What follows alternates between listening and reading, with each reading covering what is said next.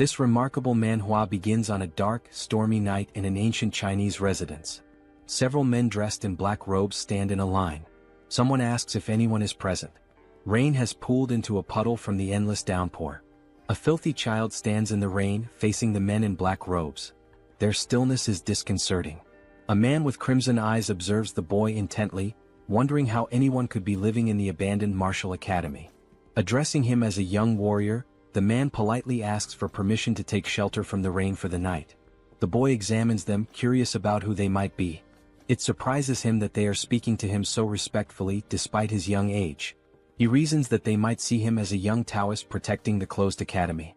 In response, he greets them and thinks that perhaps they aren't dangerous people.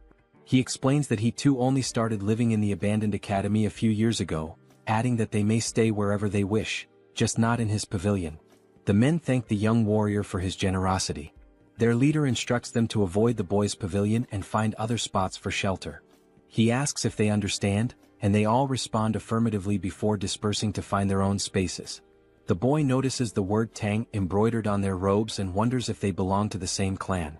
Though curious about their identity, he has more pressing matters to attend to. Entering his pavilion, he busies himself with preparing dinner for the children. The somber atmosphere shifts as the boy becomes animated with joy. Our protagonist enthusiastically calls everyone to eat. Opening a large pot, he reveals a small, brown, cricket-like insect inside, remarking that he was nearly late and the insects must be starving. In another pot, he finds a large spider called the black earth tiger, a tarantula native to Hainan, China. This impressive species, which can grow up to 20 centimeters long, features unique stripes resembling those of a black tiger. Using chopsticks, the boy carefully picks up an insect to feed the spider. While feeding it, he reflects on how he wouldn't have survived without these creatures.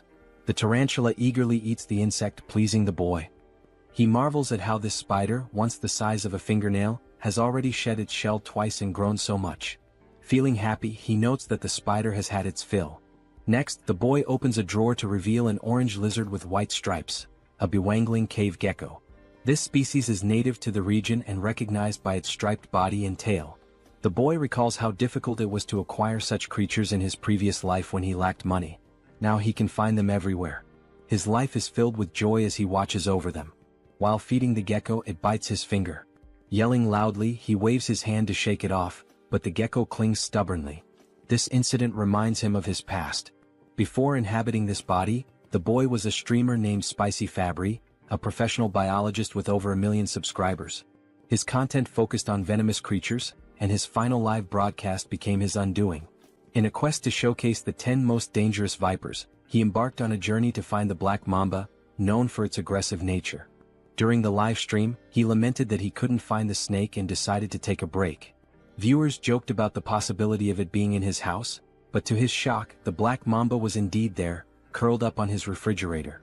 Before he could react, it bit him and he died instantly during the broadcast.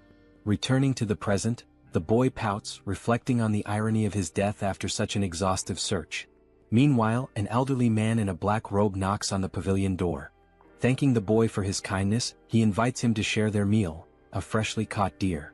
Excited at the prospect of eating proper meat rather than snakes or lizards, the boy eagerly accepts the invitation. The group gathers around a bonfire as the deer cooks. Noticing the boy's intense gaze at the food, the elder reassures him that it will take time to cook. To pass the time, he begins asking the boy questions about his age and living situation. Embarrassed but obliging, the boy answers his inquiries. The boy felt embarrassed when he realized he'd been staring at the deer for too long. Allowing the elder to ask his questions, he listened attentively. The elder wanted to know if the boy lived alone and how old he was. Unsure if he was 14 or 15, the boy decided to fabricate a story, claiming that a childhood head injury had left him with poor memories. When asked if he was staying there by himself, the boy confirmed, explaining that he lacked any real talent and survived by catching snakes and selling their skins. The elder expressed disbelief that the boy engaged in such dangerous work, but the boy simply shrugged, saying he was used to it. Just then, someone brought over some cooked meat for them to eat. An old man commented on how hungry the young warrior must have been. The boy gratefully thanked the elder, happily noting it had been ages since he'd last eaten meat. As he took a bite, pure joy spread across his face. In his mind, he thought, this is what happiness feels like. The older men watched him with smiles, their amusement evident. As he ate, the elders took the opportunity to ask more questions. The elder explained that they were searching for something unusual and wanted to know if the boy had seen anything strange. Initially hesitant, the elder eventually decided it was safe to share the details since the boy lived alone and wouldn't cause trouble. The patriarch explained they were looking for a centipede with a blue spot on its body. Surprised, the boy asked how large the centipede was. The patriarch explained that an adult could easily swallow someone his size. Pale with shock, the boy realized his assumption that he'd been transported only a few centuries into the past might be wrong. He could be in an entirely different world. The white-haired elder reassured him, saying they were close to capturing the creature. Curious, the boy asked if they intended to keep it as a pet. The question amused the elders and the white-haired man burst into laughter. The patriarch chuckled, commenting on how funny the young warrior was. Through laughter, the elder clarified that raising the centipede wasn't their goal, they needed it for medicinal purposes. Confused, the boy probed further. Initially suspecting them of being traitors, he began wondering if they were involved in illegal drug making. He asked how a centipede could serve as medicine. The elder explained that his granddaughter was gravely ill, and only the inner core of the blue spot centipede could save her. Moved by their determination, the boy thought about the lengths parents would go to for their children. Though he felt sorry for the centipede, he decided to help them, especially since they had treated him to meat. The boy began discussing the centipede, and the patriarch eagerly asked if he had seen one. He admitted he hadn't but suggested he might know where they could find it. Drawing on his vast knowledge as Spicy Fabre, a former biologist and streamer with expertise in venomous creatures, the boy recalled facts about centipedes. Among the millions of species on Earth, around 20,000 are venomous, and he knew all of them by heart. Centipedes were no exception. In his mind, he visualized opening a book and flipping through its pages, searching for the specific information he needed. Within moments, he closed the book, having found the answer. Back in reality, he told the elders he might know where the centipede could be. Startled but intrigued, they pressed him for details. The boy asked which areas they had already searched. They explained they had explored to the north and east of the academy, primarily along the riverside during the day. Hearing this, the boy wasn't surprised by their lack of success. Smirking, he remarked, "Of course you couldn't find it." The elders, puzzled, demanded an explanation. The boy began to lecture, explaining that centipedes belong to the Arthropoda phylum and the Chilopoda class, preparing to share his knowledge of their habits and habitats. Centipedes have a broad range of habitats, and being cold-blooded, they require shelter to regulate their body temperature and maintain humidity levels. Interestingly, unlike most insects with a waterproof outer layer, centipedes have weak waterproofing and pores in their shells, making them averse to wet environments. They thrive in high-humidity areas but avoid waterlogged places, as they can't survive long without moisture but dislike excessively damp conditions. Because of this, the blue spot centipede is unlikely to be found in jungles or near rivers. The elders were skeptical. They believed centipedes preferred environments like cracks in rotting wood. The boy clarified that while smaller centipedes might dwell there, the larger ones they were seeking wouldn't. Big centipedes avoid jungles and riverside rocks since these areas lack sufficient hiding spots. The elders exchanged glances, silently communicating. They then asked the boy where the centipede might be found. Promising a significant reward if he helped, the boy smiled and pointed westward, suggesting they search the Rocky Mountains in that direction. He explained that large centipedes rest under warm rocks during the day and come out at night. A few hours later, the search party scoured the Rocky Mountains. The patriarch climbed a tall, narrow rock, observing the surroundings. One of the men suggested that the young warrior might have been mistaken. The patriarch decided to end the search for the day, signaling the team with an arrow. As the men gathered around a bonfire, they were visibly exhausted but still clung to hope, trusting the boy's intelligence. The patriarch, deep in thought, eventually spoke, his voice heavy with emotion. He lamented that his daughter, Huayun, was the greatest talent in the Tang family's history and questioned why the heavens seemed to abandon her. Suddenly, a voice announced the Grand Patriarch's return. The patriarch welcomed him and they gathered around the fire. The Grand Patriarch confirmed that he too had failed to find the centipede. With Huayun's condition worsening and only a few months left, he doubted they could locate the creature in 10 days. A heavy silence fell. The patriarch suggested exploring the southern region the next day. The Grand Patriarch agreed but added that they hadn't found any traces so far. Hearing this, the patriarch suddenly burst into laughter, realizing something he had overlooked. He exclaimed that they were indeed in the right place. The Grand Patriarch was puzzled and asked if he had seen anything. The patriarch replied no, but the Grand Patriarch elaborated. He explained that the complete absence of traces, no animals, droppings or markings, was a sign that the centipede might have cleared the area. The realization struck the patriarch. Territorial animals might have fled or fallen prey to the centipede. Confident, the Grand Patriarch assured him that the blue spot centipede was definitely nearby. Their hope to save Huayan reignited. Suddenly the ground beneath them began to shake. Cracks appeared and the bonfire area started to crumble. To their horror, a massive limb emerged from the earth, followed by another. The men froze in terror as the enormous blue spot centipede revealed itself. Even the Grand Patriarch looked unsettled. Back at the academy, the boy grumbled about the chaos. He wondered how massive the centipede must be to cause such a commotion. Being a venomous animal enthusiast, he was both annoyed and curious, wishing he could see the creature himself. At the Rocky Mountains, the battle against the centipede raged on.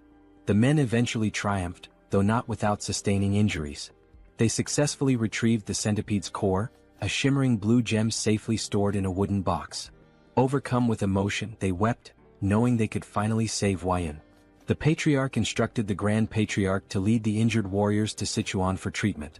When asked why he wasn't coming, the Patriarch explained, "Grudges are carved in blood, but favors are carved in stone. That's the way we live." In summary, they still had matters to resolve.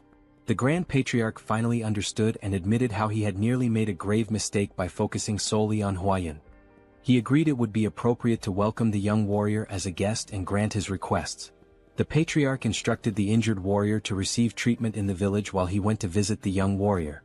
He considered that the young warrior might also be curious about the recent events. Meanwhile, the young warrior was casually enjoying the company of 3 small yellow Pokemon-like creatures. The young warrior found himself in a peculiar situation. He had unexpectedly become the father to 3 blue spot centipedes.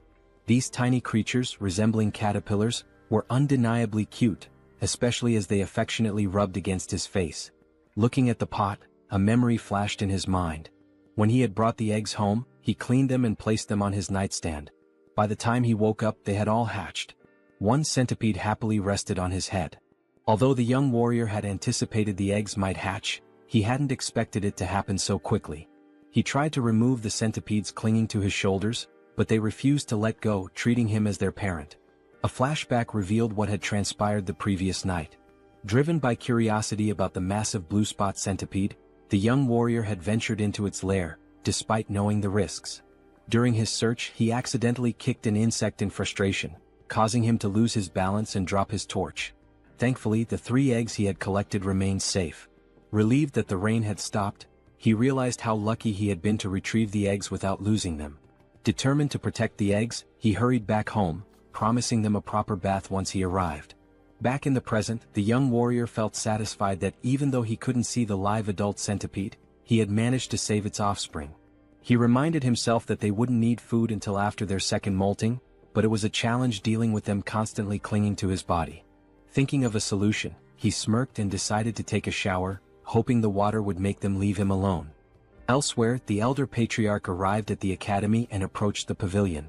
Knocking on the door, he called out to the young warrior but received no response. After a brief hesitation, he turned the knob and entered the room. Inside, he noticed herbs, jars and medicines, which made him wonder if the young warrior was a healer. Feeling it was intrusive to enter uninvited, he decided to leave, but the rustling sound from a pot caught his attention. Curious, he opened the pot and found a spider inside. His gaze shifted to the drawers where he discovered a gecko. Checking another pot, he saw beetles, alongside eggs and dried snakes scattered around.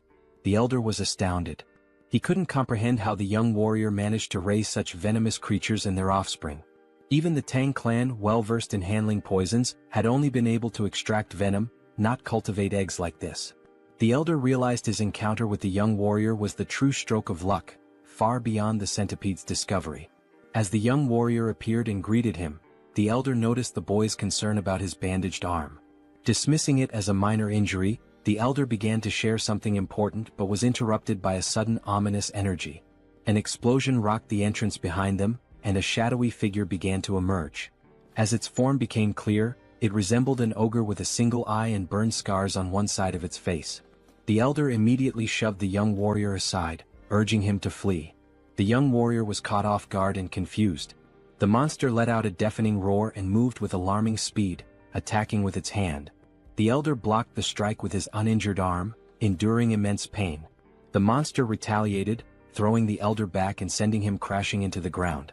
The area filled with dust as the elder struggled to catch his breath, coughing up blood. He realized the monster's strength rivaled that of his own father.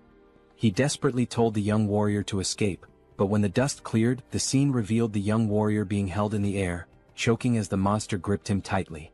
The young warrior gasped for air as the monster roared with laughter. The creature mocked him, claiming he had heard that members of the Tang clan had arrived in Hainan. It sneered, saying no one could have imagined that the son of the myriad poison's divine sovereign would end up wounded and alone.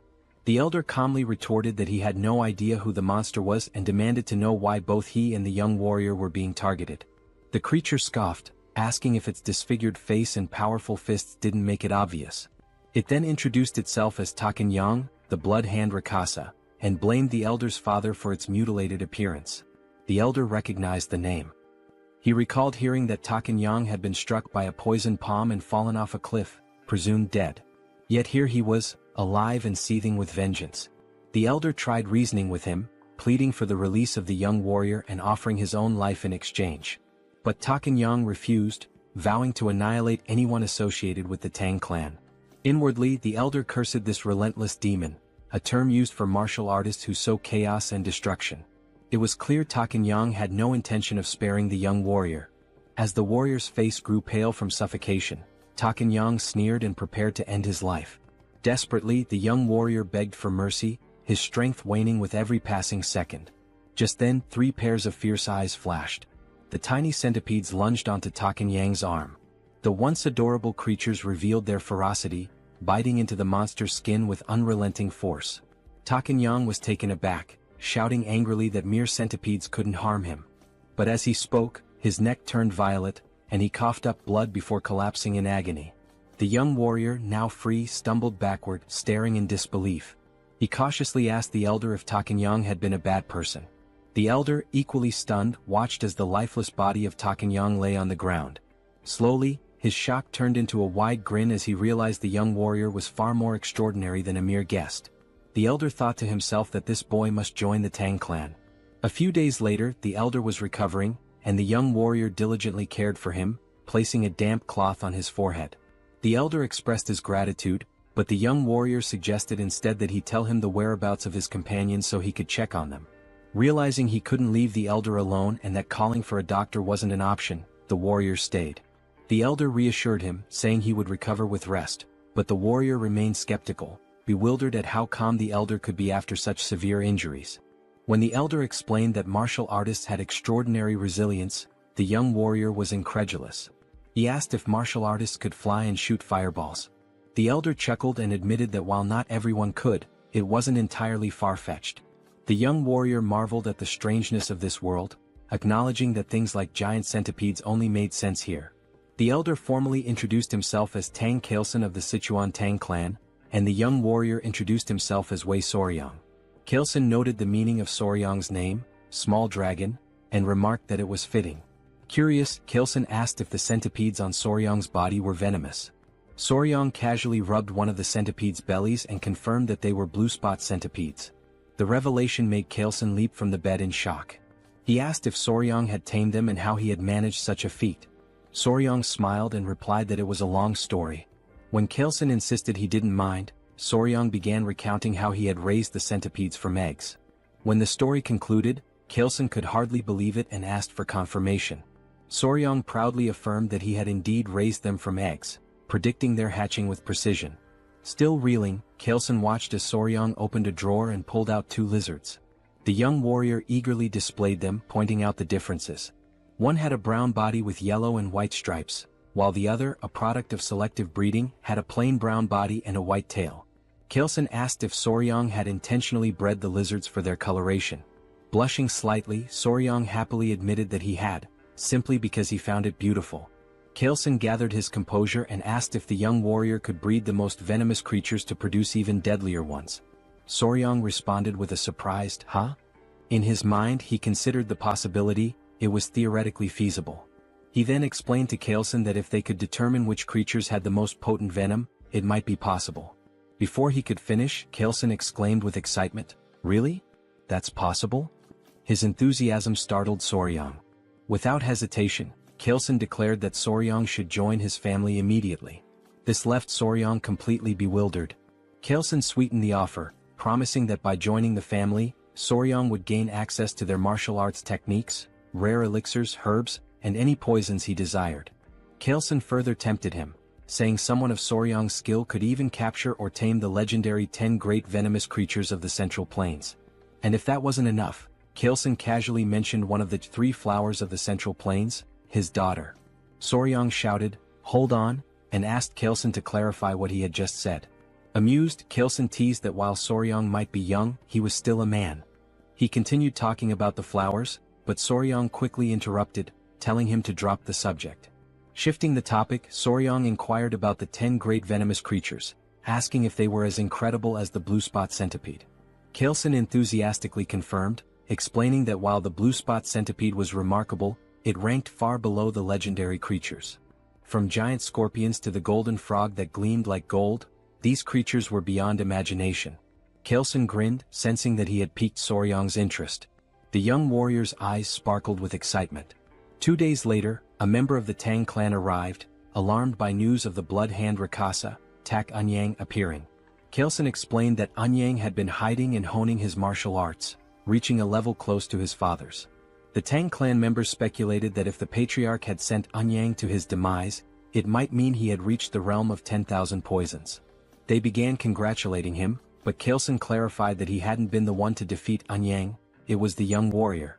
This revelation stunned the clan members. One of them immediately clasped Soryang's hands, expressing their gratitude for saving the patriarch. They even speculated if Soryang was an elder rejuvenated to a younger form. Soryang, confused by their assumptions, looked to the patriarch for clarification. Kaelson requested Soryang to reveal the truth. Understanding the signal, Soryang patted his chest and called out, "Come on out." The Tang clan members watched in amazement as Soryang's clothes rustled, and 3 tiny centipedes peeked out. Gasps of astonishment filled the room as the little creatures crawled forward. The clan members recognized them as blue spot centipedes, creatures known for their venom. Kaelson explained that these centipedes had been the ones to defeat Anyang. The clan marveled at the feat, as taming such creatures was unheard of. Kaelson then declared his decision to formally accept Soryang into the Tang clan, but Soryang hesitated, saying he needed more time to think. A clan member encouraged Soryang, emphasizing the great opportunity, while Kaelson urged him to prepare quickly, hinting at something important they couldn't delay. Kaelson then explained the sinister nature of Anyang's martial art, the blood hand poison claw, a dark technique requiring human blood and bone marrow to reach mastery. Soryang found it grotesque.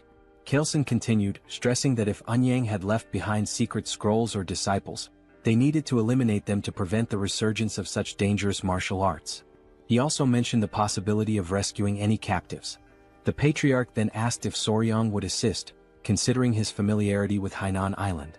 Soryang appeared pensive, realizing that joining the Tang clan would be a lifelong commitment. He thought to himself that before committing, it was essential to observe the clan's dynamics, just like assessing a workplace during an internship. Soryang agreed to help once the patriarch recovered. They praised his decision, but Soryang privately resolved to use the opportunity to evaluate the Tang clan thoroughly. After 3 days, Kaelson was well enough to travel. Together, they journeyed to a village near an abandoned martial academy, suspected to be Anyang's base. There, they began investigating reports of missing villagers. An elderly man mentioned that 1 or 2 people typically go missing in the jungle each year, but there haven't been any patterns of regular disappearances. Chilson fell silent, lost in thought. They thanked the village chief for sharing the information. The chief replied humbly, expressing his honor in assisting the renowned patriarch of the Sichuan Tang Clan. They then took their leave, though they hadn't uncovered any significant leads. As they made their way through the forest, Soryang remarked to Chilson that there didn't seem to be anything unusual about the village. Chilson explained that when Anyang had revealed himself, it had been in that area, but the exact location was difficult to pinpoint. Soryang found it equally strange that there were no traces left behind. Remembering Anyang's words, he suddenly had an idea. Soryang asked if Chilson recalled what Anyang had said when he appeared. Chilson admitted that he didn't, as he'd been knocked away by Anyang's attack at the time. Soryang reminded him that Eunhyang had claimed to have heard that the Tang clan had come to Hainan, implying someone had informed him of their presence. Soryang proposed they retrace their steps through the places the Tang clan had visited in Hainan and ask around with Eunhyang's portrait. The Tang clan members were taken aback by Soryang's quick thinking. It made sense that someone who had seen them would have tipped off Eunhyang. Energized by the idea, they set out immediately. Their journey brought them to a gloomy village. One Tang clan member reported hearing rumors at the Hainan port that this was the village they were looking for. Chilson confirmed it was a place where the Halai people lived, and he assumed they wouldn't be hostile. However, the village had an eerie, lifeless atmosphere. When the Tang clan called out, asking if anyone was around, a villager noticed them. The villagers appeared weak and sickly. An elderly man, possibly the village chief, approached while holding the hand of a frail little girl. Two guards accompanied them, also looking unwell. Kaleson introduced himself politely, while Soryang observed the interaction. He noticed how weak the child looked and how lifeless the villagers seemed. Soryang began suspecting something unusual. Many villagers appeared to have taken some kind of medicine. The chief denied that anything was wrong, insisting there were no missing villagers or unusual events. He abruptly told them to leave. When Chilson tried to point out the disproportion between the number of houses and the few people present, the chief cut him off, repeating that there was nothing of interest and urging them to leave again. Both Kaleson and Soryang were puzzled. Kaleson whispered to Soryang, wondering why the Halai people who should have been welcoming were acting this way. Soryang had no answer. Just then the little girl collapsed. Everyone was startled. The chief quickly cradled her in his arms, tears brimming in his eyes. He called out to her, saying she was his only remaining family and begging her not to leave him. The scene moved Kaleson, who stepped forward and offered his help, explaining that he had some knowledge of medical arts. The chief hesitated and then asked if it was Central Plains medical knowledge. Kaleson confirmed that, while he wasn't a physician, he had some expertise in medicine. The chief finally allowed him to examine the child. Before they entered, the chief explained that a plague had been spreading in the village, killing children and weakening healthy adults. He begged Kaleson to try to save his granddaughter. Kaleson promised to do his best. As they were ushered inside, Soryang asked a Tang clan member if the elder truly knew medical arts. The member explained that the Tang clan's deep knowledge of poisons also made them skilled in medicine. He added that martial arts training often begins with an understanding of one's own body, which includes medical knowledge. Soryang thought to himself that if he joined the Tang clan, learning medical arts would be far preferable to mastering their terrifying poison techniques. However, his thoughts were interrupted when the man casually mentioned that they sometimes tested poisons on captured criminals to study the effects. Soryang's expression turned comical as he realized this meant human experimentation, making him increasingly uneasy. Meanwhile, the streets of the village were eerily quiet. Inside one of the homes, Kaleson sighed and explained that he had transferred some of his ki to the girl, stabilizing her breathing. The chief was overwhelmed with gratitude and begged them to save his only granddaughter. Kaleson brought up an important point, noting that something seemed strange about the child's pulse. He asked if she had been born with a weak heart. The village chief explained that her illness began about 6 months ago. Not only his granddaughter but others in the village also started falling ill around the same time. They referred to it as a mysterious disease. That was why he initially told them to leave when they arrived at the village's entrance. Kaleson reassured the chief, saying he would provide good medicine for the heart. He asked the chief to gather the villagers so they could distribute the remedy. Overcome with emotion, the chief burst into tears, expressing his heartfelt gratitude. Soryang quietly observed Kaleson's actions with admiration. Later that night, as Kaleson walked with Gu Pai, a member of the Tang clan, Pai acknowledged the effort Kaleson had put into treating the villagers. Kaleson thanked him before Pai inquired about the symptoms.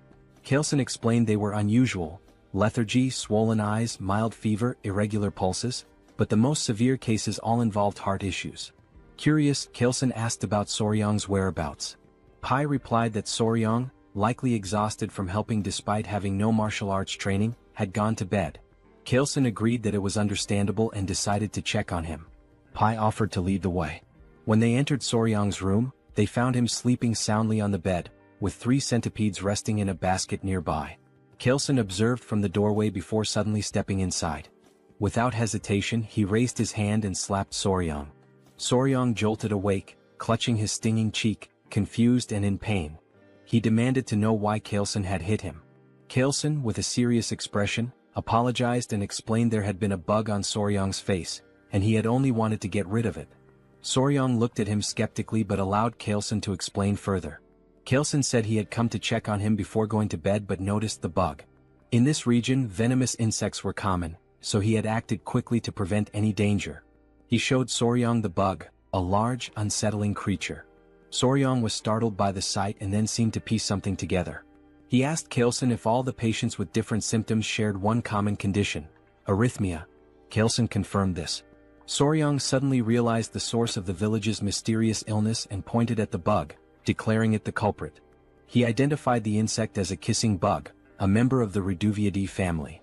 These bugs feed on blood, often biting near the eyes or lips, and are so discreet they can draw blood more quietly than a mosquito.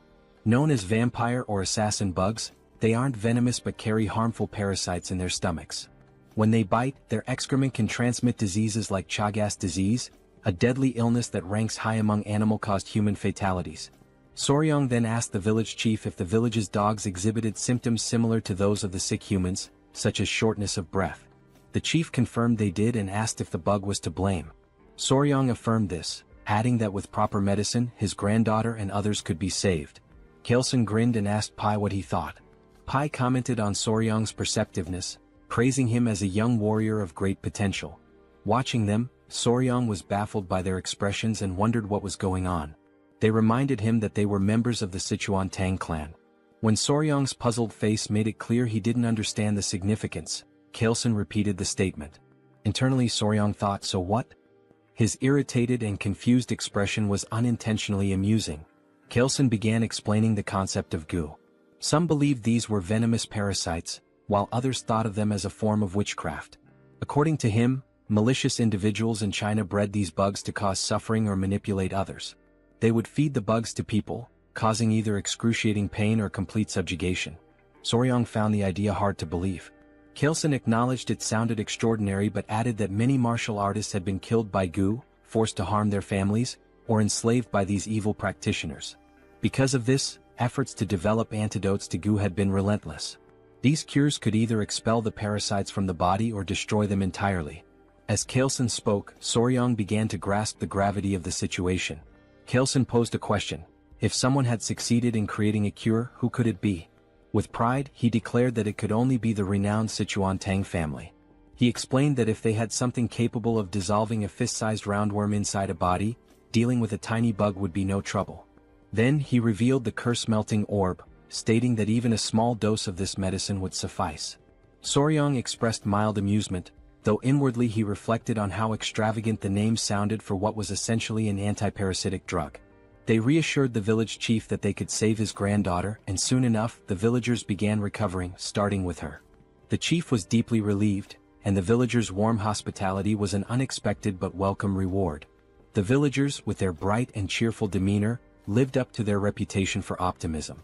Kaleson acknowledged that the situation would have been much harder without Soryong's insight in identifying the cause of the illness. He humbly redirected the villagers' gratitude to Soryong, praising him as their true savior. Despite the Tang family's medicine curing the villagers, Kaleson insisted on giving all the credit to Soryong.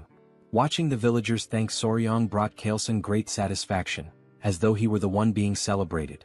Soryong was touched by this gesture. The villagers rejoiced, lifting Soryong and tossing him into the air repeatedly in celebration. Later, the village chief pulled Kaleson aside to revisit their earlier conversation at the village entrance. When Kaleson asked what it was about, the chief mentioned the villages where people had gone missing. Intrigued, Kaleson asked for more details. The chief explained that one of the women in their village, originally from another settlement, had shared a troubling story. Years ago, her hometown suffered a tragedy where several villagers mysteriously disappeared. They believed they had finally uncovered the truth. Kaleson inquired about the village's location, and the chief pointed them westward. Upon arrival, the stench of decay was overwhelming, confirming they were in the right place. The scene was grim. Corpses, refuse and insects littered the area, with poison lingering in the air. Pai warned Soryong not to look, but Soryong had already seen it all. Amid the carnage, a man spotted something unusual, a golden chicken foot peeking out of a pile. On closer inspection, it was attached to a bird, a magnificent creature with a golden tail and feathers in shades of purple, pink and black. The bird radiated an almost magical aura. One of the men, angered by the bird's presence among the dead, hurled a rock at it despite Kalesen's attempt to stop him. The rock missed, but it caught the bird's attention. Kalesen, sensing danger, placed a calming hand on the man's shoulder, warning that something felt off. The bird spread its wings, releasing a toxic miasma that melted nearby skeletons. Startled, Soryang was grabbed by someone who covered his mouth to prevent him from inhaling the poison. Kalesen commanded everyone to flee while shielding Soryang. He explained that the creature was a jinyao, a poison-feathered bird. Once safe, the group gathered around Kalesen, who described the bird in detail. Its wingspan reached 5 feet, its sharp beak gleamed bronze, and its body was cloaked in vibrant purple feathers. The creature could spread death with a single movement, turning everything around it to poison. Atop its head sat a golden crown, giving it an air of regal menace. Soryang, captivated, asked if it was one of the 10 great venomous creatures. Kalesen confirmed that it was and explained that the jinyao held the top rank, earning the title of the king of all venom. Soryang's excitement was palpable as he imagined how even the most dangerous insects and snakes seemed tame in comparison. Kalesen explained that the jinyao was likely drawn to the area by venomous snakes, as it only consumed the heads of such creatures. When Soryang asked how common they were, Kalesen replied that sightings were rare, perhaps once in a century. Fascinated, Soryang asked if it was possible to capture the creature. His question left the Tang members stunned. Kalesen, however, was amused and inquired if Soryang truly wanted to try catching it. When Soryang admitted he did but expressed concern about the venom, Kalesen smiled knowingly. He remarked on Soryang's keen interest in the 10 great venomous creatures and assured him that if he was serious, there was indeed a way. Soryang was astonished. Kalesen explained that if he mastered the Tang clan's poison techniques, he would gain immunity to all toxins and even withstand Jinyao's venom. Only through the martial arts of their clan could one nullify all poisons in the world. Kalesen, ever cunning, casually mentioned that their techniques are never taught to outsiders. Even if he wished to help as the patriarch, he couldn't break the clan's rules. Eagerly, Soryang asked if joining the family would grant him the right to learn. He also inquired whether achieving immunity to poison would truly let him endure Jinyao's venom. Kalesen confirmed and promised to teach him everything without reservation if Soryang agreed immediately. He also assured him that he would personally oversee his progress. However, Kalesen added that if Soryang hesitated too long, he might reconsider. Feeling the pressure, Soryang declared his decision to join the clan and expressed his anticipation for Kalesen's guidance, calling him patriarch instead of elder. Kalesen's mischievous grin betrayed his satisfaction, though he acted as if he hadn't coerced Soryang into agreeing. Kalesen told Soryang that from that moment onward, he would forever be part of their family. Back at a decayed location, traces of the blood hand Rakshasa, Tak Anyang, were found in a cave. Footsteps led to a notebook discovered inside, which was brought to Kalesen. After scanning its contents, he confirmed it held the secret techniques of the blood hand poison claw. Soryang was unnerved, noting it was written in blood. Kalesen decided it was time to return. When Soryang asked if they were heading to Sichuan, Kalesen replied that it was the best course of action now that they had secured the blue spot centipede's core and the manual. Soryang requested a stop at the academy to release his friends and gather his belongings, which Kalesen approved. As they departed, Soryang glanced behind and noticed something unusual. Pointing it out, they discovered a shining purple feather from the jinyao. They all stared at it thoughtfully. Kalesen picked it up and told Soryang it would serve as a keepsake to commemorate his joining the family. Soryang expressed interest and thanked him, but Kalesen corrected him, suggesting he change how he addressed him after the upcoming ceremony.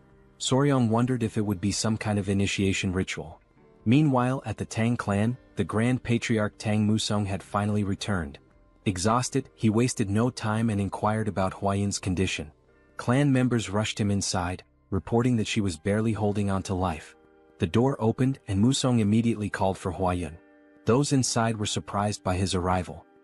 He informed his daughter-in-law that he had succeeded in acquiring the medicine and revealed the blue spot centipede's core. Overcome with relief, the daughter-in-law began to cry. Preparations were made to administer the medicine. Musong was deeply moved by Huayun's pained expression, thankful he had hurried back in time. At his daughter-in-law's urging, Musong gave the medicine to his granddaughter. A radiant blue light enveloped her as he placed a finger on her wrist to check her pulse. Everyone anxiously hoped for her to open her eyes, watching and waiting.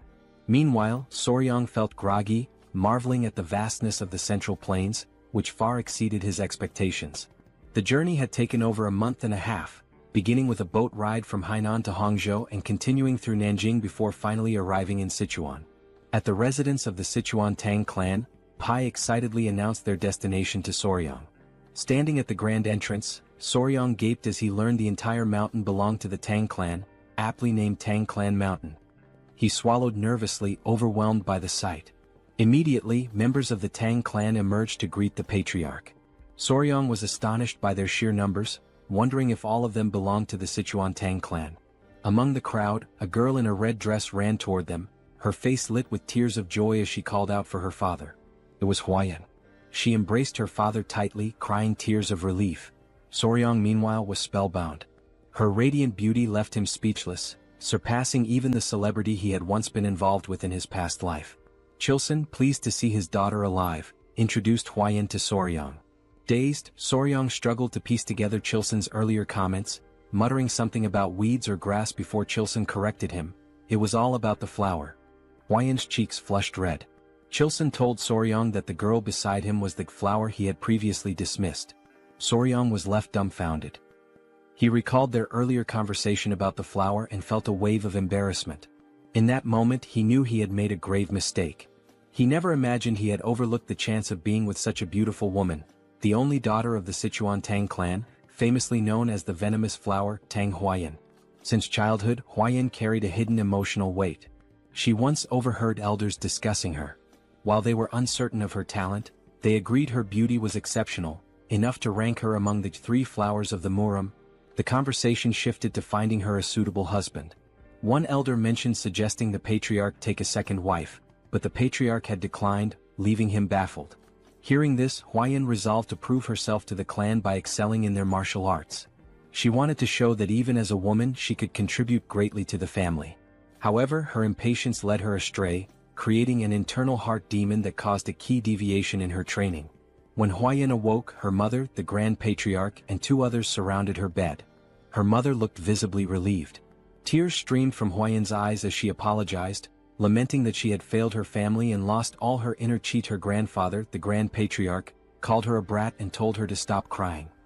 He reminded her how far she had come to reach the level of mastering 100 poisons and told her to cheer up. Huayan's confusion grew when he mentioned 100 poisons. She noticed her aura glowing and asked for clarification.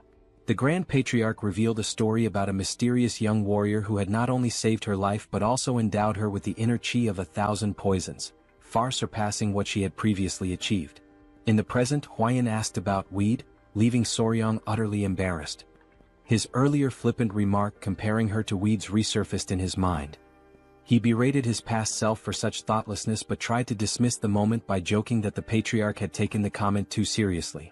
Gathering himself, he greeted Huayan formally, stating how glad he was to see her healthy. Huayan introduced herself as Tang Huayan, also known as the Venomous Flower. She expressed her gratitude, promising never to forget the life-saving favor he had done for her. Soryang, entranced by her beauty, struggled to form coherent thoughts. Kaleson interrupted, asking Soryang what he thought of his daughter. To Soryang's shock, he heard a voice in his head, realizing it was some form of sound transmission. Kaleson teased, asking if Soryang agreed that Huayan was stunning and hinted at the possibility of them growing closer. Later, Soryang rested in a large bath, feeling utterly drained. Nearby, the centipedes he had cared for were sleeping peacefully in a basket. He noticed one waking up and, surprisingly, smiling at him. Despite their intimidating appearance, they seemed to understand his words when he warned them about the hot water, willingly staying in the bucket as he suggested. Amused by their behavior, Soryang recalled Pai's mention that centipedes were spiritual creatures. He made a mental note to learn more about them later. However, Kaleson's earlier remarks about Huayan lingered in his mind, leaving him restless. At another pavilion, the family gathered around a large table. The Grand Patriarch, the Patriarch, his wife, and Huayan. Kaleson announced his decision to give Soryang the East Wing Room, a space traditionally reserved for couples in Chinese residences. The Grand Patriarch questioned if Soryang was truly that talented. Kaleson confirmed, explaining that Soryang's remarkable abilities went far beyond mere chance encounters. He elaborated that Soryang not only possessed unparalleled knowledge of venomous creatures but also defeated Ouyang, encountered legendary spiritual creatures, and even hatched the blue spot centipede eggs himself. The Grand Patriarch commented on the Patriarch's luck in finding such a treasure. The conversation then turned to Huayan. Kaleson told his daughter that he wished to make Soryang his son-in-law, asking for her opinion. As Huayan processed her father's words, realization dawned on her. She grew quiet. Huayan wanted to prove that she could bring greater value to the clan now that she possessed the 1,000 Poisons constitution, surpassing the mere 100 Poisons constitution. She responded that as a member of the Tang clan, she understood her father's intentions. However, she declared that it was her responsibility to determine if the young warrior was truly deserving of her. Without waiting for a reply, she dashed out of the room, leaving behind an awkward atmosphere. In Kaleson's mind, he thought the young warrior ought to be cautious. Though his rose was stunningly beautiful, her thorns were equally sharp. Huayan ran swiftly, her emotions in turmoil. Now that she had achieved the 1,000 Poisons constitution, she was determined not to stop there. She knew that unless she pushed further, the elders would never fully recognize her. She resolved to evaluate the young warrior thoroughly from his abilities to his character. Meanwhile, Soryang was lost in thought, contemplating how to navigate the situation. He suspected Huayan might harbor resentment toward him. Half-jokingly he asked his centipedes, his kids, for advice. Suddenly Huayan appeared before him, stunning him completely. She was breathtaking. Side note: the art style here is so vivid it feels like a scene straight out of a classic manhwa. Back to the moment, Huayan quickly excused herself, saying she was in a hurry, and asked for his hand. Soryang extended his hand hesitantly, blushing as he did so, feeling like a loyal pet offering a paw. Trying to lighten the tension, he suggested that they should only do such things after getting closer, as there's a proper order to such matters. Huayan froze for a moment before understanding his misunderstanding. Her face turned beet red as she corrected him, insisting that wasn't her intention at all. Realizing his mistake, Soryang felt a wave of embarrassment. Huayan sighed and clarified again, explaining that she had only wanted to check his pulse. She apologized for startling him by suddenly asking for his hand. Sitting beside him, she admitted that her approach had been abrupt and assured him that she only wanted to explain some things. Soryang listened attentively. Huayan began recounting her struggles, sharing how, as the Tang clan's sole direct descendant, she constantly faced schemes from the branch families. To secure the family's future, the elders had decided to seek a capable son-in-law. They even considered how Soryang's role within the family might change should he join. She apologized in advance for needing to confirm something but assured him that no matter the outcome, she would treat him with respect as her benefactor, potentially even as a sworn sibling. Soryang reassured her, offering his hand again and saying she was free to confirm whatever she needed. Huayan placed her hand on his wrist, emitting a faint blue aura as she assessed his pulse. She explained that the Tang clan's martial arts were unique. They required practitioners to adapt to toxins gradually as their internal energy grew. The poisons were ranked: 5 poisons, 10 poisons, 100 poisons, 1,000 poisons, and finally 10,000 poisons. To her surprise, Soryang's body could adapt to 10 poisons, a rare feat for someone not born into the Tang clan. However, it was only 10 poisons, which meant his aptitude would place him at the level of a first-rate martial artist but no higher. She explained that this was the pinnacle someone without innate talent could reach. She then took her leave, leaving Soryang deep in thought. Alone, Soryang mulled over the revelation. The 10-poison body? His face paled at the implications. It might mean he couldn't capture the Jinyao, a crucial goal for him. Hours later, Huayan stepped out of her bath.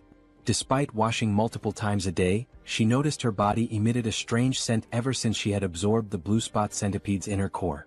Dressing herself, she wondered if it was some sort of punishment for her ungrateful words toward her savior. Meanwhile, Soryang was fast asleep, dreaming of a conversation with someone who thanked him for his kindness. It was Huayan, or so it seemed. When he asked if it was a dream, the figure explained that while it felt dreamlike, it was not. The entity revealed herself as the blue spot centipede, borrowing Huayan's appearance to avoid startling him. She introduced herself as the mother of all the creatures Soryang had encountered. Just then, 3 small girls appeared, and Soryang deduced that they were the centipede's offspring. He asked her how she managed to appear in his dreams. She explained that after being mercilessly killed, leaving her children behind, her lingering grudge reached the heavens, and her spirit became trapped in her inner core. She added that while she had been cursing the girl who consumed her core, an opportunity to resolve her grudge arose, allowing her to manifest in his dreams. This was possible because he had taken all her children with him. Soryang silently acknowledged his role in revealing her location, which indirectly led to her demise.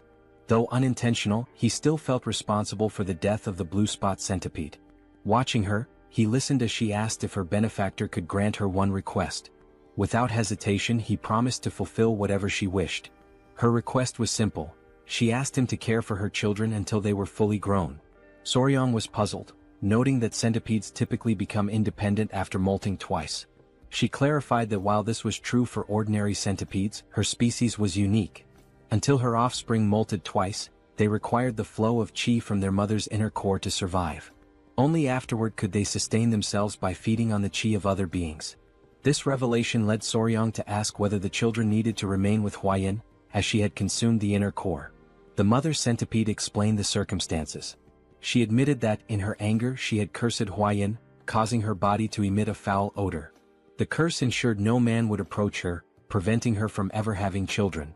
However, she was willing to lift the curse if her children were allowed to absorb the qi from Huayan's inner core. Perhaps in this way, Soryang could even win the girl's heart. Soryang considered her words carefully before smiling and responding that it didn't feel right. He couldn't take advantage of Huayan's predicament. The mother centipede admired his integrity and asked how he planned to handle the situation. She reminded him that Huayan sought strength in a man, and she couldn't magically procure the inner cores of the 10 great venomous creatures to aid him. This sparked an idea in Soryang. He asked her to trust him, assuring her that everything would work out. The next day, Soryang and Huayan sat side by side. Huayan now understood that the strange smell emanating from her body was due to the blue spot centipede's inner core. Soryang explained that by attaching the centipedes to her body every few days and letting them absorb the qi, the odor would naturally fade away. Huayan hesitated before asking if he was truly okay with helping her without asking for anything in return. She knew he could easily demand compensation for his assistance. Soryang smiled and told her he couldn't bring himself to exploit a woman's difficult situation, refusing to act shamelessly. Huayan was surprised by his response and felt guilty. She told him she couldn't continue accepting his kindness without offering something in return. Her father's words began to weigh more heavily on her. Seeing Soryang's selflessness made her realize that qualities beyond talent or martial prowess were important. Soryang then shared his own thoughts. Referring to her earlier remark about his 10-poison body, he revealed an ambitious plan. Since he could only absorb 10 types of toxins, he resolved to fill those slots with the toxins of the 10 most venomous creatures in the Central Plains. Huayan was shocked, interpreting his words as a bold declaration to become the strongest under the heavens, all for her sake. The thought made her cheeks flush. For Tang Huayan, one of the 3 flowers of Murim and the venomous flower of the Tang Clan, this was the first time a man had made such an audacious confession to her. Blushing, she asked if he realized what he had just said. Soryang, confused, replied that he didn't. Huayan told him the path he spoke of would be incredibly difficult and demanding, potentially requiring 10, 20, or even a lifetime of effort. Soryang's face fell as he worried aloud about how long it might take, amusing Huayan as she continued to blush. Then, with growing embarrassment, Huayan brought up that Soryang was only 15 years old. She told him that in 3 years, when he came of age and was ready for marriage, if he succeeded in defeating even one of the 10 great venomous creatures by then, she would consider it. Blushing deeply, she admitted that if he succeeded, there might even be a possibility of a wedding. She cheered loudly, saying she would be rooting for him, then bolted away. Soryang was confused and called out to her. She stopped, turned around, and asked if there was anything else he wanted to say. He suggested that she get some rest and stay for a couple of hours. Embarrassed, she hesitated but eventually returned. He reassured her there was no need to worry since the little centipedes wouldn't bite. Gathering his kids, he told them to go to their mom instead of their dad. Hearing this made Huayan's face flush as red as a tomato. She asked him what he meant by calling them mom and dad, but Soryang quickly clarified that it wasn't what she thought. Meanwhile, Chilson, his wife, and Muziang were seated at the table discussing the young warrior's exceptional talent and how it seemed to have failed to win their daughter's heart. Muziang asked if anyone had seen them earlier that morning. He remarked that it seemed like something was developing between the two. Huayan's mother speculated that her daughter might have rejected the young warrior. The men pondered deeply. Muziang commented that forcing a marriage wouldn't be right and suggested allowing their feelings to grow naturally. Huayan's mother proposed having Huayan oversee the young warrior's martial arts training to spend more time together, believing it could help them bond. Chilson agreed it was a solid plan. Muziang added that they could consult the elder healer sage to see if he could bestow the purifying elixir of marrow and essence to enhance the young warrior's aptitude.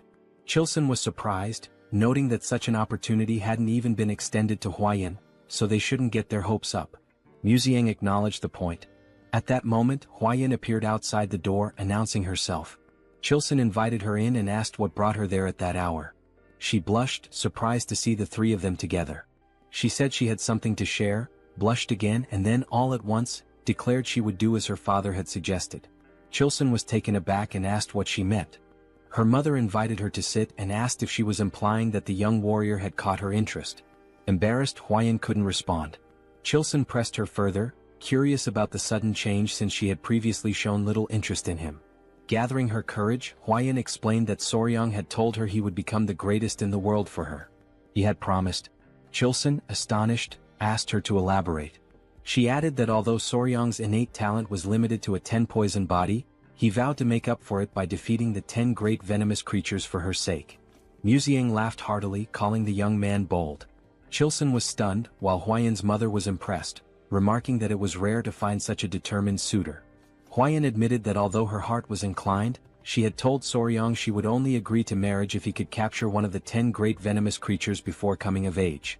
Her father joked that she should have raised the bar to 3 creatures, while her mother commented that men often miss subtle hints. Huayan asked if she should go explain it to him.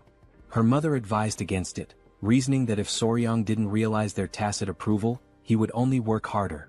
Muziang suggested treating him as a prospective son-in-law while pretending they were undecided, confident that his efforts would naturally lead him to become part of the family. Meanwhile, the mother centipede praised Soryang, telling him he had completely won Huayan's heart. Soryang replied that success came down to determination and persistence. She smiled warmly at him, calling him her benefactor. She then informed him that her lingering resentment had been resolved and her soul would soon ascend to the afterlife. Before departing, she offered to grant him one last request, within her ability to fulfill. Soryang paused to think and then asked if he could examine her body. The request made her feel shy, though she believed it was to be expected from a man. She assumed he was succumbing to human desires and reluctantly began revealing her shoulder, preparing to undress. Startled, Soryang quickly asked if she really needed to take her clothes off. Blushing deeply, she hesitated and asked if she shouldn't. Soryang hastily clarified that it wasn't what he had meant, further deepening her embarrassment. It was amusing to see the children covering their eyes. Soryang clarified that he only wanted to see the true appearance of a blue spot centipede. Realizing his intention, the centipede's mother hesitated, feeling a mix of dread and anticipation. Smoke enveloped the area, and she revealed her true form. Soryang gasped, overwhelmed by her magnificent and enormous appearance. His excitement was palpable. Without waiting for permission, he reached out to touch her, marveling at her size and asking endless questions. Was her body waterproof? How strong was her venom? Could he touch her legs, her antennae, even her fangs? The sheer enthusiasm in his voice was undeniable. The children continued covering their eyes, which only added to the charm of the moment. The centipede mother was slightly embarrassed by his passionate curiosity, particularly when he insisted on touching her fangs despite her warnings of their danger. She began to wonder if her daughters would truly be safe with a man like Soryang, whose touch carried an unusual energy. She couldn't help but laugh, finding it odd yet endearing how he drooled slightly while running his hands over her. Later, Chilson invited Soryang for tea. Chilson revealed that he'd learned everything from Huayan and declared that Soryang would be accepted as their son-in-law. Surprised, Soryang tried to clarify that he thought the arrangement was conditional and would require 3 years to finalize. Chilson dismissed his concerns, stating the marriage would naturally happen when he came of age. Huayan's mother warmly welcomed Soryang into the family, referring to him as her son-in-law. Mu Seong expressed his satisfaction, noting that Huayan had found an exceptional partner and that their clan would thrive even more. Soryang glanced at Huayan, perplexed by how quickly things had progressed. Despite his confusion, he decided to play along and replied politely that he looked forward to their guidance. When Mu Seong suggested getting started immediately, Soryang grew curious. Chilson explained that before Soryang could learn the Tang clan's poison arts, he must first experience the Hall of 10,000 Poisons. With a sly grin, Chilson assured him it was something he would undoubtedly appreciate. The family led Soryang to the hall, a place of great significance to the Tang clan. Soryang, excited by the prospect, assumed it was a treasure trove of poisons. However, as they walked, his attention drifted to Huayan's side profile. He couldn't help but admire her beauty, likening the moment to a living portrait. His obvious admiration didn't go unnoticed by his in-laws, who exchanged amused glances. Chilson teased him, joking that if Soryang kept staring at his daughter like that, he might wear out her face. He reminded him that Wayun was his woman now, yet Soryang gazed at her as though she were still untouchable. Wayun's mother chimed in, noting that Soryang seemed utterly captivated by her. Both Wayun and Soryang turned crimson with embarrassment. As they approached the hall, 3 men stood before a massive iron door. 2 muscular guards flanked a Tang clan official, who welcomed the Grand Patriarch and his grandson-in-law. At Museon's command, the gates were opened. The guards strained against the weight of the colossal doors, forged from rare Kunyu steel sourced from the southern wilderness. As the doors creaked open, Soryang observed the immense effort required. Though the gates finally yielded, the guards were visibly drained. Amused by their struggle, Soryang couldn't help but think how over-the-top the security was for something reminiscent of the Middle Ages.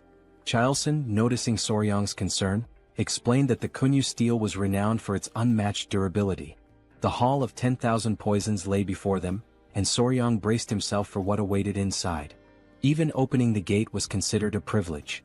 Once inside, they arrived at the treasure vault where the Tang clan of Sichuan safeguarded its vast collection of poisons. This remarkable repository, known as the Hall of 10,000 Poisons, housed an incredible variety of toxins. Museon cautioned Soryang to be careful and avoid touching anything recklessly. Soryang nodded, affirming his understanding, but he couldn't help confirming whether the hall truly contained 10,000 poisons. Chilson chuckled, explaining that the poisons were meticulously classified into categories like paralysis poisons, sleep poisons and countless others. The elders, always playful, decided to tease the young pair. Chilson suggested that Wayun explain the poisons to Soryang, knowing he would enjoy learning from her. The suggestion made both Wayun and Soryang blush with embarrassment. Despite her awkwardness, Wayun accepted the task. Taking Soryang by the hand, she guided him to see the Tang clan's most potent poison.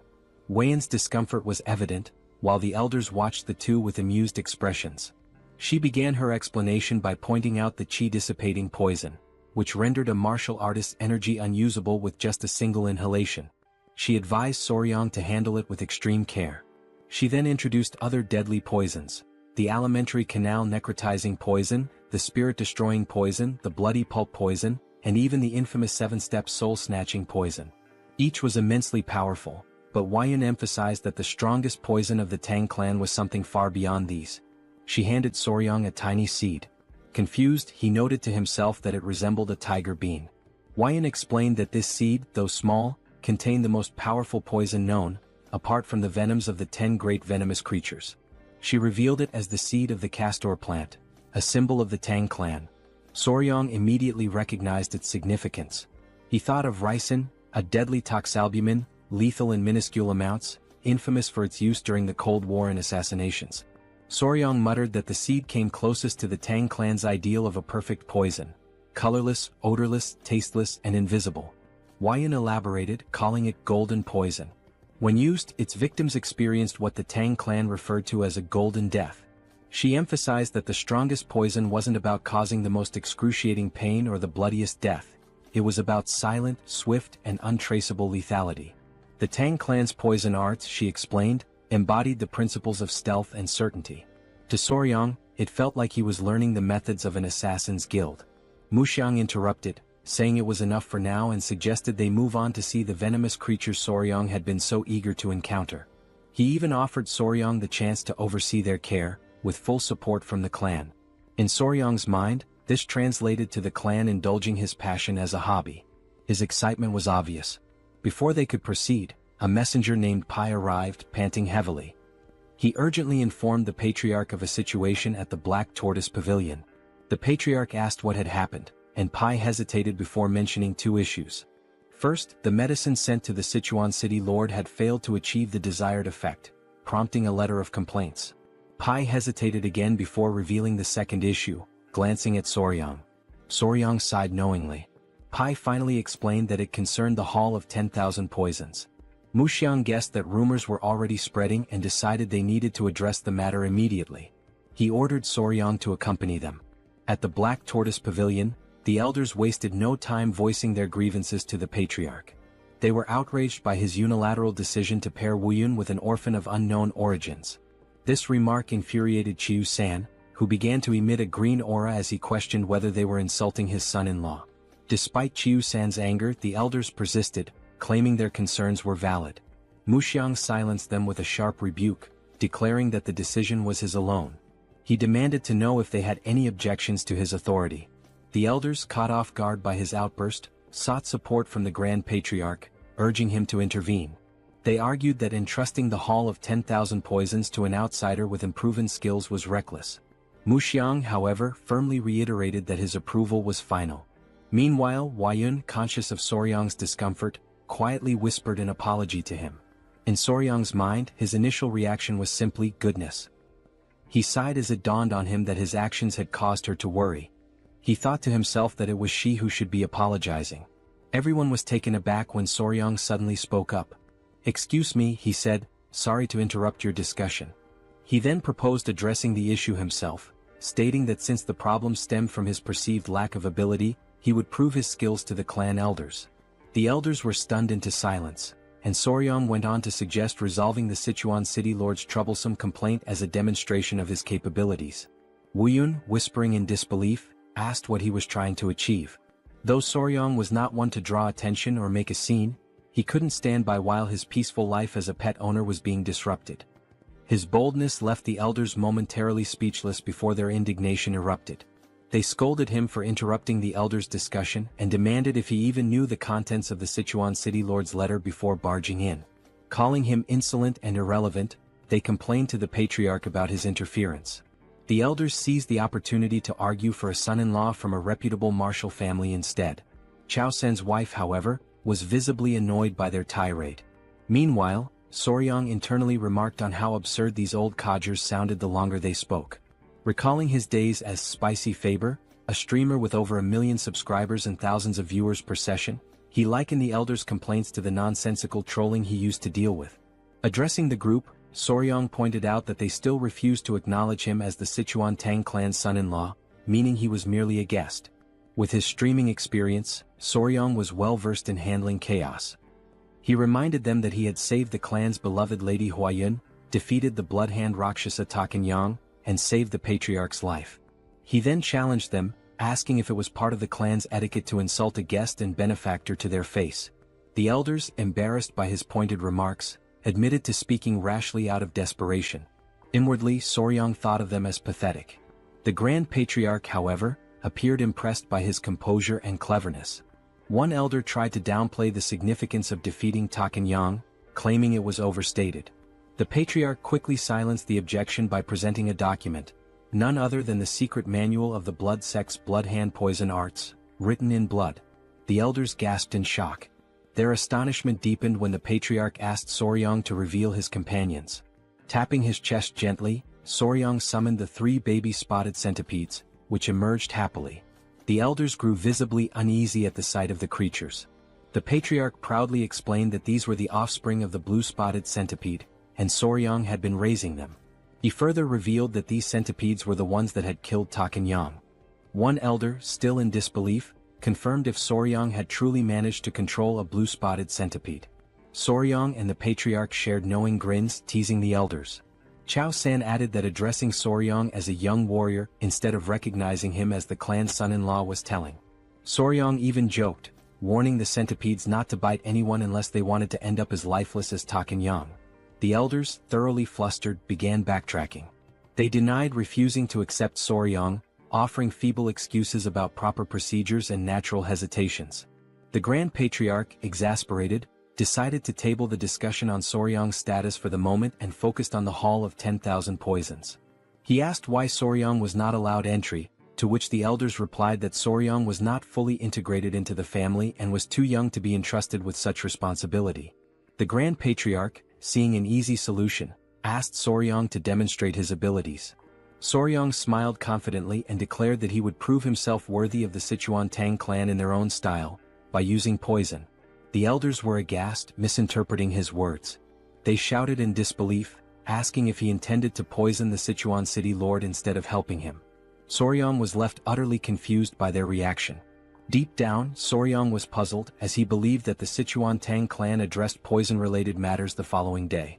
The Grand Patriarch announced that Soryang would now begin training in the Tang Clan's martial art, the 5 Venoms returning technique. Soryong asked if the training would also involve physical exercises. The Grand Patriarch explained that as Soryong practiced martial arts, his body would naturally adapt to align with the techniques. Mu Soryong further clarified that the Tang clan focused on practicality, so Soryong would learn skills that could be immediately applied in real situations. Mu Soryong unpacked an array of weapons: arrows, daggers, shuriken and more. They started with concealed throwable weapons such as needles, coins, darts, powders, daggers and throwing knives. Mu Soryong explained that while there were many unconventional concealed weapons, they could mostly be divided into 5 types. He asked Soryong which one he thought was the easiest to handle.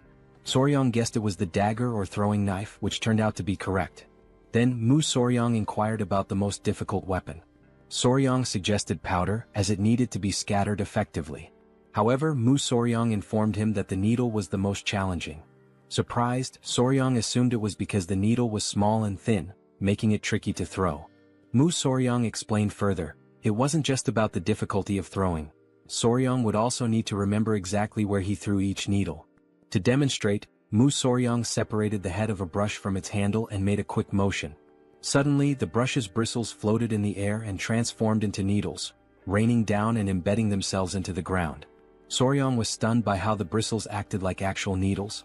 Mu Soryong revealed this was part of the Tang clan's hidden weapon technique called sky-obscuring flower rain, a secret art where hundreds or thousands of needles fall like flower petals, covering an area. In Soryong's mind, it seemed like the technique involved scattering needles everywhere and then fighting on the same turf. He expressed concern that with an area filled with such needles, there would hardly be any space to move. Mu Soryong laughed and confirmed his assumption, adding that Soryong would have to remember the needles' positions to avoid falling victim to his own technique. To Soryong this seemed almost unbelievable. He broke into a sweat as he confirmed with Mu Soryong that he would need to remember the positions of needles that deflected opponents as well as those that missed their mark. Mu Soryong affirmed this, informing him that with the 5 Venom's body, he'd need to memorize at least 100 positions just to begin. Soryong turned pale at the thought. Afterward, Soryong collapsed face first onto the ground. Lady Huayan arrived, wearing a beekeeping suit, and asked if she looked ready. She explained that she had heard he was planning to catch a hornet and wondered if the suit was unnecessary. Soryong assured her it wasn't. Her suit would allow them to catch one themselves instead of waiting for it to come. Huayan asked if he knew where the hornet's nest was, and he replied that she'd understand once they arrived. Huayan informed him she had spotted a nest nearby, so they headed out together. As they walked, Huayan brought up the letter sent to the Sichuan city lord and asked if Soryong had read it. Soryong confirmed he had. Blushing, Huayan expressed concern that he might not fully understand the letter's contents due to his young age. Soryong responded confidently, remarking that yang qi, a man's vital energy, was indeed important. Embarrassed, Huayan quickly told him that was enough, but it was clear he already understood. The great issue troubling the Sichuan city lord, as Soryong revealed, was erectile dysfunction. His rod was no longer functioning. Huayan grew suspicious of Soryong's knowledge on the subject, given his age. Soryong brushed it off, explaining he had lived alone for some time. Embarrassed, Huayan quickened her pace.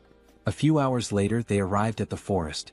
Soryong became distracted by the creatures there, and Huayan had to keep him focused until they reached their destination. The nest was located inside a small cave-like hollow, which seemed like an ideal spot for hornets. As they approached, Huayan asked what it meant to find a hive without bees. They put on their headgear as Soryong explained that while they were looking for hornets, they wouldn't be capturing any bees. Huayan was confused but followed his lead. They reached the hole, and Soryong explained that the venomous insect they sought was more likely to be found in smaller, weaker hives. Huayan hadn't known this but was relieved to see that the hive seemed to contain what they needed. An insect emerged from the hive, and with a swift movement, Soryong caught it using chopsticks. They hadn't come there to catch a hornet. The insect they were after was something else entirely. That tiny creature would solve the Sichuan city lord's problems. Huayan asked about the bug, wondering if it was a ground beetle. She guessed correctly. Soryong realized that in this world, the insect was indeed called a ground beetle. In the Central Plains, the bug found in the giant hornet's nest was known as a ground beetle, though in the modern world, it's referred to as a blister beetle. Huayan asked if it was normal for ground beetles to be found in a hornet nest. Soryong explained that their life cycle was quite unique. Blister beetles have an unusual method of reproduction. Unlike most insects that either guard their eggs or create a safe space for them to hatch, this little creature simply lays its eggs wherever it pleases. Soryong joked about how the blister beetle would tell its boss to hold on while it dropped some eggs before leaving, with no particular care about the location. It would just lay them anywhere, with the only consideration being to pile them in one spot. When the blister beetle larvae hatch, they start crawling toward the highest point nearby. Once they reach the top, they engage in an odd behavior. They cluster together and mimic a flower. This false flower then attracts bees, which mistake it for the real thing. When the bees approach, the larvae swarm onto a carpenter bee's body, taking over its home in an instant. Soryong wasn't sure why the larvae favored giant hornet nests, but it seemed to be the ideal environment for their growth. Hwayan felt sorry for the giant hornets, but Soryong shrugged, saying there was nothing that could be done. Hwayan knew that the bug caused burns on the skin and had heard that eating too much of it could even be deadly.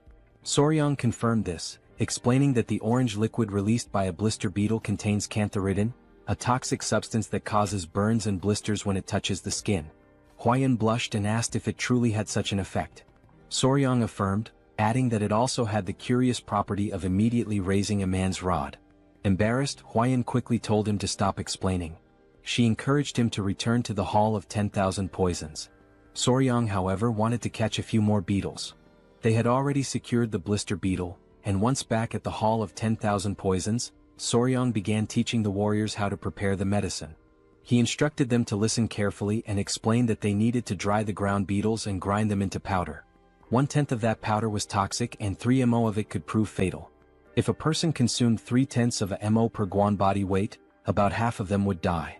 Soryong requested that they prepare the medicine using only 1/10 of 1 mo of the poison, about the amount in 10 drops of liquid. To clarify, 1 mo equals 3.75 milligrams, and 1 guan equals 3.75 kilograms. He asked if they understood. Deep down, Soryong felt as if his brain might explode from the complexity. One warrior, removing his mask, remarked that Soryong's explanations were incredibly detailed. They never imagined he would be so skilled in mathematics. The warrior assured Soryong that they would make sure to succeed, no matter what. Soryong thanked them, saying he relied on their efforts. Later that evening, Musong was talking to Hwayan about how surreal it was that ground beetles had such effects. He mentioned that this made him want to reconsider the poisons in the Tang clan's arsenal. Hwayan agreed. Musong then brought up Soryong's remarkable talent in math. Hwayan shared how Soryong had calculated the solution's concentration and estimated it to match the weight of 10 drops of liquid. Musong admitted that while he considered himself knowledgeable about poisons, Soryong was on an entirely different level. The more he learned about him, the more he realized what a gem the young man was. Teasing Hwayan, Musong asked if she liked Soryong even more now. Hwayan blushed, feeling flustered. She admitted that she regretted her hasty judgment in the beginning. Musong replied that as long as she made up for it going forward, that was what mattered. Musong then asked how they planned to test the medicine once it was ready. Hwayan turned bright red, almost as if she were a tomato. She mentioned that the branch family elders were saying Soryong had been too insolent. Soryong responded confidently that he'd test it by confronting the clan elders directly. Musong was left speechless, his jaw hanging open in shock. He laughed loudly, finding the boy amusing. The next day, everyone gathered in the hall. The clan elders were doubtful. A warrior handed Soryong a wooden box and explained that he had mixed licorice powder and honey to make the medicine sweeter and easier to consume. Soryong was impressed by how much attention the man had paid to the smallest details. He asked the warrior if he had followed the instructions exactly. The warrior confirmed that he had done so carefully. Other clan members scoffed, saying they were making too big a deal out of it. They even questioned how amazing it could truly be. The patriarch silenced them and then asked Soryong how he planned to prove the medicine's effectiveness. Soryong feigned surprise at the question. The clan elders shouted that it was only natural they needed confirmation. One elder yelled that they would never dare send unverified poison to the city lord of Sichuan. Another elder agreed, adding that if something went wrong it could lead to disaster. Soryong calmly responded that they had no other choice. The warrior understood, but the elders were confused. They grew irritated, feeling as though Soryong was implying they should test it themselves. A loud elder snapped at Soryong, asking if he even understood what that substance was. Another elder commented that Soryong had been out in the world for so long that it seemed like even his insides had turned black. Soryong grinned and called for his grandfather. Museong appeared, asking what he needed.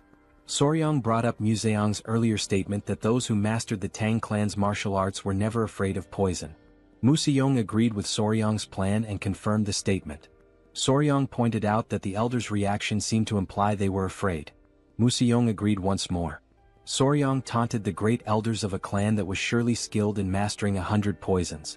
He used reverse psychology, saying that surely they weren't afraid of something as simple as ground beetle poison. This provoked the elder, who then split the medicine into two. He claimed they had no fear of such a trivial poison and consumed it. The elder warned Soryong that if the medicine didn't work, there would be consequences. The elder declared that they would uphold the laws and principles of the clan. They chewed the medicine and a tense silence followed. Then they smirked and declared that nothing was happening. However, one elder felt his manhood stir. The long slumber of the snake was over.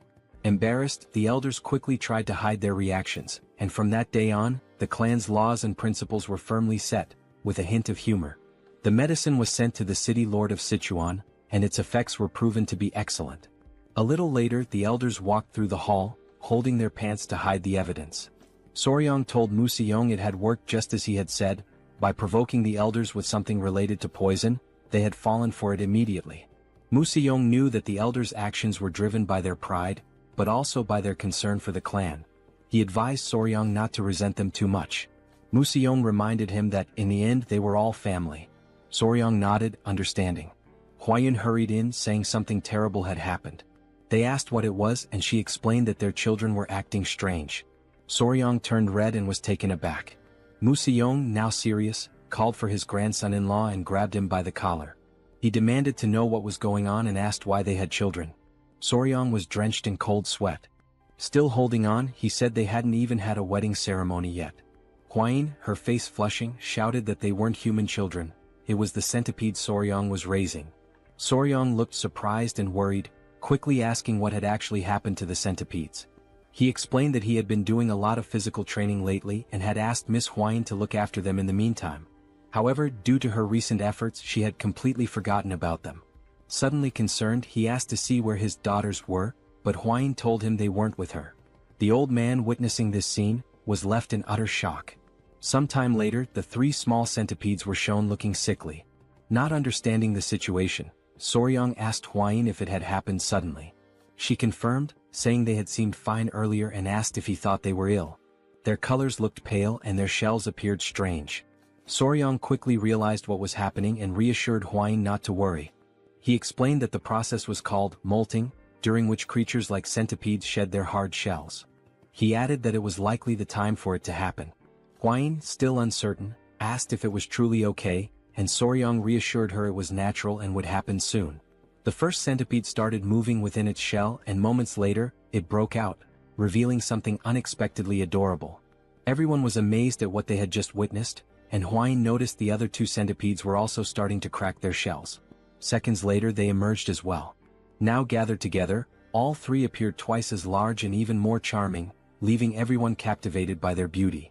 Hwaeun asked Soryong if he had names for them yet, but he admitted he hadn't thought about it. After a brief pause, he suggested calling them number 1, number 2, and number 3. Without hesitation, Hwaeun rejected the idea, saying such generic names wouldn't do. She explained that centipedes of this species could transform into dragons after living for 1,000 years and deserved names worthy of such grandeur.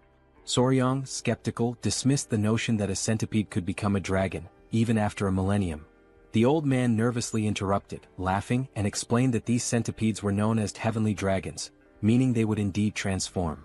Realizing who had been spreading such nonsense, Soryong shook his head but continued thinking of suitable names. After a moment of contemplation, he proposed Nova, Myra, and Grace. Hwaeun was taken aback. Soryong explained the symbolism behind each name. The first, Nova, represented a beginning. The second, Myra, symbolized fragrance. The third, Grace, stood for elegance or kindness. Hwaeun was charmed by the names and their meanings, agreeing that the father should indeed name his children. Sometime later, while strolling through the city, the now larger centipedes clung to Soryong's body again. As he sat down to rest, he noticed that although his training had strengthened him, it wasn't enough for their increased weight, but at least he could still move. Opening his mouth to comment on their added heaviness, one of the centipedes suddenly jumped and hit him square in the face.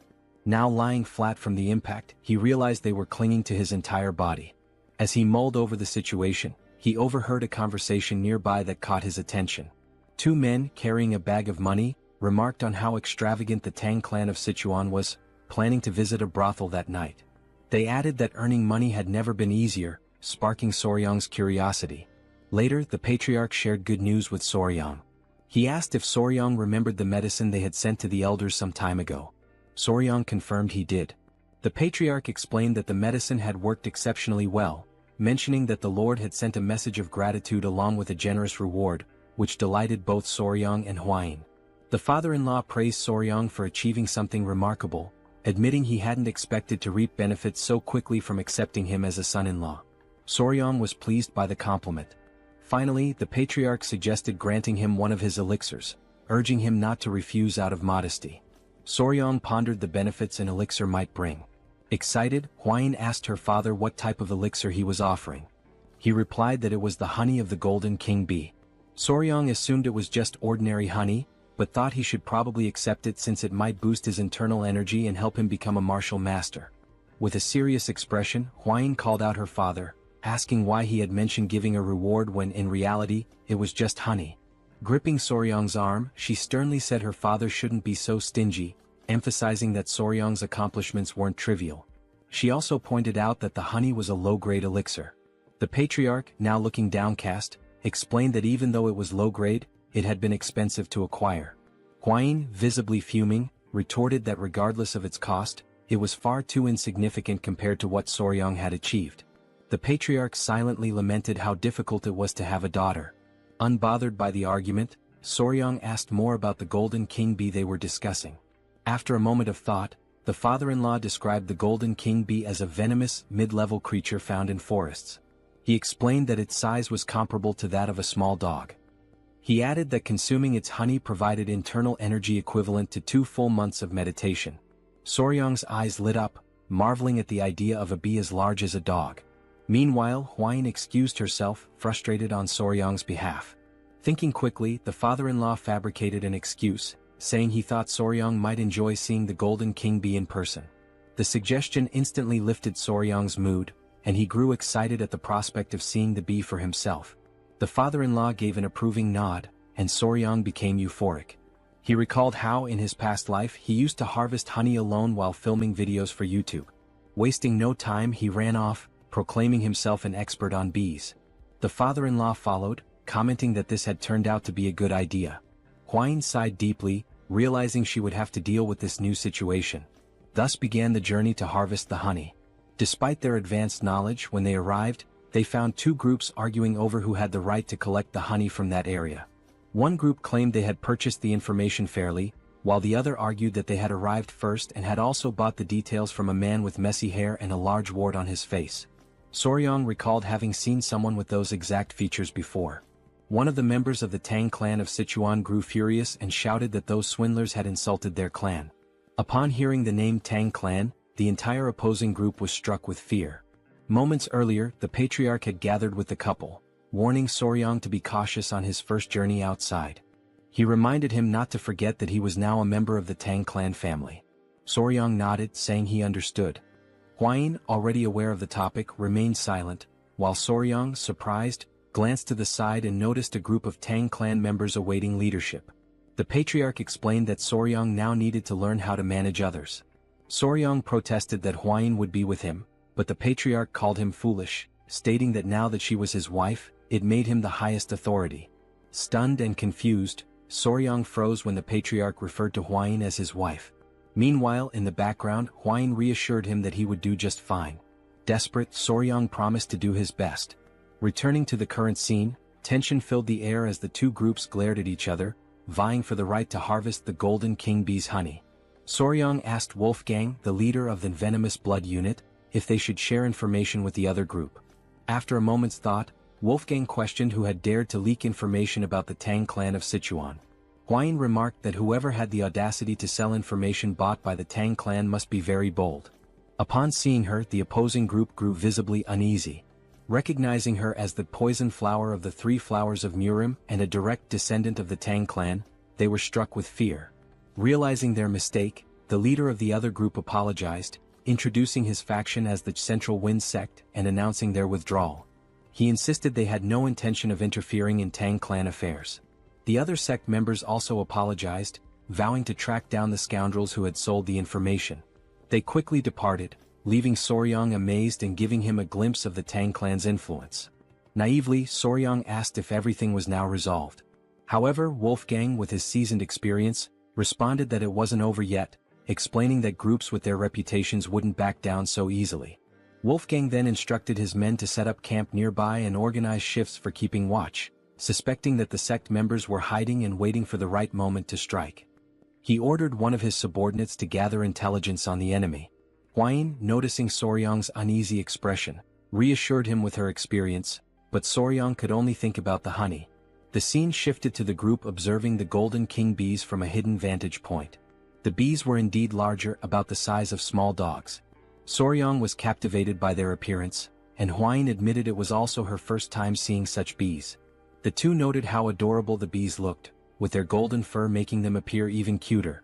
This was likely the reason they were called golden king bees. Soryang observed that their colony seemed quite small but reasoned that, considering their size, it made perfect sense. He explained that a small hive would usually house around 5,000 to 7,000 bees. This information caught Huayin off guard, prompting her to ask how he knew this without even entering the hive. Soryang replied that, based on his experience, he could deduce it simply by observing the number of bees entering and exiting the hive. Suddenly, someone approached them from behind. They turned to find it was the man sent to gather intelligence. He reported that he had located the sect, who had established themselves on the opposite side and appeared calm, likely waiting for the right moment to act. Wolfgang speculated that they were waiting for nightfall to use the Tang clan's technique to harvest the honey. Curious, Soryang asked about the technique. Wolfgang explained that it involved burning artemisia leaves, whose smoke would calm the bees, providing enough time to collect the honey. Soryang found the method ingenious.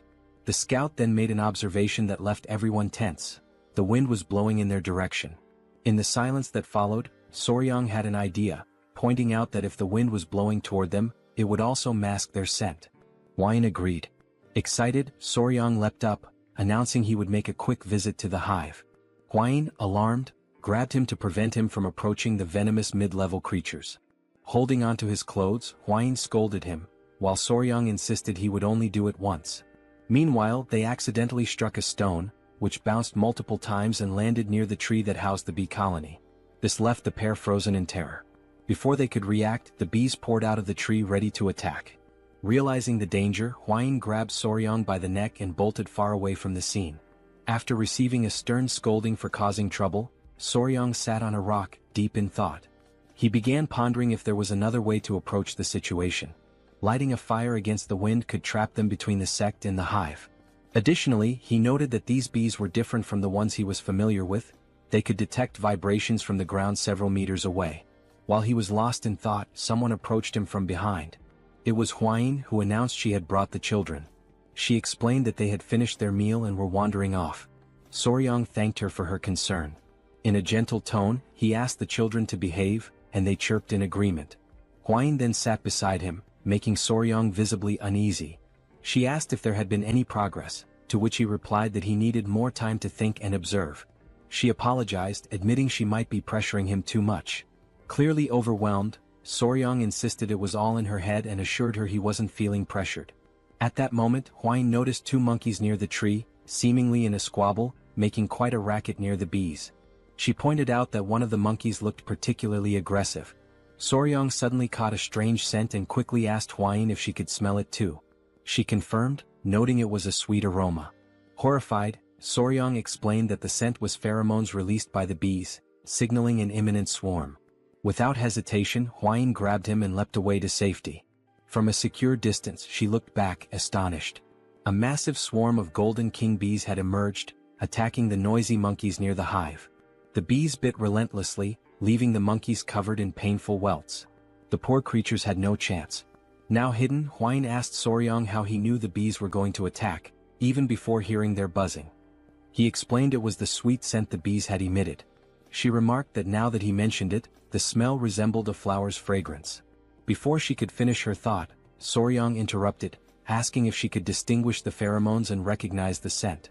She confirmed, identifying it as the scent of magnolia flowers. This revelation brought a smile to Soryang's face. As he prepared to speak further, Huayin blushed, sensing his enthusiasm. With a mischievous grin, Soryang declared that he had found the perfect solution to deal with the meddlesome rebels targeting their bees. Meanwhile, on the other side of the forest, all the members of the sect were gathered, waiting for the perfect moment to act. Everyone seemed to be enjoying themselves, especially the sect leader, who was quickly becoming drunk. As they roasted fish over a fire, the leader took another swig and remarked how delicious everything was. One of the members, a man with a scar across his face, asked the leader when he thought the Tang clan would move to collect the honey. The leader admitted it was hard to say, noting how 3 days ago the Tang clan was everywhere, but now it had gone completely silent. He speculated that the Tang clan would likely act soon, a notion the scarred man agreed with. The leader then asked if they were certain they could make good money from this, which made everyone burst into laughter. The scarred man explained that candles made from the golden king bee's wax were treasures exclusively used by the imperial family. He added that the Tang clan would only take the honey and leave the hives behind, leaving them to claim the real prize. Excitement bubbled among the group at the thought of the Tang clan failing their honey collection. Malicious laughter echoed as they imagined not only getting the honey but also the hives. One of the men brought up Huayin, referring to her as the infamous poison master known as the Three Flowers of Murim. He warned the group to keep an eye on her and ensure she didn't die at their hands, at least not yet. This suggestion was met with more wicked laughter as they entertained the thought of claiming Huayin for themselves, with one member suggesting that she might even become a Tang clan in-law. Another joked that favors like that needed to be returned. As they laughed, one of the henchmen suddenly noticed a strange scent wafting in from afar. Still joking, he suggested it must be the natural perfume of the poisonous flower, Huayin. Another, chuckling along, bet that even her natural scent was as intoxicating as that aroma. The wind carried the fragrance across the forest, accompanied by an unusual noise. The man who had been joking moments ago now froze in fear and asked the others what the smell was. As they turned their attention to the sky, their expressions changed to shock and terror. Against the backdrop of the moon, a massive, swirling cloud was descending. It was an uncountable swarm of golden king bees. 2 members screamed in panic, asking if that was really a swarm of bees, and the others confirmed their worst fears.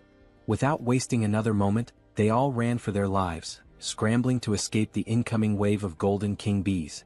The once adorable bees, with their shining golden eyes, were now on a rampage, attacking anything that moved.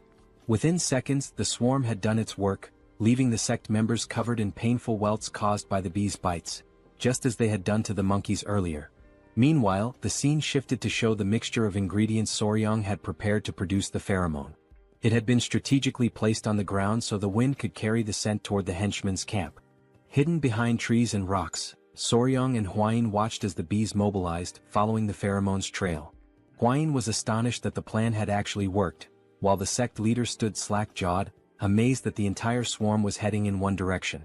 Huayin turned to Soryang and asked how he had managed it, admitting she hadn't expected the bees to become so aggressive over the scent of flowers. Soryang, clearly excited, explained that the smell had triggered the bees to launch a full-scale attack. Curious, Huayin asked how simply crushing some flowers and fruits and spreading the juice could provoke such a response. Soryang, brimming with enthusiasm, explained that the specific scent acted as a signal for the bees.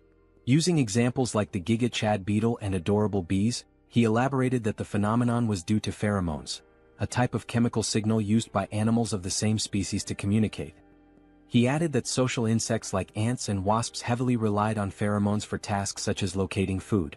Finally, he explained that the pheromone he used was the exact same chemical signal the bees released when initiating a mass attack, isoamyl acetate. Huayin, enchanted by Soryang's explanation, said it was fascinating that he knew the scent emitted by magnolias was the same one bees used to signal an attack. Embarrassed by her praise, Soryang replied that what was truly fascinating was her ability to recognize those scents. She explained that as a descendant of the Tang clan, which specialized in poisons, she had to be highly sensitive to smells. Shifting focus from their explanations, Soryang noticed no bees were emerging from the hive. He concluded that this was the perfect moment to act and ventured into the golden king bee's hive to harvest their honey. Holding smoldering mugwort leaves whose smoke soothed the bees, the trio moved cautiously, observing their surroundings. Standing at the entrance to the massive tree, surrounded by the silence of the night, the leader warned of the danger and insisted on going first. As he stepped inside, his eyes widened in amazement, marveling at how much larger the hive was than they had anticipated. Looking upward, they saw enormous, golden glowing honeycombs, fully living up to the name Golden King Bees. The leader confirmed that the hive appeared empty, with no sounds of bees buzzing around. As they ventured further, Soryang noticed something unusual.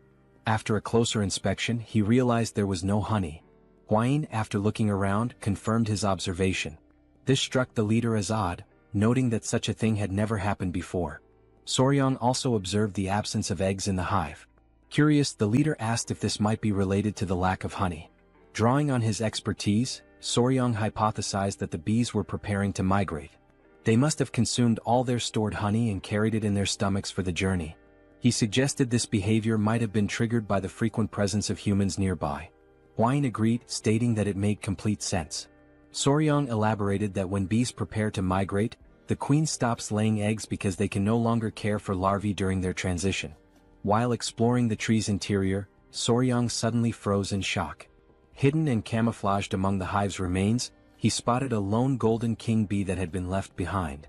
With a sly smile, Soryang turned to the leader and asked how long he could sustain his mobility techniques without resting. The leader, confused by the question, estimated he could manage about half a day. Before he could ask why Soryang wanted to know, a scout interrupted, urgently announcing that the golden king bees were returning and they needed to leave immediately. On high alert, the leader ordered everyone to retreat. He told Soryang to abandon his search and get out of the hive. In the background, Soryang continued inspecting the hive until Hwain came to retrieve him. Grabbing him by his clothes, she insisted they leave immediately. They all dashed to safety, knowing that even the Tang clan's techniques to calm the bees wouldn't be enough to prevent an attack. As Soryang was dragged along, it became apparent that he had taken the golden king bee and hidden it inside his clothes. Moments later, the group finally breathed a sigh of relief, grateful to have narrowly escaped a potential mass attack. Hwain expressed her relief at having made it out before the bees returned, only to pause when she noticed something moving inside Soryang's clothing. Horrified, she demanded to know what he was carrying. With a sheepish smile, Soryang revealed the golden king bee queen and nonchalantly explained that, since they couldn't retrieve the honey, he had brought the one who could produce it. Everyone stood speechless, processing the situation. When the gravity of what he had done sank in, they were thrown into a panic, unsure of what to do next. The golden king bee queen, ever adorable, emitted a soft sound that only emphasized her charm. Soryang, now grinning, turned to the squad leader and warned that the bees would soon realize their queen was missing and start chasing them. As if on cue, a massive swarm of golden king bees, willing to sacrifice themselves for their queen, appeared on the horizon, heading straight for them. With an innocent smile, Soryang cheerfully stated, "We need to run, now." And so began a life-or-death chase. Woolgang carried Soryang on his back, running as fast as his legs would allow.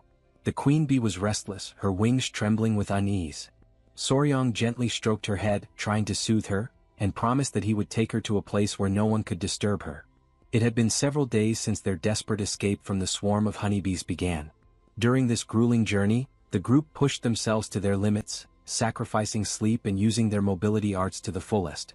Exhaustion was etched on the faces of every member of the team. By the time they reached their destination, several warriors from the Venom Blood unit had fallen behind. Silently, Soryang vowed that as soon as they returned, he would demand proper mobility arts training for everyone. As they pressed forward, one warrior stumbled and fell to the ground. Alarmed, another member shouted, drawing attention to their fallen comrade.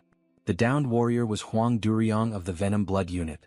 His condition was critical, half-conscious, with dark circles under his eyes, and both drool and snot dripping from his slack mouth. Soryang wasn't faring much better, dark circles shadowing his own eyes. Yet, he clung to the hope that once the queen bee was far enough from her colony, the relentless pursuit of the swarm would cease. Woolgang, however, began to lose faith. He questioned Soryang, asking if they could truly escape. Soryang's answer was vague, offering no definitive assurance. 3 days later, another warrior collapsed, falling face-first onto the dirt path. Weakly apologizing, he admitted he could no longer continue. Soryang grew increasingly worried about Woolgang's condition. Before he could act, Hwain stepped forward, insisting she would carry Soryang in Woolgang's place. Soryang protested, suggesting he could run on his own. Despite her disheveled and exhausted appearance, Hwain declared with unshakable resolve that a member of the Tang clan never gives up. When they finally reached the gates of the Tang clan estate, 2 guards were stationed there. They quickly noticed the approaching figures and immediately recognized Huayin, their young lady. Leaning on Soryang for support, Huayin staggered forward. The guards were stunned by their battered state and wasted no time calling for assistance. The commotion drew the attention of the clan elder and Chai Olsen, who hurried out to see what was happening. Both men froze in shock at the sight of Huayin's weakened condition. Chai Olsen gently placed her head on his lap, using his healing arts to tend to her injuries. Furious, he demanded an explanation from Soryang. Soryang pleaded for calm, explaining that Huayin was merely exhausted from 10 consecutive days of using mobility arts without rest. However, he didn't dwell on explanations and urged them to move immediately to the training grounds, insisting there was no time to waste. The elder, confused, asked for clarification. In response, Soryang reached into his clothing and revealed the golden-haired queen bee. He explained that the swarm would arrive soon and that they needed to prepare at the ancient grove in the training grounds. A heavy silence fell over the room, as everyone struggled to process what they had just heard. Finally, the elder broke the silence, bursting into laughter at the absurdity of the situation. Chai Olsen, however, was less amused. He reminded Soryang that his task was to gather honey, not bring the queen bee herself. With a firm grip, the elder placed his arm around Soryang's shoulders and declared they would head to the training grounds immediately. A startled cry escaped Soryang as the elder effortlessly lifted him and began running at breakneck speed. Midway through, Soryang shouted, alarmed. "What's wrong now?" the elder asked. "The bees, they're coming our way," Soryang exclaimed. The elder turned to see a massive cloud of bees swarming after them. "Did you bring the entire colony with you?" he asked, incredulous. The two quickened their pace, racing toward the ancient grove. Soryang's body strained to endure the overwhelming speed, but the elder's secure grip held him steady, like a living seatbelt. At last they arrived. Soryang approached the tree and gently addressed the golden-haired queen bee, explaining that this was the safe haven he had promised her, a new home where she would be undisturbed. With care, Soryang released the queen bee, asking, "Not bad, right?" The queen bee emitted a soft, melodic sound as if acknowledging his words. She inspected the tree and turned back to Soryang, her excitement evident. Soryang chuckled, asking aloud if she truly liked her new home. The elder, standing nearby, reminded everyone that they needed to leave quickly, as the swarm was still approaching. The members of the Tang clan watched in awe as the golden-haired bee colony arrived, flying in perfect harmony above the tree. The queen bee let out a series of sounds as if calling to her followers. Obediently, the bees settled into the tree. The elder watched in awe, admitting that he had never witnessed anything like it in his entire life. The mission was a resounding success. The golden-haired queen bee had been relocated safely, marking an extraordinary achievement for the Tang clan. Soon after, the adorable bees, each the size of small dogs, could be seen drinking a sugary mixture. Sugar water had been offered to the exhausted golden bees, who had followed the group tirelessly. As the saying goes, bonds are often forged over shared meals, and goodwill begins with a moment of kindness. Fortunately, in this world, a refined sugar substitute existed, working perfectly for the task. Soryang hoped this small feast would help ease the bees' distrust of them. Deep down, he wished for more, for the bees to eventually see him as their master. Suddenly, Soryang shouted, his expression changing as he remembered something. Both Chul-san and the elder turned to him with suspicion, asking what was wrong. Nervously, Soryang asked about Huayin. Irritated, Chul-san retorted that Soryang was only thinking of her now, after everything that had happened. He explained that he had instructed other members to escort Huayin back to her mother so she could rest. Chul-san then asked, clearly annoyed, whether they had really used mobility arts to travel from the forest all the way back to the estate while being followed by the bees. Soryang hesitated, then confirmed with an awkward nod. He apologized, explaining that they had managed only 4 hours of sleep per day, spending the rest of their time running. The elder suddenly seemed to realize something. Turning sharply to Soryang, he asked where the members of the Venom blood unit were. Sweat beaded on Soryang's forehead as he stammered out a hesitant answer. They had collapsed somewhere along the roadside. Quickly he added that he would go back to retrieve them. Eventually, the members of the Venom blood unit returned safely to their families. In Huayin's room, she had recovered enough to sit up and look cheerful. Soryang sat beside her. Excitedly, Huayin remarked that the golden bees had regained their strength. Soryang explained that the bees were now busy gathering nectar from the poisonous flowers on the Tang clan's mountain. Huayin laughed, commenting on how adorable it was. At that moment, someone burst into the room, calling Soryang's name urgently. It was Pei, insisting that Soryang come quickly. Something seemed wrong with the golden bees, they appeared to be searching for something. Soryang and Hwain rushed outside to find the bees scattered everywhere. As soon as the bees spotted Soryang, they swarmed toward him, clinging to his clothes and tugging at his shirt. Confused, Soryang couldn't make sense of their behavior. The bees tugged harder, lifting him off the ground. Hwain watched in astonishment as Soryang floated in midair, arms outstretched and legs stiff, forming a T-shape. After a moment, the bees set him back down. Still dazed, Soryang asked what was going on and why they were acting so strangely. The bees began nudging him toward the hive and he finally understood. They wanted him to go inside. Looking around, Soryang noticed that the bees had already begun constructing part of their hive and were diligently collecting honey. That's when he saw the queen bee approaching him. Extending his palms, he asked if she needed help climbing up. Before he could react, the other bees grabbed him again, pinning him in place. One even pinched his cheek. Soryang glanced at the queen bee, noting her elegant and surprisingly charming appearance. And then, to his utter shock, the queen bee closed her eyes and leaned toward him. Panic surged through Soryang, but he didn't have time to protest. The queen bee pressed her lips to his. He felt something placed in his mouth and instinctively swallowed. Immediately, the other bees released him and the queen bee stepped back. Face blazing red, Soryang shouted at her, utterly mortified. "That was my first kiss. What were you thinking?" But before he could say more, an intense wave of pain shot through his body. He collapsed to the ground, writhing in agony. "What did you give me?" Soryang wondered in his mind. From his perspective, the queen bee watched him with an enigmatic expression, leaving him completely bewildered. Meanwhile, Soryang was lying on the ground, writhing in pain, while the queen bee observed him passively. As he agonized on the ground, he noticed that beneath the strange discomfort, like an intense itch, his entire body was engulfed in overwhelming heat, and his heart was racing uncontrollably. He turned toward the queen bee beside him, still struggling, and demanded to know what she had made him eat. She simply stared at him adorably, offering no response as his senses began to fade and his eyelids grew heavy. A few minutes later, still unconscious, Soryang heard someone calling his name over and over. When he partially opened his eyes, he saw Hwain and the Great Elder. Hwain, frantic, exclaimed that something was seriously wrong with him, and the Elder confirmed, saying it seemed he had ingested a highly potent elixir. Soryang fainted again as Hwain pleaded for him to hold on, promising to guide his chi. Moments later, Soryang regained full consciousness. He woke to find Hwain beside him. Worry etched across her face as she asked if he was okay. He sat up in bed, scratching his head and asked where they were. She explained they were in the Tang clan's medical wing. Hwain elaborated, saying that when she saw him being dragged off by the queen bee, she and the elder immediately ran to the hive.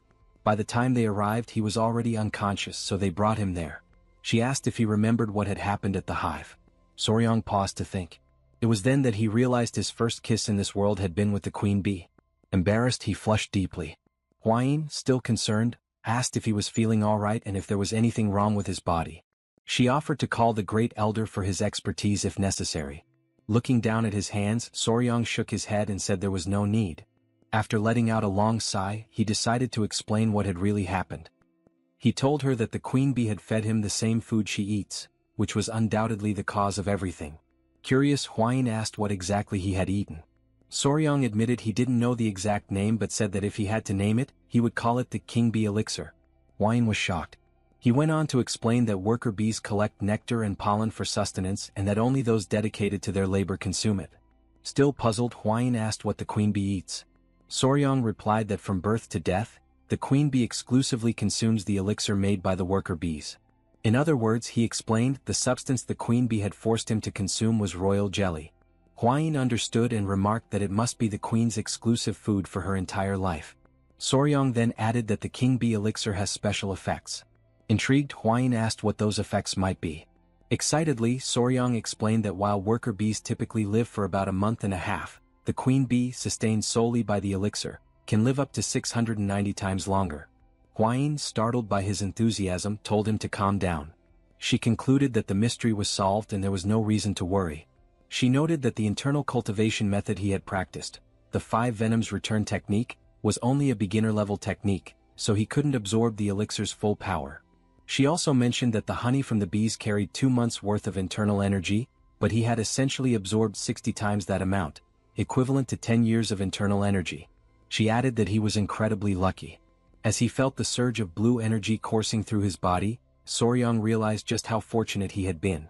Hwayin, bashful and fiddling with her hair, hesitantly suggested that he should check himself in a silver mirror later. Blushing, she hinted that the Golden King Bee elixir might have had other effects. Wide-eyed, Soryang demanded to know what effects she was talking about and what the silver mirror was for. When he looked into the mirror, he noticed something was different. His body was taller, his abs were defined, and even his hair had grown longer. Examining himself further, he realized there was definitely something unusual. He questioned whether royal jelly always had such effects. He noted that his cultivation had improved significantly and that his skin was unbelievably soft, almost like a woman's. Panic set in as he wondered if he was turning into a woman since the substance he had consumed was meant exclusively for the queen. Determined to confirm, he decided there was only one way to check, by analyzing his baseball bat. After a meticulous inspection, he was relieved to find everything intact, or perhaps even slightly enhanced. Relieved, Soryang lay down on the floor and realized everything was where it should be. Hwayin mentioned that the elder had guided his chi, otherwise the outcome could have been disastrous.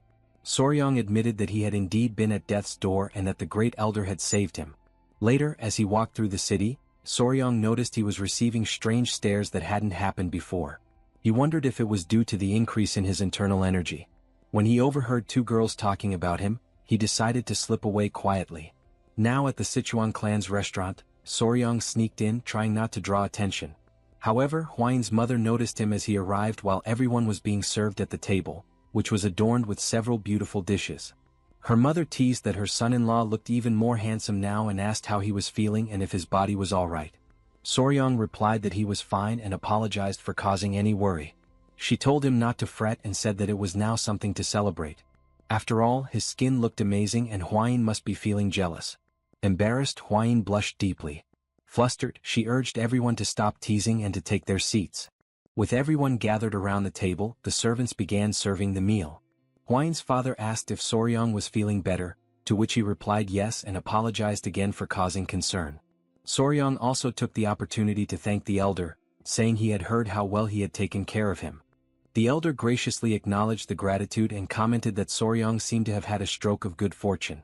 At this, Hwayin's father and the elder turned to Soryang and asked if he could explain what had happened. Hwayin had mentioned the King Bee elixir, but they wanted to hear the story directly from him. Soryang paused, reflecting on what had truly happened and how to convey it. He began by explaining that it seemed the queen bee had been so pleased with her new home that she decided to reward him for his kindness. She dragged him into the hive and fed him the King Bee elixir, which started all the commotion. Everyone at the table was shocked, marveling that even mid-level venomous creatures could show gratitude. It was truly fascinating. The elder then asked Hwayin's father if there was any way to obtain the elixir again, noting how it could greatly benefit the Tang clan. Hwayin's father responded that while the honey alone was an incredible treasure, the King Bee elixir would indeed be an extraordinary blessing. Excited by the idea, Hwayin's mother turned to Soryang and asked if it would be possible for him to acquire more of the elixir. The question silenced the entire table as everyone waited for his response. Hwayin herself addressed him directly, asking if it was truly possible to get more. Soryang thought about it, considering that with ordinary bees, it might be feasible to create multiple queen cells and trick the worker bees into producing royal jelly for them. However, he concluded that attempting such a trick with the highly intelligent king bees would likely result in them turning everyone into a hive. He explained that royal jelly was essentially baby food produced by worker bees, but what he had consumed came directly from the queen herself, raising the possibility that it wasn't even the same substance. Debating whether to be fully honest and risk dashing their hopes, Soryang finally said he didn't think it was possible. The elder and Hwayin's mother immediately asked why not. Soryang replied that even if someone could eat it, he wasn't sure they would want to. Confused, Hwayin's father asked if the issue was with the taste or the smell. Soryang clarified that it wasn't about either. The King Bee elixir came directly from the queen bee's mouth, and the only way to receive it was through direct contact with her. He went on to explain that the process involved forming a bond by joining lips, with the queen's tongue entering the recipient's mouth to transfer the elixir. The entire table froze in shock at the revelation that Soryang had kissed the queen bee, especially with his wife sitting right beside him. Still stunned, Hwayin's father concluded that it was best to assume acquiring more was impossible since the queen bee had only favored Soryang, making it unattainable for anyone else. At that moment, the sound of chopsticks dropping broke the silence. It was Huayin, her face serious, who asked Soryang about this so-called kiss. With a look of disbelief, she demanded to know if he had really kissed the queen bee. It seems our young warrior might be in serious trouble now. Meanwhile, night had fallen, and the full moon illuminated an otherwise calm and serene place. In a secluded room, someone appeared visibly irritated. His hand, scarred and veined, rested heavily on the table. This hand belonged to none other than Ju Young-hak, the leader of the Murim Martial Alliance and known as the Emperor of the Fist. Suddenly, from outside the room, a voice announced the arrival of tea. Young-hak allowed the person to enter, and a young woman with brown hair stepped in, carrying a tray with a tea set. She mentioned that she had prepared Seosan Bikro tea, which startled Young-hak, as it was the tea of his homeland. He commented on the coincidence and she smiled, explaining that she was aware of its origins because the tea was famous. Grateful, Young-hak thanked her and promised to savor it. As she poured the tea, he prepared to take a sip, the woman watching him intently. Just as the tea neared his lips, another voice interrupted, identifying itself as General Jiggle Hu. Young-hak asked what brought him there at such an hour and invited him to enter. Jiggle, full of respect, apologized for disturbing the leader's rest and explained that he had received an urgent message from the Sichuan Tang Clan that he believed required immediate attention. Young-hak assured him it was fine and urged Jiggle to share the news, assuming its urgency meant it was important. Jiggle stepped forward, placed a scroll on the table and began explaining the situation. He revealed that the message concerned Rakshasa blood hand Tak Anyang. Jiggle detailed how the Tang clan had recovered not only Tak Anyang's head but also the secret manual of the blood hand poison art, which had been in his possession. Upon hearing this, Young-hak's rage boiled over, and he slammed his fist onto the table, shattering the teacup the woman had just served. Still trembling with anger over the blood hand poison art, he demanded to know where and how the manual had been retrieved. Jiggle explained that years ago, Tak Anyang had disappeared after being struck by the myriad poison's palm of the Divine Elder. Subsequently, he had fled to the Hainan Islands where he lived in seclusion. With a slight smirk, Jiggle added an even more fascinating piece of news, that the infamous demon Tak Anyang had been defeated by a young poison master. This piqued Young-hak's curiosity, and he asked for confirmation, wondering aloud if there truly was a young poison master. Sitting directly across from the leader, Jiggle said the story surrounding this event was quite intriguing and suggested that Young-hak would find it fascinating. Smiling slyly, Jiggle asked permission to recount the tale in full detail. In the background, the woman silently observed Jiggle with an enigmatic expression, clearly displeased by his presence. Elsewhere, in the grand hall of the Tang clan patriarch, a meeting was underway with the clan's most prominent members. One of the elderly men mentioned that there were individuals within the Tang clan who had sold secrets to outsiders. Another elder called it an audacious betrayal, lamenting that he never imagined anyone would tarnish the clan's reputation. Soryang whispered to Huayin that it was surprising no one criticized her father-in-law, to which he smiled and replied that it was only natural. While the room buzzed with heated discussions, the father-in-law, Tang clan patriarch, spoke up, demanding to know who would dare to disgrace the family's honor. He added that even the elders of collateral branches were furious, emphasizing that, at the end of the day, they were all one family. He informed everyone that he had already requested the Beggars sect to uncover the culprits and expected news soon. Moreover, he announced his intent to personally visit the Yingchuan commandery. One elder asked how he planned to handle the situation. The patriarch responded decisively, explaining that he would begin with the soul-annihilating poison, followed by the bloody flames poison and the intestine-paralyzing venom. He elaborated, describing in vivid detail how the culprits would writhe in agony as their blood boiled, their organs dissolved, and their very souls felt like they were being torn apart. Finally, he would finish them off with the 7-step soul-cutting poison. Hearing this, Soryang was stunned by the sheer brutality of the poison mix. Without hesitation, the patriarch gave orders to Wolfgang to summon the poison annihilation unit immediately, declaring his intention to depart at once. Wolfgang promptly obeyed. Outside, the unit stood assembled, ready for deployment.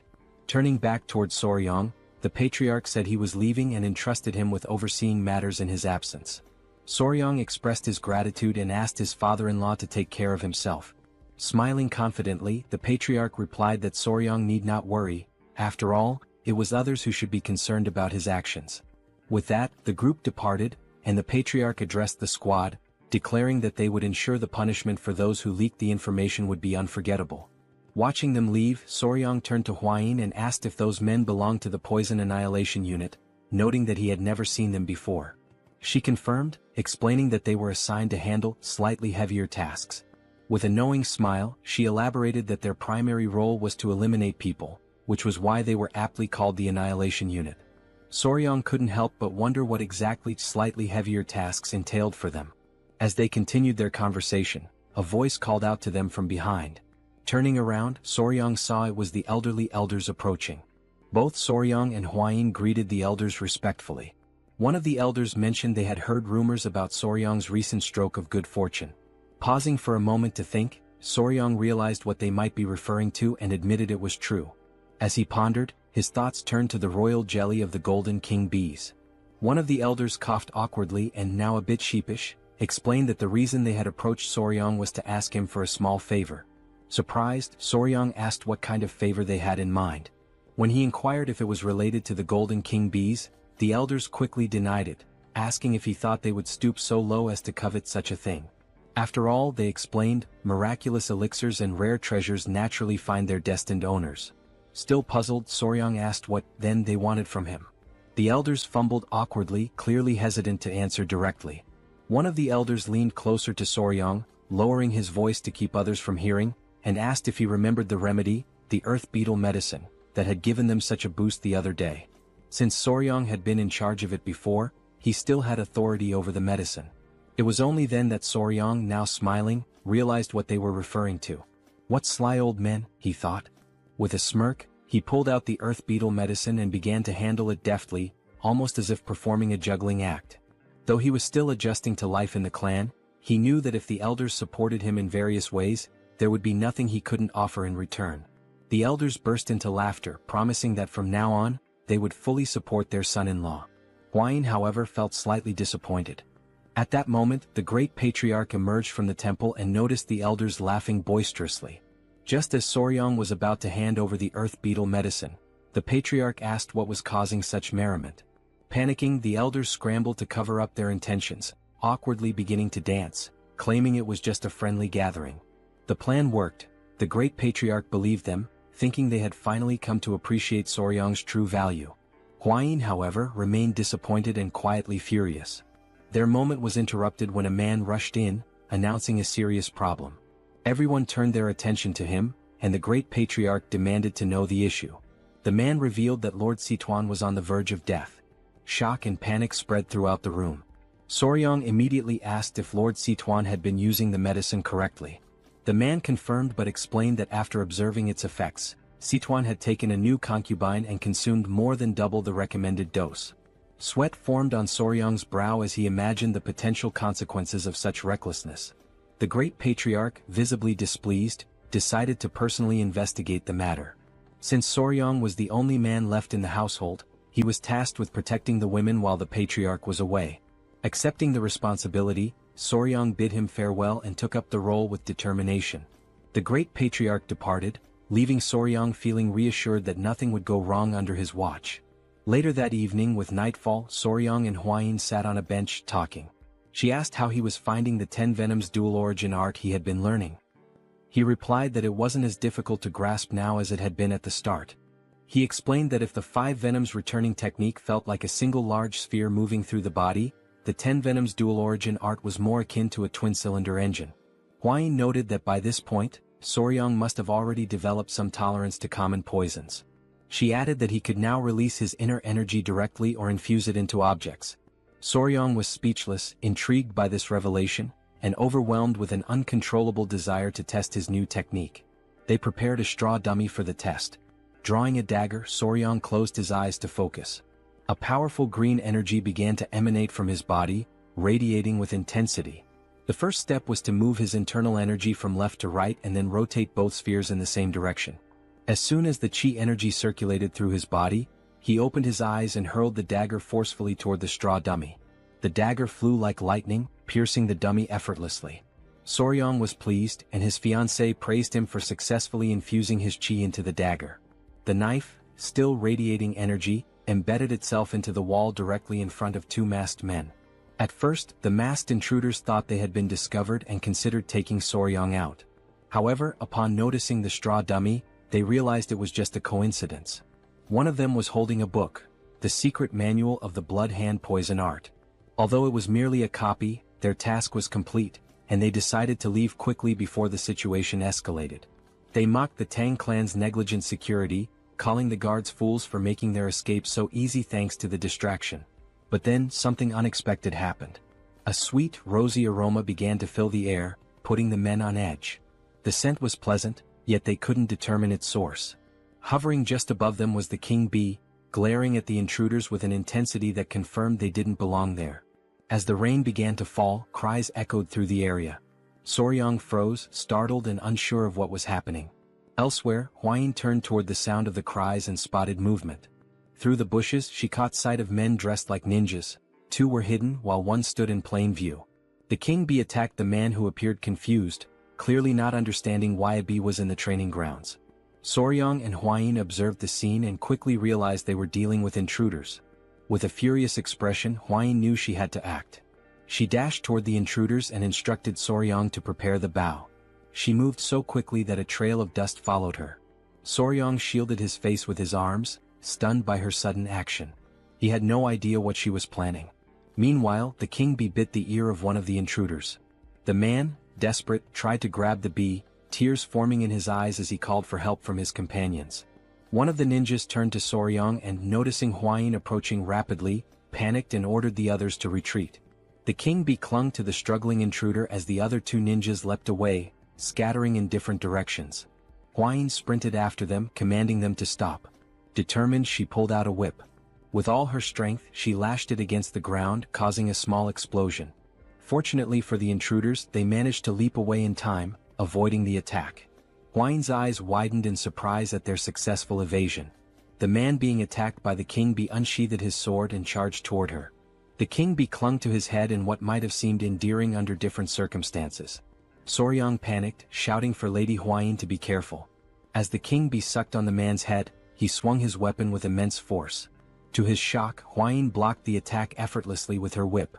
She locked her piercing gaze on the man, who barely had time to react before she counterattacked. The next thing he knew, the whip was right in front of his face. The strike caused a small explosion on the man's body, sending the king bee flying away. After neutralizing her opponent, Hwayin moved gracefully, appearing behind him. The man lost consciousness and collapsed to the ground. Soryang stood there, mouth agape, deeply worried about her. Hwayin, her expression calm, turned to reassure him, telling him not to worry as she was fine. The man's body began to emit a sinister energy, causing him immense pain. The king bee landed on Soryang's shoulder as he stared at the body, unsure who the man was or whether he was dead. Hwayin stowed her whip as she observed the strange energy emanating from the man's body. Within seconds he perished. Hwayin explained that he had bitten into poison to end his own life, undoubtedly to conceal something crucial. Not far away, someone noticed the intruder's presence and shouted to alert the guards. Hwayin turned and decided to organize a pursuit team to hunt down the fleeing enemies. Soryang began to sweat, overwhelmed by her determination. Hwayin ordered him to follow her along with Gu Pei, the leader of the blood poison unit. The night was dark, but the forest was lit by the flickering glow of torches. Soryang, Pei and several other members of the clan chased the intruders through the dense forest. Leading the group, Pei was confident that the masked men couldn't have gotten far. With a determined expression, he declared that they must capture them at any cost. While the others seemed tireless, Soryang was already showing signs of exhaustion. Sweating and short of breath, he focused on activating his dual-cylinder engine technique. As he did, he stomped the ground with great force, causing it to shatter beneath him. The earth gave way under his feet, and Soryang let out a loud yell as his body sank into the ground. From his clothing, small centipedes began to crawl out. Pei turned around with a confused expression and asked if Soryang was all right. Soryang had created a large hole in the ground. Pei and the others halted their pursuit, rushing to the edge of the hole to help him. With their assistance, Soryang managed to climb out, thanking them profusely as he genuinely thought he wouldn't survive. But as he turned his head back, something caught his attention. Beneath him was a cluster of green snakes staring up at him intently. Soryang couldn't stop himself from sweating even more as fear gripped him upon realizing he was standing in the middle of a snake nest. Pei studied the serpents carefully and explained that they usually gathered in areas with strong Inkai energy, particularly during this time of year. He added that these snakes were unusually aggressive and warned Soryong to stay vigilant. Soryong, overwhelmed by fear, continued sweating profusely. One of the snakes opened its mouth, preparing to strike. This behavior was odd to him since striped tiger water snakes were typically not this hostile. Dark clouds loomed over the sky, signaling the arrival of a storm. Soryong admitted that it was his fault they were delayed. Knowing that rain was imminent, he suggested they move quickly. Pei and the others agreed, resuming their chase.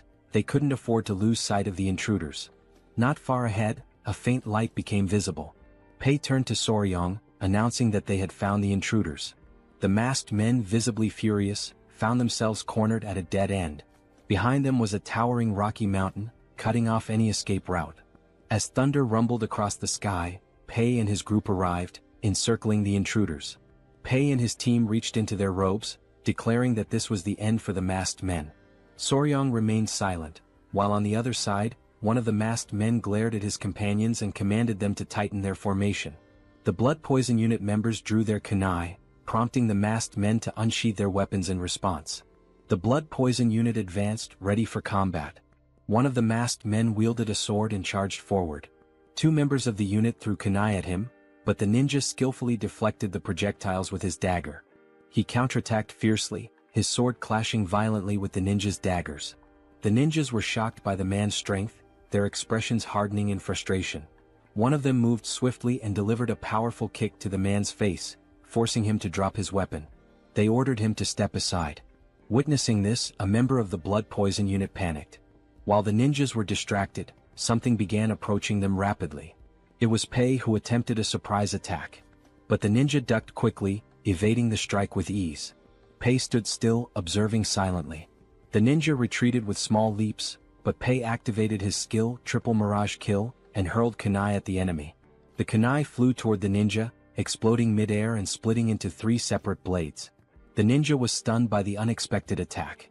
Luckily, he managed to block 2 of the blades, but the third embedded itself in his shoulder, causing excruciating pain. He clutched his wounded shoulder, grimacing. Pei approached, mocking him as a lucky bastard. By now, 2 of the masked ninjas were already down, leaving only one standing, injured and fatigued. Pei and his men began to close in on the last remaining enemy. The ninja was fortunate. The rain had diluted the venom on Pei's kunai, sparing him from a more severe fate. Pei glared furiously at the ninja, but suddenly, a chilling laugh echoed through the air, interrupting the standoff. The voice mocked the pathetic insects gathered there. Pei and the others froze, their confusion apparent. On high alert, Pei adopted a serious expression and demanded to know who was there.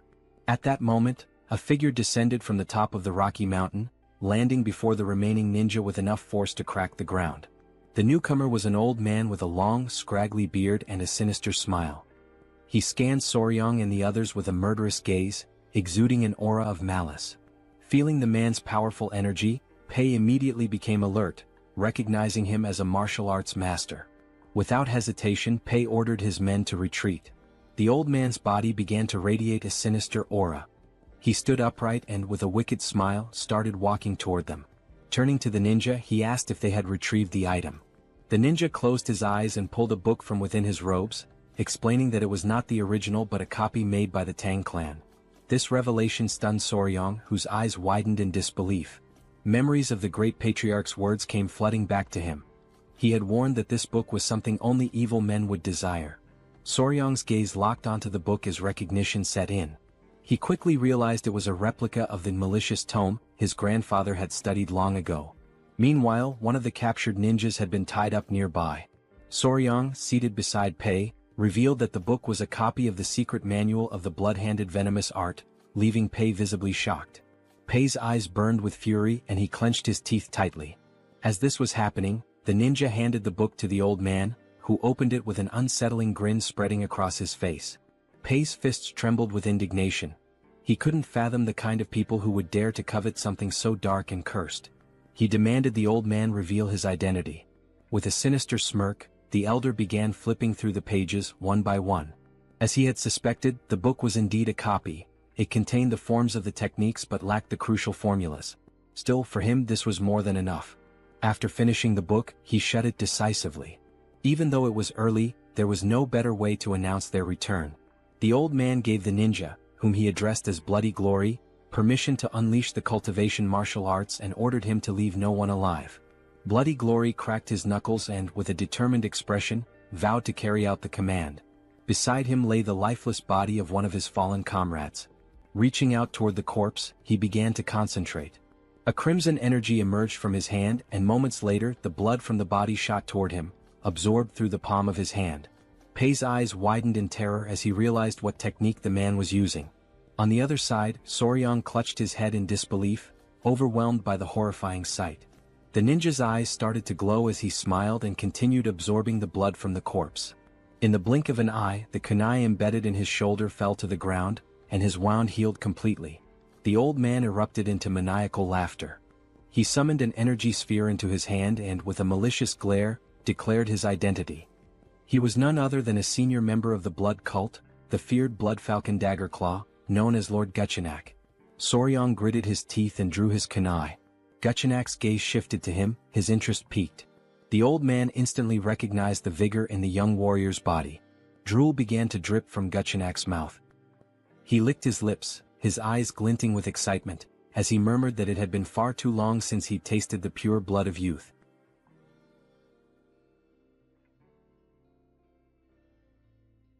Lord Guchenak commanded Ninja to capture their target, believing that nothing aids recovery better than the pure blood of a young boy. Without hesitation they pursued their prey. In response, Pai ordered the deployment of the 5 Poison Annihilation Formation, determined to prevent their enemies from reaching Soryang. Amused by their efforts, Lord Guchenak retaliated with a devastating attack, unleashing a powerful explosion that sent debris flying in all directions. In the chaos, Soryang was instructed to evade, but before he could react, a force seized him from behind. Ninja's grip tightened around his neck, immobilizing him as he coldly declared that the elder required his blood. Soryang, struggling to breathe, managed to utter a signal. At his command, baby centipedes emerged, sinking their fangs into Ninja's flesh. The sudden attack caught him off guard, their bites relentless. Before he could recover, a dagger pierced his skull, and his body was consumed by flames. A familiar voice called out to Soryang. Hwayin had arrived, accompanied by Wolfgang and an elder. However, their approach came to an abrupt halt as they noticed the 5 Poison Annihilation Formation, leaving them momentarily unsettled. Pai acknowledged Hwayin's presence and informed her of the blood cult elder's assault. Without hesitation, Hwayin commanded everyone to support Pai.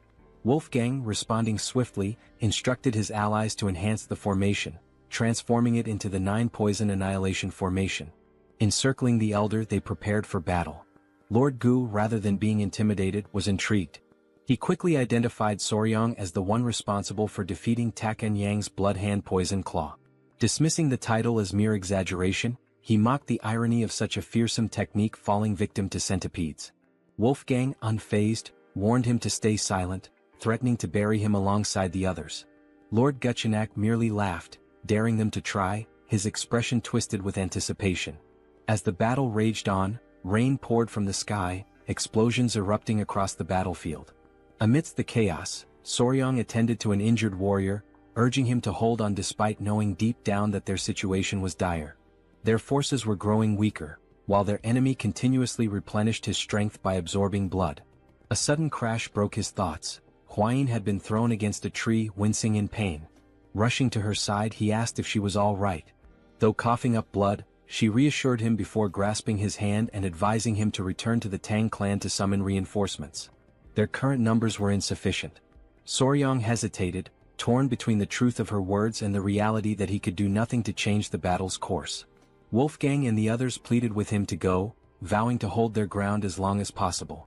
With a pained expression, he finally agreed, promising to return quickly, though he doubted his own speed.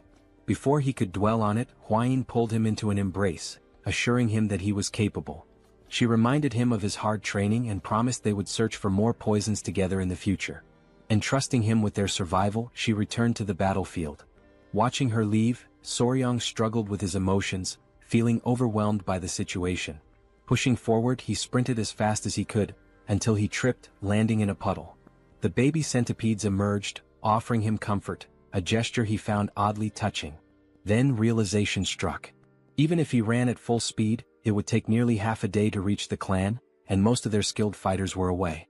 Even if he called for help, they wouldn't arrive in time. Looking up at the sky, he understood the truth. They had sent him away not for reinforcements but to save him. The thought left him conflicted.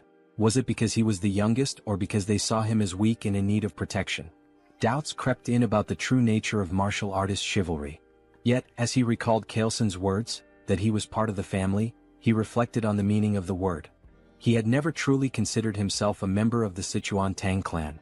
But as he recalled cherished memories with them, he realized that everyone had already accepted him as family. Everyone except himself. A small smile formed on his lips. For an assassin clan they were surprisingly warm-hearted. Rising to his feet, his resolve hardened. With newfound determination, he whispered to himself, ready to act. He sprinted forward, driven by a singular goal, to save those who had risked their lives for him. His mind raced through possible solutions, considering every factor: blood cult regeneration, venomous creatures, poisonous beasts, and lethal herbs. Then he came to a halt. Before him lay a snake den, its eerie inhabitants slithering within. He turned to the baby centipedes, instructing them to wait before carefully setting them down. Without hesitation he ran toward the den, leaving them puzzled by his actions. With unwavering resolve, he leaped into the pit of serpents, ready to embrace whatever lay ahead. The blood-stained snakes, known as flower snakes, appeared harmless at first glance, but they were highly venomous vipers. Unlike other venomous snakes with hooked fangs at the front of their mouths, these had smaller venomous fangs located in the molar area, making it more difficult to inject their toxin. However, their venom was among the most potent of any terrestrial snake in East Asia. As Soryong descended into the snake's nest, dozens of them immediately coiled around his body, biting his hands and legs. He remained composed, enduring the pain and even urging them to bite him harder. Though their venom exceeded that of a black mamba in strength, the Tang clan's internal energy techniques allowed him to resist its effects, ensuring his survival for the time being. The small centipedes, watching from a distance, became worried and called out to him. He reassured them, telling them to remain calm as he would be leaving soon. However, as he examined his arm, now covered in snake bites, he decided that he had acquired enough venom for his purposes. Just as he prepared to leave, he suddenly found himself unable to move. Looking down, he saw that the snakes had wrapped tightly around his legs. The unexpected situation unsettled him, and panic flickered across his expression. Before he could react further, the small centipedes leaped into the nest, landing on his head and shoulders. Their presence caught him by surprise, and their actions, though unexpected, struck him as oddly endearing. One of the centipedes, enraged by the snake's aggression, let out a tiny but fierce roar. Soryong watched with growing confusion as the confrontation escalated. A snake locked eyes with the centipede and began to hiss, provoking the small creature further. Its patience quickly ran out. With sudden intensity, the centipede lunged at the snake, biting it before slamming its body against the ground with surprising force. Soryong could only watch in disbelief. The tiny creature then turned its attention to another snake, continuing to fight with unexpected ferocity. Within moments, it had defeated its opponent, its eyes gleaming with triumph as it flashed a satisfied smile. With most of the snakes now deterred, Soryong crouched down, realizing that the centipedes had intervened out of concern for him. He gently patted the head of the victorious centipede, his expression softening. The small creature climbed onto his head and, seemingly exhausted, fell asleep. With a quiet smile, Soryong prepared to leave, knowing he still had something important to do. Meanwhile, back on the battlefield, Hwayin was exhausted, but her determination remained unwavering. Many members of the clan had already fallen, and those who remained surrounded Guchenak, who showed no signs of slowing down. He grabbed another warrior by the neck, draining his blood to restore his energy. Foam formed at the victim's mouth as his life was drained away. Guchenak's eyes gleamed with twisted delight as he mocked his opponents, claiming their struggle was meaningless. Though weary, Hwayin refused to retreat. She drew her whip, prepared to fight to the very end, all while hoping that Soryong had managed to escape safely. She instructed the remaining warriors to keep Guchenak in their sights while maintaining as much distance as possible. Noting that the rain was about to stop, she ordered a signal to be sent to any nearby reinforcements. A warrior nodded in response, though Guchenak merely smirked. An elder stepped forward, urging Hwayin to leave with Soryong. His words took her by surprise, but she rejected the suggestion without hesitation. The clan members quickly voiced their disagreement, adamant that a direct descendant of the Tang clan could not abandon them. If they failed to protect her, they would be unable to face the patriarch. Guchenak remained silent at first, watching their exchange with growing impatience. Eventually he crossed his arms and interrupted. He stated that their discussion had gone on long enough. His gaze flickered between Huayin and the elder before he coldly declared that if his entertainment fled, he would be left bored. A sinister smile spread across his face as he placed a hand on his chin. Then, with a chilling certainty, he revealed his intentions. If Huayin attempted to escape, he would turn the Tang clan into a spectacle of suffering, a declaration of the blood cult's return. The elder clenched his teeth, recognizing that Guchenak had no intention of letting anyone escape. Huayin, resolute, prepared to fight, vowing to take at least one of his arms, even at the cost of their lives. The determination of the clan members was evident as they fixed their gaze on Guchenak, who responded with a knowing smile. However, just as the tension reached its peak, an unexpected voice interrupted, reinforcing the belief that a member of the Tang clan never abandoned their own. The revelation left everyone in shock. Huayin's eyes widened in disbelief as Soryang emerged, approaching with a confident stride. The elder was at a loss for words, while Huayin, though relieved to see him, could not shake off her concern. Without hesitation, Soryang carefully removed the small centipedes from his body and instructed them to stay behind. Declaring his unwavering loyalty to the Tang clan, he removed his shirt, his eyes burning with determination. With no intention of retreating, he prepared for battle, drawing his weapons before charging directly at Guchenak. Seeing Soryang's reckless advance, Huayin's worry deepened, but Guchenak simply welcomed the confrontation with amusement. He had previously spared Soryang's life, and now the young warrior had willingly returned. To him this was sheer foolishness. Without much effort, Guchenak seized Soryang by the neck, his eyes gleaming with cruel delight. With his grip tightening, he placed a hand on Soryang's abdomen, eager to taste his blood. Despite the pain, Soryang reacted swiftly, blocking the attack with his arm. However, Guchenak, reveling in his control, began to absorb Soryang's blood through his arm instead, causing an agonizing sensation to overtake him. Panic spread through Huayin and Pai as they witnessed the scene. Without hesitation, Huayin commanded the others to assist Soryang, but before anyone could reach him, Guchenak exerted his power. With a forceful stomp, he unleashed the blood-filled wave technique, shattering the ground beneath him and repelling all who approached. Pai and the others were thrown back, crashing violently onto the ground.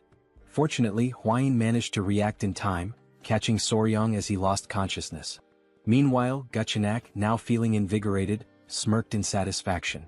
The hidden weapons thrown at him had been bothersome, but thanks to Soryang he had dealt with them all at once. Huayin, filled with desperation, held Soryang close, attempting to wake him. Observing the situation, Guchenak decided to grant Soryang a swift and painless death. However, as Huayin refused to accept this fate, Soryang suddenly coughed, slowly regaining consciousness. His awakening startled Guchenak, whose expression twisted into one of confusion and horror. Drool dripped from Guchenak's mouth as he demanded an explanation. His hair began to fall like scattered leaves, his youthful vigor fading as his body rapidly aged. A growing fear overtook him as he realized the cause, a potent energy-dissipating poison. Strength drained from him and his limbs trembled as the truth set in. This should have been impossible. The cult's internal energy techniques were designed to resist such poisons. Panic consumed him. He clutched his face, unable to comprehend how this had happened. The reality of his weakening body was undeniable, and he demanded to know Soryang's true identity. But Soryang, now recovering, merely smiled.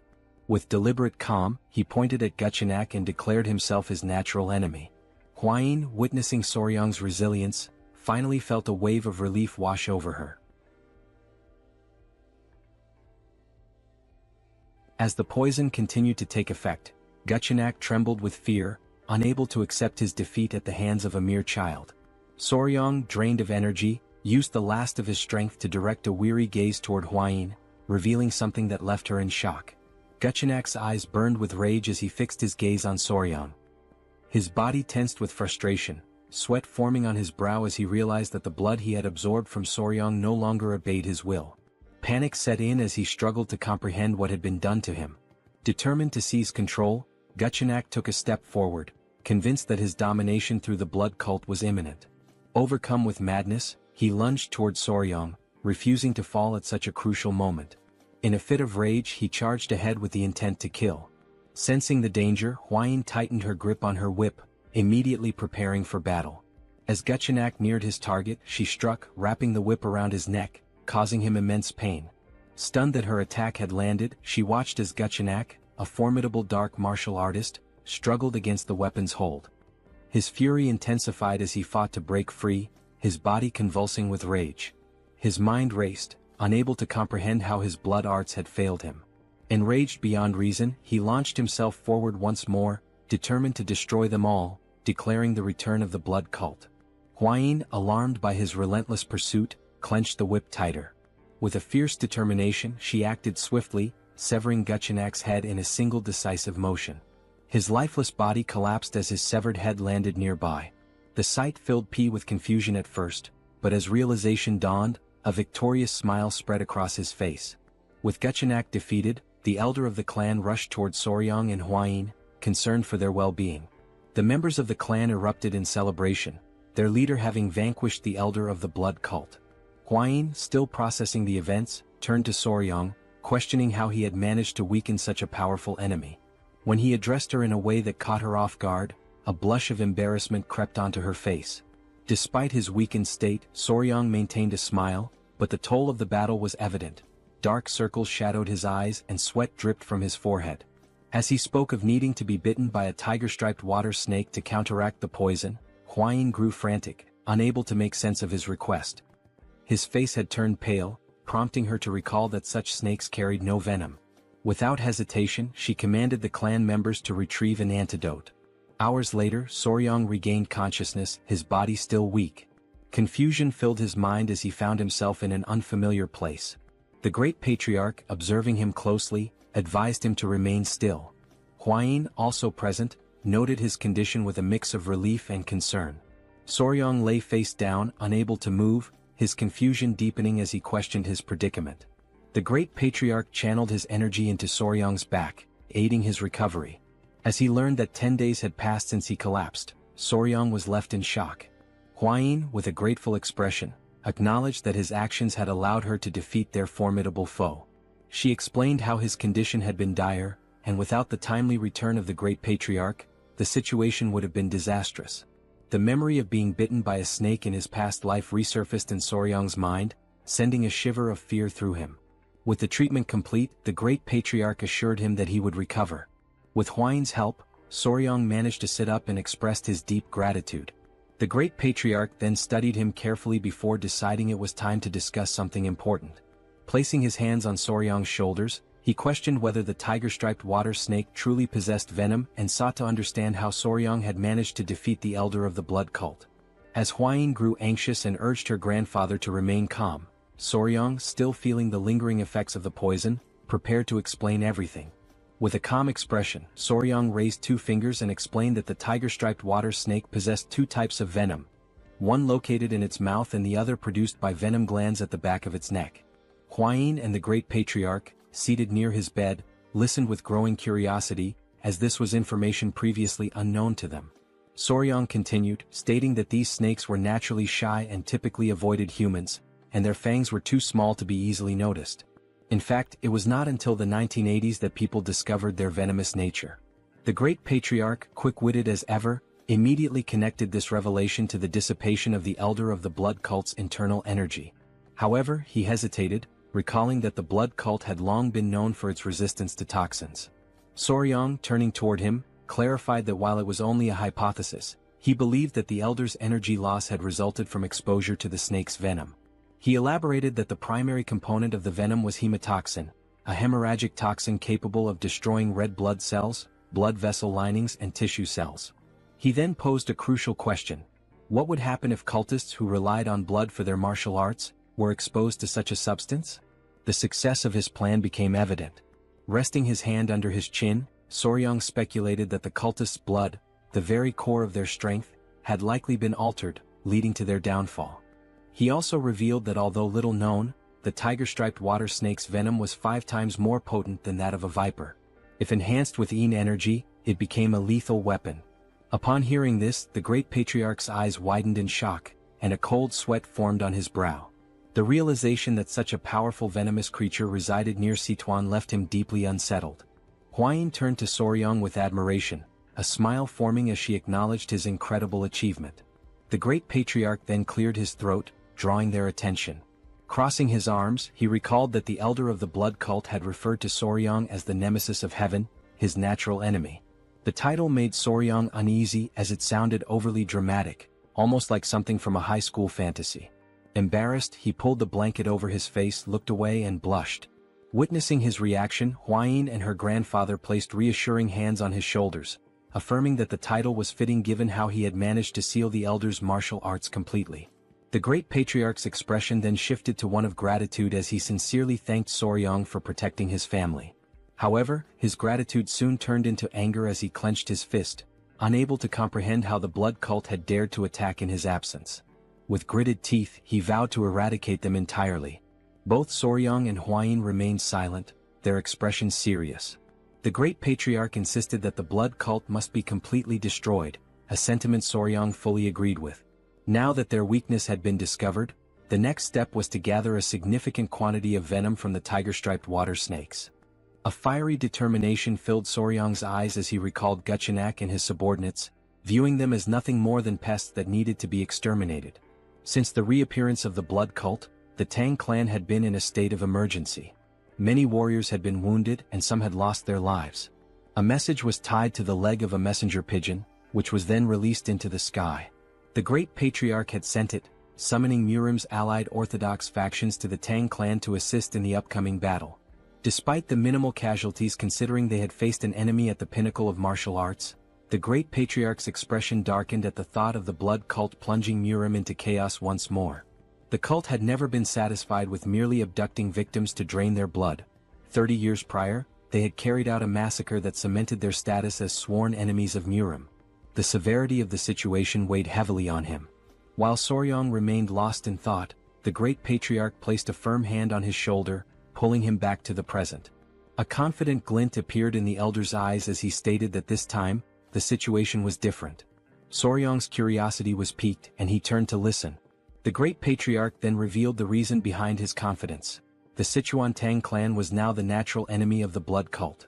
Hearing this, Soryang's expression twisted in frustration, sweat forming on his brow as he struggled to determine whether his grandfather had said this intentionally. The great patriarch turned to Soryang with a knowing smile, confirming his suspicions. Placing his hands behind his back, he spoke of a request, asking if Soryang would be capable of fulfilling it. With curiosity, Soryang immediately agreed, especially if it concerned the clan, vowing to do his best.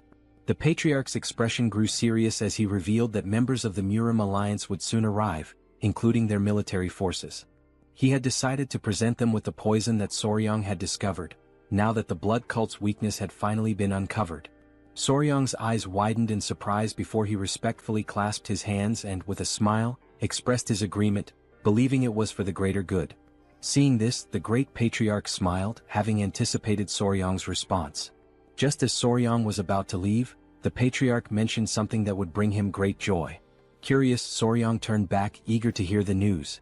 With a warm smile, the patriarch announced that the modifications to the Hall of 10,000 Poisons had been completed and that, from that moment forward, Soryang would be officially responsible for managing it. A surge of joy overtook him, and he clenched his fists in excitement, already envisioning himself surrounded by poisonous creatures. His eyes sparkled with enthusiasm. The patriarch also added that, as per Soryang's suggestion, a sunlit pavilion had been prepared, a crucial step for properly raising tiger-striped water snakes. Interlacing his fingers, Soryang grew even more excited, determined to think of this as a duty for Murim's benefit and to give his best effort. As the messenger pigeon soared into the distance, hours passed before Soryang finally arrived at the Hall of 10,000 Poisons. Upon seeing it, his jaw dropped in amazement. It was magnificent, guarded by 2 sentries at the entrance. Walking toward the door alongside Huayin, he noticed a particular room labeled the Toxic Creature Garden. Huayin's attention immediately fixated on it, and confusion flickered across her expression. Crossing his arms, Soryang smiled as he explained that it was a space dedicated to gathering all the poisonous creatures of the Central Plains. Her expression tensed with apprehension as she questioned whether he truly intended to assemble them all. With unwavering confidence, he affirmed it, reminding her of his promise to one day collect the 10 great venomous creatures of the region. Upon hearing this, a deep blush spread across her face. She covered her mouth, averted her gaze, and without hesitation, rushed off with the excuse of investigating a nearby gathering. As Soryang stood there, momentarily puzzled, a familiar voice greeted him with enthusiasm. It was Gu Pei, who stood confidently with his hands on his waist. With a beaming smile, he revealed his new position as commander of the Poison Division. While Soryang's expression turned to one of confusion, Huayin remained motionless, observing the scene. Gu Pei, still smiling, explained that the division had been newly established under the Patriarch's orders. Behind him, several clan members stood in formation. Turning toward them, Gu Pei formally introduced them, stating that from that moment on, they would serve Soryang, acting as his hands and feet. Whether it involved locating poisonous creatures or raising them, he could rely on them completely. The realization of what was happening struck Soryang all at once.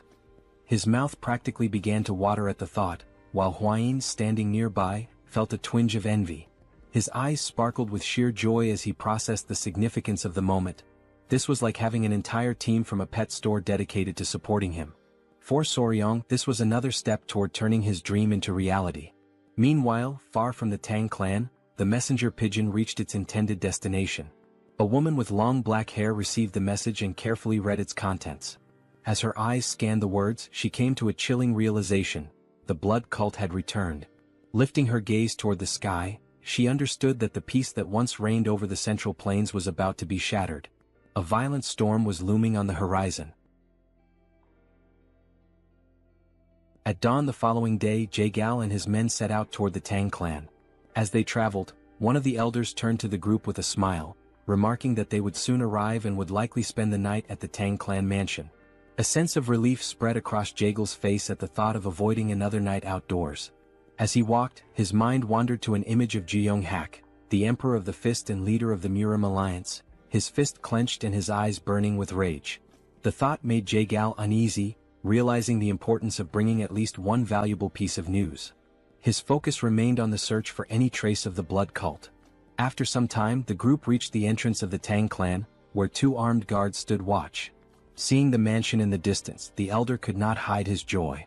One of the guards quickly took notice of the approaching visitors, his eyes widening in recognition. He assumed that they must be the honored guests from the Murim alliance. With a composed expression, Jaegal stepped forward, closed his fan, and formally introduced himself as the military advisor of the alliance. In response, one of the guards opened the gates, while the other greeted them respectfully and expressed gratitude for their visit, requesting that they wait a moment. However, there was a hint of nervousness in the guard's eyes. Glancing to the side, the guard hesitated before explaining that there were certain matters the visitors needed to be aware of before entering the mansion. Jaegal's eyes narrowed with curiosity, while the elder, more direct in his concerns, asked whether they were required to surrender their weapons before proceeding. The guard, appearing slightly embarrassed, brought a hand to his chin before revealing that, no matter how small or insignificant a creature might seem, it was strictly forbidden to take a life within the Tang clan. At this, Jaegal's expression shifted to one of surprise, and his mind conjured the image of a golden Buddha statue. The possibility of the entire Tang clan converting to Buddhism crossed his mind. Sensing the misunderstanding, the guard quickly reassured them that they would understand once inside but emphasized the importance of abiding by this rule. Upon hearing this, Jaegal and the elder became solemn. Before they could discuss the matter further, a familiar presence approached. The newcomer was visibly pleased by the arrival of the military advisor. Jaegal's eyes widened slightly in recognition before a smile formed on his face. The ones greeting him were Huayin and Soryang. They both bowed their heads respectfully, and Jaegal returned the gesture, acknowledging that it had been some time since he last saw Huayin. She placed her hands over her abdomen and, with a measured tone, noted that exactly 1 year had passed since their last meeting. With a light-hearted smile, Jaegal inquired about the whereabouts of the myriad poison's divine sovereign. In response, Huayin closed her eyes briefly before explaining that her grandfather had left to search for traces of the blood cult, offering her apologies for any inconvenience. Jaegal regarded her with a calm expression, dismissing any notion that it was an inconvenience. Instead, his attention soon shifted toward Soryang, his curiosity piqued. Studying the young warrior, he asked about his identity. With a polite smile, Soryang introduced himself, expressing his honor in meeting the military advisor. At this, Jaegal and the elder exchanged glances, a hint of confusion in their eyes as they observed that the young man was not from the Tang clan. Before either could voice their thoughts, Huayin placed a hand over her chest, averted her gaze and hesitated before revealing that Soryong was her fiancé. A stunned silence followed. Jae-gal and the elder stood frozen in shock, while the men accompanying them reacted with disbelief. Whispers of jealousy spread among the group as realization dawned upon them. One of Murim's 3 flowers had a lover. Their hearts filled with despair as they clenched their fists, their eyes shimmering with unshed tears. To them the world had never seemed more unfair. None could understand how or where Soryong had come from, and envy seeped into Jae-gal's expression as well.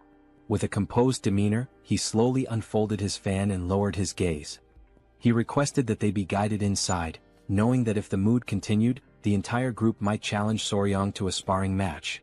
Just as tension simmered, an unfamiliar sound echoed through the air. Jae-gal and the elder instinctively tensed, their expressions shifting from confusion to intrigue, as they searched for the source of the strange noise. The men were left in shock, their jaws dropping as they lifted their gaze to the sky.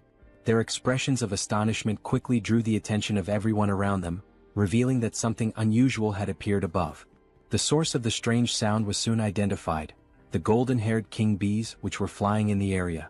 The sight of such highly venomous creatures within the Tang clan left the group in disbelief.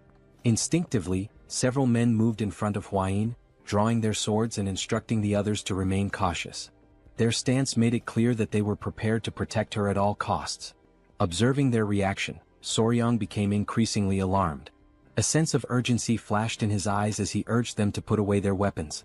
Fear crept into his expression as he stepped forward, placing a hand on one of the men's shoulders in an attempt to explain the new regulations of the Tang clan. However, the warrior, overwhelmed by anger, shoved Soryong's hand aside and, with a furious glare, demanded that he step away.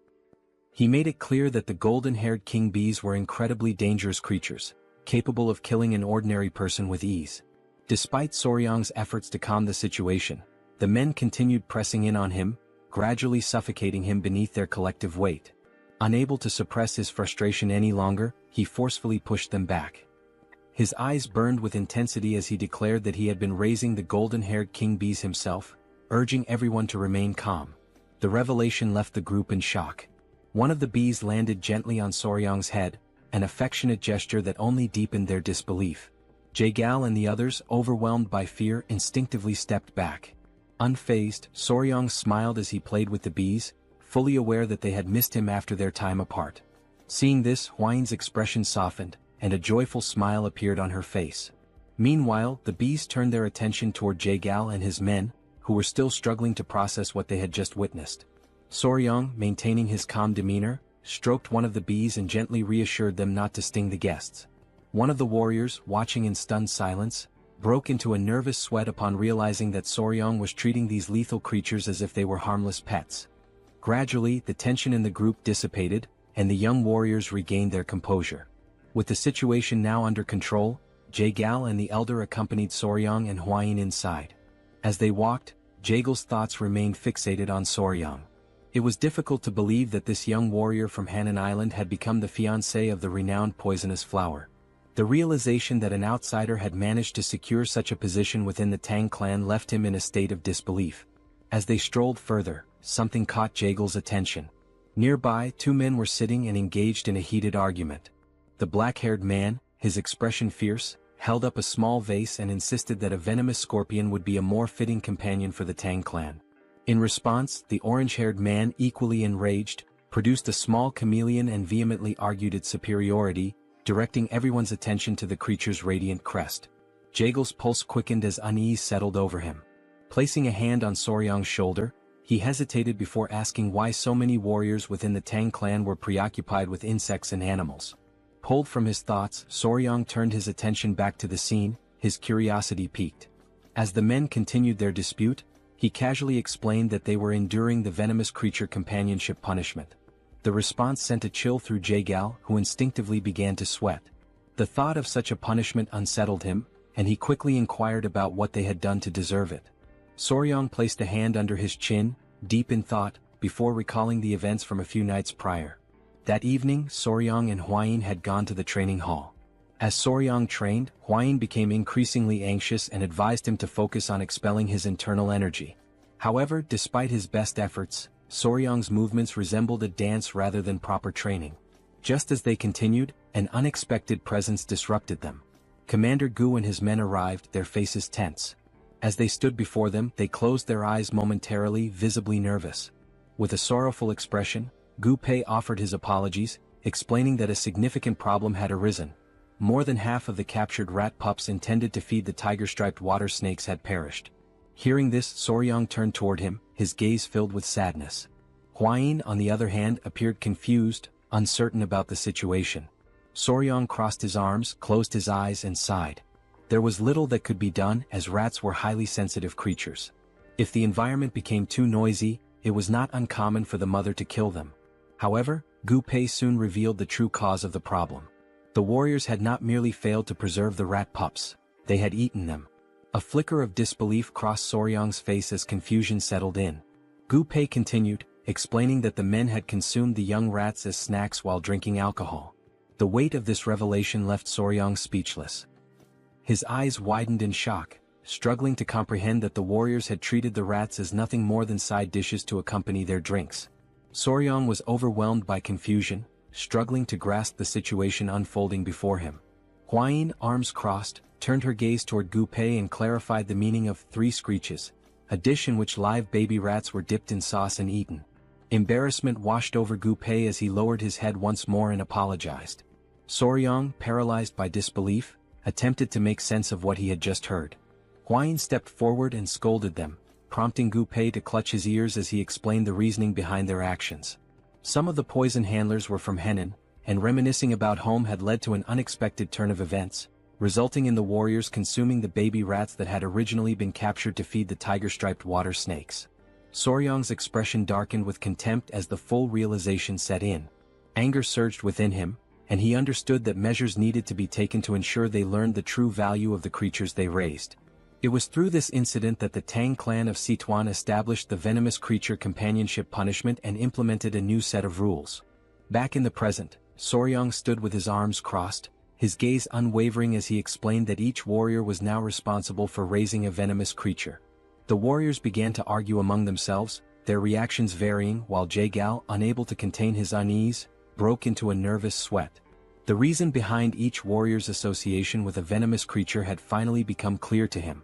His curiosity intensified, and he focused his attention on Soryang, finding him increasingly fascinating. As Soryang observed the warriors with thinly veiled disdain, Jaegal came to a sudden realization. This young man was far from ordinary. When night fell, the great patriarch arrived, and the 3 of them sat together at a table for discussion. With a serious demeanor, the great patriarch recounted the series of events that had transpired. Jaegal, closing his eyes momentarily, smiled and remarked that Soryang must be the enigmatic young warrior whom the patriarch of the Tang clan had encountered on Henan Island. The great patriarch studied him for a moment before smiling and inquiring about his thoughts on the Tang clan's most treasured possession. Jaegal expressed his admiration for Soryang, remarking that the term enigmatic hardly did him justice. He acknowledged the astonishing nature of the golden-haired king bees, further reinforcing his intrigue. Soryang, however, could not suppress a sense of nervousness at being the subject of such praise. Jaegal's expression shifted to one of grave seriousness. His mind lingered on a troubling matter, the complete lack of any clues regarding the blood cult. The great patriarch, his composure steady, turned toward Soryang with a knowing smile. He declared that they could not afford to remain passive while the influence of the blood cult continued to spread unchecked. Soryang's curiosity was piqued, and he directed his full attention to the patriarch. Without hesitation, the elder instructed him to retrieve something. Jaegal, taken aback, felt his confusion deepen as his curiosity reached its peak. The great patriarch raised a finger and, summoning his power, formed a protective barrier around them. His eyes closed briefly as he explained that no sound could be allowed to escape, and for that reason he had invoked a Kai barrier. As Soryang reached into his clothing, Jaegal turned his attention to the shimmering barrier, his jaw tightening in astonishment. With unwavering confidence, Soryang produced a small jar and placed it on the table. Jaegal immediately seized it, scrutinizing the object while his mind raced with questions. The mere presence of the Kai barrier suggested the jar contained something of great importance. Unable to hold back his curiosity, he questioned what kind of item required such extreme secrecy. The great patriarch, maintaining his steady gaze, revealed that the jar contained a poison capable of dissipating internal energy. Jaegal, unimpressed at first, argued that such poisons were fairly common and did not seem to warrant the use of a Kai barrier. However, as Soryong and the patriarch exchanged knowing glances and nodded with subtle smiles, the revelation came. This particular poison had a unique property: it exclusively affected members of the blood cult. Jaegel's expression shifted instantly. His focus locked onto the jar and his eyes widened in shock. Panic surged through him as he slammed his hand against the table, demanding confirmation. The great patriarch, eyes closed in calm certainty, affirmed the truth of the claim. A deep, burning hatred flickered in Jaegel's gaze as his thoughts turned to the blood cult. The significance of this discovery could not be overstated. He recalled the brutal rebellion of 30 years prior, when their fiercest battles had been met with devastating setbacks. The realization dawned upon him. The blood cult had survived the onslaught not because of their superior strength alone, but because the internal energy-dissipating poison had been entirely ineffective against them. The great patriarch, reflecting on the past, confirmed Jaegel's suspicions. When martial artists like themselves were poisoned, their internal energy dispersed, rendering them powerless. However, the members of the blood cult had remained completely unaffected. Jaegal, maintaining a serious gaze, inquired about the potency of this particular version of the poison. The great patriarch's expression radiated confidence as he explained that, according to Huayin, the poison was capable of reducing the physical abilities of its target to that of an ordinary person.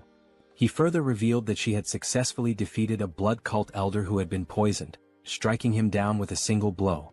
Upon hearing this, a smile spread across Jaegel's face, his eyes gleaming with satisfaction. The revelation confirmed that the poison's effect was reminiscent of the internal energy-dissipating poison used in the past. Acknowledging the significance of such a discovery, he offered a gesture of respect to the great patriarch and expressed his gratitude. With a weapon like this, even the leader of the alliance could find some relief. The great patriarch, however, redirected the recognition toward Soryong, explaining that the true credit belonged to him. It was Soryong who had made this discovery, having willingly poisoned himself to bait the blood cult elder into absorbing his blood. The consequences had been severe. He had lingered at the brink of life and death for nearly 10 days. Jaegel's admiration deepened as he processed the extent of Soryong's sacrifice, recognizing both his wisdom and bravery. Soryong, caught off guard, instinctively touched his neck, his face flushing with embarrassment.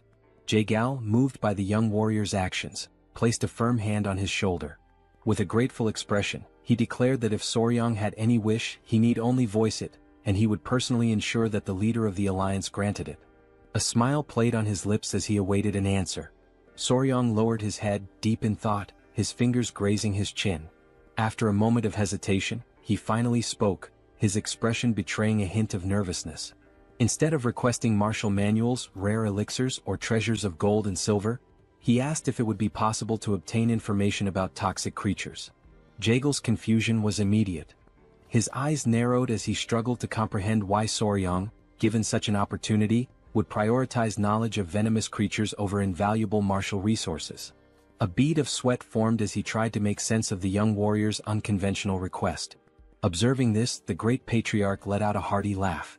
Jaegal, closing his eyes, came to a realization. Soryong was truly unlike anyone he had ever encountered. Even within the long history of Murim, such eccentricity was unprecedented. When he reopened his eyes, a knowing smile formed on his face. Though he admitted that he might not have precisely the information Soryong sought, he presented an alternative. He inquired whether Soryong would be interested in a mystical stone lizard.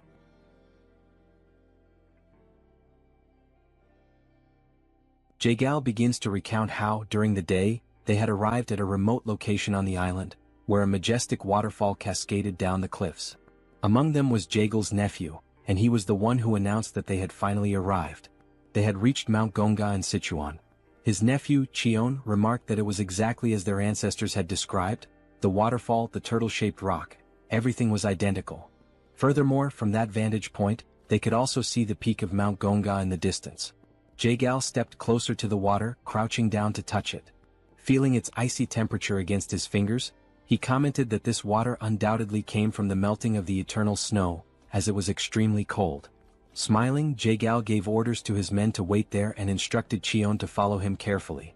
The men obeyed, and Cheon's face lit up with excitement. Jaegal then leaped forward, crossing the river toward the waterfall. Determined not to be left behind, Cheon mirrored Jaegal's movements, closely following him. After some time they finally reached their destination. Jaegal placed his hand on a rock, waiting for Cheon to catch up. The two of them then gazed beyond a cave hidden behind the waterfall. Observing the surroundings, Jaegal remarked that, aside from the turtle-shaped rock, if they climbed along the waterfall on the cliffside, there should be an entrance to a cave near the fist-shaped stone. Still brimming with excitement, Cheon enthusiastically said that everything matched the records perfectly. Fixing his gaze on the cave entrance, Jaegal declared that he would go in first and instructed Cheon to follow closely behind him. Cheon nodded in understanding. As they stepped inside, they found the cave walls covered with various herbs. Jaegal and Cheon proceeded cautiously, mindful of any potential surprises lurking in the darkness. Upon reaching the heart of the cave, Jaegal suddenly halted, his eyes widening. He murmured that this was truly incredible. A hole in the ceiling allowed sunlight to pour in, illuminating the entire chamber. Standing still with his hands behind his back, Jaegal observed the breathtaking sight before him. Cheon, equally mesmerized, expressed his amazement, stating that such a mystical view was the last thing one would expect inside a cave. Still smiling, Jaegal commented that this was the perfect environment for spiritual herbs to thrive. Then his eyes fell upon exactly what he had been searching for, a rare spiritual herb that had absorbed the extreme yin energy over time, the 100-year snow ginseng. Cheon took a step closer and remarked that now all they had to do was exchange this snow ginseng for the dark wool flower from the Namgung clan. Jaegal nodded in agreement, adding that with this, the severed meridians of the Namgung clan's daughter should improve. Furthermore, they would obtain a 200-year-old dark wool flower in return. Stepping even closer, Jaegal reached out toward the snow ginseng, his hand emanating a faint blue aura as he prepared to collect it. However, in that very moment he sensed a strange presence. Almost instantly, something shot out from between the rocks, leaping toward him. Reacting with lightning-fast reflexes, Jaegal swiftly pulled out his fan and used it to defend himself, narrowly avoiding being struck. Having witnessed everything unfold in the blink of an eye, Cheon called out to his uncle, asking if he was all right. His voice carried concern, as it was now clear that there was more than just one creature attacking them. Amidst the flurry of movements inside the cave, Jaegal reassured Cheon that he was fine but warned him to stay on guard, as these creatures were moving with astonishing speed. Seizing an opening behind Jaegal, two of the creatures launched another attack. Sensing the danger, Jaegal quickly turned around and blocked the strikes with his fan once more. But this time he noticed something unusual. These attacks carried a freezing effect as the tip of his fan was now coated in ice. Cheon approached and asked what was happening, but Jaegal remained silent for a brief moment. Then he spoke, stating that this was a lizard. Cheon, puzzled, hesitated before asking if he had heard correctly. Jaegal confirmed, explaining that yes, it was indeed a lizard, an incredibly fast, blue-scaled lizard with piercing yellow eyes and dark skin. Returning to the present moment after hearing this story, Soryong questioned whether it was truly real, as naturally occurring blue lizards were extraordinarily rare. The Great Patriarch inquired whether these lizards were venomous and if Jaegal was certain that the situation was safe. Practically drooling with excitement, Soryong assured them that everything was fine and that they could leave it to him. Soryong mentioned that lizards carried venomous chi in their eyes. However, the Great Patriarch admitted that he had no idea what Soryong was talking about but trusted him nonetheless. Observing the entire exchange and Soryong's sheer enthusiasm, it became clear just how eccentric he was when it came to this particular subject. As night fell, Jaegal stated that if he came across any new information regarding toxic creatures, he would make sure Soryong was the first to know. The following day his father-in-law returned. Calling out for his son-in-law, he sought Soryong. Still seated in the same place, Hwayin welcomed him, while Soryong asked if something had happened. Approaching him, the patriarch suddenly pinched Soryong's cheeks, asking if he was all right. Soryong, somewhat confused, responded that he was fine, while Hwayin observed the entire scene, shocked by her father's reaction. Then Soryong revealed his arms, which were covered in snake bites. He casually explained that although he had woken up after 10 days with scars all over his arms, he was in fact alive. Upon hearing this, the patriarch's expression darkened, his anger igniting against those wretched bastards from the blood cult. It was only then that the patriarch realized he had completely forgotten something. Then he turned to Hwayin and shouted, asking if she was all right. Hwayin, realizing that she had been momentarily overlooked, responded that she was fine and asked him to calm down. She reassured him once more, emphasizing that she was truly fine because Soryong and all the family members had saved her. Seated in the background, the Grand Patriarch remarked that Soryong had done something truly remarkable. He recalled that after taking down the elder, Soryang had boldly declared the words, "Your natural enemy is me." Hearing this, the patriarch's eyes gleamed with interest, while Soryang blushed in embarrassment. Hwayin, however, corrected the statement, saying that the actual phrase had been, "I am your natural enemy." Soryang, fidgeting with his fingers in a timid manner, admitted that it happened that way because his plan had worked so well. Thanks to that, they had been able to uncover the weakness of the blood cult. Interrupting the family moment, Jae-gal called out to Cheolson, the patriarch, stating that he was also present. The patriarch turned to him and asked how he had been.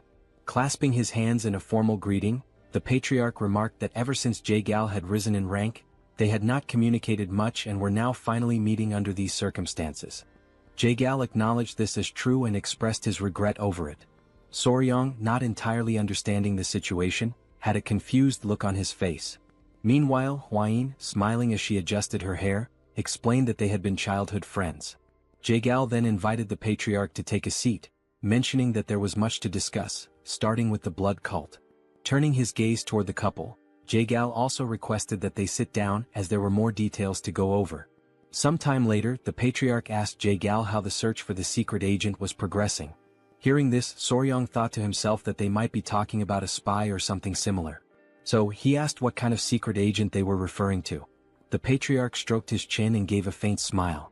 He then asked if Soryang remembered how the bastards from the blood cult had invaded to steal the secret manual of the venomous claw of the bloody hand. Soryang confirmed that he did and added that it seemed like they considered it to be of immense value. The patriarch stated that this was exactly the point. He then asked Soryang how he thought their enemies had discovered that the venomous claw of the bloody hand was in the possession of the Tang clan. This revelation left Soryang in shock.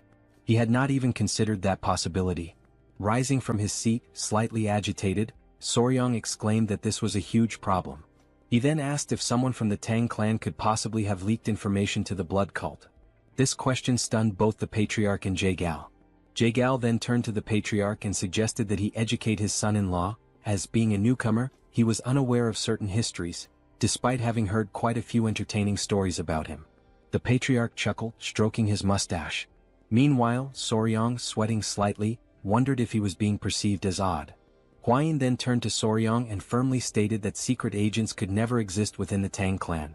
She explained that even when selecting a mere servant, they conducted thorough background checks on all direct relatives and even distant cousins. Cheolson added that only if the individual passed these strict evaluations would they bring all direct family members into the clan. He further explained that all children were raised within the Tang clan. Under such circumstances, no one would dare betray them. Listening to this, Soryang realized that they took extremely rigorous precautions. Still processing it all, Soryang then asked who the secret agent was. Jae-gal revealed that it had been the woman who served tea. She had been discovered, and the necessary measures had already been taken. He also stated that she was a servant of the Murim alliance and mentioned that, within the alliance, only 3 people had knowledge of this matter. At this point, the leader of the alliance must have already captured her. Meanwhile, as the situation within the Tang clan was beginning to settle, an unexpected guest arrived at the Tang clan's mansion. The new visitor, standing at the entrance, requested that the guard inform the patriarch of his arrival. He stated that he had finally made it there and that running the entire way from Hebei without using mobility arts had been quite an amusing experience. Then, pounding his chest, the man introduced himself as Peng Muwen and asked the guard to announce that the leader of the Peng clan had just arrived. After he arrived, a signal in the form of an arrow was sent soaring through the sky.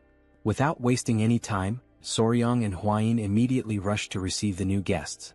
As they ran, Soryang grew concerned and questioned Hwayin about whether it was a good idea for only the 2 of them to go. She reassured him not to worry, reminding him that the others were engaged in an important discussion. With a subtle smile, she pointed out that the young master was also the son-in-law of the Tang family and encouraged him to have a bit more confidence in himself. Upon arriving at the location, Soryang slowly opened the door, convincing himself that it was merely a guest from another clan and that there was no reason to be nervous. However, the moment his gaze landed on the newly arrived individuals, he froze in place, overwhelmed by the intimidating presence of the men standing before him. Peng Muwen studied him with a slightly suspicious expression before shifting his focus elsewhere. Suddenly, both he and his men brightened as soon as they saw Lady Hwayin. Their expressions softened with joy as she formally introduced herself and greeted the head of the Peng clan. Muin commented on how much time had passed since their last meeting and admitted that he had barely recognized her, as she had been much smaller back then. Huayin, smiling, agreed, remarking that it had already been 5 years, a considerable amount of time. As Muin observed Soryong standing beside Huayin, his expression shifted once more, and he questioned the identity of the man accompanying her. Still feeling nervous, Soryong respectfully clasped his hands together and introduced himself as Soryong, the son-in-law of the Sichuan Tang family.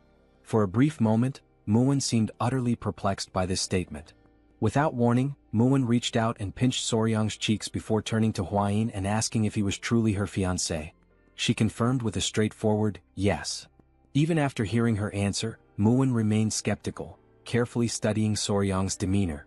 The longer he stared, the more anxious Soryong became, his nervous sweat increasing as he struggled to maintain eye contact. Resting his hand on his chin, Muin suddenly came up with an idea. Before Soryong could react, Muin grabbed his baseball bat, seemingly wanting to verify something. Both Soryong and Huayin turned red at the unexpected action. After a moment of silence, Muin burst into laughter and casually remarked that he had been wondering if Soryong was too young, but judging from down there, he was certainly a man. His words made Soryong's face flush an even deeper shade of red. Turning back to Huayin, Muin praised her for finding a good partner, confidently stating that Soryong would become an incredible man in the coming years. Embarrassed, Huayin shyly covered her face, unable to hide her blushing cheeks. As laughter filled the air and Soryong remained awkwardly speechless, one of Muin's men silently noted that the Hebei Peng clan truly had no regard for etiquette or formalities. Perhaps this was simply the leader's unique way of assessing Soryong. Deciding to roll with the situation, Soryong accepted the compliment and in his mind, acknowledged that a man recognizes another man. Muin, still amused, let out another hearty laugh and commented that Soryong was unlike the useless heirs from other famous clans. With a firm pat on Soryong's back, Muin officially introduced himself as the head of the Peng family, expressing his pleasure in meeting him. Huayin then called out to Peng, prompting him to ask if something was wrong. She inquired whether he had truly come all the way from Hebei to the Tang clan to offer assistance and, more importantly, how he had managed to arrive so quickly. At her question, Muin's demeanor turned serious once again. He asked what kind of help was needed and whether something had happened to the Tang family. However, instead of giving a direct answer, he simply reached out and ruffled Soryong's hair, which in turn irritated Huayin slightly. Now joining the ongoing meeting with Jaegal, Muin was brought up to speed on the recent events concerning the blood cult's appearance. However, Huayin quickly reassured him that the cult members had already been eliminated. Hearing this, Muin sighed, regretting that he hadn't arrived a little sooner. At this point, Wilson, the patriarch, took his turn to speak, questioning why the leader of the Peng clan had traveled all this way. Muin, slightly embarrassed, admitted that in his anger toward the blood cult, he had completely forgotten to mention the real reason for his visit. He then revealed that, in truth, he had come to seek the Tang family's assistance. His words piqued everyone's curiosity, and the patriarch promptly asked what kind of help he needed. Scratching his head, Muin internally complained about the unnecessary formalities, finding them a hassle. Without further ado, he suddenly shouted for her to be brought in, saying that she needed to greet her elders. One of the scar-faced men who had arrived alongside Muin immediately stepped forward and opened the door. Both Huayin and Soryong were stunned, sharing the same thought. Muin had spoken about her needing to greet the elders, yet the person who entered was a massive brute of a man. The towering figure stood before the table and in a gruff voice, stated that she needed to come down now to properly greet the leaders of the Sichuan Tang Clan.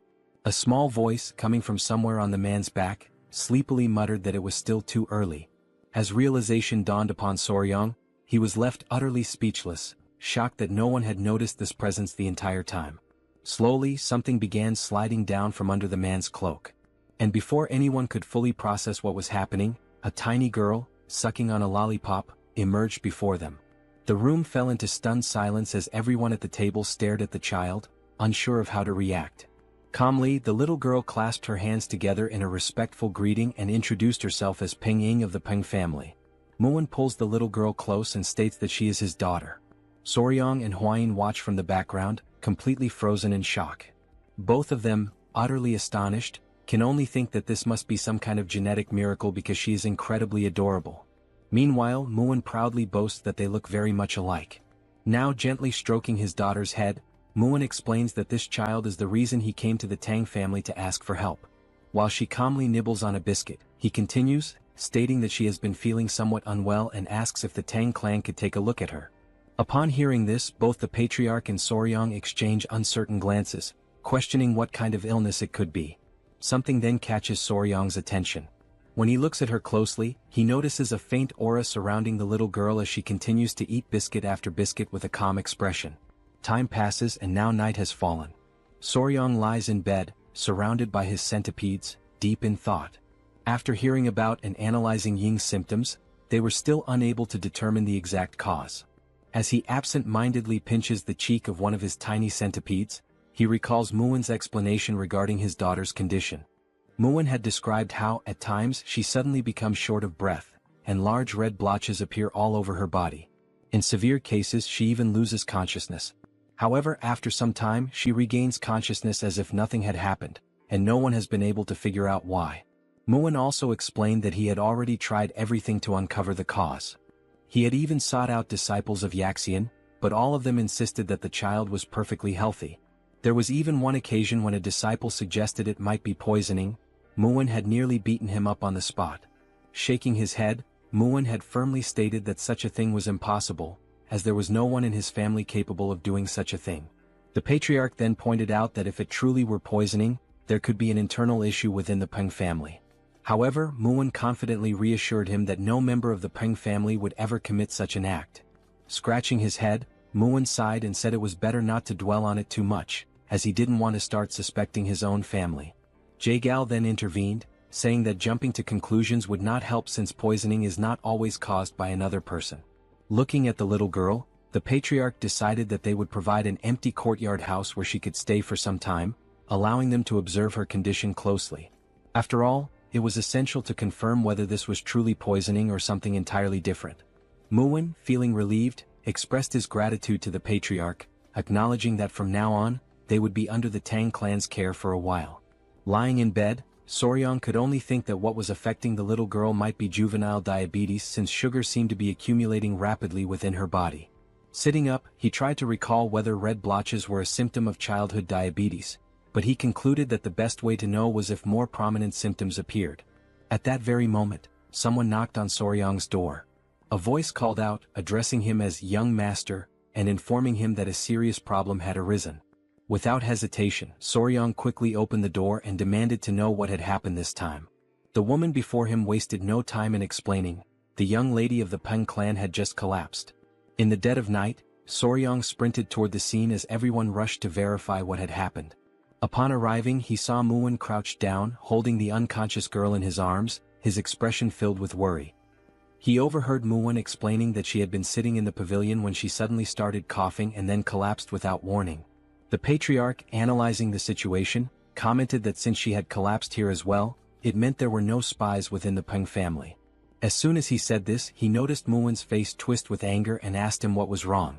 Without a moment's hesitation, Muin delivered a brutal punch to his own face with all his strength. The impact was so powerful that one of his teeth went flying far into the distance. Now grinning, toothless, Muin apologized, admitting that despite what he had previously said, he had not been able to forgive himself for even briefly suspecting his own family. His men, overwhelmed with admiration, began to weep proudly. Muin, still holding his daughter, continued, saying that if Ying had collapsed here as well, then the cause must be something else entirely. The other men of the Peng family, moved by their leader's actions, followed suit, delivering fierce punches to their own faces and shouting apologies. They lamented their failure, insisting that despite being by her side, they had not been able to prevent the young lady from collapsing, branding it as their own disgrace. The patriarch, watching this bizarre display, simply sighed and urged them all to calm down. As yet another tooth soared through the air, Huayin placed a hand on Soryong's shoulder and quietly asked him what they should do now. Soryong responded with determination, stating that there was only one way. In the background, Soryong suddenly raised his voice, calling for everyone's attention and urging them to remain calm above all else. He then confidently announced that there was a method to uncover the cause of her symptoms and at the same time, prove everyone's innocence.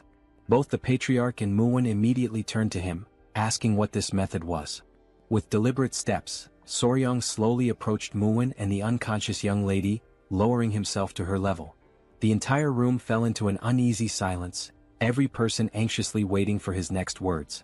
With a serious expression, Soryang finally declared that the first step was to remove all of the young lady's clothing. The room was instantly filled with shock. Hwayin and the patriarch were left completely speechless, their faces frozen in sheer disbelief at the audacity of his statement. Meanwhile, Muin's expression twisted into pure rage as he struggled to comprehend Soryang's intentions in attempting to undress his daughter. Holding his daughter in his arms, Pring asked Soryang to repeat what he had just said, while the patriarch observed the situation in silence, showing no reaction. At that moment, countless doubts raced through the young warrior's mind.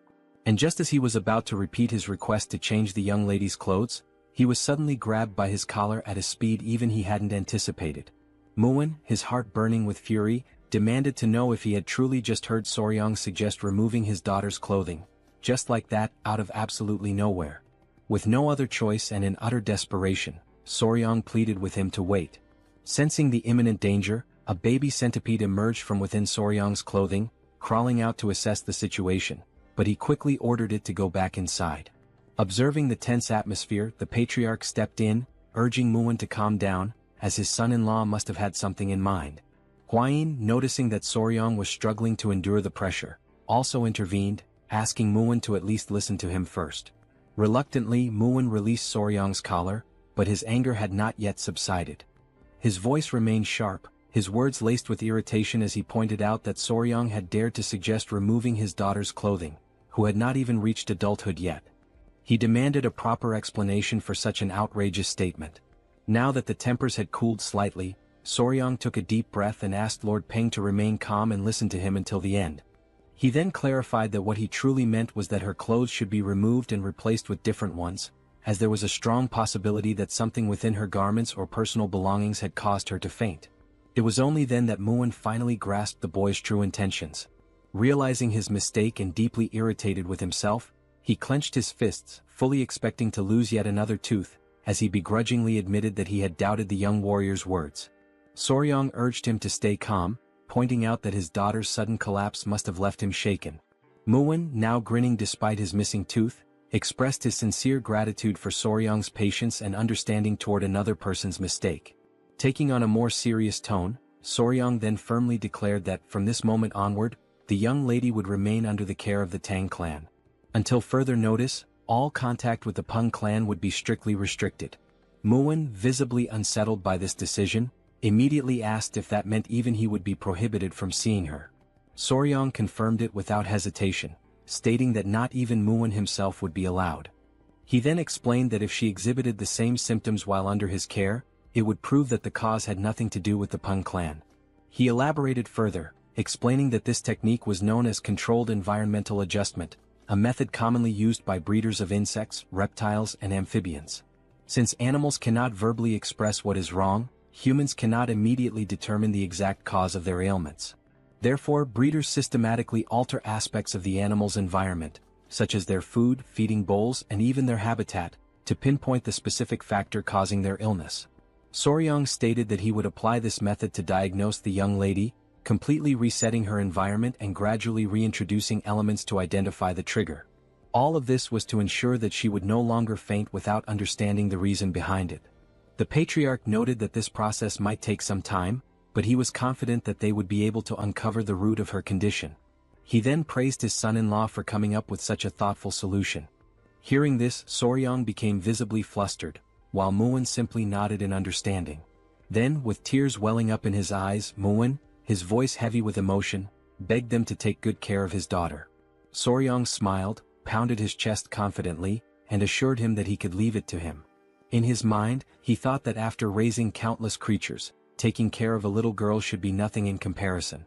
However, Soryang had not anticipated what happened next. Unlike the creatures he had raised, the child, being entirely different from them, began to cry. Minutes passed, yet the little girl still hadn't stopped crying, and he had absolutely no idea what to do. From the moment she had regained consciousness, she had burst into tears and had not stopped since. Meanwhile, Hwayin and her mother were busy gathering essential supplies to care for the child, leaving Soryang completely alone with her, just the two of them. At a loss, he hesitantly asked her if she was hungry or sleepy, unsure of what else to do. Seeing that her sobbing did not subside, he tried another approach and asked if she was crying because Lord Peng was not there. Hoping to soothe her, he assured her that Muon had gone to fetch medicine for her and would return soon. However, to his surprise, the little girl pouted and firmly stated that this wasn't the reason for her tears. She was crying because she wanted sweets. Soryong could only sigh internally, realizing that she preferred sweets over her own father. Now reflecting on this, he suddenly remembered that while they were changing her clothes, she had several sweets hidden away. Trying to calm her down, he gently asked her to relax, explaining that since she had just woken up, she couldn't eat sweets right away. Instead, he suggested that she eat some rice porridge first and later he would personally make some treats for her. He then moved closer, lowering his voice slightly as he told her that if she ate her porridge properly and behaved well, he would prepare candied fruit skewers for her. At that moment, her eyes lit up with excitement, the prospect of sweets instantly lifting her spirits. However, for this to happen she would have to promise to behave. Without hesitation, she quickly agreed, nodding eagerly as she vowed to eat well and be on her best behavior. And the little girl confidently states that everyone in the Peng clan always keeps their promises. She then adds, with complete seriousness, that if she ever breaks hers, he has permission to punch her in the face. Hearing this, Soryong is utterly taken aback, his mind reeling as he wonders what on earth the Peng clan teaches its children. Later that day, Muon finds himself hidden behind a cluster of bushes, burdened with worry. He has no choice but to watch his daughter from afar, restricted by the new rule that forbids him from approaching her. However, his covert surveillance does not go unnoticed. Soryong, catching him in the act, immediately questions what he is doing hiding there. Before responding, Muon swiftly grabs Soryong by the collar and yanks him into the bushes as well, determined to maintain his cover. Lowering his voice, Muon anxiously asks how his daughter is doing. Soryong reassures him, stating that she is fine, she has been eating well and behaving properly. Muon, still skeptical, presses him further, demanding to know if she is truly eating on her own. He is bewildered as he asks how in the world Soryong managed to make that happen. Soryong simply shrugs, explaining that she is eating by herself naturally. He then turns the question back to Muon, wondering why he finds that so surprising. But before their conversation can continue, someone suddenly arrives, interrupting their hidden exchange. It is Hwayin, who greets the lord of the Peng clan with a polite nod. In response, Muon acknowledges her presence and thanks her for taking care of his precious daughter. Hwayin then mentions as if casually, that Miss Ing had been asking about where her elder brother Soryong had gone. At those words, Muon's temper flares once more. He clenches his fists in frustration, feeling slighted that he has barely been able to hold a proper conversation with his own daughter, and yet in such a short time she and Soryong have already grown so close. Recognizing the dangerous shift in atmosphere, Soryong quickly realizes that now would be an excellent time to make his escape. As he turns to leave, Muon, still fuming, demands to know when exactly his daughter started calling Soryong by that title. Ignoring him, Hwayin instead asks if Soryong is heading to the training grounds again today. Soryong nods, explaining that when Ing spends time playing with the bees, she behaves much better. As he hurries toward the training grounds, he muses to himself that, oddly enough, the bees seem to have taken a liking to the little girl as well. Upon his arrival, he sees Ing happily holding one of the golden royal bees in her small hands. The moment she spots him, her face lights up with a genuine radiant smile, and she excitedly urges him to come over quickly. After watching her interact with the bees for a while, Soryong gradually realizes something. Thanks to these bees, he was able to form a bond with Ing in record time. The adorable golden royal bees were absolutely enamored with her.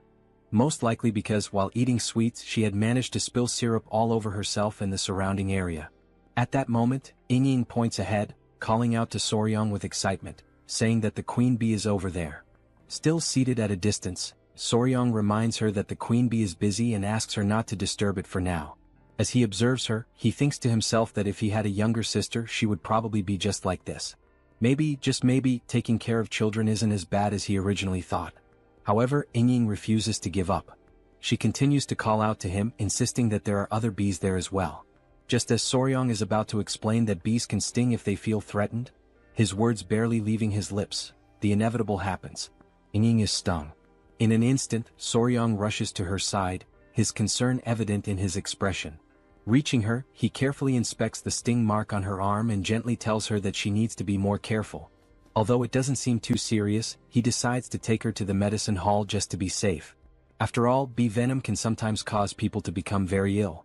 But then Soryong notices something strange. The little girl's breathing is becoming unusually labored, far heavier than it should be. With panic rising in her voice, she weakly calls out to him, pleading for elder brother Soryong to help her. And then, right in front of his eyes, she collapses into his arms. His chest tightens with worry. He recalls Muin mentioning that sometimes Inying would develop red blotches on her body and lose consciousness. And in that instant, everything clicks into place. Soryong finally realizes exactly what this reaction is. The reason Inying has been fainting all this time is anaphylactic shock. Anaphylaxis. Anaphylaxis is a severe allergic reaction caused by an overactive immune response. Normally, when harmful substances or toxins enter the body, the immune system immediately launches an attack to eliminate the threat. This immune response is known as inflammation. During this process, the body releases histamine, which dilates blood vessels, allowing white blood cells and antibodies to enter and neutralize the invader. However, problems arise when the body overreacts to certain harmless substances. When histamine is released in excessive amounts, the immune response malfunctions due to its hyperactivity. Blood vessels dilate too rapidly, leading to a dangerous drop in blood pressure. As the vessels expand, symptoms such as difficulty breathing and severe itching begin to appear. In extreme cases, anaphylaxis can be fatal. Realizing the severity of the situation, Soryong quickly lifts the little girl onto his back and starts running at full speed, aware that time is slipping away. As he sprints forward, he pleads with Miss Inying to hold on just a little longer. Reaching the palace entrance, he stops abruptly, his voice ringing out as he yells for help, urgently announcing that Miss Peng has lost consciousness. Hearing this, both the patriarch and Muin rush outside in a panic, their expressions filled with worry as they demand to know what has happened this time. Muin wastes no time. He takes his daughter into his arms, immediately sensing her struggle to breathe. Without hesitation, he pours his internal energy into her body, trying to help stabilize her condition. At that moment, a faint murmur escapes her lips. Soryong feels a wave of relief wash over him and silently thanks the heavens, realizing once again how truly remarkable internal energy is. Meanwhile, his mind quickly shifts to what he knows about anaphylaxis treatment. The primary goal is to stabilize blood pressure and keep the airway open. In modern medicine, various methods are used to achieve this, but in this world, qi-based techniques serve the same purpose. The patriarch, assessing the situation, notes that her symptoms appear to be the same as before and asks if Soryong saw what triggered it this time. Muin, equally curious, turns to him for an answer. Soryong states that young Inying collapsed after being stung by a bee. Both the patriarch and Muin react with immediate disbelief, asking if that is truly the case. The patriarch acknowledges that some people do faint from bee stings but argues that this does not explain the previous instances where she lost consciousness. Muin nods in agreement, pointing out that she had never been stung before. Already certain of his conclusion, Soryong takes a step forward, drawing their attention as he confidently states that he has already identified the true cause. His words leave his father-in-law visibly stunned, to the point where he asks if Soryong is being serious. Soryong affirms that the bee sting played a crucial role in helping him discover the real underlying issue. Muin, growing more anxious, urges him to explain further.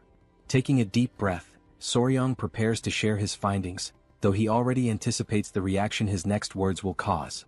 Before continuing, he states that the first thing they need to do is remove the young lady's clothing. A short time later, Hwain appears and confirms that everything is exactly as Soryong had described.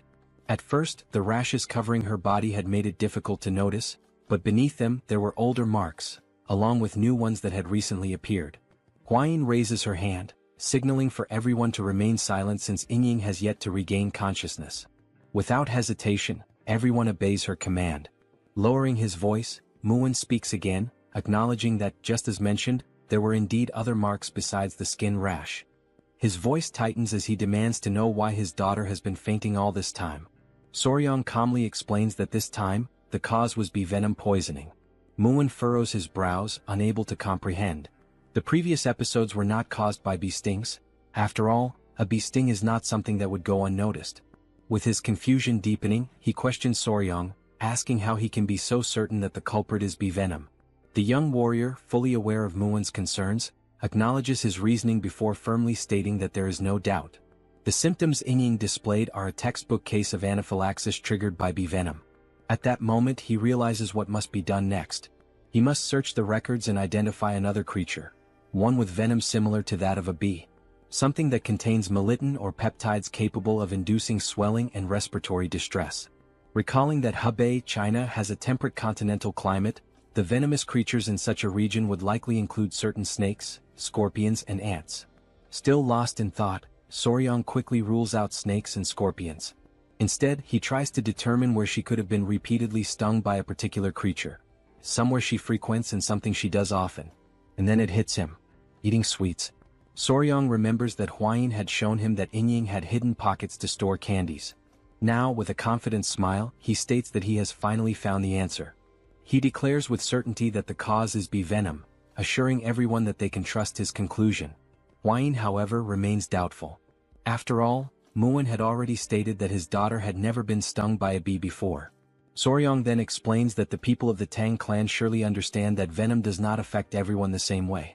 For some, even the prick of a needle could be fatal, while others could withstand 10 times that amount without any issue. The patriarch nods, turning to Muin and acknowledging that, in a way, his son-in-law is correct. The same venom can have different effects on different individuals. Soryong continues, emphasizing that Inying is particularly sensitive to bee venom. One thing is clear, she is vulnerable to it. However, if there were no bees in her home, that leaves only one possibility. Hearing this, Muin grows even more intrigued and asks what that possibility could be.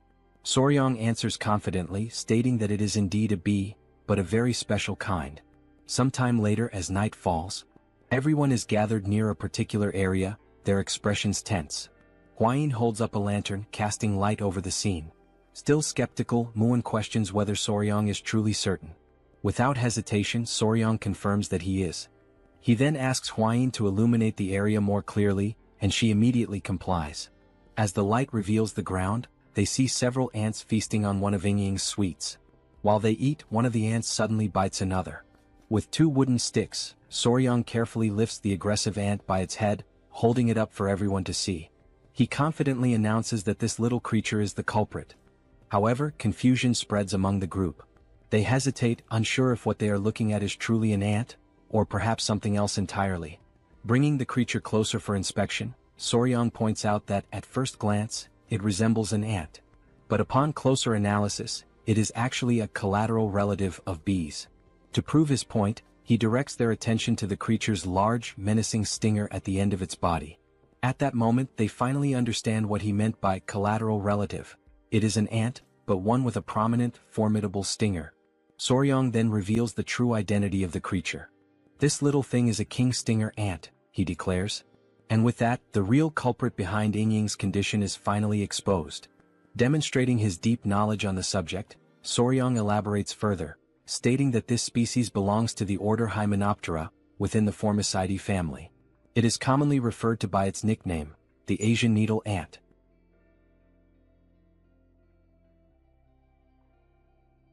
A detailed description of the giant stinger ant appears, outlining its classification within the insect order, its family, and its genus within the category of ants. Then, the central question that has been lingering all this time finally arises: can an ant really have a stinger similar to that of a bee? The answer lies in evolution. These stinger-bearing ants evolved from the same ancestors as wasps. Thus, even after countless generations, they have retained many characteristics of their wasp lineage. For this very reason, scientific studies on the venom of ants and wasps have shown that patients who experience anaphylaxis from stinger-bearing ants also tend to exhibit the same severe reaction to wasp venom. The research supports this connection. In any case, Soryong suspects that he came to hunt down demonic insects that had entangled themselves with the Tang family and in doing so, ended up stinging Inying. After all, the giant stinger ant preys on demonic insects. Furthermore, the marks left by the ant's sting resemble mere blemishes, making it nearly impossible to identify whether the young lady had been stung before. It is now clear that, whenever Inying woke up and noticed the marks, she and her family likely assumed they were nothing more than common skin spots. Upon hearing this explanation, Muin is stunned. He can hardly believe that his precious daughter had been fainting all this time because of such a tiny creature. Now convinced, Muin turns toward the patriarch and asks if he can develop an antidote. The patriarch nods and confirms that he can. He then adds that an antidote for bee venom already exists, but for someone as sensitive as Lady Inying, it may not be entirely effective. Muin, momentarily uneasy, questions what might happen to his daughter. The patriarch reassures him, telling him to stay calm. Now that the cause has been identified, they can exercise greater caution to prevent future episodes before she faints again. Though still apprehensive, Muin takes a deep breath and agrees. Now, turning his attention to Soryong, he acknowledges that he has not yet properly thanked him. He expresses his deep gratitude to the young warrior for everything he has done. Soryong offers a modest smile and returns the gratitude. Then, in an attempt to reassure Muin, he tells him not to worry. Though the process will be slow, there is indeed a way to treat Inying's condition. Muin, once again surprised, asks if there is truly a way to resolve this. Soryong confidently explains that the method is known as desensitization. Hwayin, standing quietly in the background, watches him intently, thinking to herself just how brilliant her companion is. Then, Soryong begins to explain the process in highly technical terms, leaving everyone completely lost in confusion. Realizing their bewilderment, he simplifies his explanation. In more straightforward words, he explains that small doses of bee venom must be administered to Inying over time, gradually reducing her sensitivity to it. The process will require patience, but it is effective. At this, Hwayin suddenly frowns, visibly unsettled by the mere thought of deliberately poisoning the young lady, even if for treatment. Soryong reassures her, stating that while it will take time, once the process is complete, Inying will no longer suffer allergic reactions to bee venom. Hearing this, the patriarch nods in agreement, saying that the approach makes sense. Even within the Tang family, certain training methods involve injecting small doses of poison to build resistance. Now filled with newfound hope, Muin eagerly asks again if this means that, once the treatment is complete, his daughter will no longer suffer from this condition. The patriarch, maintaining his composure, tells him that it will take time, but yes, it is very likely. At this, Muin breaks into the most genuine toothy smile he has shown thus far. Still grinning, he slaps Soryong on the back in a gesture of deep appreciation for saving his daughter's life. With gratitude shining in his eyes, Muin declares that he cannot possibly let such a massive favor go unrewarded. He then asks Soryong if there is anything he desires, saying that he can grant him whatever he wishes. As Muin continues shaking him enthusiastically, Soryong can only wonder why the people of this world always throw around blank checks after receiving help. After composing himself, he clasps his hands together in a polite gesture of refusal. He tells Muin that Lady Inying is like a younger sister to him now, and he cannot ask for any reward. Muin, however, laughs heartily and increases the force of his backslaps, declaring that within the Ping family, there is no need for modesty. Soryong can ask for anything. Realizing that if he doesn't request something soon, he might end up being crushed to death, Soryong thinks quickly and comes up with an idea. Excitedly, with eyes practically sparkling, he asks if the Peng clan, having traveled from afar, would be willing to accompany him on a journey to visit some famous mountains. A few days later, they now stand before the Gunga Mountains of Sichuan, the very place that Jaegal had mentioned before. Gazing at the majestic peaks, Muin, smiling in admiration, comments that it is indeed a famous mountain range. Soryong, standing beside him, agrees. He remarks that he has heard of the beautiful rock formations that can be found here. Hwayin approaches, adding that, according to the second military officer, this seems to be the right place. Soryong also nods in agreement but then poses an important question. How will they reach the cave behind the waterfall? Upon hearing this, Muin recalls something. He mentions that he has heard that Soryong recently learned the technique of light footwork. However, given that it is still new to him, he is likely unfamiliar with the technique known as flying swallow steps. However, Soryong questions what Muin is talking about, leaving Muin momentarily speechless. Instead of explaining, Muin grabs the young warrior by his clothing, declaring that he is far too lazy to put it into words, so he will demonstrate instead. Already anticipating what is about to happen, Hwayin's jaw drops in shock. With little effort, Muin hurls Soryong through the air as if he were making a perfect NBA three-pointer. Thanks to this unexpected maneuver, they reach the entrance of the cave much faster than expected. Muin bursts into laughter and, with a playful hint of irony, remarks that Soryong is quite fast. Hwayin quickly approaches, concern in her voice as she asks if her companion is all right. She then shifts her attention to their surroundings and acknowledges that, in any case, this really does seem to be the entrance to the cave, the hidden passage behind the waterfall. Still grinning, Muin declares that it is time to go inside, as there is sure to be something interesting within. As they cautiously step deeper into the cave, a strange sensation washes over them, prompting them to halt momentarily. Before them, numerous ice crystals glisten, their presence reinforcing the idea that Jaegal could not have been lying about this place. The interior of the cave is nothing like what they had expected. Drawing closer to examine the area, they recall Jagel's description.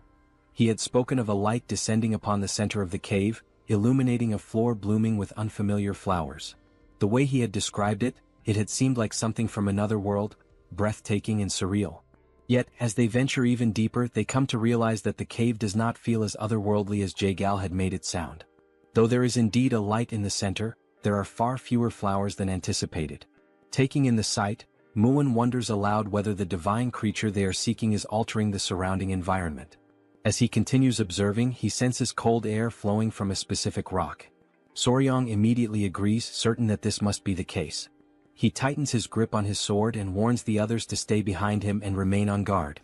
Muin, now holding the hilt of his own sword, realizes that whatever they are about to face is likely a powerful foe. At that very moment, a piercing cry echoes through the cave, sending a jolt of fear through Huayin and Muin. Realizing the source of the sound is up ahead, Muin stiffens and once again commands them to stay close to him. Then from behind the large rock, a pair of glowing eyes emerges, slowly making their way into view. Once more the creature lets out the same eerie cry, leaving Soryong visibly startled. And then, when the mysterious being finally reveals its full form, Soryong's eyes widen in recognition. That's a fat-tailed gecko. The creature stands at around 30 centimeters in length, with large, round, golden-yellow eyes and a slightly plump tail. The young warrior's eyes sparkle, and he practically drools with excitement. This creature is both unbelievably fierce and ridiculously adorable at the same time. Huayin, observing it closely, comments on how beautiful its shimmering blue scales are. Soryong, impressed, praises her for recognizing it instantly. Meanwhile, Muin is left in utter disbelief. How can the two of them be so calm when there is such a powerful enemy right in front of them? Still gripping his sword tightly, Muin urges them to stay on high alert, stating that there is another gecko deeper inside the cave. Given the circumstances, it is likely that this pair is a mated couple. Soryong, now more intrigued than ever, tries to get a better look further inside. Amazed, he remarks that this is incredible. If there are two of them here, they might be able to breed offspring. He then turns to Muin and pleads with him to capture them both alive, without harming them. As they remain fixated on the agitated blue gecko before them, a thought crosses their minds. Where is the other one? Peering deeper into the cave, they finally spot it. At that moment, Lady Huayin voices her concern, asking if something is wrong. Soryong, his expression growing serious, responds that the gecko inside looks weak, possibly sick. This does not bode well. In fact, the more he looks at it, the more he realizes that the creature inside does not even seem to be breathing. But before they can fully assess the situation, the blue gecko outside suddenly lunges at them. Driven purely by instinct, it attacks the group, determined to protect its home and its ailing mate. Upon observing the dangerous instinct displayed by the creature, Soryong quickly turns around and says that he'll leave this matter in the hands of Commander Gu Pei, asking him to notify him immediately if anything happens. As he watches the furious lizard in the background, Gu nods and replies that Soryong can count on him. If that little creature shows any unusual behavior, he will be informed right away.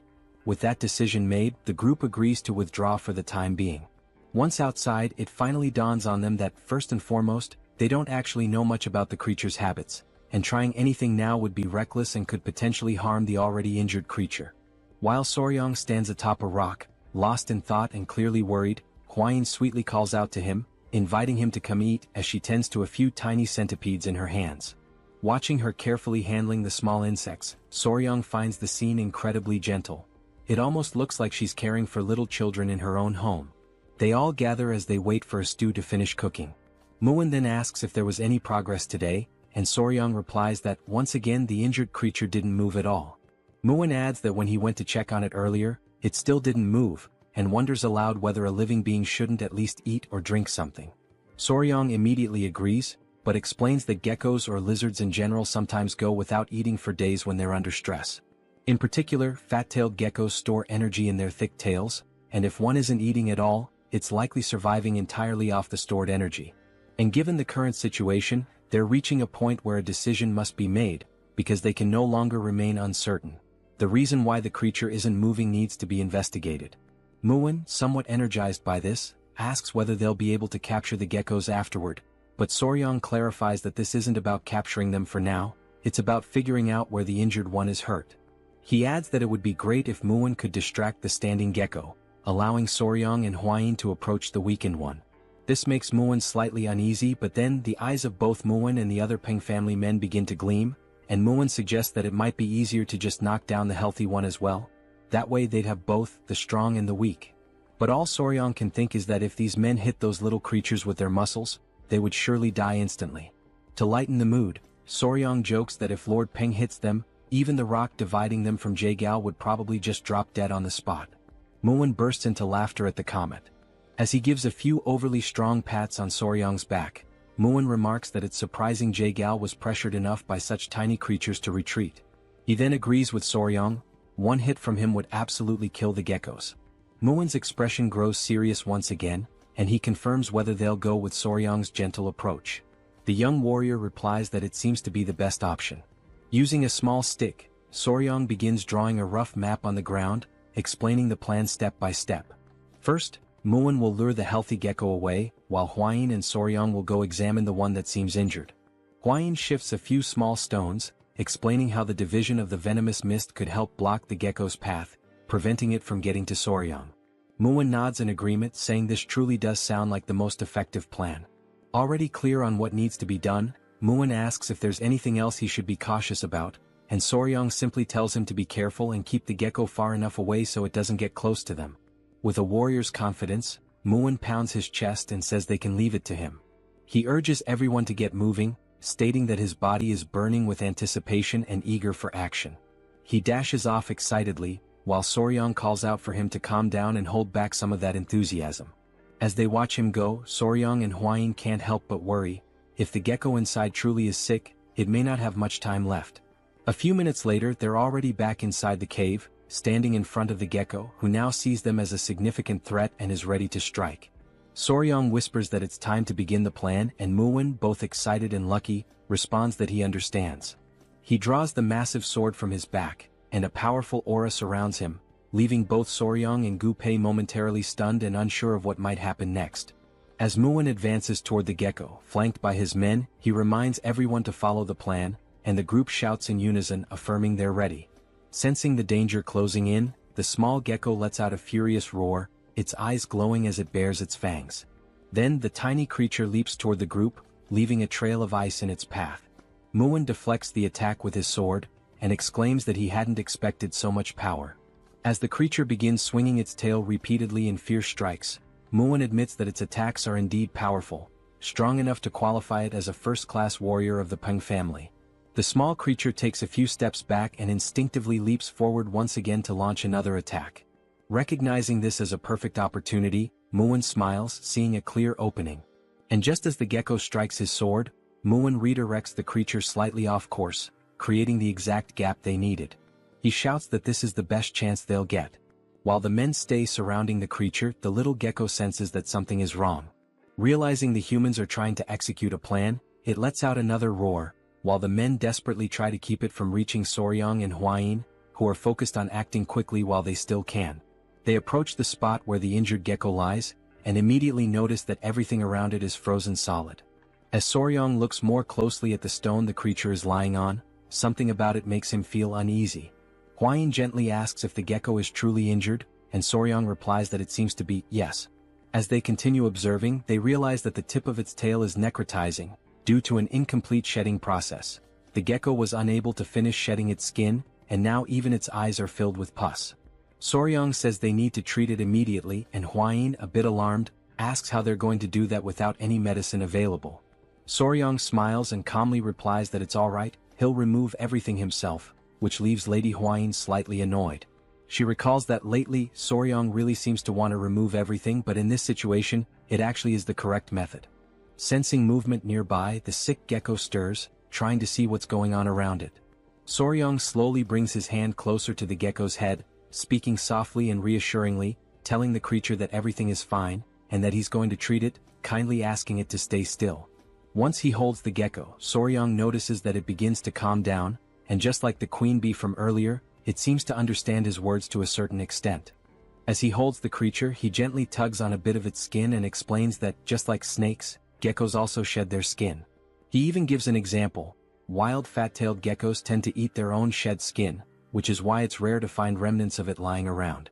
Impressed by his knowledge, Hwain says that it's truly fascinating. Soryong pulls out a small knife, stating that the gecko's skin appears to be incredibly tough, and trying to remove it with bare hands wouldn't be effective. Carefully, he brings the blade near the creature, beginning to remove the dead skin from its body. Watching closely, Hwain puts her hand to her mouth and says it looks just like a precious gemstone. As we observe, Soryong begins peeling away the skin from the creature's back, and the blue color underneath is strikingly beautiful. He proceeds with great care, removing the skin from each of the gecko's legs, one by one. Seeing the exposed skin on the legs, Hwain exclaims that they look like adorable little gloves. She's reminded of the time when she was a YouTuber, and even back then videos of peeling or removal like this were trending and popular. Looking at the creature again, Soryong says that the most important part is still left, the head and the tail. Once more, he gently holds the gecko and says he needs to be especially careful with the eyes. Just as he had predicted, pus had built up inside the creature's eyes, and because it hadn't been properly removed, the inflammation caused the eyes to swell badly. With deliberate, slow movements, he begins removing all of the dead skin, working patiently until he successfully peels the skin off the gecko's entire face. Once everything has been taken off, Soryong gently asks the creature how it feels now, wondering if there's any improvement. At that very moment, Hwain gets visibly excited, because it's the first time she's seen the gecko open its eyes, and it no longer looks sick. Still holding the small creature, Soryong appears serious, and Hwain asks if something is wrong. He answers that yes, there is. He points to the tail, saying that he's trying to figure out what to do about it. It's clearly necrotizing. He adds that perhaps the only way to stop the necrosis is to cut the tail off entirely, but in the gecko's current weakened state, amputating the tail could very well kill it. At that moment, as they silently consider their options, they suddenly hear the voices of the men nearby, shouting for them to be careful. The men yell that they've lost sight of the other gecko, and as the couple turns around, there it is, ready to attack. Seeing that the creature is even more furious than before, Soryong is startled and begs it to calm down. He shouts in desperation, explaining that he's trying to help and treat its injured friend, even going so far as to point the knife toward the oncoming gecko. But in that exact moment, Soryong realizes that pointing the knife may have been a critical mistake. The gecko is bound to interpret it as a threat. And that's exactly what happens. With a chilling roar, the blue fury of the lizard echoes through the cave. The small gecko let out such a powerful roar that bolts of lightning surged all around it, fueled by its overwhelming fury. The pressure in the air was so intense that it even caused Soryong to be pushed slightly backward. Only then did our young warrior realize that he was in serious trouble, because he was still holding the other gecko in his arms. The enraged gecko lunged in the couple's direction, and Hwain quickly stepped forward, trying to shield her companion, urging him to be careful. At the very last second, to prevent them from being struck, she shoved him slightly to the side in an attempt to save him. The furious gecko then slammed into the ground with immense force, shattering a nearby rock on impact. Soryong was thrown to one side, while Hwain was tossed in the opposite direction.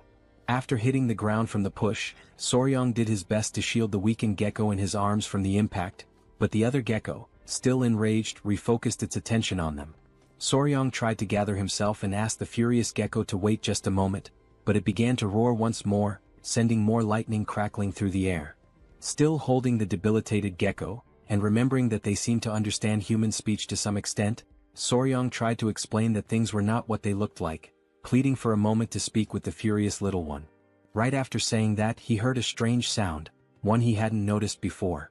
The gecko in his arms began to emit a soft noise, and Soryong was completely stunned by what was happening right before his eyes. The furious gecko paused for a brief moment upon hearing the sound. Then, seemingly calmed, the anger began to fade from its expression, and it responded by making the same sound back to the other gecko. Both of the geckos began to exchange the sounds and even smiled, and in that exact moment Soryong realized that they were actually communicating with one another.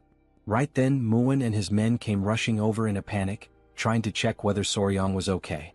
Holding his sword, Muin commented that the slimy little bastard was fast, way faster than he expected, and that he hadn't anticipated it slipping through his legs like that. But when the small gecko saw the men again, it immediately began to growl, and its expression once again twisted into one of irritation.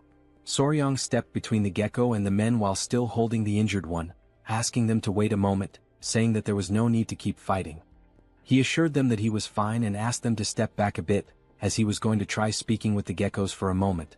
Muin briefly wondered if Soryong had lost his mind trying to talk to that thing, asking if he really believed the creature could understand human words.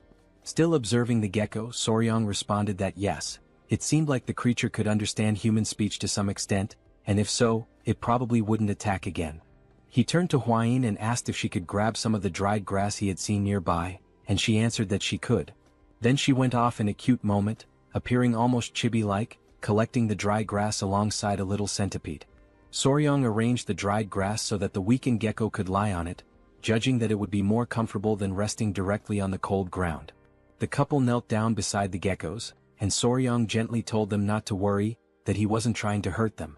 He had only removed the stuck skin that wouldn't shed on its own and cleaned what was covering the sick gecko's eyes. Then Soryong reminded the healthy gecko not to forget to lick the eyes of the sick one, and immediately the small gecko did just that. Afterward, the young warrior stood up, crossed his arms and stated that there was only one problem, drawing everyone's attention back to him. He explained that the sick gecko's eyes would likely heal just fine, but her tail was already necrotized, so licking wouldn't help at all in that situation. The sick gecko seemed to finally realize that her tail was indeed useless. She couldn't feel anything from it anymore. So Soryong continued, saying that, in other words, the only way to improve the situation would be, and while making a cutting gesture with his hands, he implied that they might have to remove the tail entirely. At that moment, one of the geckos imagined his partner's tail being cut off, and the vision of her crying out in pain filled his mind. He began to roar once again, and Soryong, growing nervous, made a scissor shape with his fingers to try to explain. The fury returned to the little gecko, who suddenly leapt toward the young warrior, taking him by surprise with a sudden mood swing. Realizing he wasn't fast or strong enough to stop this charge, the only thing Soryong could do in that moment was scream in desperation. Several minutes later, the couple sat on a rock with Muin beside them, while the men prepared a campfire. Huayin was tending to some kind of wound on her companion's face, and he kept complaining that it hurt every time she touched it with her fingers. Soryong becomes a little irritated with the ungrateful gecko, since he was only trying to help. Huayin tells him to stay still as she's in the middle of applying a healing balm, and if he keeps moving it might leave a scar. Hearing this, Muin crosses his arms and starts laughing, saying that now Soryong is finally beginning to act like a real man. After all, he earned a glorious battle scar. Realizing that this was not the right moment for jokes, Huayin turns to Muin with a terrifying glare. Along with Huayin, the little centipedes also fix their gaze on him, trying to intimidate him, and without saying a single word, Muin understands the message loud and clear. Touching the wound on his face, Soryong can only think about how the misunderstanding had somehow been resolved, and as he looks at Huayin and the baby centipedes, he also considers how the centipedes aren't reacting to any killing intent, and maybe the small gecko never actually had the intention to kill. At that moment, Gu interrupts and calls out to Soryong to talk to him about something. He says it looks like the little creature wants to say something to Soryong, since it keeps trying to get over to him. Soryong gives an awkward smile and asks if the gecko is finally ready. The gecko responds by making the same sound as before and nodding its head. Tilting his own head slightly, Soryong says he'll do his best. But first, there's something he needs to ask, which makes the little gecko curious. So he asks what geckos usually eat, explaining that if they really do need to cut off her tail, she'll need to eat something nutritious to recover properly. Before Soryong can even finish speaking, the small gecko quickly leaps away to show what they usually feed on. Soryong follows him, asking him to wait up since he's way too fast. The gecko stops in front of a small plant and begins making some sounds. Soryong realizes that with these sounds, the little one is definitely trying to communicate something. The gecko then picks the plant up with its mouth and lifts it, clearly wanting Soryong to see it. Soryong takes the plant from the gecko, and Huayin arrives shortly after, asking if she can take a quick look at it. She takes the plant and carefully examines it. Then she says it's weak, but she can still feel a bit of chi coming from it, so this little plant is definitely a seed of a spiritual herb that used to grow there. Soryong takes the plant back and is left stunned when he realizes it's that seed. This spiritual herb, that everyone had talked about so much. Muin comments that he's heard of it before a long time ago. And it's said that spiritual herbs always grow in places where spiritual beasts live. Looking at the sleeping baby centipedes, Huayin says that maybe, just like the baby centipedes, the little geckos also survive by feeding on the chi from the spiritual herbs. Soryong looks a little alarmed and asks if now that the spiritual herb has been dug up, it means this is a big problem. He then tries to dig the ground with his hands, saying they should replant it quickly, but Muin tells him that won't help. Muin approaches, places a hand on Soryang's shoulder, and explains that once a spiritual herb has been touched by human hands, it won't grow again. He adds that the little gecko surely already knew this, and that's probably why he dug it up and showed it to them. So even if they plant it again, it won't grow any further from this point on. Then he remembers Jaegal, who had come there earlier and dug up the plant, which led to the small, defenseless geckos being harmed. Soryang begins to cry and says that he's sorry for that humans are truly sorry little geckos. Muin then turns to Gu Pei and asks what the name of the spiritual herb that used to grow there was. Gu Pei answers that he remembers it was called frost ginseng, while Soryang continues mourning in the background and Hwayin tries to comfort him. Muin then says that what they need to do is find something that emits the same type of chi as frost ginseng. Hearing that instantly lifts Soryang's spirits, and he asks if such a thing really exists. Muin grins with his toothless smile and says yes, of course it does. This thing is called ice jade, and just like frost ginseng, it carries the essence of cold chi. But then Muin says that the problem is how to get ice jade, as it's incredibly rare. Even with money, it's not something easily obtained. Hwayin interrupts their moment of uncertainty and asks if they're talking about ice jade. She says she knows someone who has it. Hearing that, Soryang and Muin both light up with excitement, asking if she's serious and saying that's wonderful news. Barely able to contain his excitement, Soryang steps closer and asks who it is. Hwayin is startled and tells him to calm down. While both of them are watching her, she says she doesn't really know how to say this. Then she takes a deep breath and says, "There's some other weed, or whatever." The two of them are left in shock by all the buildup, and Muin asks if she means it's just a weed. Hwayin seems disappointed, thinking they would have taken it more seriously. Then Soryang shouts, completely confused, "What?"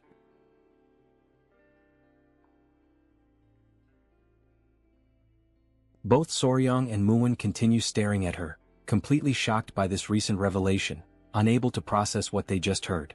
Muin asks if what she just said about the herb is really true.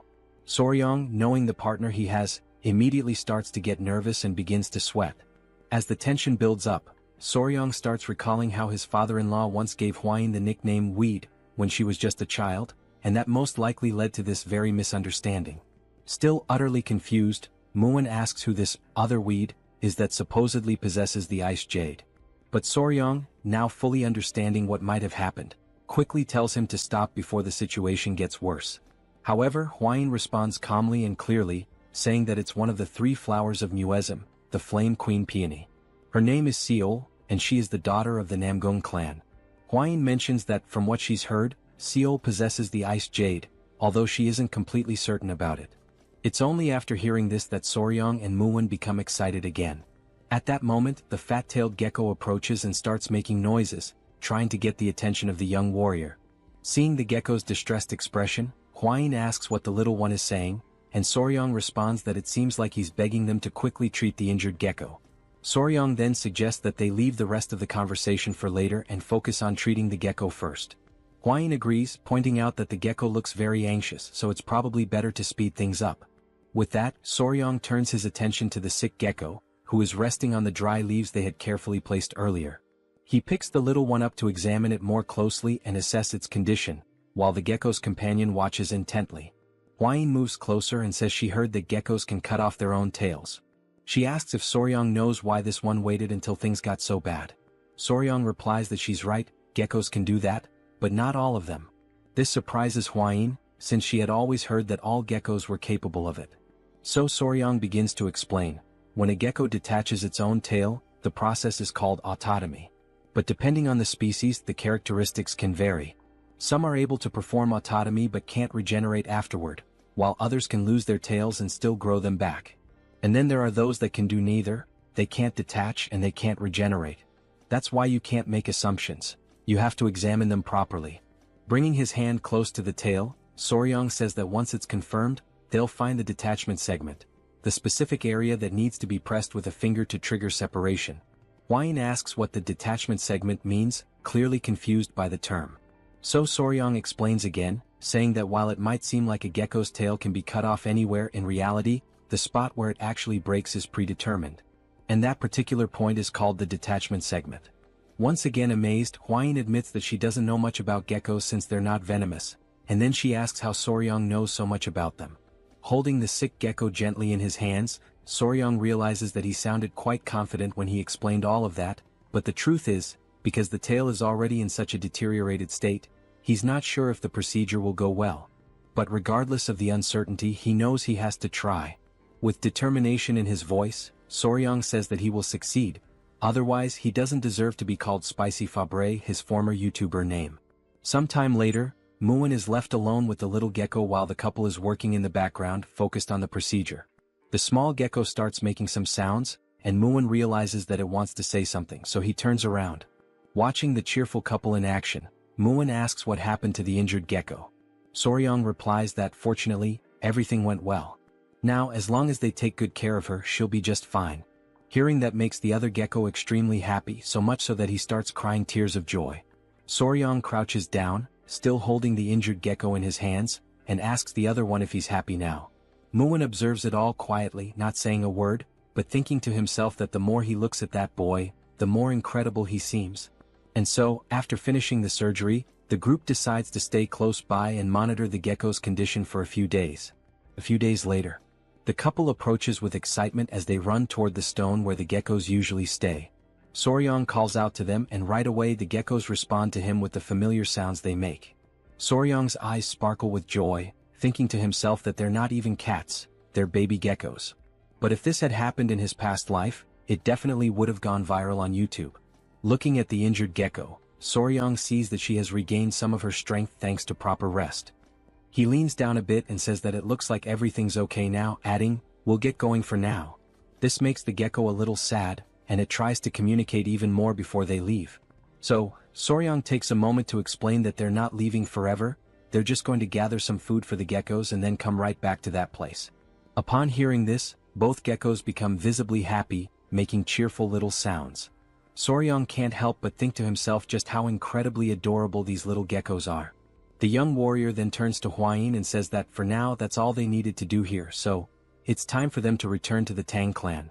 With determination, he clenches his fist and, full of energy, declares that they are going to recover the Ice Jade. Sometime later they arrive back at the Tang Clan, having left the little lizards behind in good care. As the couple reunites with the patriarch, they notice that many updates have come in while they were away. The father-in-law begins speaking and says that among all the news, by far the most significant incident is undoubtedly the one involving the blood cult. He starts explaining that after the identity of a spy embedded within the Murim alliance was exposed, their warriors decided to follow an owl that had been created by one of their assistants. However, as they were tracking the owl through the skies, they received a piece of information that turned out to be extremely valuable. No one would have believed it at first, but following that owl actually led the group directly to the hidden base of the blood cult. Coincidentally, a squad had just returned to the Murim alliance, and they brought with them a batch of poison extracted from the striped tiger water leavings. The patriarch adds that he heard the poison played a crucial role during the raid on the cult's hideout. Then he presents something to Soryang, a handwritten letter of gratitude from the leader of the alliance. Holding it up, he expresses how proud he is of his son-in-law. Returning to the subject of the geckos, the patriarch then asks Soryang if he managed to capture the mysterious geckos, saying that at any moment now he plans to walk through the garden of creatures to take a look at them himself. Looking a bit embarrassed, Soryang scratches his face and says that he could say they half-captured the geckos. Hwayin steps in at that moment to clarify everything, and so, Lady Hwayin proceeds to explain everything that had happened up until now in full detail. After listening to the whole story, the patriarch falls into thought the moment he hears about the Ice Jade. Hwayin continues, saying that in order to retrieve the Ice Jade, they are planning to travel together to Anhui province to visit the Namgung clan. She turns to her father and asks if that's all right. The patriarch tells them to go ahead, mentioning that there's something that needs to be delivered along the way anyway, so it all works out conveniently. He adds that the current times are unstable due to the ongoing threat of the blood cult, but since Soryang will be with her, he feels reassured and can allow it without worry. Seeing his father-in-law smile as he says this, Soryang quietly wonders to himself if that kind of statement really deserves to be said with a smile on one's face. Then the patriarch pauses, telling them to wait for a moment, because now that he thinks about it, since they're heading to the Namgung clan, there have been some rather disturbing rumors going around lately. The couple exchange glances, already expecting that it must be something strange, and they ask what kind of rumors these are this time. The patriarch begins to recount what he's heard. Near the Namgung clan, around Yellow Mountain, there are whispers that some men have been walking through the forest late at night. One man supposedly asks if the other is serious about what he's saying. The second man insists that he's telling the truth and goes on to say that the young woman from the Namgung clan, she really... But then the first man cuts him off, saying that it's nonsense, that it's nothing more than a filthy and scandalous rumor. Even if it were true, one of them says, still. But before he can finish, something suddenly grabs their attention. Both men ask aloud what in the world they're seeing as they spot a man lying unconscious on the forest floor. They rush toward him, realizing someone has collapsed right in the middle of the woods. As they get closer to the fallen man, they call out to ask if he's okay. When he doesn't respond, they even wonder if he might be dead. Suddenly, the unconscious man starts smiling, leaving the other two completely bewildered and unsure of what to think. The man on the ground has a creepy, perverted look on his face. He seems to be under some kind of spell or trance. Blood trickles from his nose, and he's drooling as if he's not fully conscious. The two who tried to help him look at each other, still unable to grasp what is actually going on. From a distance, a feminine figure watches the whole scene unfold. The men carry the unconscious man on their backs, asking aloud whether he was drunk or something. Meanwhile, the woman observing them emits a soft, mysterious pink aura. She continues walking alone through the dark forest, her silhouette blending into the shadows. Everything about her presence is shrouded in mystery, and then, there's a subtle hint that she might have some kind of connection to spiders. Still during that same night, a woman dressed entirely in flowing white garments remains intensely focused, emanating a concentrated chi as she firmly grips her sword, holding it poised and ready to strike at any moment. She senses deep within that this is the perfect moment she had been waiting for. Without hesitation, she unleashes a series of swift and precise strikes with her sword, so quick and forceful that they seem to slice through the very air itself, producing sharp, cutting sounds. After executing the flurry of attacks, her hand begins to tremble uncontrollably, as though she has already reached the limits of her physical endurance. Moreover, her face has grown pale, and sweat is pouring down from her forehead, clear signs that she has completely exhausted herself. At that moment, she quietly mutters that once again she failed to cut through all the falling leaves, admitting to herself that perhaps she still requires even more training. Just then, another young woman approaches, calling out urgently to her as she prepares to make another round of attacks. The younger girl tells her that they must return now without delay, warning that if they linger any longer, they will be caught. It becomes apparent from their conversation that the two are sisters, as the younger girl mentions that their father will scold her as well if they get caught this time.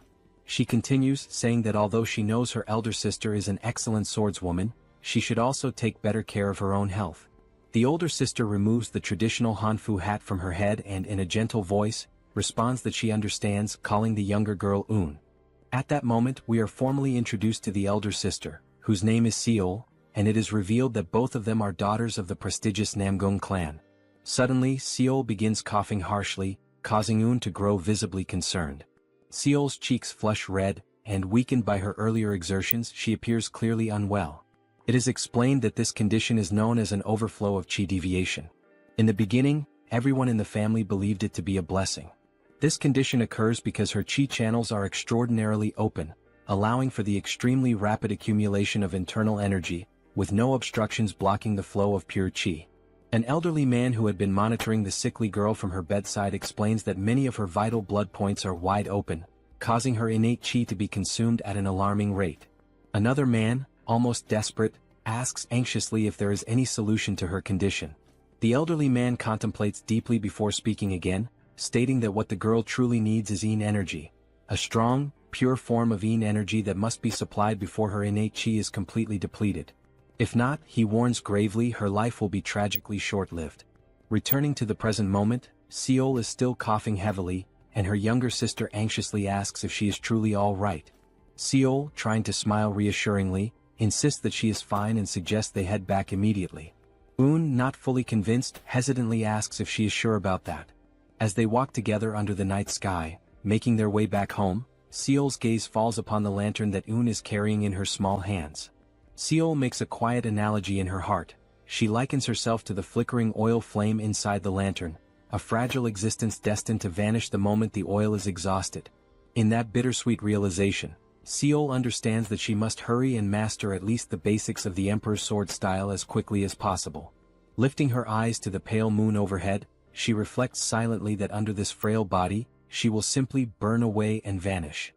The scene shifts to the Yangtze River, where a small boat is calmly gliding across the wide, shimmering waters. Aboard this modest vessel are Soryong, Huayin, Gu Pei, and the commander in charge of steering the boat.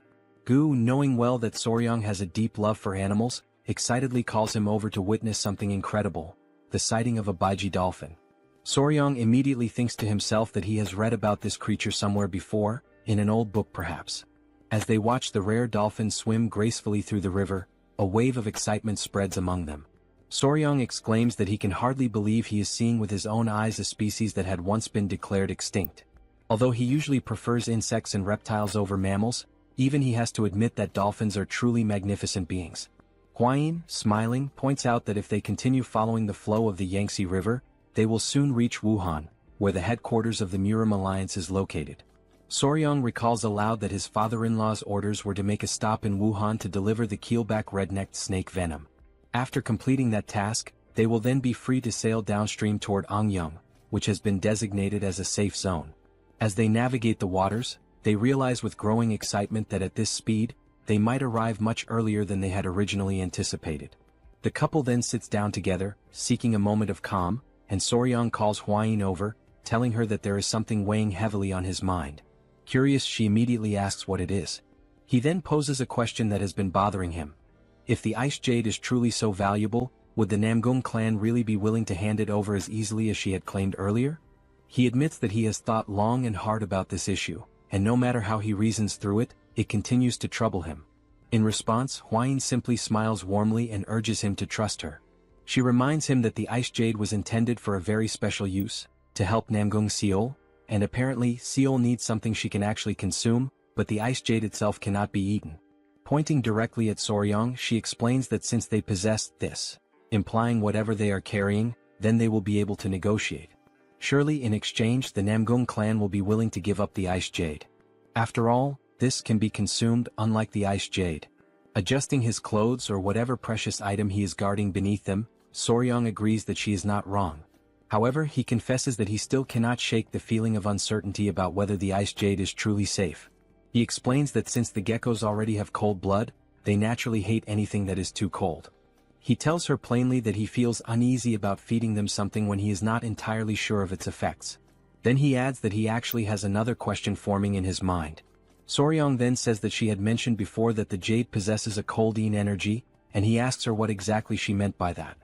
He admits that although he has heard about yin and yang energies before, he still finds it very difficult to fully understand them. She becomes visibly excited at the opportunity to explain, knowing how important this knowledge is for martial arts cultivation, and she asks him to listen carefully and to remember everything she is about to say. She begins her explanation by saying that yin qi is the qi that generates yin fire.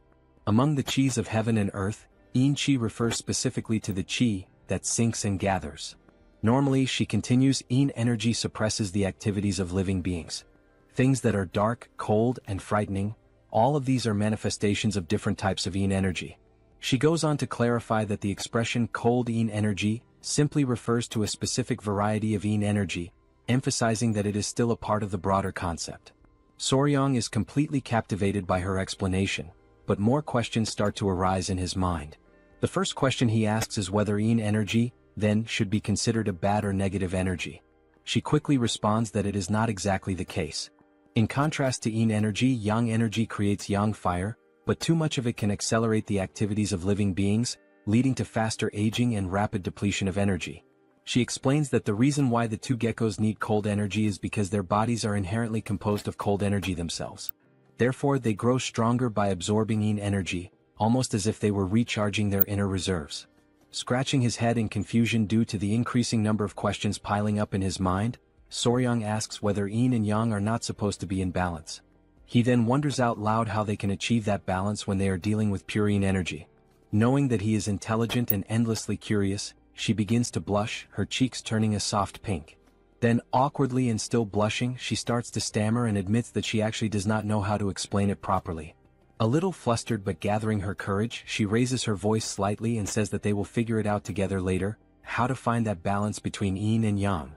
Soryong also blushes slightly upon seeing her so shy, but deep down he knows that he himself has absolutely no idea how they are supposed to discover that balance either. He tries to comfort her, but just at that moment, Gu suddenly shouts loudly that they have arrived and that everyone should prepare to disembark. They have just reached Wuhan. The boat is anchored there at the bustling port. As the couple steps off the boat, Huayin immediately introduces herself as Huayin of the Tang clan from Sichuan, and she announces that she has brought what was requested. The man who came to greet them informs them that the general is already waiting for them. As they follow the man through the streets, Soryong carefully observes everything around him, taking in the atmosphere. This is the famous Murim alliance, and it is even larger and more imposing than he had imagined. Glancing backward, he notices 3 figures, a group composed of 2 men and 1 woman.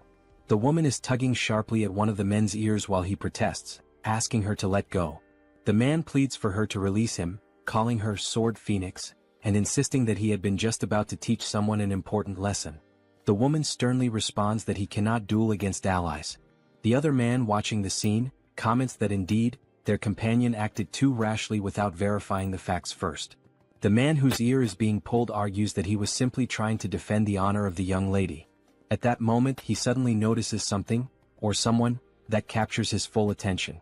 He immediately calls out to Huayin, using her well-known nickname, the Poisonous Flower. Huayin instantly recognizes the 3 individuals. The first is the Slaying Dragon, the woman is the Sword Phoenix, and the third is the Spear Dragon. Huayin remarks that it has been a long time since they last met, not since the Dragon Phoenix gathering, and she asks how they have been doing. The man, visibly excited, responds enthusiastically that it is a great occasion to see her again, the Poisonous Flower herself. Watching them interact, Soryong realizes that only those with truly exceptional skills are allowed into the Murim alliance, and that many of them earn prestigious titles like Dragon or Phoenix. All those gathered here are elite martial artists. The woman then says that there is something she would like to ask Huayin and mentions that a strange rumor has been circulating about her lately. Huayin asks if the rumor is truly about her, and the woman confirms it with a nod. The rumor, she says, is absurd, a ridiculous claim that Huayin has a lover. Hearing this, Huayin is left momentarily speechless, caught completely off guard. Soryong, overhearing the entire conversation, simply listens in silence, not uttering a single word. Lady Huayin then asks, seeking confirmation, if the rumor really is about her having a lover. The man immediately steps forward and, with visible agitation, says that all the warriors had been gossiping about it, and that he had been just about to challenge them to a duel to defend her honor. Soryong, silently observing the situation, begins to realize that this man is clearly in love with Huayin. Huayin withdraws slightly, and with a somewhat shy and embarrassed expression, she softly says that indeed, the rumor is incorrect. The man responds energetically, saying that he already knew it was false, and declares that he will now return and teach a lesson to the warrior who dared to spread such false gossip. At that moment, Huayin decides to settle the situation once and for all. She suddenly grabs Soryong firmly by the arm and pulls him close to her, taking everyone around by surprise with the suddenness of her action. She then corrects the rumor with clear and determined words, announcing that she does not have a mere lover, what she has now is a fiancé. She officially introduces Soryong as her fiancé. I personally found her action extremely cute and endearing, but judging by the expressions of the 3 onlookers, they certainly did not share the same opinion. All 3 of them stood frozen in complete shock upon hearing this unexpected revelation. The girl, wide-eyed, immediately asks if he truly is her fiancé, commenting on how young he looks. Huayin simply apologizes, saying that she should have introduced Soryong to them much earlier. Out of respect and politeness, Soryong clasps his fists together in the traditional martial salute and says that it is a pleasure to meet them, formally introducing himself as Wei Soryong. 2 of the 3 individuals respond to the greeting, acknowledging him. Soryong begins to say that he looks forward to getting to know them better, but before he can finish his sentence, he is abruptly interrupted.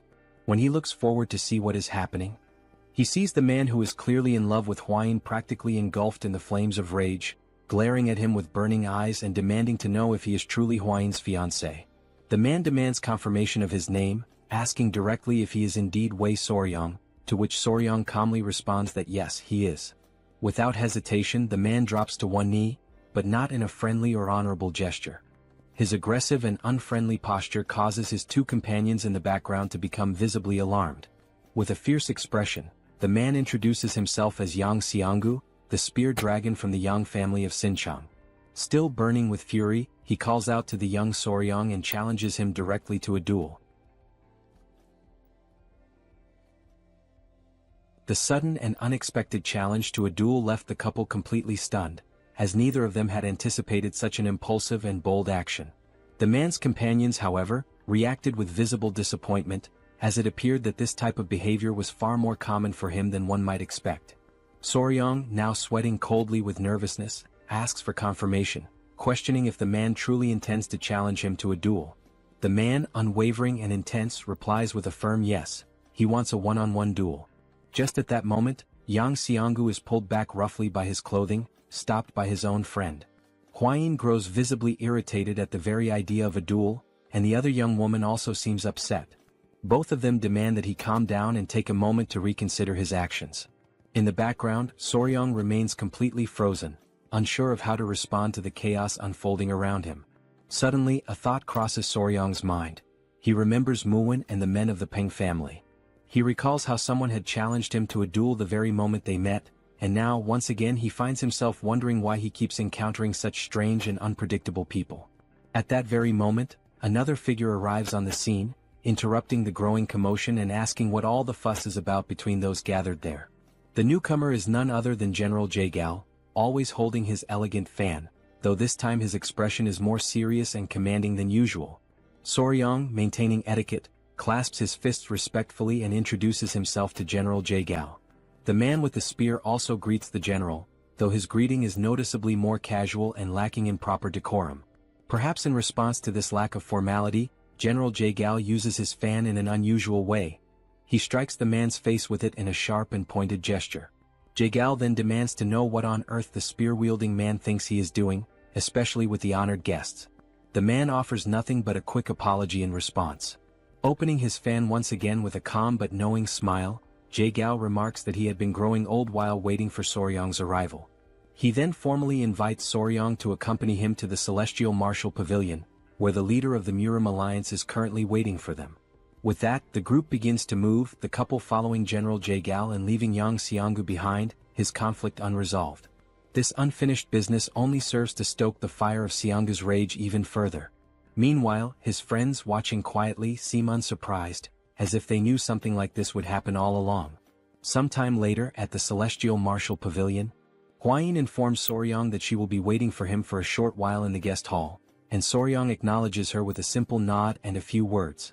A young girl who had been standing there ready to receive them, begins giving them instructions, including the directive that the first person they must greet is the leader of the alliance. Soryong, silently and inwardly, thinks that she must be some clueless novice. Jagal seems to share a similar impression. He immediately comments that this is the girl who was brought in to replace the previous servant, who had turned out to be a spy.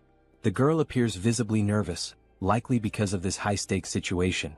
Raising her voice, the young girl shouts toward the inner chamber, announcing that the general and the young warrior from the Tang clan have arrived. They soon hear a voice from within instructing them to come inside. They proceed forward slowly and carefully, and upon entering the chamber, they see the silhouette of the Murim alliance leader standing with his back to them. Once again demonstrating respect, Soryong clasps his hands and introduces himself, offering a formal greeting to the leader of the Murim alliance. The leader turns slightly, visibly impressed upon learning that this is the same Soryong he had heard so much about. He tells him to come in and says that he must be tired after such a long journey. However, as the leader looks at him more closely, something catches his attention almost instantly. The leader immediately asks about the tiny creatures on Soryong's wrist and waist, questioning whether those little beings have bitten anyone yet.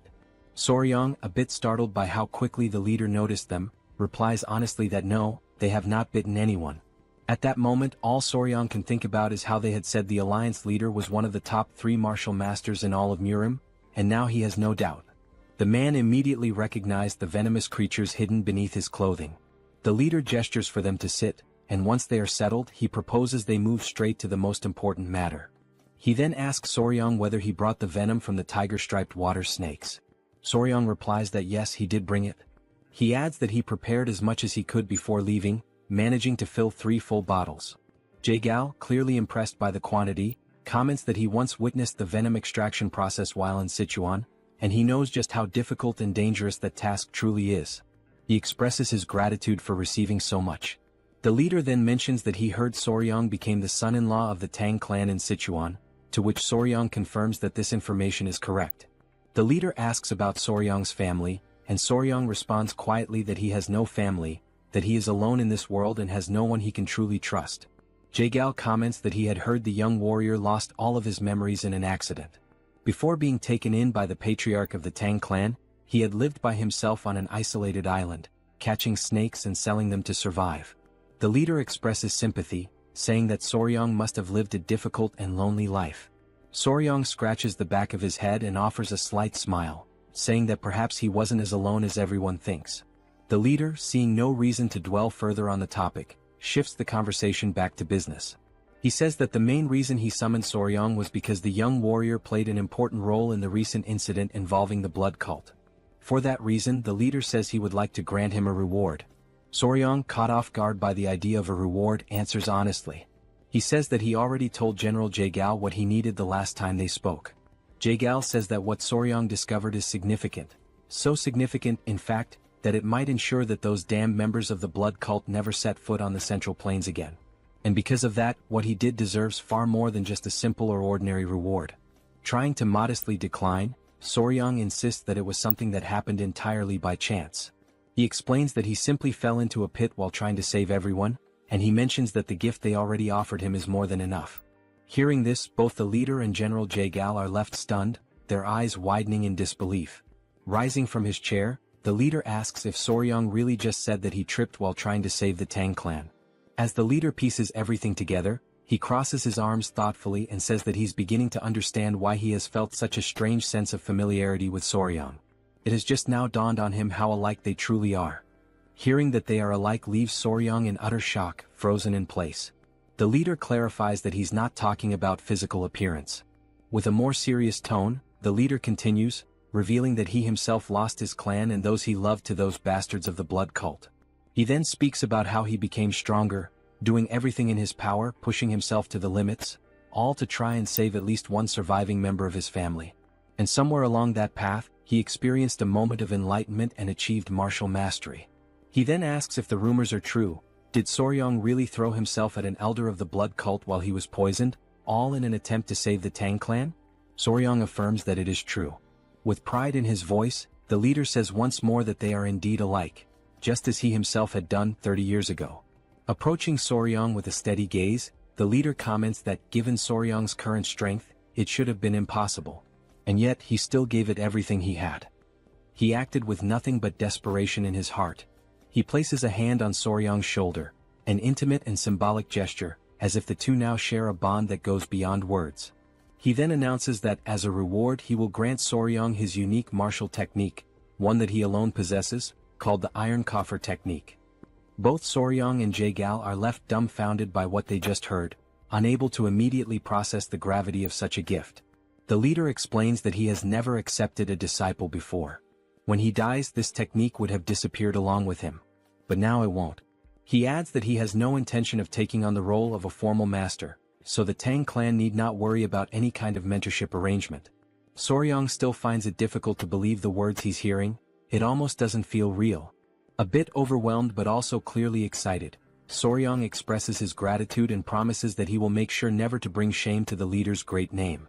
Smiling with his arms now crossed, the leader replies that it's good to hear and that he'll count on the young warrior. Later, as night falls, Soryang is seen walking while carrying a very heavy book in his arms. He can only think about how unbelievable it is that the leader of the alliance actually granted him his personal martial technique.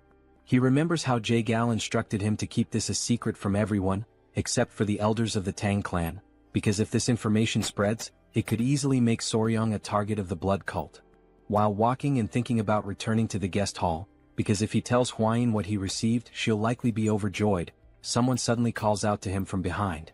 As Soryang turns around, he sees the spear-wielding man from earlier, still burning with the fury left over from the events of that afternoon. The man declares that they have met again due to fate, which only makes Soryang feel even more unsettled and anxious. He explains that he heard Soryang had left the Celestial Martial Pavilion, so he came looking for him. He says he still hasn't received an answer to his earlier challenge for a duel. Soryang can only think about how incredibly persistent this man is. Clutching his spear, the man says that he needs to know whether Soryang is truly a man worthy of Lady Tang Hwayin, the poison flower. He insists that Soryang must prove himself. Soryang replies that it's too dangerous and that they really shouldn't. But before he can finish, the man interrupts and gestures to his spear, saying there's no need to worry because he'll remove the tip and only use his hands gently. Soryang responds that this isn't what he meant. He explains that the danger isn't to himself, but rather he's afraid that the spear warrior Yang might actually die. For a moment, the area falls into complete silence. The two men simply stare at one another. This only serves to infuriate the spear-wielding man even further. Grabbing Soryang by the collar, he demands that Soryang repeat what he just said. At that moment, something completely unexpected happens. The three tiny centipedes leap from Soryang's body, instantly preparing to attack the man. But Soryang quickly reacts, managing to hold them back. He tells them that everything is fine, that he is not in danger, and pleads with them not to attack the man. The man, now breathless and clearly terrified, is left wondering what the hell those creatures even are. After partially calming the tiny centipedes, Soryang apologizes to the warrior Yang. While the man remains on the ground, still shaken with fear, Soryang states that this is exactly what he meant. It really is too dangerous. Soryang steps closer to him and kneels down. The man's breathing grows heavier with each passing second. Then, with a devilish expression on his face, and the centipede still wriggling ominously, Soryang places a hand on the man's shoulder and says that he has just spared his life, for now. After that bold declaration, the man is left completely speechless, unable to process what just happened. Only then does he truly realize that this is no joke. If Soryang had not intervened in time, he would genuinely be dead. It finally dawns on him that Soryang is, in fact, a terrifying man. In his mind, Soryang appears more like a monstrous figure than a mere human. As Soryang checks if the man is okay, someone else arrives at that very moment. It is Hwayin calling out to both of them, her voice carrying an intimidating aura that sends shivers down Soryang's spine. With a murderous intent evident in her tone, Hwayin demands to know if the dragon spear wasn't, once again, trying to cause trouble for Soryang. Realizing the dangerous path this could take, Soryang quickly makes up a story, saying it was just a misunderstanding. He lies, claiming that he got lost and that the dragon spear showed up to guide him back. Hwayin, still suspicious, asks if that's really the truth, and then questions why the tiny centipede seems so lively and animated. Trying to reinforce his story, Soryang places one of the centipedes on the dragon spear's head and explains that they were simply talking about the centipedes. He goes on to say that he jokingly asked the dragon spear to release a bit of killing intent as part of their playful conversation, and things ended up like this. Continuing his improvisation, Soryang insists that it was just a harmless prank, but it seems like the dragon spear genuinely got scared. The man, still visibly shaken, gets up and awkwardly agrees with Soryang's fabricated version of events. Although Hwayin doesn't seem entirely convinced, she remains silent, merely observing them. Then she thanks the dragon spear for guiding Soryang and calls the young warrior to return to the guest hall. Soryang quickly dashes to follow Hwayin, leaving the man behind, still in shock and disbelief. With a long, deep sigh, the man can only think about how that situation almost escalated into a far greater disaster. While running, Soryang calls out to the dragon spear and reminds him that he has saved his life twice now. This comment leaves the spear-wielding man even more bewildered, struggling to process the events. The next morning arrives. The couple, along with Gu Pei, are already prepared to set out on their journey. Hwayin bids farewell to the group, saying that she has matters to attend to and they must leave now. She adds that it was a pleasure to see them again. The young woman also expresses her gratitude and tells them to be careful on their travels. As the couple turns to leave, the girl calls out to Soryang, asking him to wait for a moment. She then pushes the dragon spear forward, clearly forcing him to say a proper goodbye, as if trying to make him apologize sincerely. The girl explains that she heard everything from that idiot the night before and thanks Soryang for his generosity as a young warrior. The dragon spear, feeling awkward and slightly embarrassed, mutters an apology and also expresses his gratitude for what Soryang did the previous day. He then adds that after talking with the Sword Phoenix, he finally realized just how foolish he had been. Clenching his fists and almost on the verge of tears, he admits that, judging by Soryang's actions, he truly seems to be a suitable match to be the fiancé of the poison flower. The man then bows respectfully, thanking Soryang earnestly and asking him to please take good care of Hwayin from now on. The young warrior nods, saying he understands and tells them to take care as well. Soryang also mentions that he has heard they will likely meet again soon at some upcoming ceremony, so there's no reason for any animosity between them. They board the boat, bid farewell to their new friends, and set off toward their next destination. Late at night, They find themselves staying at an inn located in a small lower village on the slopes of Huangshan Mountain. Soryong recalls Gu mentioning that they would rest there for the night since the mountain is treacherous, and it would take at least half a day to reach the Namgung clan's estate. That was the reason they decided to spend the night at this inn. After Soryong shares the details of his encounter with the leader, Hwayin is left utterly shocked. She has just learned that Soryong received the secret manual of the Iron Coffer technique, the unique martial art of the first emperor himself. Soryong casually remarks that the emperor said they seemed alike. However, he also mentions that he heard the training required to master this technique is painful. Yet, once fully mastered, it can even block blades and withstand chi-based attacks. Hwayin explains that the emperor's exclusive technique rivals the legendary indestructible diamond technique of the Shaolin. Since it is an external martial art, it does not require internal cultivation, which means Soryong shouldn't have much difficulty learning it. Realizing this, Soryong understands that, essentially, mastering it would be like gaining bulletproof protection. He truly inherited an incredible technique. Then Hwayin offers to help him train in the new technique. She mentions having heard that the emperor used to whip his own body every morning as part of his rigorous practice, and she enthusiastically volunteers to assist him with that. Soryong is left utterly speechless, his jaw dropping as he processes what Hwayin just said. He then asks in disbelief if it's really true that the emperor used whips as part of his training. Hwayin, still excited, firmly confirms it, explaining that hardening one's skin through repeated whipping is an essential part of mastering the technique. Soryong, who has a vivid imagination, suddenly envisions Hwayin wielding a whip while wearing a more daring outfit. This mental image makes him hesitate for a moment, but then he rationalizes that if it's for the sake of cultivation and becoming stronger, he would be willing to accept it. Just then, an elderly man who works at the inn interrupts their conversation. Apologizing for the intrusion, he asks if they are planning to climb Mount Huangshan. Hwayin responds affirmatively and inquires why he's asking such a question. The old man explains that he is the owner of the inn, and judging by their appearance and equipment, it seems that they are heading towards the Namgung clan. Rising from his seat, Soryong cautiously asks if there is any problem they should know about. Before the old man can respond, Hwayin recalls that her father had mentioned some unsettling rumors circulating lately. Curious, she asks if those rumors are related to what he's about to say. The elderly man then reveals that, in truth, over the past few months, people who have ventured up the mountain have mysteriously disappeared. Fortunately, those who went missing were later found safe, but something disturbing had happened to them. They had their yang energy completely drained. Both Soryong and Hwayin feel a slight chill at this revelation. Hwayin, clearly puzzled, remarks that it sounds rather strange and questions what this has to do with the Namgung clan. Blushing slightly and appearing somewhat embarrassed, the old man hesitates before confessing that all those who regained consciousness after the incident said the same thing. The person they spent the night with was none other than Lady Namgung Seol. This shocking statement leaves both Soryong and Hwayin completely stunned.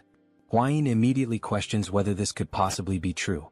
Outraged, she continues, asserting that this is clearly a malicious trap, a vile and baseless accusation. Seeing that she is becoming increasingly agitated, Soryong gently urges her to calm down. The old man, equally taken aback, reassures them that, naturally, everyone reacted the same way at first. However, before he can finish his sentence, the scene transitions to the Namgung clan. Inside the clan's estate, Lady Seol is meticulously practicing her manual skills when she hears approaching footsteps. A young girl pushes the door open and calls for Lady Seol's attention. The girl informs her that the patriarch has summoned her to the hall immediately. Curious and slightly apprehensive, Lady Seol asks what her father wants. As she hurries toward the hall, she wonders what could be so urgent and also worries whether her father has discovered that she has been secretly practicing sword techniques at night. Arriving at the hall, Lady Seol is met with an unpleasant surprise. Her father is there, surrounded by several men kneeling on the ground, while another man holds a spiked mace. The patriarch gestures for her to come closer, and Lady Seol hesitantly steps forward, questioning the meaning of this gathering. The patriarch commands the kneeling men to lift their heads and look at her, instructing them to say whether the woman they saw was indeed his daughter. The trembling men, filled with fear, profusely apologize to the elder, some even breaking into tears. Annoyed by their hesitation, the patriarch firmly demands that they speak the truth at once. Turning his attention to Lady Seol, the patriarch pointedly asks if she has been sneaking out to the mountain at night. Stunned, she remains silent, unsure of how to respond. He presses on, stating that these men claim she drained their yang energy. Lady Seol, completely taken aback, repeats the accusation, trying to comprehend how such a rumor even started. Frustrated by her silence, the elder insists that she speak up and give a clear answer immediately. Finally gathering her thoughts, Lady Seol admits that it is true she has been training with the sword on the mountain recently, but she swears that aside from her training sessions she has done nothing else. The patriarch shifts his gaze back to the men, stating that his daughter has declared her innocence, and therefore they must present concrete evidence to support their accusations. One of the men, clearly fearful for his life, insists that they only reported what they saw with their own eyes and had no intention of disrespecting the young lady. Another man, his voice quivering, suggests that maybe they all went mad or were possessed by spirits, as nothing else could explain their experience. Realizing the dangerous implications of their statements, one of the men nervously backtracks, admitting that it might indeed have been some sort of hallucination. Then one of the men hesitantly mentions something peculiar, a distinguishing mark. The patriarch, curious, demands more details, asking what kind of mark he is referring to. With great reluctance, the man explains that the woman they saw had a mole on her chest, pointing to the approximate location. The patriarch, increasingly skeptical, calls the claim absurd and immediately questions Lady Seol to see if there's any truth to it. This unexpected accusation leaves Lady Seol in utter shock, her mind racing with confusion and disbelief. For a few moments she is completely paralyzed by the implication.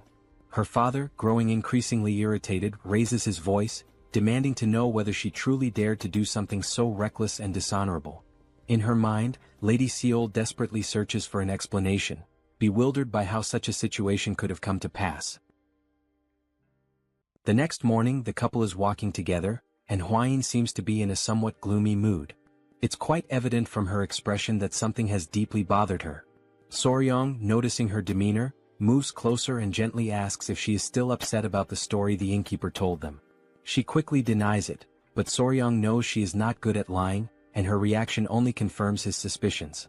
Suddenly Hwain stops walking, her frustration finally breaking through. She vents her anger, firmly stating that the idea of Lady Namgung draining the yang qi from men in the middle of the night is an absolutely absurd and ridiculous rumor. Soryong can clearly see that she is deeply irritated and tries to think of a way to calm her down. Realizing that her anger is getting the better of her, Hwain takes a deep breath, visibly trying to regain her composure.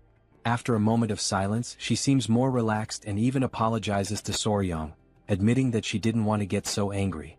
However, she can't help but express how incredibly unbelievable the rumor is, and she feels the need to explain herself. Hwain then elaborates, revealing that Lady Namgung Seol is actually unable to come into contact with men.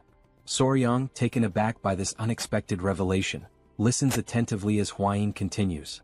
She explains that Seol suffers from a condition where, without sufficient yin energy, her life would be significantly shortened.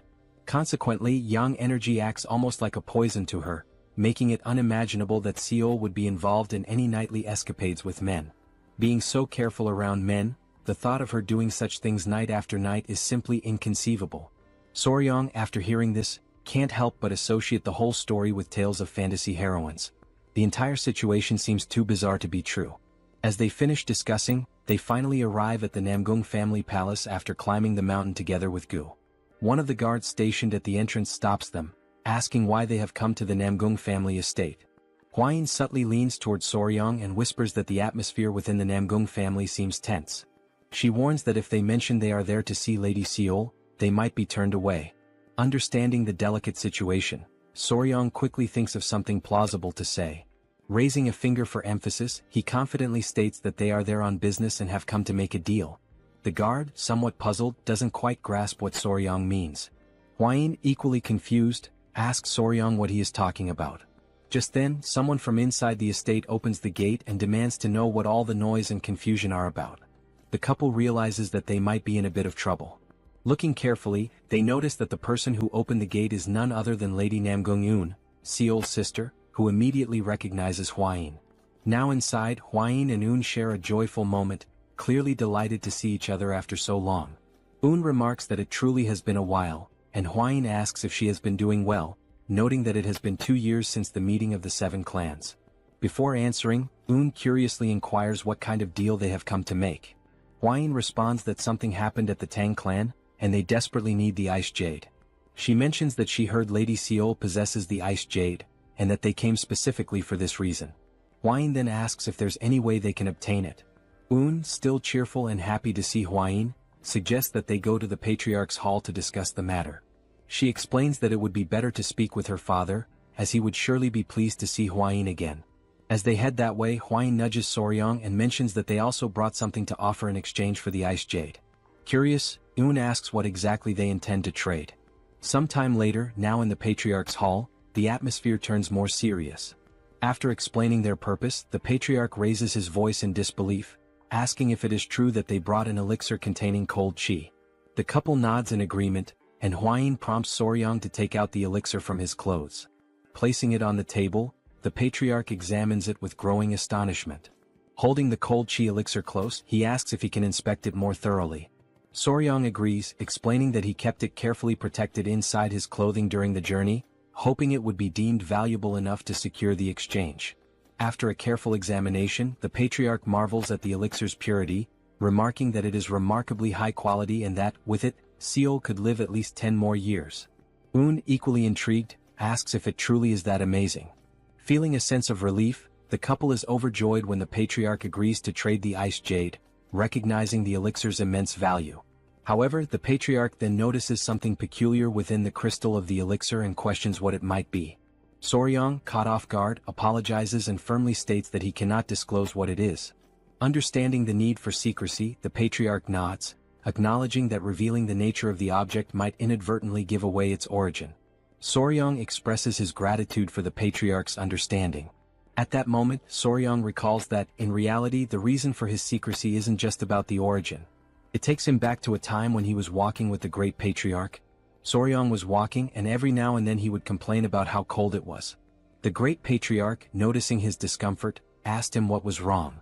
In response, Soryong took out from within his clothes the object that was causing the cold, revealing it to be a tail.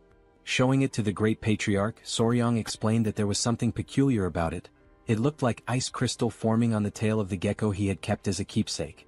Intrigued, the Great Patriarch carefully examined it and remarked that it possessed an incredible cold chi energy. He acknowledged that it could indeed be a valuable material for practitioners who had mastered ice techniques or cold chi martial arts. Soryong could only think that perhaps geckos stored nutrients in their tails, and in this case it turned out to be cold chi.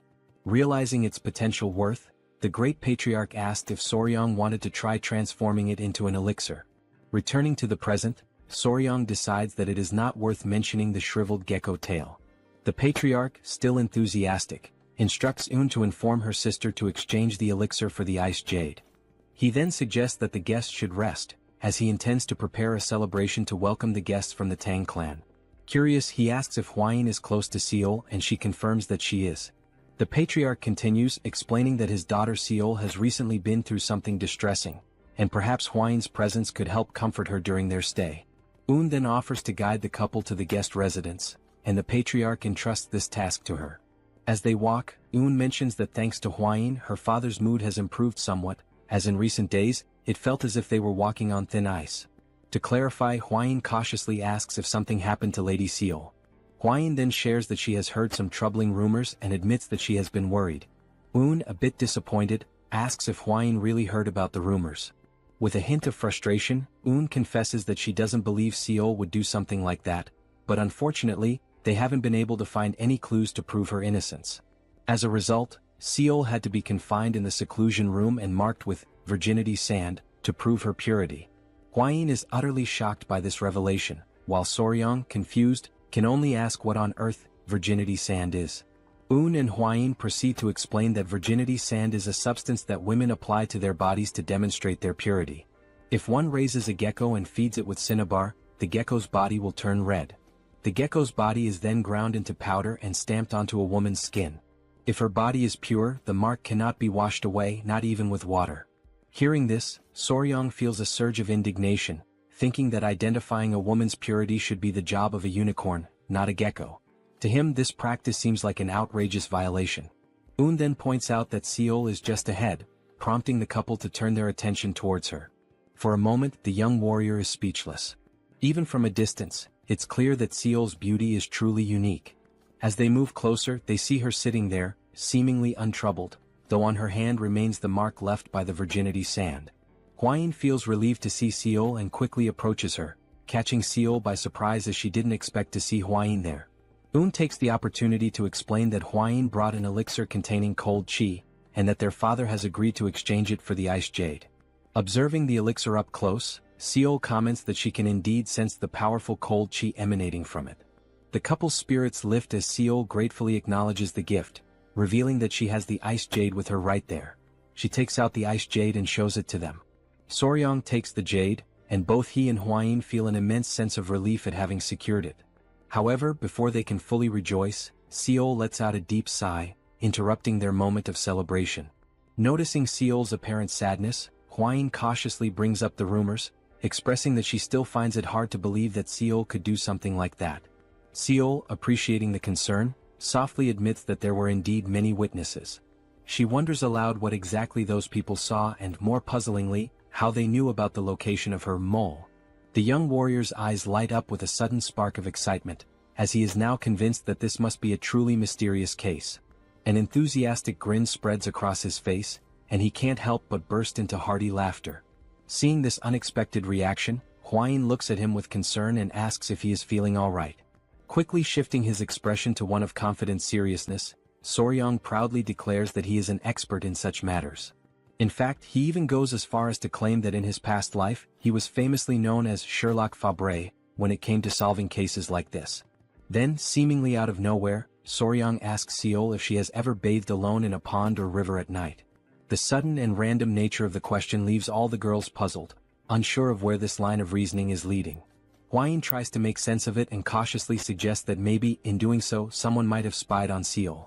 However, Seol shakes her head and confidently states that she has never washed her body outside the house. Even if someone had seen her, they would have no reason to spread such malicious rumors.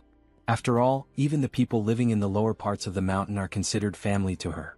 Upon hearing this explanation, Soryong realizes that his deduction was completely off the mark, and a heavy sense of disappointment settles over him. His enthusiasm drains away as he contemplates his failed reasoning. Huayin, on the other hand, suddenly appears thoughtful, as if an idea has just struck her. She confidently says that maybe she has figured something out and asks if there could be another, more plausible explanation for this entire situation. Still sitting on the ground and lamenting his lack of deductive prowess, Soryong lifts his head and notices that Huayin is speaking with a renewed sense of determination. It seems she might have a clearer idea of what could have actually happened. Huayin begins to create an air of suspense, building up the moment with dramatic mystery, leaving everyone tense and curious. Then, with a serious tone, she finally reveals that the most likely identity of the culprit is a ghost. Hearing such a declaration leaves the two sisters wondering, exchanging uncertain glances as they question whether it really could be a ghost. Soryong is left speechless, completely stunned, his mouth slightly agape, as he had been expecting her to say something far more profound and grounded. Instead, she comes up with the idea of ghost. Bringing one hand thoughtfully to his chin, he reflects for a moment and says that perhaps it might make some sort of sense. He then remembers that he once encountered the ghost of the centipede in a dream after it had died, so perhaps believing in such a thing isn't entirely absurd. Turning to Seol, Soryong calls her name and asks if she has touched or done anything unusual recently, something strange or out of the ordinary. He gives an example, suggesting maybe she accidentally consumed the inner core of a mystical beast. Seol asks for a moment to think carefully. After a pause, she replies that recently she touched an acorn and also a tree branch. Soryong, upon hearing this, can only think to himself that this might be what people call an idiotic charm. Then, Seol seems to recall something more significant. She explains that while she was training alone during the night, she felt the distinct presence of someone near her. It was as if this presence was watching her the entire time, silently and closely. Un asks if that's really true, and Seol confirms it without hesitation. At first, she had even thought it might have been Un nearby, but when she checked, there was absolutely no one around. While Seol starts to question whether she was just feeling overly sensitive at the time, Soryong is quietly convinced that this is an undeniably suspicious situation. At that exact moment, a young girl rushes toward them in a panic, breathless and shouting for Lady Seol. The little girl is clearly out of breath and struggling to speak. She tries to catch her breath as Seol asks her to calm down and explain why she is running around in such a panic. The girl finally manages to say that another villager has disappeared, and the clan's warriors have already left the estate to begin the search. Upon hearing this news, Seol lowers her head slightly, as if she were hiding something deep within herself. Soryong notices this change and asks her what is going on. Seol lifts her head once more, but this time there is a new clarity and conviction in her expression. She declares that no matter what, she must personally capture this ghost and avenge the humiliation of her lost chastity. Un quickly steps in, warning Seol that if she goes off alone and gets caught again, the consequences this time will be far more severe. Seol responds with a smile, gently reassuring her sister that everything will be alright, because this time she won't be going alone. Confused, Un asks what exactly Seol means by that.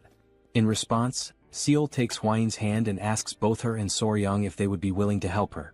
The couple is left momentarily speechless, caught off guard by the unexpected request to venture out into the mountains in the middle of the night. But in the end they cannot bring themselves to refuse her, and they agree to go. Nightfall arrives and they find themselves walking through the mountains under the dark, quiet sky. Un, not hiding her concern, mutters that if she gets caught this time, she will certainly be locked away in the cultivation chamber for half a year as punishment. She turns towards Soryong and says that he could at least try to stop Hwain. Then she asks how he even managed to fall in love with her in the first place. Soryong simply replies with a sarcastic smirk, saying nothing more. A little earlier that same evening, Seol had shown them a small golden ornament and explained that it was a naragi made of knots, a traditional charm where the ice jade could be safely stored. She had gone on to say that she wasn't entirely sure why they wanted the ice jade, but if they were planning to take it with them, this naragi would certainly help. Hwain had been mesmerized by the delicate beauty of the item. She had opened the small golden charm down the middle and remarked that it could serve as a symbolic gift between the couple. She added that if they helped her she would give it to them as a reward. Enchanted by the elegance and meaning of the artifact, the couple had found themselves unable to say no. Back in the present moment, Soryong states that it's not even because of the artifact that he agreed to come, it's because he wants to defend Seol's honor. Un scoffs and calls him a liar. Seol interjects, addressing Un and telling her to be less impulsive in front of their guests. They arrive at a certain spot in the forest, and Seol suddenly stops walking. She looks around and says that this is the exact place where she had felt that strange presence. It had come from that direction, and she believes there might be some kind of trace or clue left behind, so it would be wise to examine the area carefully. The girls begin to whisper among themselves, wondering if it really could be a ghost after all. Seol firmly declares that her sword is infused with the energy to destroy evil and reveal justice. Meanwhile, Soryong silently reflects that the situation has just become far more intense than he had anticipated. Then, at that very moment, a thick fog begins to appear out of nowhere. It rolls in suddenly and unnaturally, completely engulfing the area and leaving everyone in a state of panic and confusion. The dense mist blinds their vision entirely, as if it had been conjured without warning or explanation.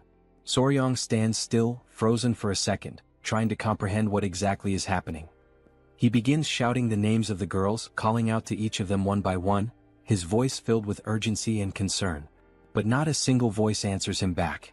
As he starts to move carefully through the fog trying to find his bearings, his foot suddenly gets caught in something sticky. Startled, he looks down and begins to struggle to free himself, asking aloud what on earth is that. Upon closer inspection he realizes that it is a spider web.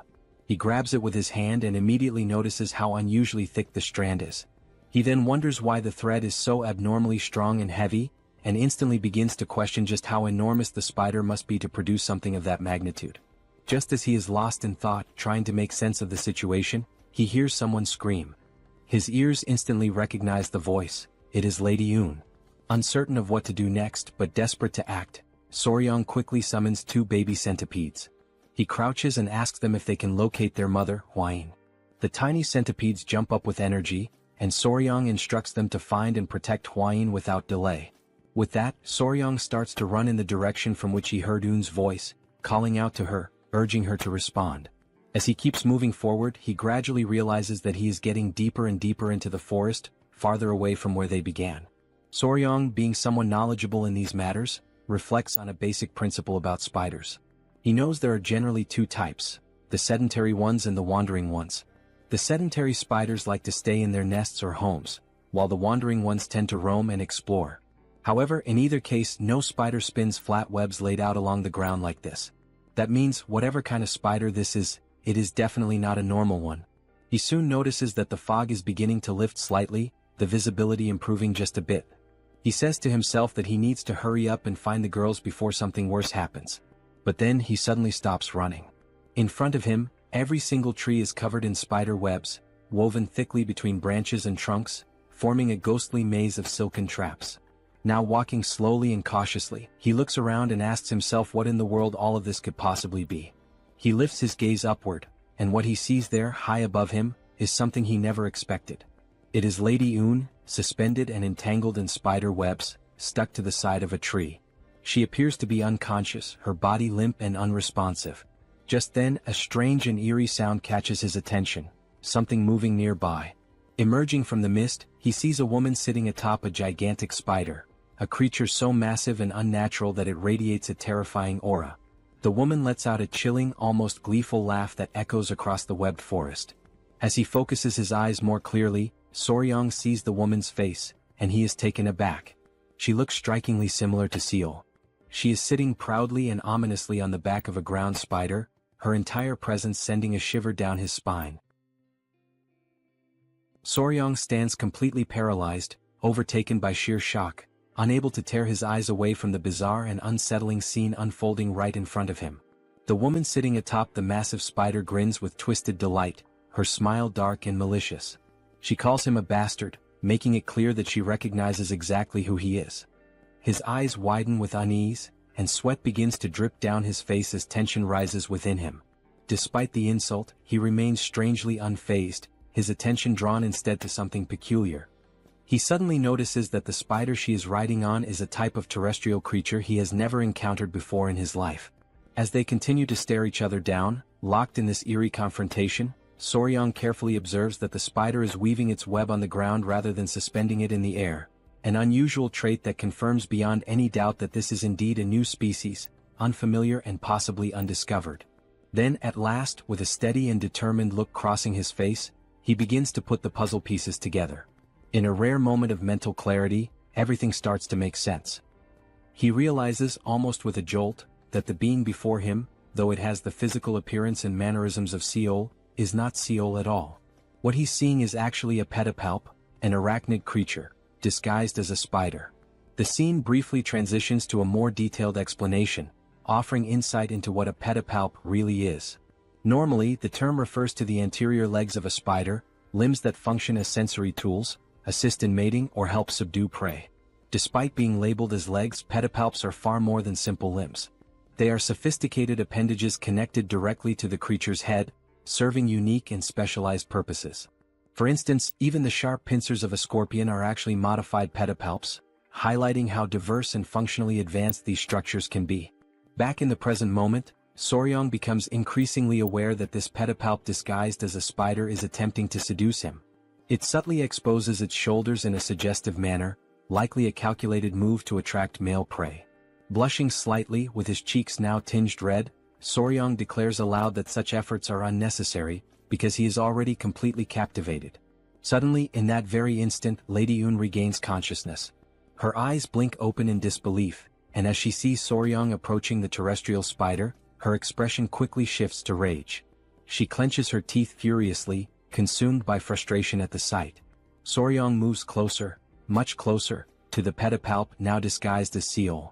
With his hands gently interlocked and a flushed face, he begins to sing praises of how astonishingly beautiful she is. Then, catching the pedipalp off guard, Soryong suddenly grabs her tightly by the waist, pretending to be completely bewitched by her charm. The pedipalp, feeling triumphant and confident that it has successfully lured its prey, raises its arms in preparation to strike. The moment it prepares to launch its attack, Soryong sharply lifts his head and issues a clear and commanding order for his centipede to attack. Without a second of hesitation, the centipede leaps forward at full speed, catching the pedipalp completely off guard and leaving it paralyzed in shock. With ferocious precision and unwavering speed, the centipede sinks its fangs into the creature's body. The pedipalp lets out a gut-wrenching scream of pain, its voice echoing across the forest. While it writhes in agony, Soryong calls his loyal centipede back, and it immediately jumps into his arms, returning to him without delay. Screaming in pain, the pedipalp feels its strength slipping away rapidly, its breath becoming shallow and erratic. It places one hand instinctively over the site of the injury, trying in vain to contain the damage. Soryong, eyes wide open and lips slightly parted, watches from a safe distance as the creature's body slowly collapses to the ground in defeat. Realizing that the pedipalp is now unconscious, he tells the centipede that he will move closer to inspect it. Cautiously with a stick in hand, Soryang approaches and gently pokes the massive spider. Based on its lack of reaction, he deduces that the centipede's venom is keeping the creature immobilized for now, its toxins apparently effective on arthropods. However, considering the spider's colossal size, he believes it won't remain unconscious for long and will likely recover soon. With a calm and almost tender gesture, he runs his hand softly along the spider's thick, bristled body, whispering a quiet plea for it not to be angry. He assures her that what he has done was necessary to protect her from being killed by the frightened villagers. Then, with genuine affection, he carefully lays the creature's body down, almost as if tucking her in, and begins to wonder aloud if he'll even be able to lift her due to her tremendous size. Feeling a sense of excitement bubbling inside him, he stands up with pride, marveling at her 4 large spots and her thick, soft fur, traits that make her look exactly like a true scarlet spider. Driven by curiosity, Soryang prepares to take a closer look. With trembling anticipation, he reaches out, eager to uncover what the pedipalp's true face really looks like beneath the disguise. Without hesitation, he lifts the garment covering the creature's face, but his exploration is cut short in the most brutal and unexpected way. Hwayin appears out of nowhere and delivers a violent strike directly to his face. The force of the blow is devastating, knocking Soryang to the ground with intense impact. He crashes down as Hwayin screams in panic, yelling that the creature is a monster. Realizing that he is momentarily dazed and gasping from the shock, Hwayin urgently tells him to regulate his breathing and try to steady his internal energy technique. But to her surprise and growing concern, she notices that he is completely incapable of doing so. He has entirely lost control of both his energy and his breathing. He is left utterly disoriented, mentally adrift and physically overwhelmed. After what feels like a long moment, he finally manages to recover his senses and slowly rise to his feet. Hwayin, looking deeply worried, asks if he's all right. But Soryang seems confused, unsure of what exactly she means. Stunned by his response, Hwayin suddenly realizes the grim truth. The thick fog that had enveloped them earlier was not natural, it was created by the spider. A fog deliberately meant to heighten and distort desires in a surreal, overwhelming way. She told Soryang that when she inhaled just a small amount of the mysterious fog, she immediately felt a strange and unfamiliar sensation creeping over her body. She had to summon her power and channel it with great focus in order to expel whatever it was that she had breathed in. Only after doing so was she finally able to escape from that place. On the other hand, Soryang stated, with a calm and almost puzzled demeanor, that he had not felt anything at all. With one hand resting under his chin and his lips slightly parted in contemplation, Soryang begins to reflect. It suddenly dawns on him that the villagers who had been pretending, or perhaps truly believing, they were possessed, were likely behaving that way because of the effects of the fog. Silently, within his own thoughts, he questions whether this strange mist might actually be some kind of pheromone emitted by the spider.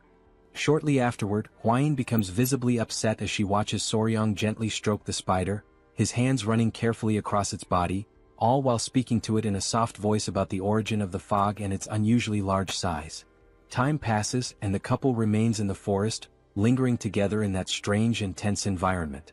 Eventually Hwayin, her cheeks tinged with embarrassment, gathers her courage and apologizes to Soryang. She admits that for a while she genuinely believed he had fallen under the spider's seductive spell. Embracing the spider with visible tenderness and affection, Soryang explains that all he was trying to do was uncover the creature's true form, to understand what lay beneath the disguise. Hwayin nods, saying that she understands now, but her emotions quickly shift. With a burst of frustration, she yells at him to stop hugging the spider. Moments later, Hwayin appears startled. Her eyes widen as she expresses an odd sensation. She feels as though there's something important she's supposed to remember, something lingering at the edge of her memory, but she just can't grasp it. She confesses that she still hasn't memorized all the known venomous creatures. Meanwhile, Soryang remains trapped in his own uncertainty, still trying to understand what exactly is causing such deep frustration and agitation within Hwayin. Suddenly, something grabs both of their attention. A faint but unmistakable sound rises in the stillness of the forest. Soryang immediately turns toward the spider, wondering aloud whether it could be the source of the strange noise. With his mouth open and his expression full of suspicion, he finally realizes that the sound is not coming from the spider, it's coming from behind him. It is Un. Still tied to the tree, she is the one producing the sound. Without hesitation, Soryang calls out, admitting that in the midst of all the chaos and confusion, he had completely forgotten about her. Now, with Un lying on the ground, the couple stands over her, unsure of what to do to wake her. They soon notice that Un is still breathing, albeit with difficulty, which brings them a small measure of relief. It means that she is not dead but only temporarily paralyzed. Time continues to pass and the dense fog around them thickens, sinking even lower into the forest floor. The strange atmosphere compels Huayin and Soryang to resume their search for Seol. But just before they leave, Soryang announces that there is something he must do first. His tone piques Huayin's curiosity. He then begins using the spider's own silk to tie it up carefully, wrapping it methodically while holding the other end of the binding securely in his hand. Before long, Soryang starts dragging the large creature along behind him, telling Huayin that he intends to take it back to the clan. He believes it is not just any ordinary venomous beast, and therefore should not be treated like one. Suddenly, a scream cuts through the air, and Huayin immediately spins around, alarmed and tense. It is Seol, her voice hoarse but forceful, calling out to her sister with every last ounce of strength she can muster. The fury in her voice is unmistakable, and it freezes both Soryang and Huayin in place, leaving them momentarily paralyzed, unsure how to react. Seol continues shouting, declaring that the creature has dishonored her, and vowing that she will never allow it to do the same to her sister. Without hesitation, she draws her sword, her determination carved into every movement. Her eyes blaze with resolve and she prepares herself to strike. At that exact moment, Soryang cries out desperately, begging her to wait, just for a single second. But nothing could stop her now. Unshaken and unwavering, Seol rushes forward, aiming directly at the creature with relentless momentum. In a flash of motion, Soryang throws himself in front of the creature, spreading his arms wide open in a protective gesture, trying with everything he has to block her attack. Seol, still unwilling to stop, points her sword at him, ready to strike, and commands him to move aside. But Soryang stands firm. He doesn't move an inch. With clear conviction in his voice, he declares that he will not move under any circumstances. Remaining solid and unyielding, he points to himself and states that he is the one who captured the creature. Therefore it now belongs to him. Huayin's eyes go wide, stunned and speechless at the gravity of what he just said. Then Soryang's expression hardens. He clenches his fists tightly, bracing himself for whatever may come next, ready to face any threat head-on. At that moment, a sinister and intense aura begins to radiate from Seol. Her eyes gleam with burning fury and her voice, dripping with hatred, demands that he repeat himself. She wants to hear it again to be absolutely sure she hadn't misheard. Soryang continued staring directly at Seol. Once again, Seol demanded that he repeat what he had just said, if he had the courage to do so. In Soryang's mind, the memory of the gecko with the poisonous chant resurfaced, one that Seol had already killed before. He wondered, filled with indignation, if now she also intended to kill the spider. At that moment, Huayin suddenly shouted, urging Lady Seol to wait before doing anything drastic. She firmly stated that Un was only paralyzed, not dead. Upon hearing those words, Seol froze in shock as the realization struck her that her sister was still alive. To remove all doubt, Huayin assured her again that Un was truly alive. Understanding how Seol felt, she explained that if the host were to be killed and the body's clone were undone, the imitation would simply revert into something else. This process in turn would serve to clear Lady Un's name. Huayin implored Seol to think calmly about her actions before acting on impulse. She questioned whether, by taking the host and exposing it before the entire family, Seol would actually feel that her anger and sorrow had been resolved. Finally, directing the attention of everyone present, Huayin brought the focus back to the essential point. It was Soryang who had discovered and captured the host, and beyond that he was also the one who saved Un's life. Upon hearing everything, Seol appeared visibly embarrassed by the way she had behaved at the beginning. She turned to Soryang and offered an apology, admitting that she had failed to consider his kindness and had acted too hastily in judging him. Soryang, relieved by her words, accepted the apology. Wasting no time, he turned to Huayin and sincerely thanked her for clarifying the entire situation so smoothly and effectively. Seol then turned her gaze back to Soryang and asked what he planned to do with the creature. Excited, he declared that, before anything else, he intended to take it to the Tang clan. Swept up in his enthusiasm, he commented to Seol that he actually thought the creature was cute. Seol, now entirely frustrated, asked in disbelief whether he seriously found that thing cute. As she mulled over the deeper meaning of the word cute, Seol began to panic and, driven by impulse, asked if Soryang didn't already have Lady Huayin. Huayin let out a sigh upon hearing the question and replied that Seol was completely misinterpreting Soryang's words. Annoyed, Soryang clarified that he had referred to the spider as being cute, not in the sense of it being charming like a person, but because it was red, covered in soft fur, and had unique abilities. Seol tried to understand, though she still appeared somewhat skeptical. At that moment, Soryang looked at both of them with curiosity and asked what exactly they had been discussing. Flustered, both women quickly replied that it was nothing important. With the break of dawn, the spider and Lady Yoon were safely escorted back to the Namgung family. As soon as the Namgung patriarch laid eyes on the creature, he immediately drew his sword, consumed by fury at the thought that the creature had stolen his daughter's appearance and dishonored her in the process. Soryang, realizing the danger, pleaded with him to remain calm. He assured the patriarch that all misunderstandings regarding his daughter would be thoroughly explained. The patriarch let out a deep sigh and muttered, "Like father, like daughter," leaving Soryang momentarily confused by the remark. Soon after, the patriarch turned to him and expressed his gratitude for saving both of his daughters. He emphasized that the Namgung clan would never forget what Soryang had done and that, as a gesture of their gratitude, they would grant him one wish. Without hesitation, Soryang pointed to the spider, declaring that he wished to take it with him. The patriarch, without the slightest objection, granted his request. Before ending the discussion, however, the patriarch brought up something that still bothered him. Curious, Soryang asked what it was. The patriarch referred to his daughter Seol's appearance.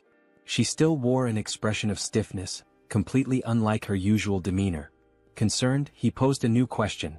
Just as the creature had stolen the image of his daughter, was it possible for it to do the same with anyone else? Soryang became thoughtful. Although he was now the spider's owner, he didn't exactly possess the image rights of the patriarch's daughter. He began to reflect deeply on what might be done regarding this particular issue. Suddenly, interrupting his train of thought, something drew Soryang's attention. It was a restless crowd of people, completely agitated. Concerned about the commotion, Soryang rushed over to Commander Gu Pei and asked what was happening. The commander replied that it was a group of angry citizens.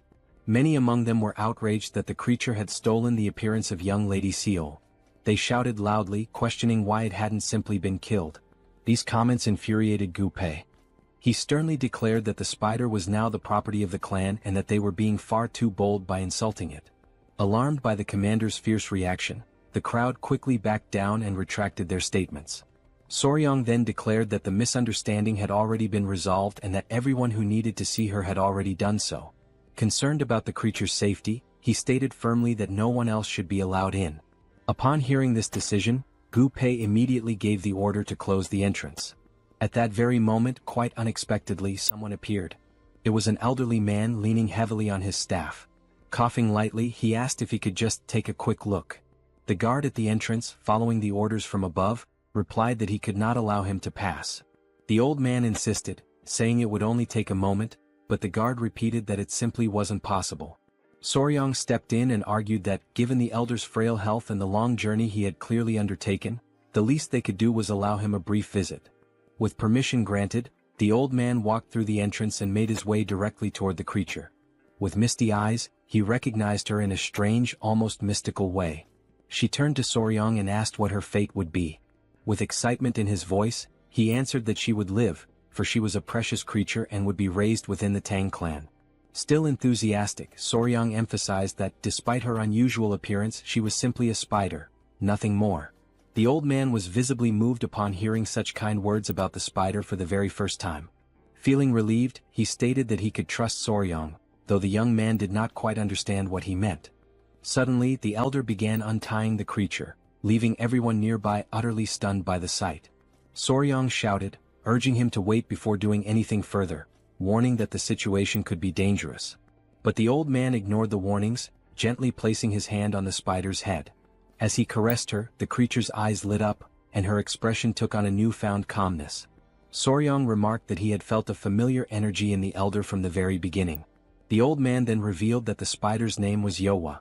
With a nostalgic gaze, he began to recount the story of how they had met. The encounter had taken place more than 20 years ago, just after he had lost his entire family to a devastating plague. It was during that period of despair that he found Yowa, still very young and small. At the time, while he still had vitality in his body, he had fed her with his own qi yang. However, as the years passed, his strength waned and he could no longer sustain her. Back in the present, the old man admitted, filled with regret, that Yowa had done terrible things, and he blamed himself for them. Soryong tried to console him, speaking firmly that it had all simply been an accident. The elder then said that Soryong, as a kind-hearted knight, would now care for Yowa in his place, and that he could finally rest in peace, asking that he take good care of her. Without hesitation, Soryong responded immediately, promising that she would be in good hands. With a warm, loving look, the old man told Yowa that he was far too old to continue accompanying her, but he trusted that she would be well cared for. He advised her to follow the knight and live a long and happy life. The old man and the creature embraced in a heartfelt farewell. Soryong observed that, for a spider to understand a human so well, they must have spent a great deal of time together. He imagined that their journey had been one filled with affection and deep companionship. Moved by this sentiment, Soryong invited the old man to come with him to Sichuan, but the elder politely declined, explaining that he no longer had the strength for such a long journey. Understanding, Soryong shifted the topic and asked the elder to share his experience with Yowa, since it would be his first time caring for a creature like her. The old man agreed, assuring him that he would explain everything in detail. Somewhat embarrassed, Soryong posed his first question. How exactly does one feed a creature like Yowa with qi-yang? The old man explained that one must place a finger into the creature's mouth to transfer the qi-yang. He then added, with a curious note, that even by sleeping beside her, a transfer of energy could occur. He revealed that, upon receiving qi-yang, the creature would begin to transform, shaping itself into whatever form it believed to be most beautiful in the eyes of the one feeding it. As the transformation unfolded, Soryong asked who the young woman before them was. The old man replied that it was his deceased wife and that he was grateful to see her one last time before his own death. Then, turning to Soryong, the old man invited him to try feeding Yowa himself. Soryong took a deep breath and agreed to give it a try. Without delay, he began transferring his qi-yang. Almost immediately, the transformation began. Filled with anticipation, Soryong wondered what form Yowa would take. Deep down, he imagined that, naturally, she might transform into Lady Huayin. But when the final form was revealed, Soryong was utterly stunned. He couldn't hide the shock on his face. Those nearby, watching with curiosity, didn't let the moment pass. Without hesitation, they began asking aloud whether that was really his type. Then, the old man explains that he had only seen that particular form once before, long before the creature ever assumed a human shape for the first time. Completely stunned, Gu Pei questions what exactly is happening and why the creature doesn't look anything like Lady Huayin. However, Soryong, visibly confused, admits that he is not entirely sure what is going on. As he reflects, a thought resurfaces in Soryong's mind. Perhaps the creature had maintained Seol's appearance because, in the eyes of the villagers, she was considered the most beautiful woman in the region. But now they were speaking of Huayin, who was hailed as the most beautiful woman in all the Central Plains. Suddenly, overwhelmed by panic, Soryong dashes off, running in desperation, his mind clouded by the fear that the clan might see this as a sign of betrayal. As he races away, a wild thought crosses his mind. Could the creature have believed that he preferred poisons over Huayin? Is that why she had taken on such an unexpected form? Elsewhere, in a quiet room, Un rests peacefully with Soryong keeping her company in silence. But suddenly the door bursts open. Soryong enters abruptly, calling out Huayin's name, startling her completely. Frightened, Huayin immediately asks what happened and why he's so out of breath. Without wasting a second, Soryong blurts out that it's sudden, but he needs a favor. Soryong approaches Huayin and, his voice slightly hesitant, asks if he can hold her in his arms. The unexpected request catches her entirely off guard. Confused and scared, she doesn't understand what's going on. Seeing her reaction, Soryong quickly tries to reassure her, insisting that she shouldn't interpret it the wrong way. But hearing that only throws Huayin into a state of panic.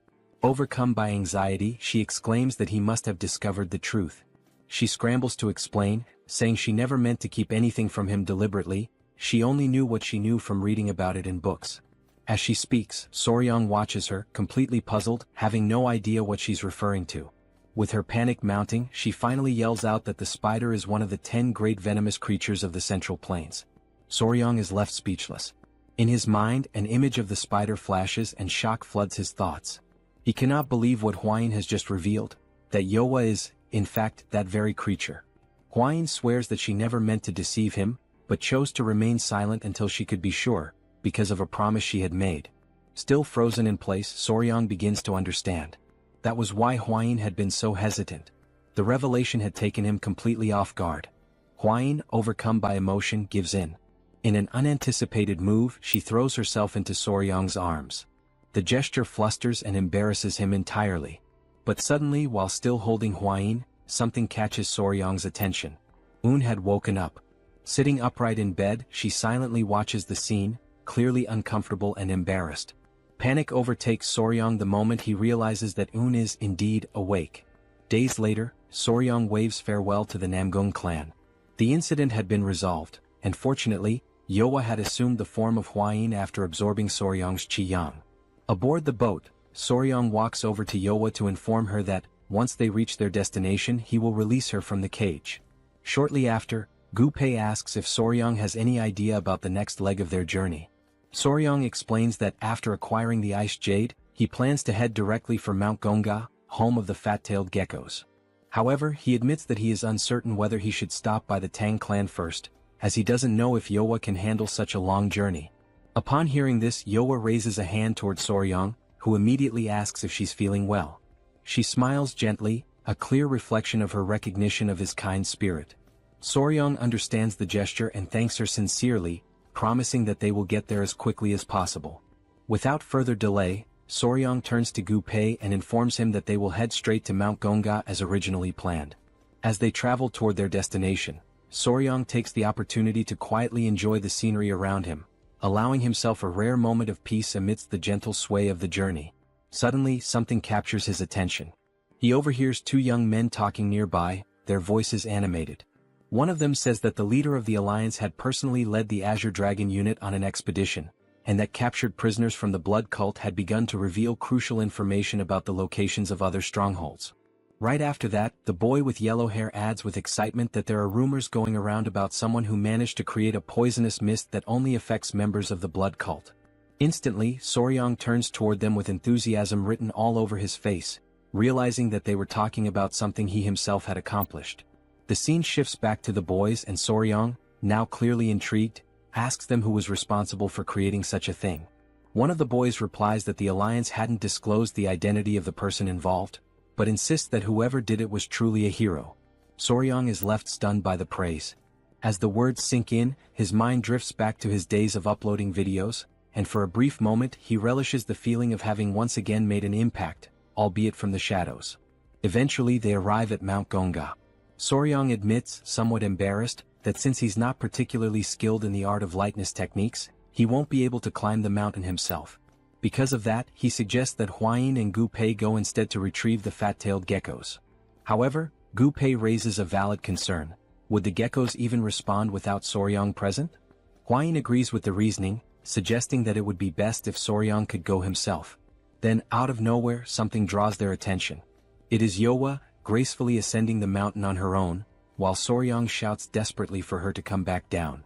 One of the rocks on the mountain breaks apart, causing Yowa to descend rapidly, but she lands calmly and smoothly on the ground below.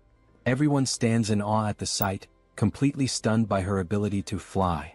Soryang suddenly remembers a phenomenon known as ballooning. He begins to explain with an air of fascination, that although few people are aware of it, some spiders are capable of flying by releasing silk threads and surrendering themselves to the wind. He adds that sometimes when walking through the street and brushing against a random web in the air, it's likely the trace of such a flight. Now fully excited, Soryang gives Yowa permission to carry him through the air. As she takes off with him, Gu Pei and Huayin follow close behind. Upon reaching the top, Soryang embraces Yowa warmly and praises her for being such an incredible and versatile creature. Huayin, visibly irritated by the scene, immediately reproaches him, saying that hugging her like that is strange, especially since the form Yowa currently wears is her own. Hearing that, Soryang quickly apologizes, understanding the awkwardness of the situation. Without delay, he begins to explore the area in search of the geckos. After a little while, Soryang spots them in the distance. With joy and great enthusiasm he calls out to them. Instantly, the fat-tailed geckos leap toward him, full of energy and visibly thrilled to be reunited. Soryang is taken aback by how affectionate and healthy the geckos seem, much more so than before. Their condition fills him with a quiet sense of accomplishment. He then shows them the ice jade he brought and assures them that he will take good care of them. He calls them to follow him. As a personal touch, he decides to name them Snow and Ice. After naming them, he gently carries both in his arms. And just like that, they officially become part of the family. A while later, back at the Tang clan during the late hours of the night, the guards are taken aback by what they see in front of them. Their eyes widen with surprise as they question why two young ladies are suddenly standing before them at such an unexpected time.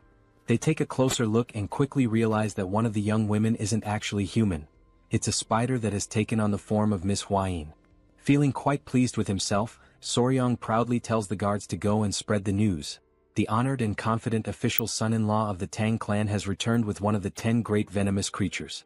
The guards are visibly stunned. None of them had imagined they would ever lay eyes on one of the 10 great venomous creatures in person, let alone see one that looked like this. Wasting no time, they send a signal high into the sky, accompanied by the urgent message that Soryong and Huayin have returned, and with them a shocking revelation. The elders immediately rush toward the courtyard, not wanting to miss the commotion and eager to understand what is truly going on. The Grand Patriarch arrives and, with both confusion and curiosity, asks how the young man managed to go out looking for food for the geckos and somehow returned with a spider that has a human face. He demands to know what exactly Soryong was doing during that trip. The in-laws are also left speechless when they see the spider bearing the exact same face as their daughter, Huayin. Soryong answers plainly, saying that he simply encountered the creature while he was staying at the Namgong clan. Everyone in the courtyard starts murmuring among themselves, saying that no one has ever heard of someone randomly finding one of the infamous 10 great venomous creatures. So they press him further, asking how in the world he managed to capture the notorious spider with a human face. The elders comment that Soryong never ceases to amaze and that at this point, they should expect nothing less from him. The in-laws beam with pride, stating that Soryong is now officially their son-in-law for having fulfilled his promise. Soryong, caught off guard, is surprised that his mother-in-law already knew about the arrangement, while Huayin stands beside him, flustered and unsure of how to react. The patriarch declares that what matters most now is that Soryong is, without question, an official member of the Tang clan. The Grand Patriarch then tells Soryong that the next day, he must go to the river and catch a live wild goose. Soryong, confused, asks why. The elder responds that it is the young man's responsibility to prepare the goose for the upcoming ceremony. He adds with a wise tone, that while Soryong is still too young for marriage, it is time for him to hold an engagement ceremony. His father-in-law, with a teasing grin, jokes that after this ceremony, if Huayin still doesn't want to marry him, she won't have any more chances to run away. At that, everyone present bursts into warm laughter and smiles, the mood light and cheerful. Soryong then steps forward, takes the initiative, and calls for everyone's attention. He clasps his fists together in a respectful gesture and in the name of the Tang clan of Sichuan, and now as an official son-in-law, he expresses heartfelt gratitude for all the support and kindness he has received. After the formalities and celebrations, the very first thing he does upon arriving home is to decide where the children will live. Yowa, the spider, chooses a tree near a well as her new residence. As for the geckos, which behave much like loyal puppies, instead of placing them in the creature courtyard, Soryong decides for the time being, to let them stay in his own room. Once everything is set up and organized to a reasonable degree, Soryong gathers them all and asks if they're happy with their new home. He tells Yowa that if she ever feels hungry, she should go straight to her chosen tree. Yowa, pointing at something that resembles a spider sneaker, seems to want to communicate something important. No one quite understands, but what she is trying to say is that if bad people come to that place, she will personally teach them a lesson. Soryong and Huayin pretend to understand what she means. Then, to confirm, Soryong asks her if that's really what she's trying to say. Yowa lights up with joy, thrilled that he understood her message. The geckos also begin trying to express themselves, and Huayin smiles warmly, realizing that they too are attempting to say that they will help protect the place. The new little family begins to settle into their lives, bound by trust, loyalty, and a deepening sense of belonging. Soryong feels genuinely joyful and deeply moved, so without hesitation he runs forward to embrace his children with warmth and affection. With their new home now secured and their small family settled in, the engagement ceremony is held later on, attended by the elders of the Tang clan. It is a simple and modest affair where the couple exchanges heartfelt vows, and only the ceremonial offerings are presented as part of the tradition. However, before all that, a minor confusion arises during the preparation of the offerings. The young warrior is caught completely off guard when Huayin declares that she wants the geckos as her engagement offerings instead of traditional jewels. Soryong stands there stunned. Out of all the discussions surrounding engagement gifts, she wants the geckos? He reflects to himself that for quite some time now, he had noticed how her eyes lingered fondly on the geckos, but never did he imagine she would openly say something like that. He calls her young miss, and trying to remain composed, tells her that what she is asking will be difficult. Stepping closer, he grabs her gently by the arm and explains that traditionally, engagement offerings are meant to symbolize a promise of eternal love. He adds that while the geckos are indeed wonderful and dear, the offering should be something unchanging and enduring, like the ice jade. He continues, emphasizing that once the engagement ceremony concludes, everything he owns will naturally be considered hers as well. Moved by his words and taken aback by the way he held her arms so intimately, Huayin blushes deeply, her cheeks flushed. She softly responds that she understands and agrees to follow his guidance. But just as the moment calms, she calls out to him again and says that there is another matter she must address. She declares that from now on, he must stop referring to her as young miss. Since they are now officially engaged, such a title is no longer appropriate. This request also catches Soryong completely off guard, and now it's his turn to blush. As the geckos snuggle adorably in her arms, he manages to nod and replies with a simple affirmation that he understands. Shortly after, in the patriarch's main hall, the father-in-law greets them and casually asks whether they slept well the previous night. Soryong, however, can only think about why exactly he has been summoned. The father-in-law soon clarifies that the reason for calling him in is to speak about Soryong's great art. Huayin elaborates, explaining that this great art involves learning a qi cultivation technique unique to the Tang Clan, one that involves internalizing poison. Soryong then asks whether they're referring to the ritual of taking the 10 poisons that had previously been mentioned. The Grand Patriarch confirms this and comments that it was fortunate Soryong captured the human-faced spider, as her venom is considered the weakest among the poisons from the 10 great venomous creatures. Soryong then asks whether he should begin immediately, but his father-in-law replies that the time hasn't come just yet. To his surprise, the elder reminds him that he had previously said he would prepare the 10 poisons on his own. However, the patriarch now presents him with a new proposal. He explains that when he observed the creatures Soryong has raised, and those he is still destined to raise, he remembered something long forgotten within the Tang clan's legacy. Then he asks whether Soryong has ever heard of the exact significance of the 5 poisons. Soryong, thinking carefully, asks if he is referring to the art of the returning 5 poisons. The elder confirms, saying yes, and then proceeds to list them: centipede, gecko, scorpion, snake, and toad. These 5 deadly creatures form the foundation of the ancient 5 poison technique. Finally, the patriarch looks directly at him and asks whether Soryong would be interested in attempting to cultivate the divine art known as the returning 5 poisons. He explains that, within the Tang clan, venomous creatures are divided into 2 distinct categories: common beasts and spiritual beasts. The common animals can be found almost anywhere in everyday places, but spiritual beasts are different. They possess mystical powers, higher levels of intelligence, or even internal cores. Soryong, curious and eager to learn more, asks whether the bee, the gecko, the centipede, and the human-faced spider are considered spiritual beasts.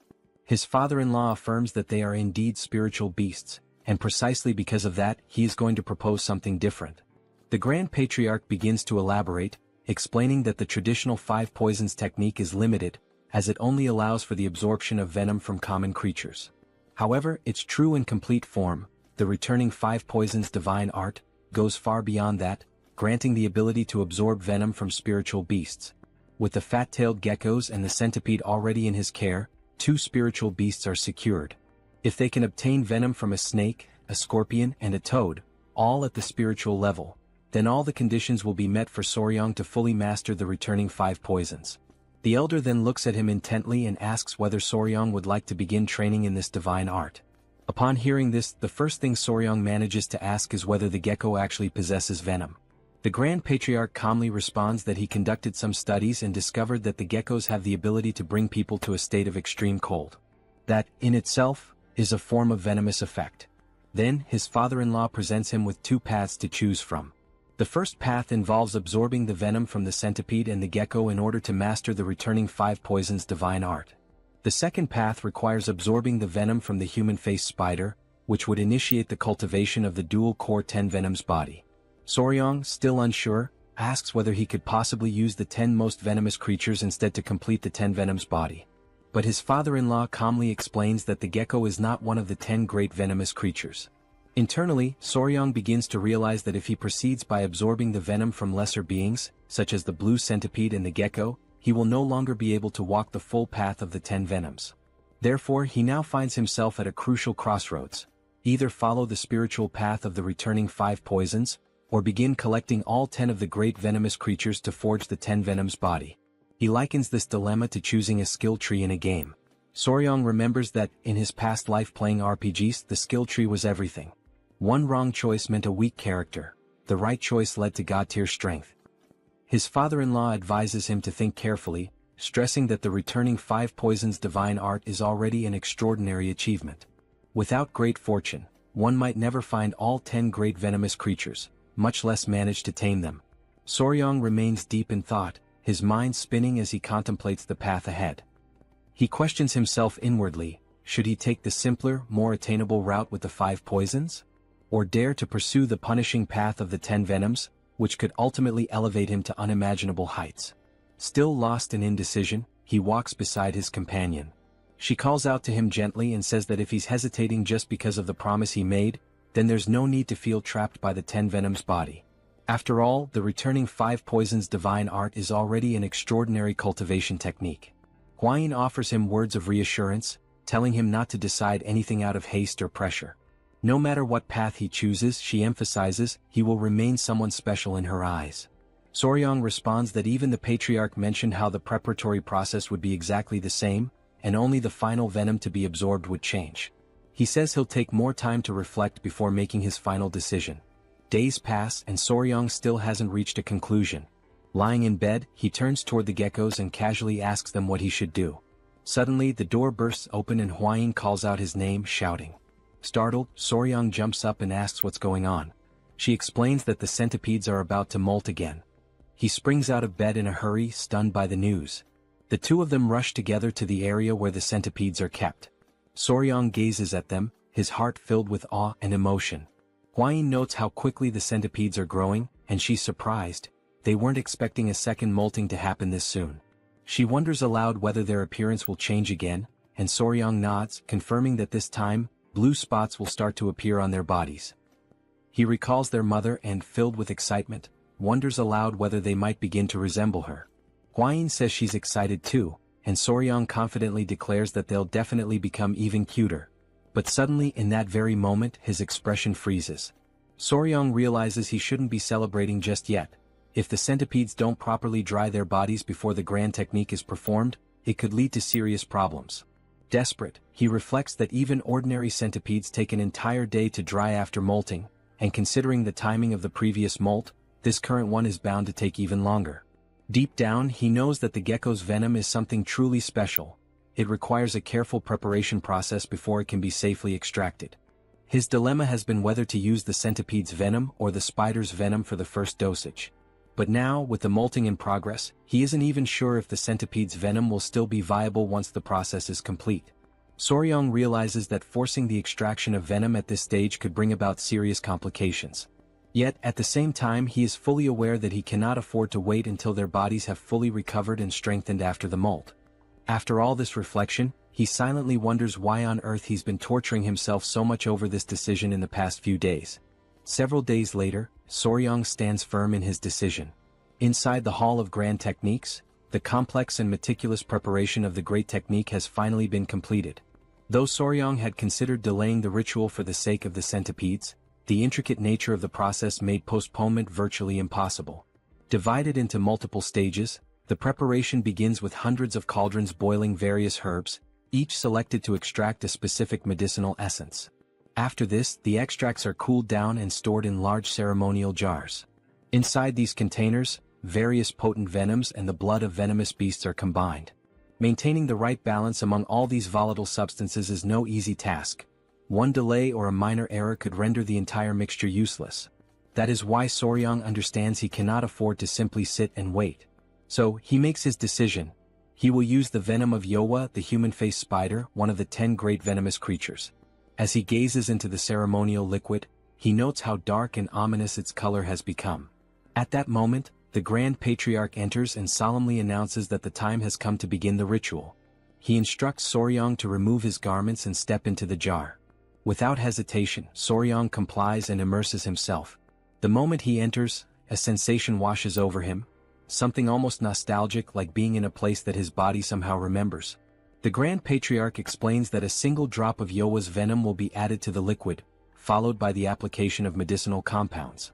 This combination will initiate the absorption process, causing Soryang's body to begin merging with the venom.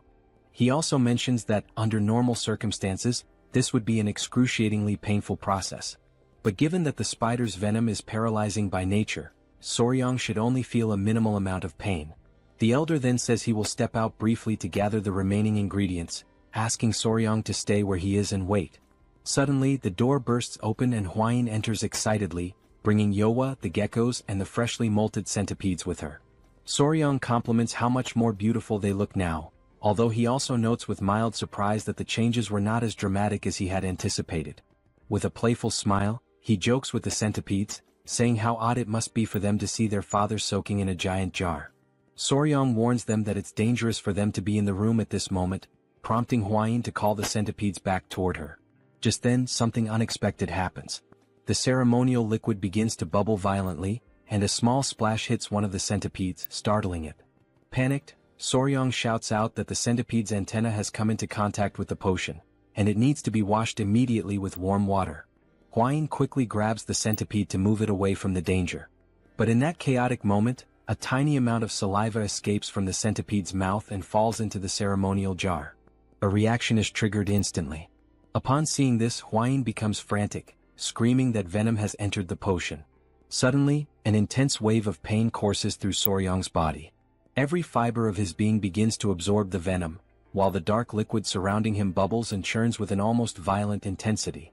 The reaction is so intense that, while Soryang endures the unbearable pain, Hwain and the creatures around him struggle to cope with the violent aftermath.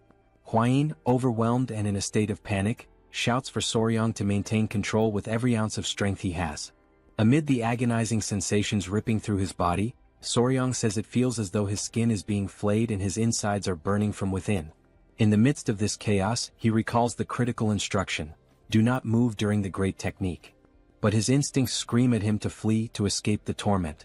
Clenching his teeth, he resists the overwhelming urge, anchoring himself in place, even as his mind insists that it is all too much to endure. Hwain, stunned by his condition, desperately wonders what she can possibly do to help him.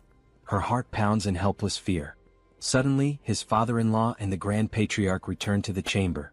They both freeze, momentarily paralyzed by the scene before them.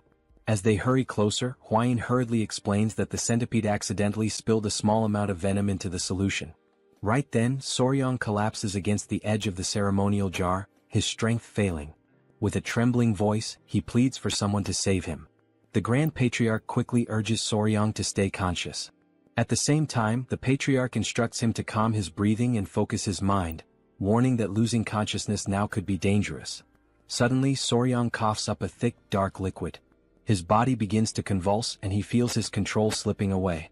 Around him, familiar voices call out his name, desperately trying to pull him back, but everything becomes distorted. His vision blurs, the faces around him twist into indistinct shapes, and the words melt into unintelligible echoes. His awareness drifts into darkness, dragged deep into the recesses of his own subconscious.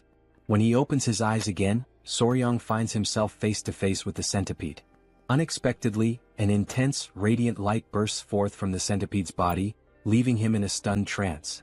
Back in the real world, Hwain cries out in relief the moment she notices Soryang regaining consciousness.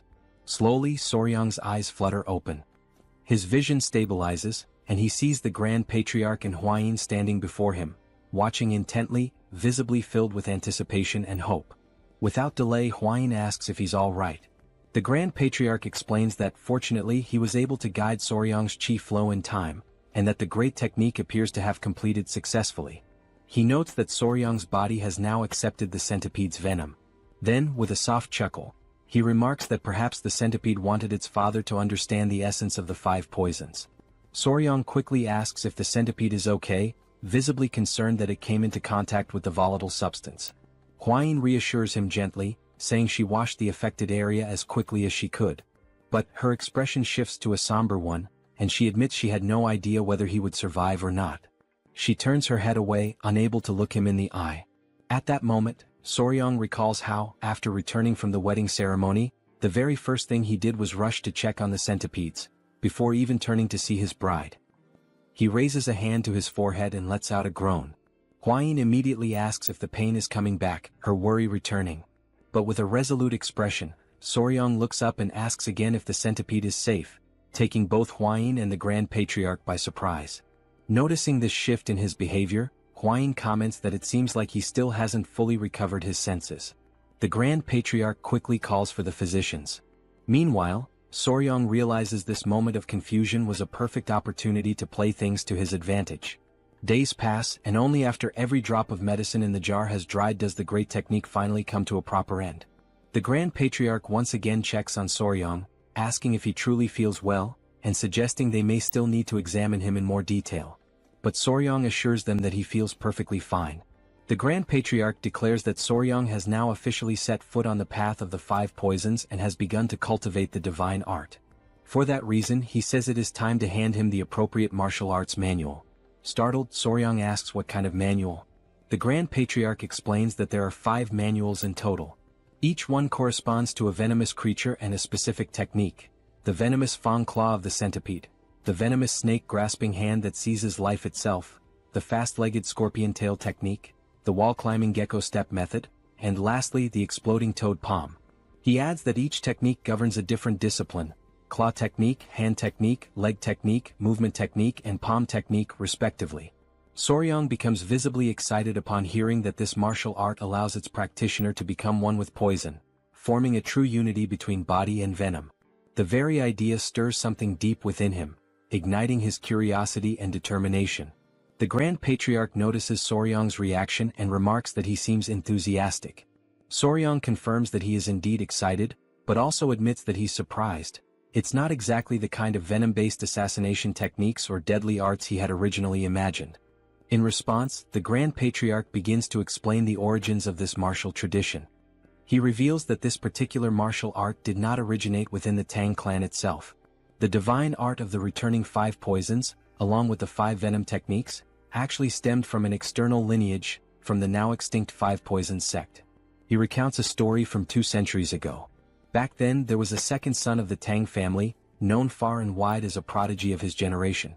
That young man fell in love with the daughter of the lord of the southern barbarian Beast Palace. Despite fierce opposition from both powerful clans, the 2 lovers defied their families and fled together. In exile they founded the 5 Poisons sect. The couple went on to create an entirely new martial art, one that fused the venom arts of the Tang clan with the beastly fist techniques of the Beast Palace. This fusion led to the birth of a unique and powerful martial system. However, because they incorporated forbidden techniques into their new style, they attracted the wrath of the martial world. The sect became a target of persecution and was ultimately annihilated around 100 years ago in the depths of the jungle. The Grand Patriarch concludes by explaining that after the sect's fall, both the Tang clan and the Beast Palace reclaimed fragments of the lost arts. The 5 poisons and the 5 venom techniques were eventually restored. Although tensions still lingered between the clans, the Tang clan managed to retain most of the art. He adds that the masters of the 5 Poisons sect held out against overwhelming force, proving the extraordinary strength of their style. The Grand Patriarch emphasizes that he has always believed this martial path would be a perfect fit for someone like Soryong, someone with a natural inclination and affinity for poisons. In that instant, Soryong realizes this was the Grand Patriarch's plan all along. He expresses his sincere gratitude and assures them that from this moment on, he will commit himself fully to training. The Grand Patriarch nods, stating that as long as he remains dedicated, greatness is destined to follow. And so, with resolve burning in his heart, Soryong takes his very first step onto the path of the divine art of the returning 5 poisons. Elsewhere, he strolls quietly, suddenly noticing how long it has been since he last felt sunlight on his face. Just then, much to his surprise, a centipede comes crawling rapidly in his direction. It's Nova, the same centipede that had spilled the venom into the ceremonial jar. Soryong wonders aloud if she had been waiting for him all this time. He looks at her gently and says he understands everything she went through, urging her not to blame herself. None of what happened was her fault. Moved by his words, the centipede suddenly leaps into his clothes. Startled, Soryang notes that her body is still rough and spiky from shedding her old skin, and he would really prefer if she stayed on top of his clothes rather than pressing directly against his bare skin. She looks at him for a moment and then climbs out of his clothes, leaving him full of assumptions and questions. Soryang grows anxious and wonders what is going on. A strange thought flashes through his mind. Could the centipede actually be reading his thoughts?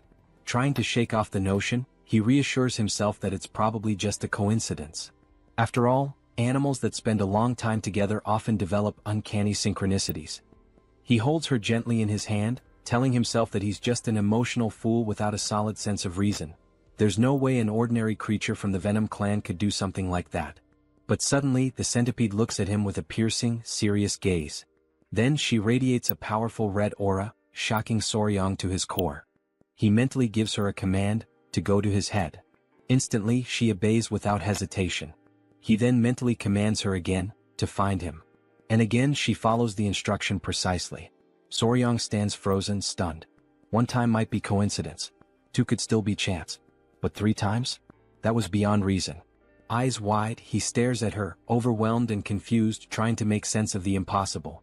In that surreal moment, a mysterious light begins to form, connecting the two of them. Elsewhere, Hwayin was calling out desperately for Nova, her voice filled with urgency as she asked where the centipede had gone. Coming across a few other centipedes, she asked if they had any idea about Nova's whereabouts, knowing that after recently shedding her skin, it would be more difficult to track her down. At that moment, Soryang suddenly appeared, emerging unexpectedly as he ran toward Hwayin with Nova resting on his shoulders. Seeing how visibly exhausted he looked, Hwayin immediately asked if he was alright, while simultaneously scolding Nova for wandering off so far, a behavior she had explicitly forbidden. Catching his breath, Soryang lifted Nova gently and pointed out something far more important at that moment. Nova now understood human language. Hwayin, stunned and momentarily speechless, was taken aback by the statement. She then questioned what he meant, arguing that Nova had always been able to understand spoken words. Soryang explained in more detail. Nova was no longer limited to simply understanding spoken language. She now understood thoughts as well. The shock on Hwayin's face was instant. Before she could respond, Soryang bolted off, heading straight for the Grand Patriarch, eager to obtain further answers. Sometime later, they arrived at the Grand Patriarch's hall. Inside, Soryang recounted everything that had happened. Hwayin added that, among all the centipedes, only Nova was capable of understanding thoughts. She then asked whether this could be a result of the great art. The Grand Patriarch immediately dismissed the possibility. He stated that the ability had nothing to do with the great art, noting that among all those who had accepted the venom of spirit creatures, there had never been any reports of such a phenomenon. It was the first time he had heard of something like this. Hwayin then asked what the cause could be. The Grand Patriarch firmly declared that it was undoubtedly the result of the divine art of the 5 poisons returning. He explained that the great art was designed for the absorption of venoms, and that only Soryang had successfully absorbed venom from a spirit creature. He continued by saying that what happened to Nova was clearly influenced by the southern barbaric beast palace. Soon after, the Grand Patriarch elaborated further. He explained that the palace treated beasts as part of themselves and that their secret might be connected to the 5 poisons returning art. He concluded that it was impossible to fully understand why this was happening. Soryang, puzzled by this, asked why it was considered impossible to comprehend. The Grand Patriarch emphasized that there was no reason for the palace to reveal its most guarded secret. He warned that once the palace discovered that the Tang clan had mastered a martial art shaped by their influence, there was no way to predict how they would react. Distressed, Hwayin asked whether there was any way to prevent this from escalating. The Grand Patriarch replied that it wouldn't be easy, unless the palace owed them a significant favor. Later on, Soryang walked in silence, feeling disappointed by the entire situation. He thought back to his original hopes of gathering his animals and forming something like the Brementown musicians. Suddenly, his thoughts were interrupted by someone calling out to him. It was Commander Gyupi who greeted him warmly, expressing how glad he was to see Soryang in better health. Suspicious, Soryang listened as Gyupi explained that there was an issue in the venomous creature garden and asked if Soryang could accompany him there. Soryang quickly considered that they should deal with the garden issue first and only then think about the palace. He also remembered that he had forgotten to go there after returning. Smiling, Soryang agreed to go with him. Before they left, Gyupi said he wanted to leave someone with Soryang. Hearing that, Soryang was surprised. What did he mean by someone? At that moment, to his amazement, the small Inying came running toward him, full of joy and longing. As they walked together, Gyupi explained that he brought the girl because she wouldn't let go of him, so he decided to bring her to the venomous creature garden. Still skeptical, Soryang asked the real reason Inying was there. Gyupi clarified that she had come for treatment and would be staying with the clan for a while. Interrupting, Inying asked why Soryang hadn't visited her yet. But Soryang only noticed that she was missing a tooth. He apologized, saying he didn't know she had already returned. He guessed she must have been bored being alone, but she denied it. To prove it, she smiled with her toothless grin and raised her click, the creature she had been playing with. Seeing it in her hands, Soryang was surprised. It was a click beetle. Click beetles are known for the snapping sound they make when they flip over. Though considered a crop pest, they're adorable in the eyes of children. Surprised, Gyupi asked if that really was a click beetle. Inying, slightly upset, insisted that it was much more than that. It was click. Soryang recalled that when he was younger he used to call them click insects, and this one was the very first he had ever raised in his past life. Then he asked Inying if she truly liked bugs. She enthusiastically replied that she did, especially the rage bee and the click. Upon hearing those words, Soryang couldn't help but think that the little girl seemed like a smaller version of himself. The idea crossed his mind to teach her how to handle venomous creatures. He then invited her to explore and learn more about insects, and to his delight she absolutely loved the idea. However, Gyupi could only think about how he would explain Soryang's decision to Patriarch Peng. Later that day in the Garden of Venomous Creatures, little Inying watched with curiosity as a snake slithered inside a glass container. Meanwhile, Soryang and Gyupi were discussing the colony of rats they were raising, which would soon exceed 1,000 in number. During their conversation, Soryang inquired about the water snakes, having heard there was an issue, and wanted to understand what was going wrong. While the two men talked, Inying remained preoccupied with the surrounding animals. Gyupi explained that while the snake's diet had been stabilized, the number of crickets was falling short, causing some creatures to go hungry. Soryang then reflected that, in truth, no matter how many crickets they had, it would never be enough, and the only real solution was to find an alternative food source. Suddenly, Inying let out a loud scream and burst into tears, drawing both men's attention instantly. Soryang quickly asked what had happened, but before the girl could explain, he noticed an unfamiliar smell. Through her sobs, Inying raised her hand and said she was sensing a strange odor. Soryang immediately realized something and gently asked her to show him what she had inside her bag. As he inspected the contents, he recognized that the little girl had made the exact same mistake he once made as a child. With patience, Soryang invited Inying to come with him and see something different from the click beetles she had collected. He showed her a red flower beetle. In fact, its real name was the tenebrio beetle, and once it reaches adulthood, it releases a foul odor through glands, which was the source of the smell. Because of their similar appearance to click beetles, it was easy to confuse the two.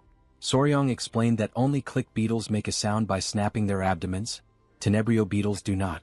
Still, he praised the girl for her efforts, saying she had done a good job because, coincidentally, he actually needed those very beetles. Gyupi then asked him why he would need them. With excitement, Soryang said he planned to raise all the beetles Inying had gathered. He explained that, although it might not seem like it, tenebrio beetles were actually one of the most common foods used for feeding both insects and lizards. Confident in his plan, Soryang declared that if they could replace the crickets with tenebrio beetles, their food supply would finally be sufficient. He told Gyupi that, thanks to Inying, they might have just found the solution to their problem, and invited him to accompany him to the cricket breeding area for further inspection. After some time they arrived at the breeding facility. At first glance, Soryang didn't notice anything obviously wrong. He opened one of the containers to investigate more closely and immediately realized that the crickets' legs were falling off. Startled, Soryang concluded that the crickets were turning to cannibalism, which explained why their population wasn't increasing. Hearing this, Gyupi assured him that they had been fed adequately, but Soryang reassured him, mentioning that he had experienced the same issue back on Hainan Island. He added that, sometimes even when food is available, cannibalism among crickets still happens. He admitted that he didn't know much about crickets, and that ignorance was frustrating, especially since the problem was so serious and so far they hadn't been able to identify its cause. Just then someone arrived, politely asking for permission to speak. Awkwardly, the man said that if the issue was about crickets, he knew the right person to consult.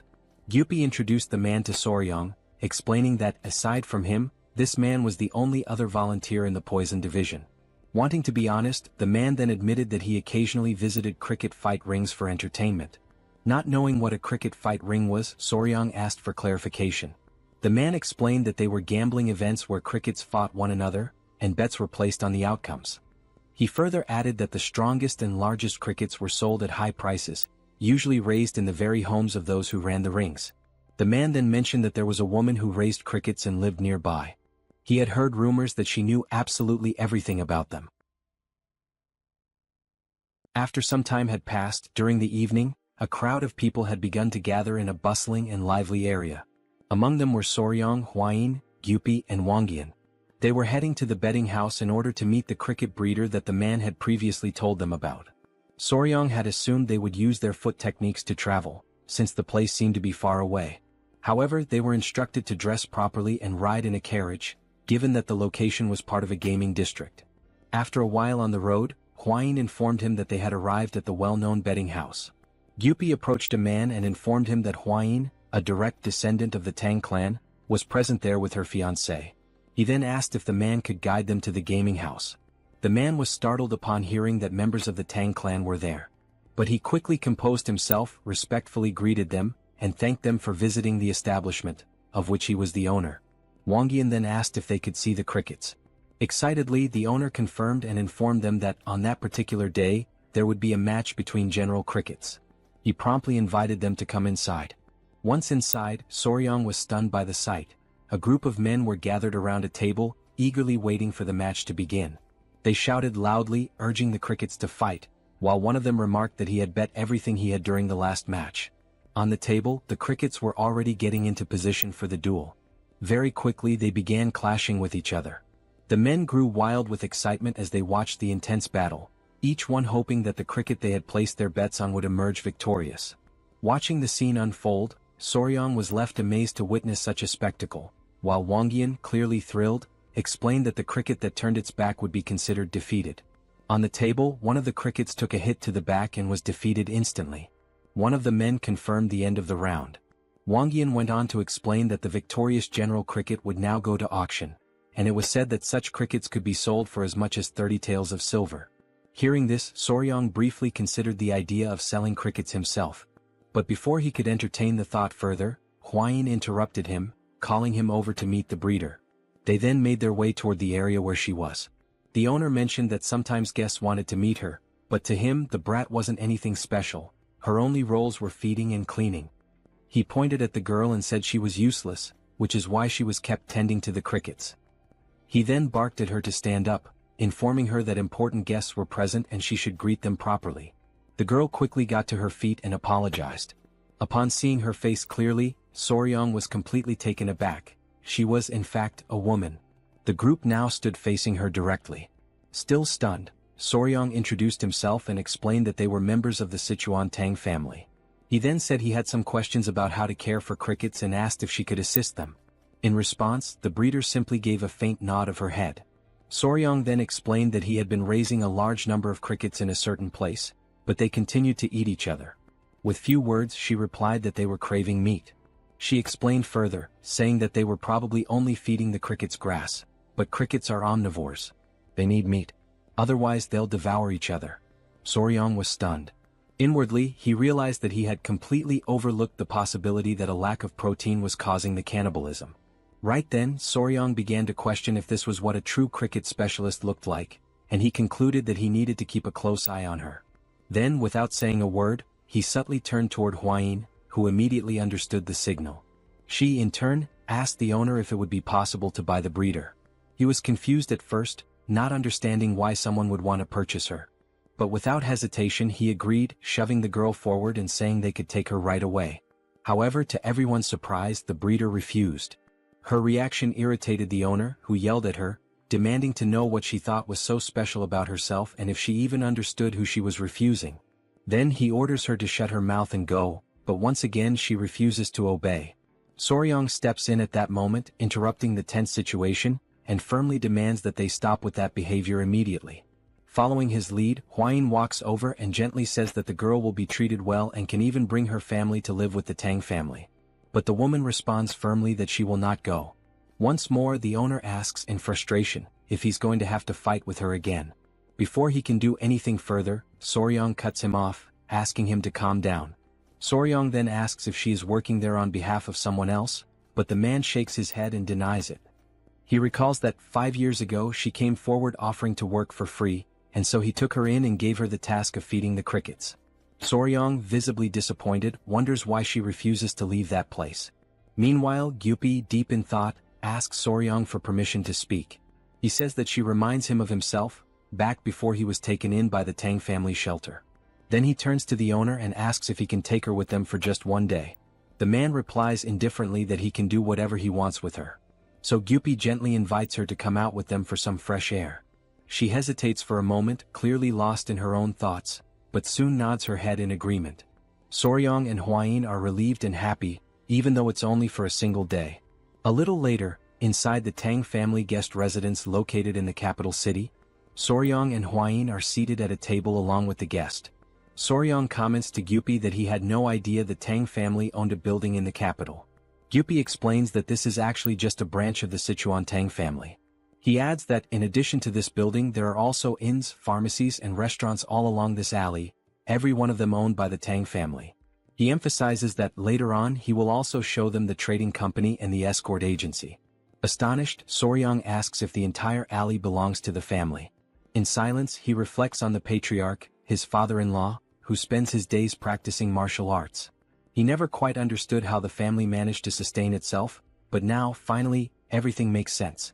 Then Gyupi asks the caretaker why she refuses to leave and says that if she's going through any kind of hardship, they can help her. But she gives no reply. Soryong leans over and whispers to Hwain that she's still not saying anything.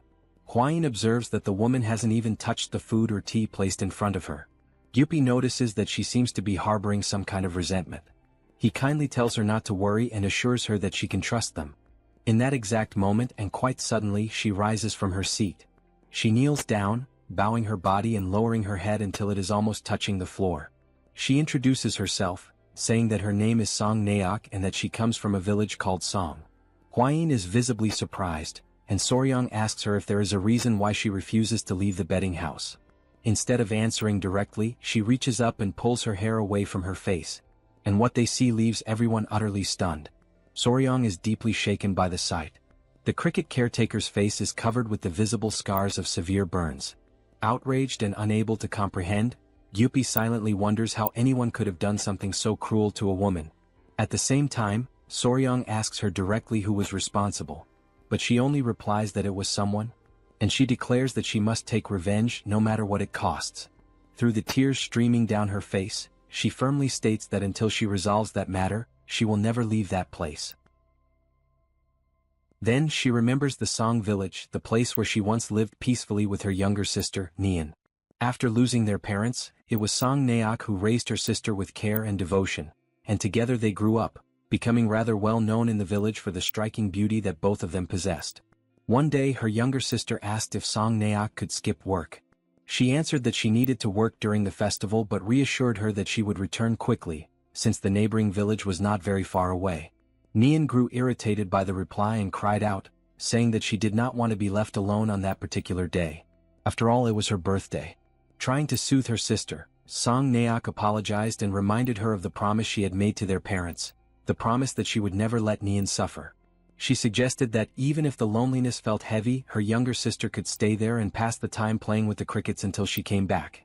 Hearing that, Nian answered sadly that even the cricket fights were better when shared by two people. Yet Song Naok insisted that there was no other choice for her. At that moment she took out a small incense pouch, which was meant to be her birthday gift to Nian.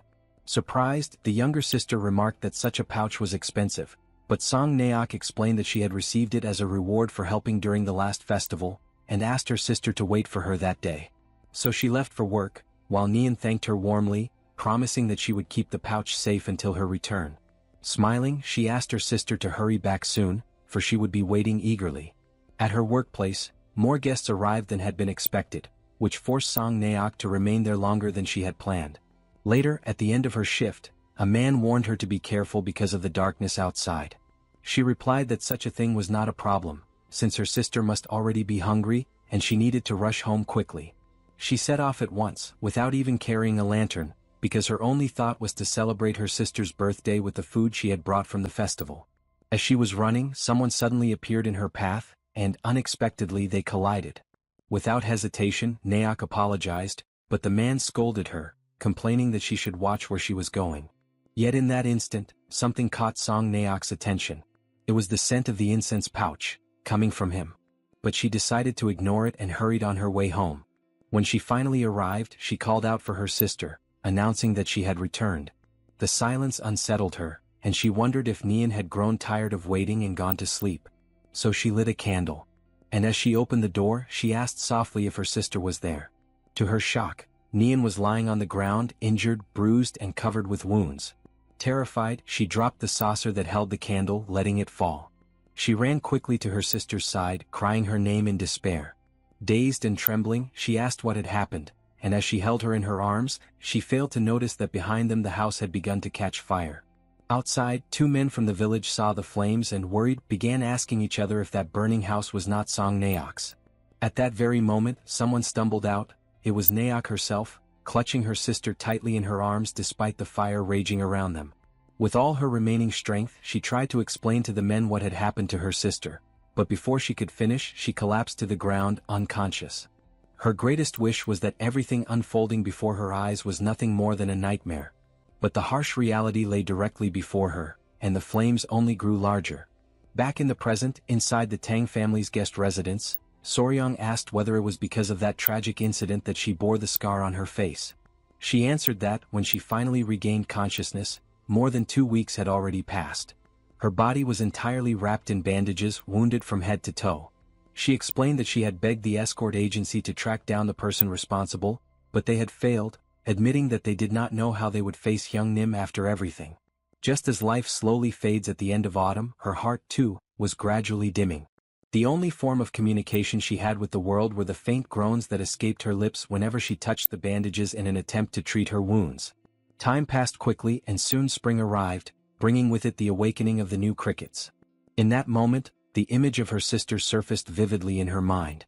Amidst the flames, Nian had begged her desperately to catch that wretched man and put an end to her torment by avenging her pain.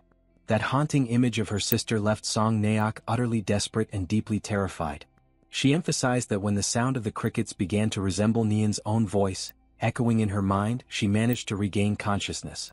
From that moment onward, there remained only one unshakable certainty within her: the burning will to find and kill that vile man. When the man came to know of this powerful motivation, he was alarmed and immediately asked her where she thought she was going.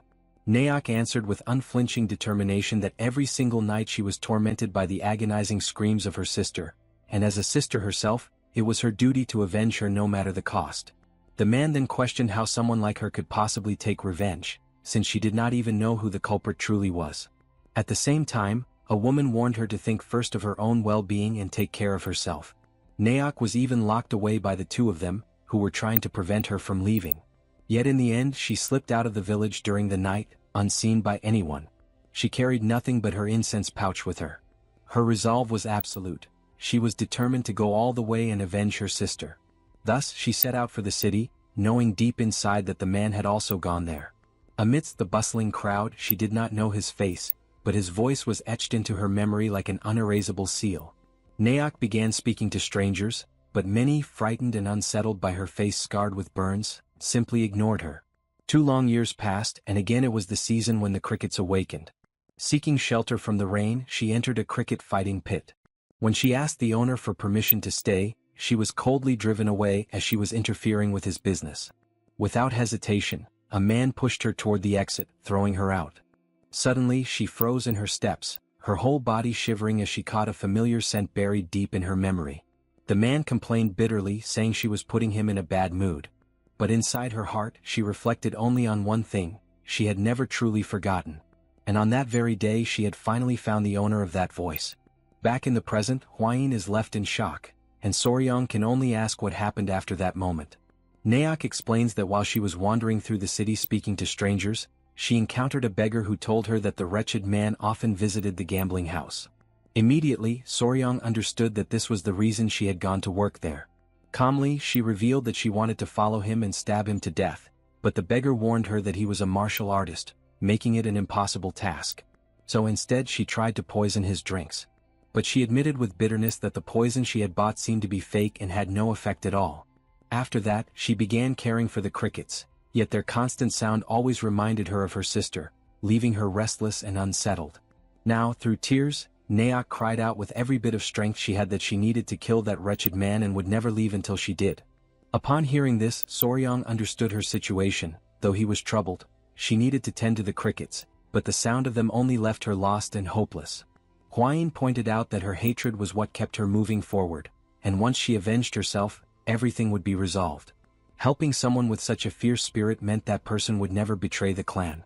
At that moment, Gyupi recalled that before avenging his parents he used to speak alone in the rain, but when the Tang family finally avenged them, everything changed for him.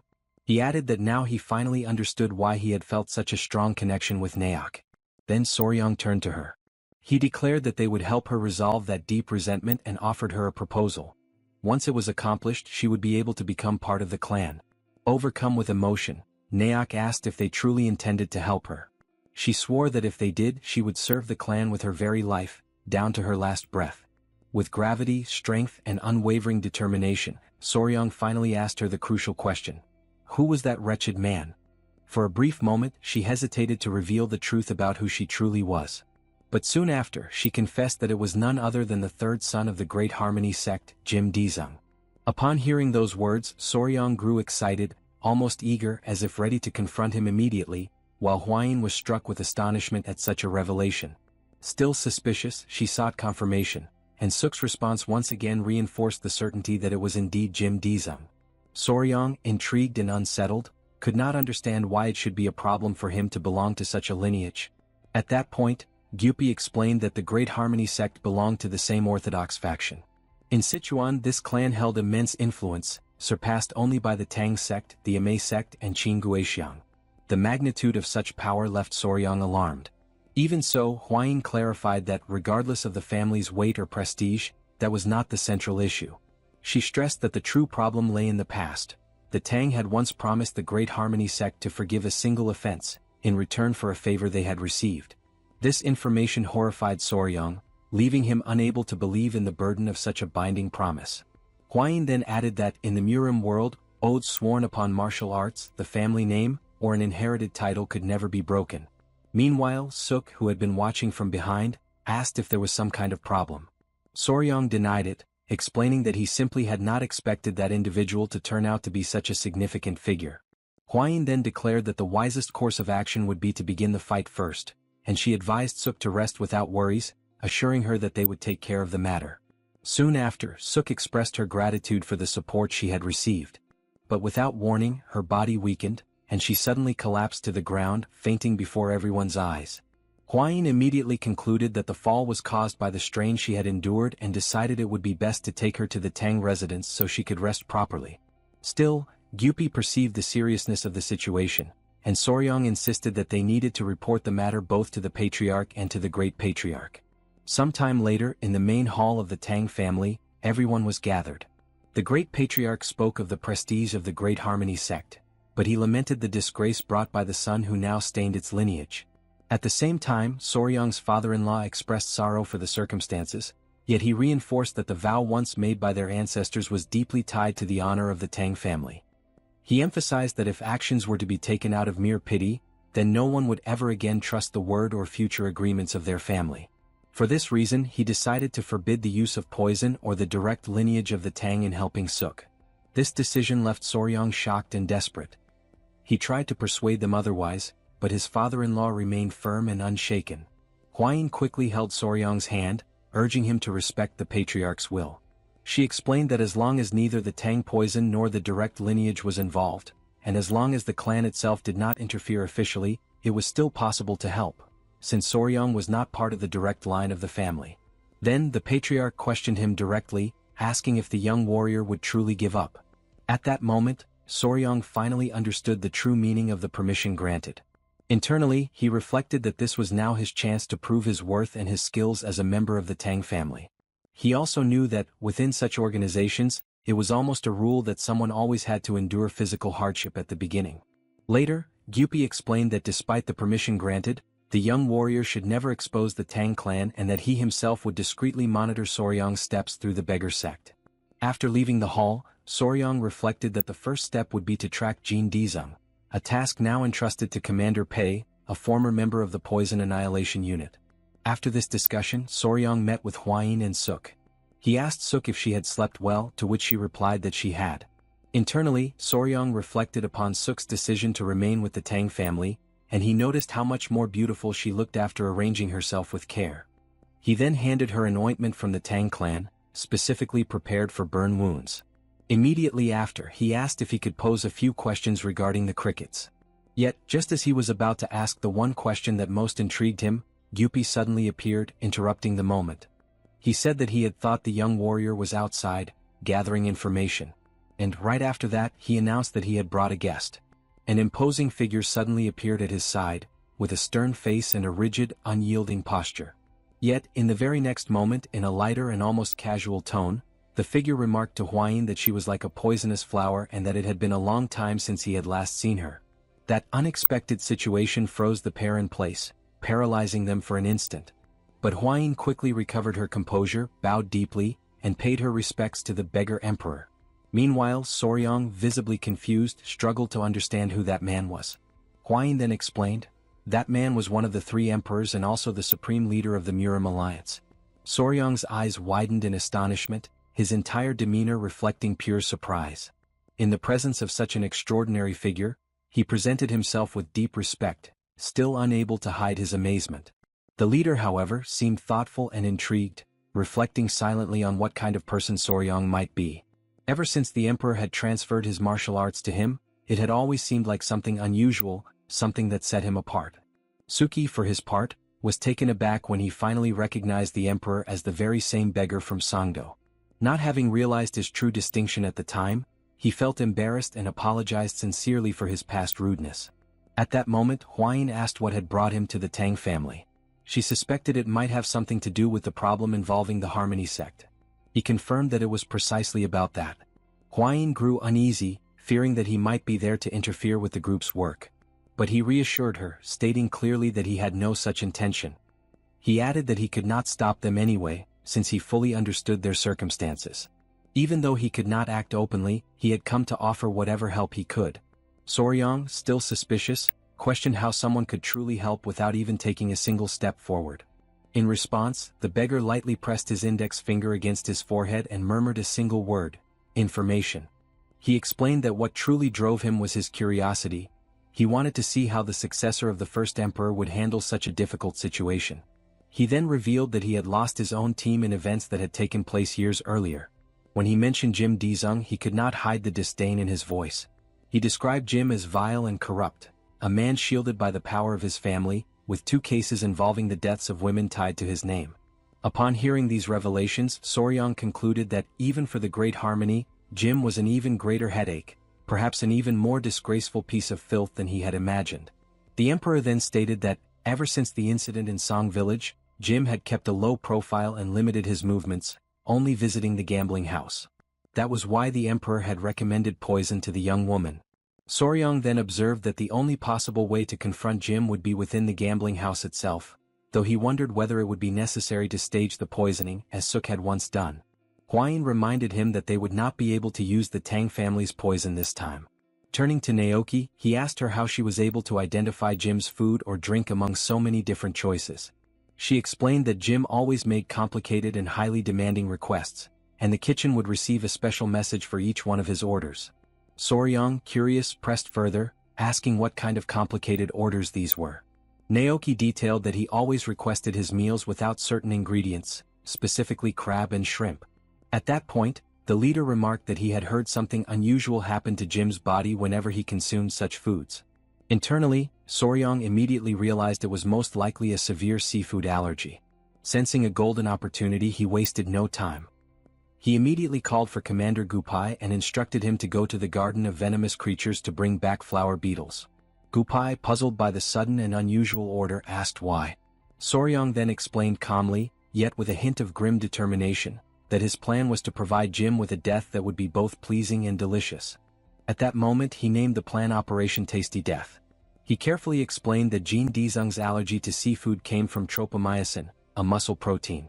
In invertebrates, this protein bore a strong resemblance to the human version, and it was precisely this similarity that triggered such a severe allergic reaction. He went on to emphasize that the crucial element of their strategy was the flower beetle, an insect carrying even higher levels of tropomyosin than shrimp or crab. Following his command, Gupe returned carrying the flower beetle. The young man then gave precise instructions. Remove the larvae, boil the beetles and lightly brown them in a pan. Before long, the preparation was complete, and he urged everyone to taste a piece of the fried beetle. Huayin hesitated at first, her expression betraying uncertainty, but he reassured her, insisting that it was truly delicious. Slowly, Huayin reached for one of the beetles from the plate and tasted it. To her astonishment, the flavor was surprisingly rich, and beside her, even the emperor widened his eyes in admiration, completely taken aback by the recipe's unexpected excellence. Soryong remarked with a faint smile that it was indeed delicious, which was precisely why the beetles had earned the nickname Crazy Larvae. The leader praised the remarkable taste, though he quickly raised the question of how such a delicacy could possibly kill Jin Dizung. Soryong explained patiently that for Jin Dizung, the flower beetle functioned as nothing less than poison, since it contained the same allergenic component as shrimp and crab, just as Ying was dangerously sensitive to bee venom.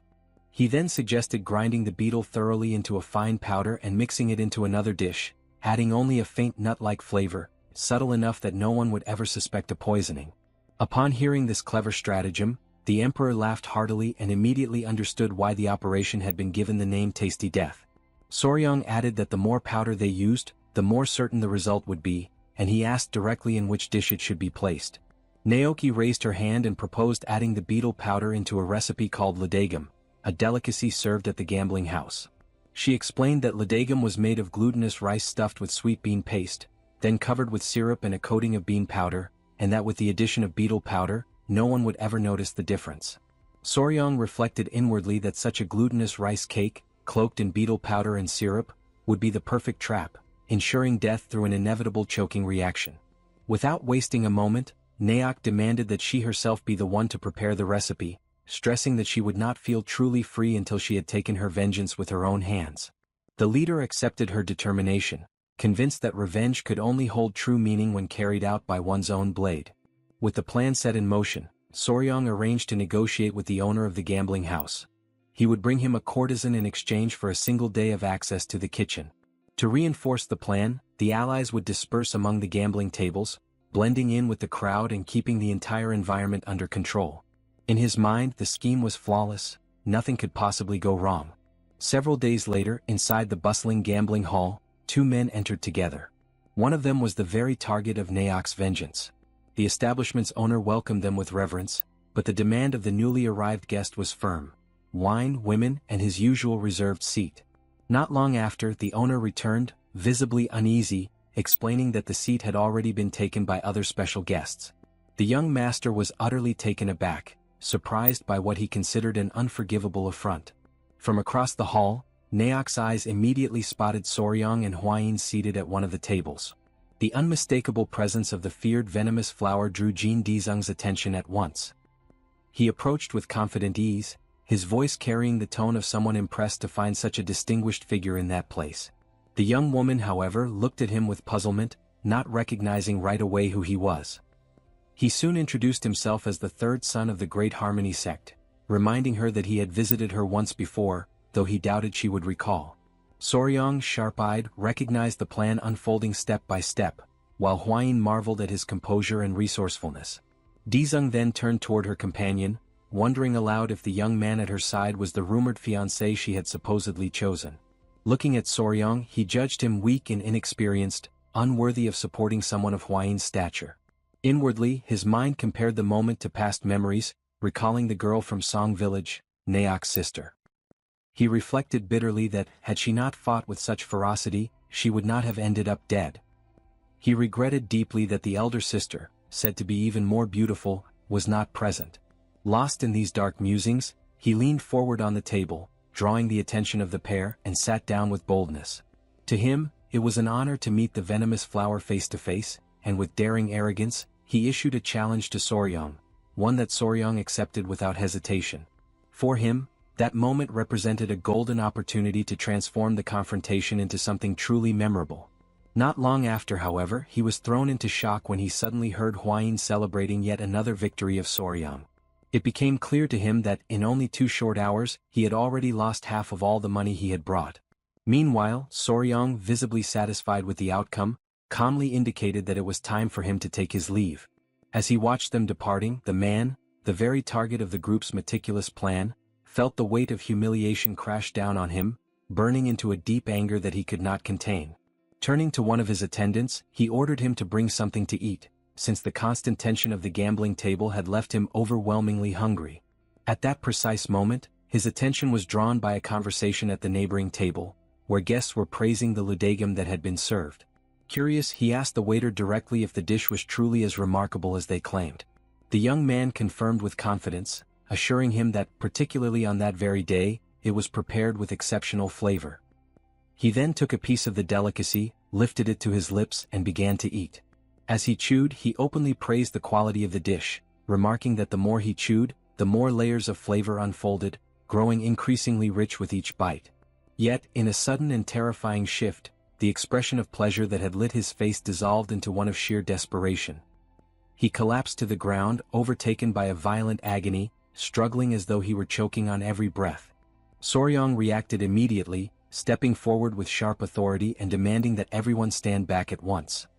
He assumed full control of the moment while the man, in panic, clutched at his clothes, begging desperately for help. But Soryong, with an icy composure, reminded him that this was not the result of ludegam itself, but rather the consequence of the sins he had committed in the village of Song. In his torment, the man gasped inwardly, wondering in disbelief how Soryong could possibly know the truth of what had taken place in that distant village. All around, the crowd stood stunned and silent, unable to comprehend what was unfolding, while Soryong commanded that they hold him down firmly. At once, hands pressed against his body, gripping him with force and refusing to release him. And in those final moments, the persistent taste of walnuts from the ludegam became the last lingering memory of his life. Elsewhere, the couple who had once cared for Naok during the time when her body was burned approached and pleaded that she continue to be treated with kindness. Soryong reassured them with calm certainty, promising that he himself would protect her, for from now on, she was considered part of the Tang family. Before returning to the Tang residence, they made a necessary stop in the village of Song. The matter of Jin Daesung was resolved swiftly. Since he was a chosen son of a prominent household, any investigation was deliberately avoided so that no scandal would spread beyond control. At her sister's grave, Naok wept with sorrow for all the precious time that had been lost in her pursuit of vengeance. Her trembling hands reflected the depth of her grief as she cried, lamenting that she had not returned home earlier on that fateful day. Watching the scene quietly, Soryong remarked to Hwain that even the crickets seemed to be weeping in unison with her. The young lady Naok, her voice fragile, said that the sound of the crickets reminded her of the voice of her younger sister. And for a fleeting instant, she wondered to herself what words her sister might be whispering to her at that very moment. Later, in the narrow alleys of the Sichuan capital, the leader of the Murim alliance walked with a relaxed demeanor, displaying a faint smile as he savored the lingering taste of the recipe prepared by Soryong. However, amidst this calm, his steps suddenly came to a halt. At once, he sensed a hidden presence and concluded that only a thief would move in such a way. He immediately questioned whether they would not reveal themselves. The concealed observers, realizing they had been discovered, grew uneasy. Nevertheless, it did not take long before they revealed themselves, acknowledging that the sharp perception of the leader remained unshaken. Standing before him was Kang Ji-ho, known as the Divine Thief and one of the 5 emperors, accompanied by his disciple Yang Ryan. He made a remark about being called a thief after such a long time without meeting, while the leader replied that there was no other way to refer to him. Even so, Kang requested some dignity since his disciple was by his side. Yet the emperor merely thought that dealing with Kang alone was already troublesome enough. Now, with a disciple in the mix. Soon after, the leader asked what had brought him to Sichuan. Kang Ji-ho explained that he was searching for the person who knew the most about the secrets of the silkworms. He then revealed his arm, where his sacred item, known as the celestial bristles, had recently been torn. He emphasized that, according to his tradition, the celestial silk was passed down once the disciple completed the training, but at that pace he would never be able to do so. The master then mentioned that he knew someone who could help, reinforcing that among all in the Central Plains, that person was the greatest expert in insects. A few days later, at dawn in the poison garden, Soryong cried out desperately. Behind him, Gu urged him to endure just a little longer while striking him with the whip. Soryong was cultivating the art of the iron box, a unique martial technique based on the venom of the first emperor. Whenever struck, the muscles would recoil, yet the chi would circulate throughout the body, hardening it and making it stronger the more blows he endured. Huayin carefully observed everything, holding the centipedes, and offered him words of encouragement. One of the centipedes, not understanding anything, became fascinated by the whip in Gu Pei's hand. In an impulsive leap, it hurled itself toward him. But Soryong intervened. He held it in his arms, only to be struck again by another lash on his back. The impact drove him to his knees, yet he still playfully spoke to the centipede about the danger it had nearly faced. Huayin complained that Hyanga the centipede was so energetic that she could never stay still. Whenever she opened her eyes, she was already causing trouble. She recalled that, on the last occasion, Hyanga had chased after a butterfly and triggered complete chaos. Soryong reflected that each animal possessed its own personality, and Hyanga was both curious and spoiled. Since the recent incident caused by Cho, she had maintained the informal title of the resident troublemaker. He also remarked on Cho, the eldest, who kept the younger ones in line and showed sternness whenever necessary. Bin-ah, on the other hand, was usually the quietest and the one who showed the most affection toward him, although she slept a great deal. Despite their similarities, each of the three centipedes had a personality of her own, and Soryong sincerely hoped that they would grow to be strong and beautiful, following the example of their mother, Huayin. At that moment, Gu Pei appeared, looking for Soryong, accompanied by Suk, who carried a jar. He acknowledged the dedication of the pair, admiring how they had been working together since early hours, and then asked Suk what life was like within the Tang clan. Dressed in the uniform of the poison unit, she explained that she was well treated and privileged under the guidance of Gu Pei, who had been teaching her martial arts. Soon after, she revealed that she had brought what Soryong had requested. For a brief moment he did not understand what she meant. Then she presented countless crickets inside the container, all in perfect condition. Gu Pei explained that the quantity was excessive, but this was due to Naoke's meticulous care in tending to the crickets. Upon hearing this, Soryong reflected on how excessive competence in one's work could sometimes become a problem. Yet he immediately announced that new offspring would soon arrive at the poison garden. Gu Pei then asked whether he would finally be going out to capture new venomous creatures. Soryong confirmed, stating that he was planning to bring new species to raise, emphasizing that the best way to feed them was with live animals. At that instant, Huayin called to him, suggesting that, before taking any action, it would be prudent to wait for news from the Martial Alliance. With the expedition requiring official permission and the ongoing situation with the blood cult, leaving would not be simple. She further pointed out that the leader of the alliance had attacked the border of Daewil, but no news had been heard since then. This left Soryong seething with anger. Suddenly someone came running, shouting loudly as he called out to the pair. Huayin, intrigued by the messenger's urgency, questioned what had happened to make him arrive in such haste. The man informed them that the clan chief was summoning them to the hall, claiming that he had something important to reveal to both of them. This left the two of them suspicious and wondering what exactly this matter could be. Shortly afterward, in the hall, the patriarch and the pair sat down at the table together. Soryong noticed that, under normal circumstances, his father-in-law would be far too occupied at this hour, and this only heightened his curiosity, making him increasingly eager to discover the reason for such a summons. The patriarch announced that he was bringing news Soryong had long desired to hear. At once, Soryong grew alert, his attention fixed on what was to come. Finally, the patriarch revealed that he had received reports from the Martial Alliance. The expedition had been a resounding success.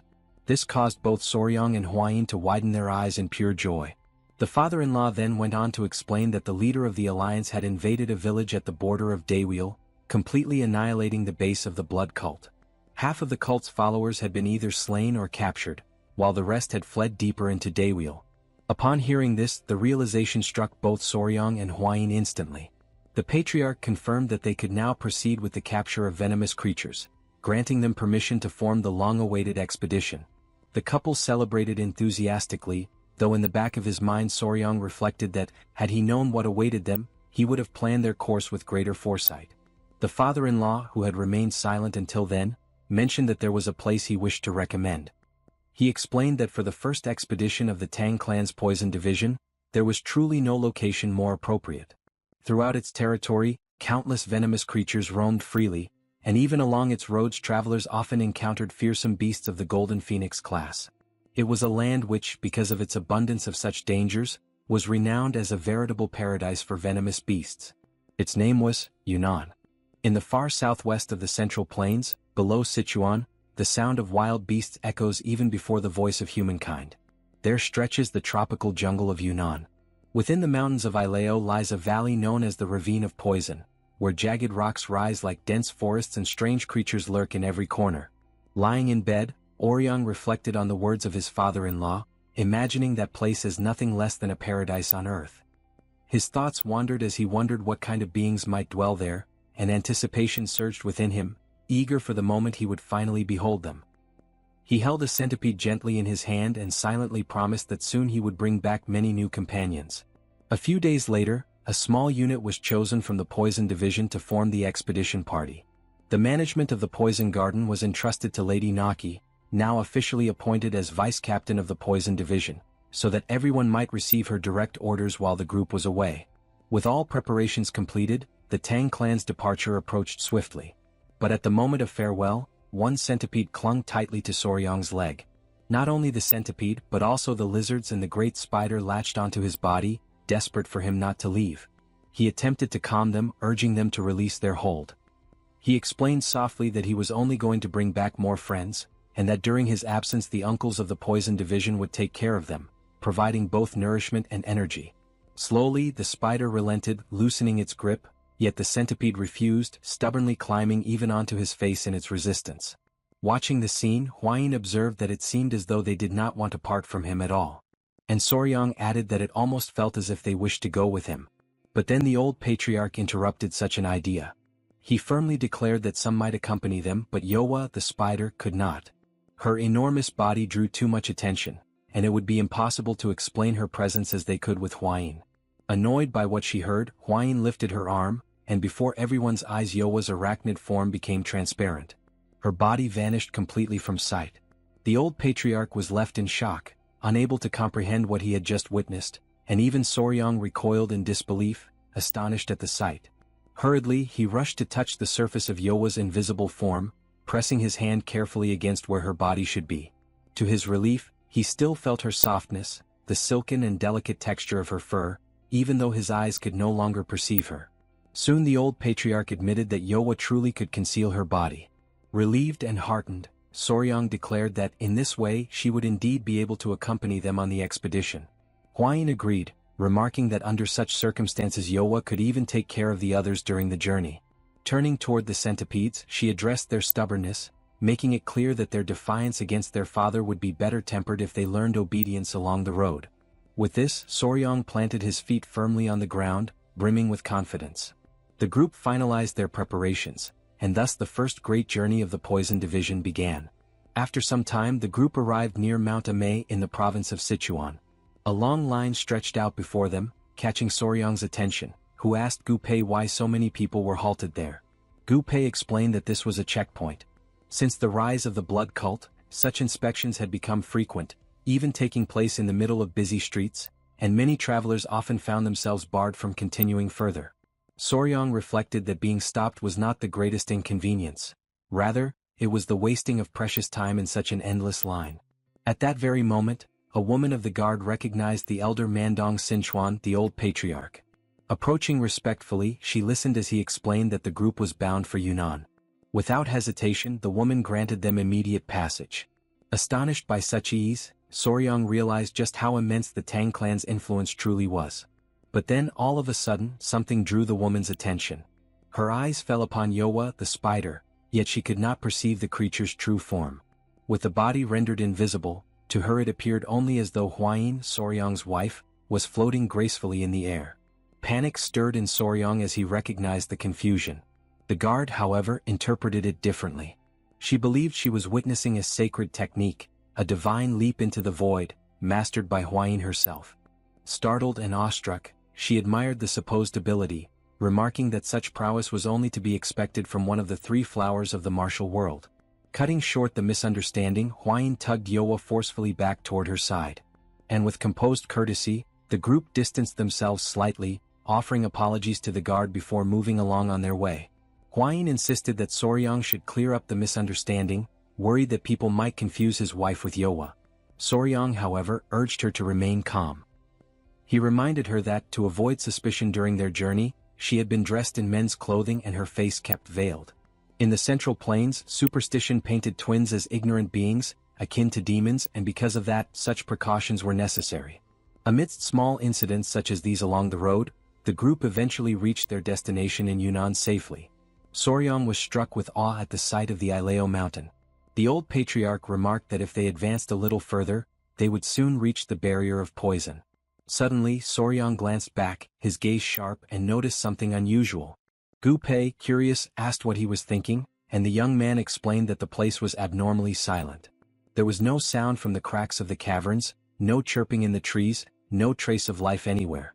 The old patriarch observed that such a feeling was not new to him, recalling the past hunt for the sovereign of the blue venom. Intrigued, Soryong asked who this sovereign was. The grandfather remembered clearly that around the den of the sovereign of the blue venom, even insects had disappeared. They had either fled or been devoured as prey. He warned that he would personally explore the area and instructed the rest of the group to retreat to the meeting point of the Yun and Amuk rivers, where birds could still be seen flying. Soon after he departed. Huayin confirmed that in the area they had crossed, there were still birds and insects present, while Gu Pei commented that it seemed as though something was dividing the territory along the river. Soryong pondered that some powerful creature must be dwelling in the Ileo mountain. Huayin approached, asking what felt so strange to him. Soryong explained that, for a beast to occupy such a vast expanse as its lair, it would have to be enormous, comparable to the sovereign of the blue venom. He reflected further, noting that the absence of all signs of life, save for the river, raised troubling questions. How could such a creature hunt in an environment seemingly incapable of sustaining enough prey? Gu Pei agreed, remarking that now that Soryong had pointed it out, the situation was indeed concerning, and he hoped fervently that the old patriarch would return with answers. Not long after, the elder did return, accompanied by 2 men from the area he had gone to investigate. The grandfather declared that the situation was truly problematic, for even at the entrance of the Ileo mountain they had found nothing at all. Soryong was shaken by this report. The patriarch continued, warning that the ravine of poison was likely in the same state. He emphasized that the sun was nearly setting, and they would do best to stop for the day and resume the search on the following morning. Inwardly, Soryong thought to himself that they could not return empty-handed. Whatever was there, they had to uncover it. As night fell, the group sat around a blazing campfire, while Soryong, positioned a little further back, tended to the beasts. Huayin arrived carrying a dish of food, insisting that he eat, and gently asked the creatures to allow their father to rest. Curious, she asked what Soryong had been working on, and he explained that he had been measuring the extent of the area, convinced that the creature's lair was likely at its center. As he spoke, a centipede settled into his hair, only to suddenly leap at a nearby beetle, catching it in its many legs. The unexpected movement startled the couple, causing Soryong to scold the centipede, complaining that it had frightened him and warning it not to repeat such behavior. Huayin wondered aloud if the centipede had been trying to catch the dragonfly that was hovering in the air, while the young master reasoned that it was likely because they were now close to the river, where dragonflies gathered in great numbers, something they had not seen before. All at once, Soryong rose to his feet, alarm flashing across his face, his thoughts racing about the dragonflies. He quickly called for the old patriarch's attention, urging that they return to the site they had examined earlier and count how many dragonflies were flying now. The patriarch appeared confused, asking what he meant by this. Soryong explained that creatures on the ground could easily hide, but dragonflies flew freely in the air. If something had threatened them, they would have fled for a time, but once the danger had passed, they would return.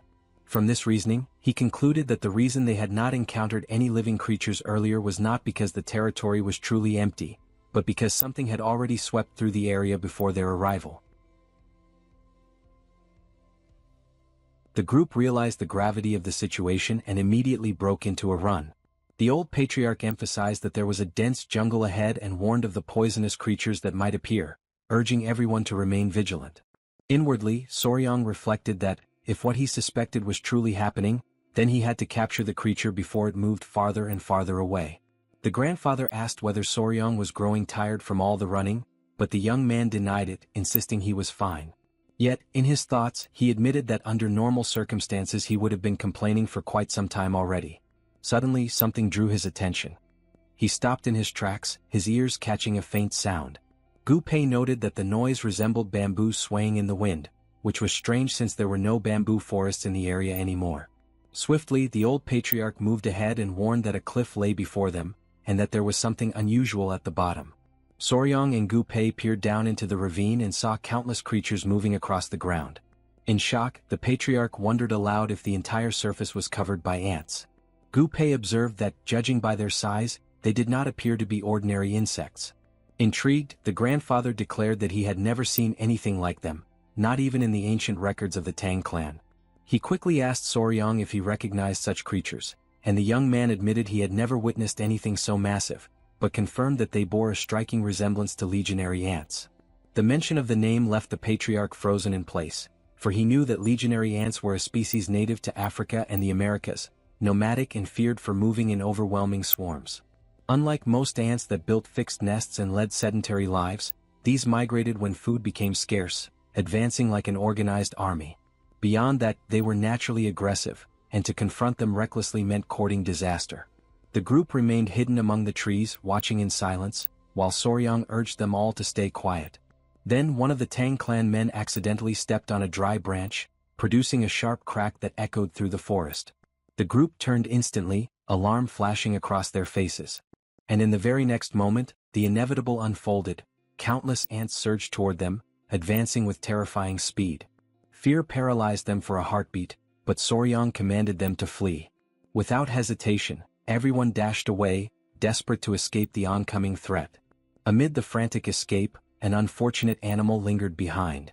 The ants swarmed it mercilessly, tearing it apart within seconds. Witnessing the sight, Soryong realized that the creatures tracked their prey through vibrations, and if they continued moving in such a manner, they would certainly be attacked as well.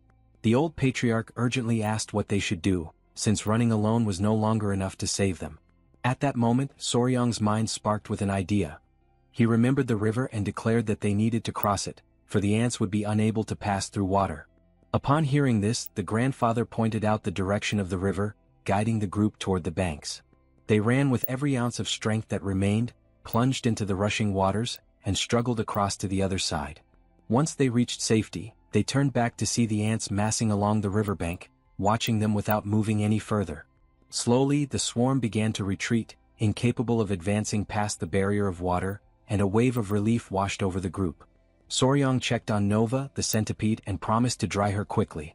The old patriarch, meanwhile, admitted that the ants had truly unsettled him, confessing that although he was used to never fearing any adversary, even he had trembled before them. Soryong then recognized that such creatures devoured every living being without distinction, and that this explained the absence of animals throughout the region.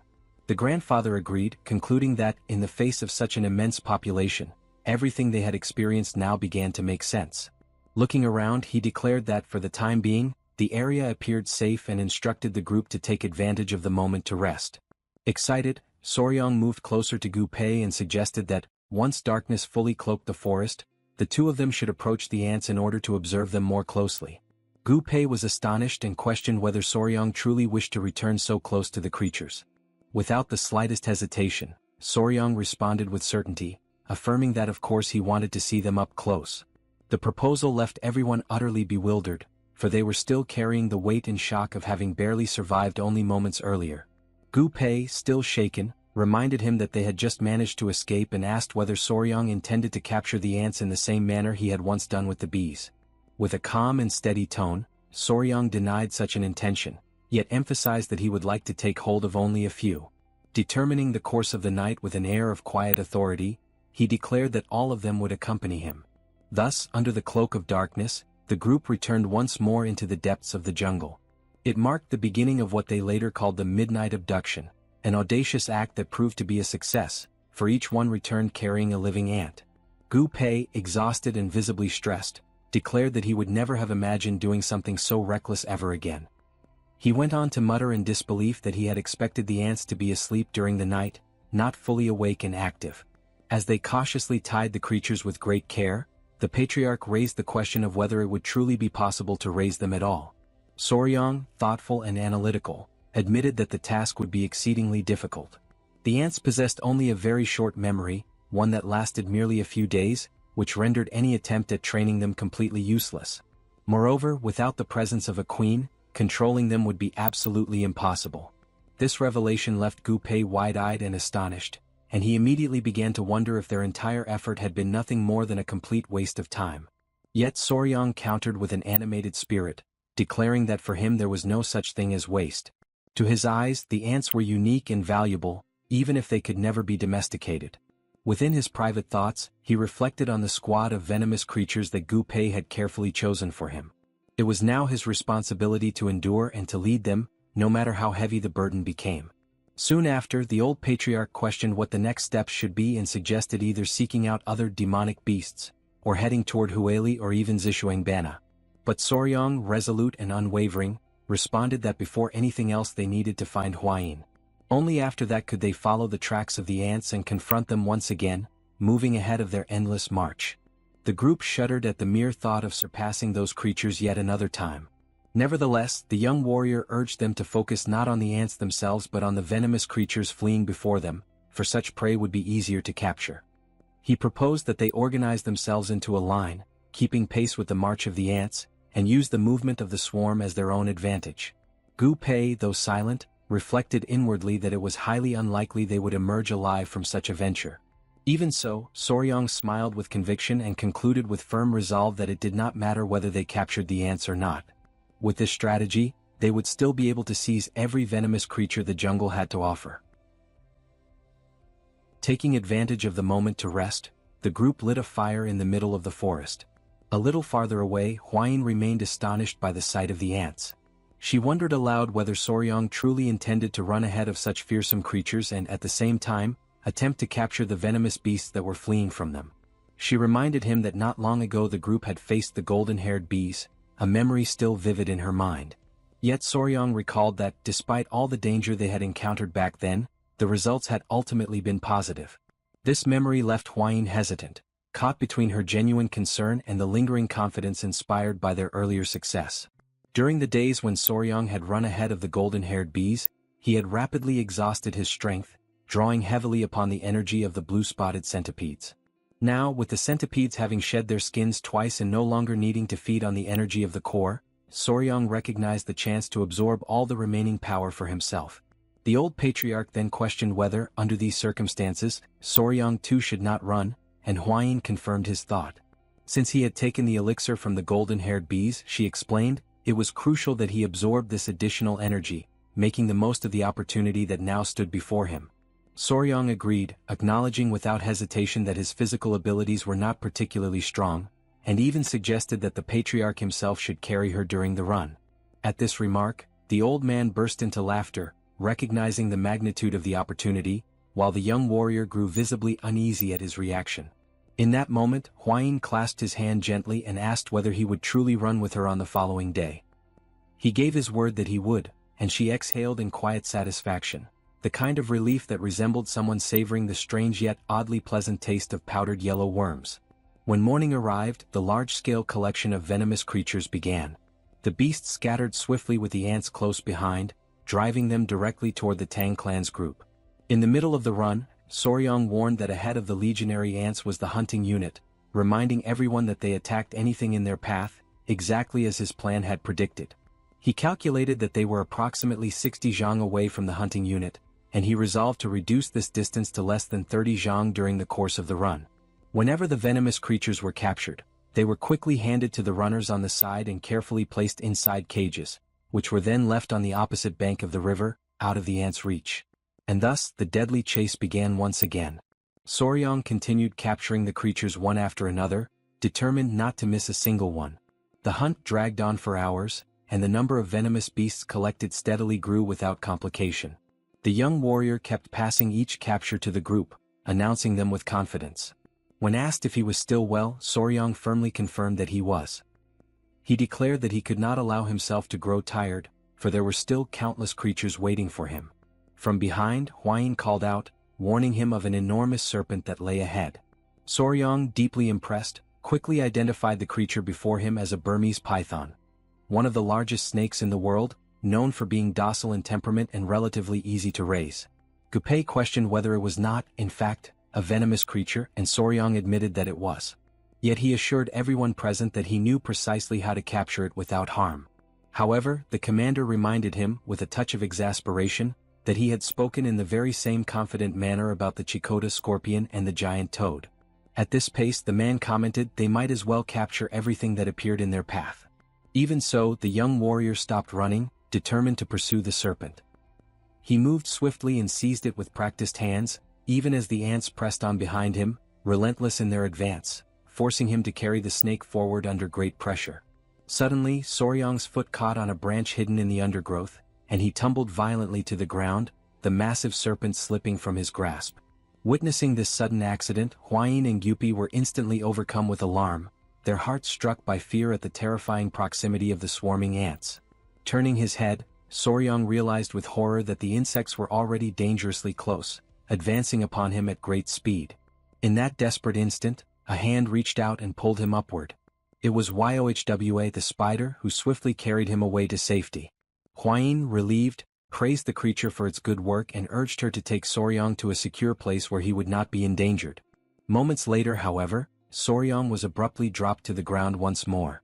Hwayin immediately scolded him sternly, warning that she would not allow him to approach the ants again under any circumstance. At that instant, Soryang noticed something around his neck.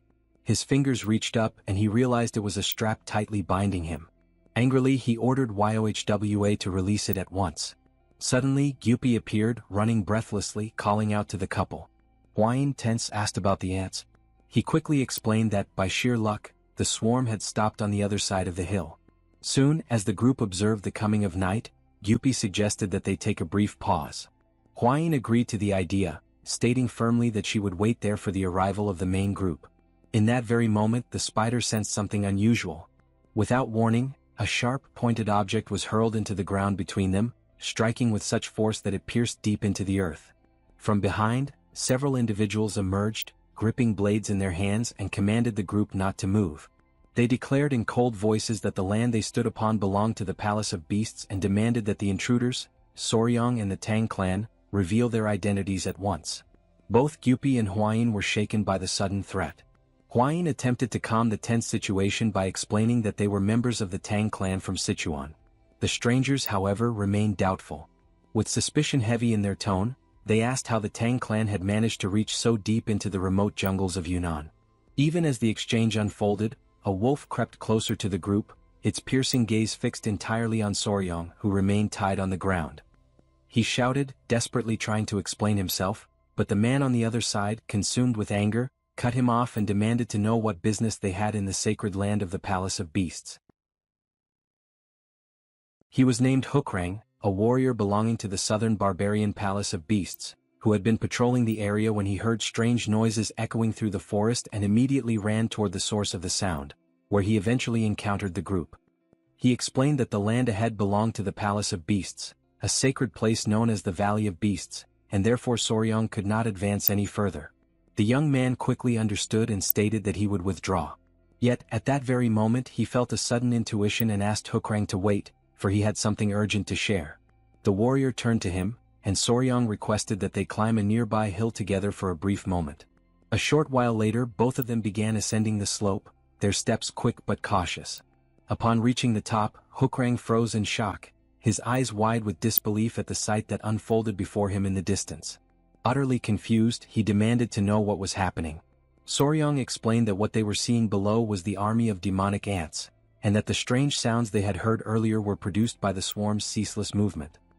He then added, with growing concern, that the swarm seemed to be heading straight toward the Palace of Beasts, and he expressed his fear of the danger that awaited them if they continued along the narrow valley that led to it. Realizing the seriousness of the situation, Hukrang decided to return to the Palace of Beasts immediately to inform his lord of the impending threat. He also requested that, if possible, the members of the Tang Clan accompany him to provide a more precise explanation about the ants. Hwayin promptly agreed, offering to join the mission without hesitation. Soryang concluded that they must depart at once, for time was of the essence, and once the sun rose, the swarm would move again. When they finally arrived at the Palace of Beasts, the group was left speechless by the majestic sight before them. Soryang pointed out that this must indeed be the legendary Palace of Beasts. He asked if it was true that the art of beast taming within the southern barbarian Palace of Beasts was unmatched in the world. Hwayin confirmed that even the Central Plains could not compare. Hukrang explained that the vast circular clearing they had passed earlier served as grazing land for the palace's ferocious beasts. The entire region, he said, was surrounded by steep mountains, and with its entrance so well guarded, the palace functioned almost like a natural fortress. Soryang pondered this in silence, wondering if such isolation might also become a trap, whether blocking the entrance could turn them into mere rats caught under siege. Shortly after, the warrior introduced the group to the lord of the palace, respectfully asking that they be granted passage. They waited for permission, and once the signal was given, they entered the grand hall. Their host introduced himself as Manhua, the lord of the palace of beasts. Everyone bowed deeply, and Soryang formally presented himself and the others as members of the Tang clan. Manhua remarked that he had heard of their arrival in Yunnan to capture poisonous creatures and admitted that the Tang clan's knowledge of venom and deadly beasts far surpassed their own. He then asked Soryang to explain exactly what the demonic ants were and how such creatures had reached this land. Soryang described in detail the terrifying nature of the demonic ant army, their destructive power and the urgency with which the affected lands needed to be evacuated. However, the response from those present was not what he expected. Manhua questioned the idea of abandoning a homeland they had protected for over 300 years merely because of some ants. A female warrior of the palace dismissed the threat entirely, suggesting that they send 500 wolfhounds to exterminate the insects, claiming that the people of the Central Plains were prone to exaggeration. Soryang, stunned, insisted that he was not exaggerating and warned that if they sent 500 wolves, every single one of them would be devoured within moments. His words deeply offended the woman, who glared at him in fury. Huayin cautioned Soryang that he was being rude, but he paid her no mind and continued speaking, his voice firm and filled with intensity. He declared that those creatures were not mere demonic ants but beings capable of bringing utter destruction to beasts and humans alike. The woman scoffed, accusing Soryang of not understanding the love they held for their beasts, nor the respect they showed their hounds, insinuating with scorn that his people ate theirs. Her words ignited Soryang's anger. A dark and powerful aura began to rise from his body, swirling around him like a storm. With unshakable resolve, he ordered everyone to step aside as he summoned his own companions, the centipedes, the spider, and the stone lizards, ready to show the might of the Tang clan's venomous beasts. The sudden appearance of the creatures startled everyone in the palace, throwing the hall into a wave of shock and fear. Panic spread quickly among the gathered warriors and attendants, while the young man, calm and composed, gently held his venomous companions in his arms, as if to reassure them. Amid the confusion, the lord of the palace demanded to know what those creatures were. Soryang explained in a steady tone that they were his venomous companions, beings he personally nurtured and cherished deeply. The woman who had earlier spoken to him with hostility was taken aback, astonished by the tenderness and sincerity in his words. One of the palace warriors, still trying to recover from his amazement, remarked that even in a place like theirs, where animals were treated with respect and affection, no one had ever gone so far as to use the word companion when referring to them. The old Lord Manhua smiled, visibly impressed, and praised Soryang's remarkable bond with his creatures. In a tone that blended admiration and humor, he added that he had initially found it odd for the young master to have a woman wearing a collar, but now understood. If the spider was his companion, then it was a partnership, not an act of subjugation. Soryang, realizing the misunderstanding, chose not to correct him immediately, remaining silent with a faint, awkward smile. Another man in the group commented that anyone who calls his beasts companions must possess great love and loyalty, and that the advice of someone like that should never be taken lightly. Soryang and Huayin exchanged quiet glances, both reflecting on the weight of those words. At that moment, the lord of the palace rose from his seat with authority and ordered everyone to gather in the main hall to begin immediate preparations for evacuation. Later, as the entire palace buzzed with movement and tension, Manhua approached Soryang once more. He expressed his heartfelt gratitude for the young man's warning and assistance, lamenting that he could not offer a more honorable farewell due to the urgency of the situation. Soryang humbly replied that no ceremony was necessary, for he had merely done what anyone else should have done. Before their departure, the young woman who had quarreled with Soryang earlier stepped forward. With a downcast gaze, she apologized for misjudging him and admitted her mistake. She introduced herself as Seo Pyo, an elder of the palace and daughter of Lord Manhua himself. She added, with a tone of genuine admiration, that being followed by insects and venomous creatures was something truly extraordinary. As she reached out and gently stroked one of the centipedes, the moment of calm was abruptly shattered by a distant rumbling sound that echoed across the valley. Instantly, All eyes turned toward the direction of the noise, and horror spread through the crowd as they witnessed a monstrous sight unfolding in the distance. A swarm of demonic ants was devouring and overpowering a massive beast with terrifying ease. Soryong's face froze in disbelief. His eyes widened, unable to process the magnitude of what he was seeing. A man standing behind him confirmed in a tense voice that the creature was indeed being subdued effortlessly by the swarm. Realizing the dire urgency of the situation, Soryong shouted that there was no more time and demanded that everyone hurry at once. Turning toward the others, he insisted that they must evacuate immediately, before the swarm reached the palace.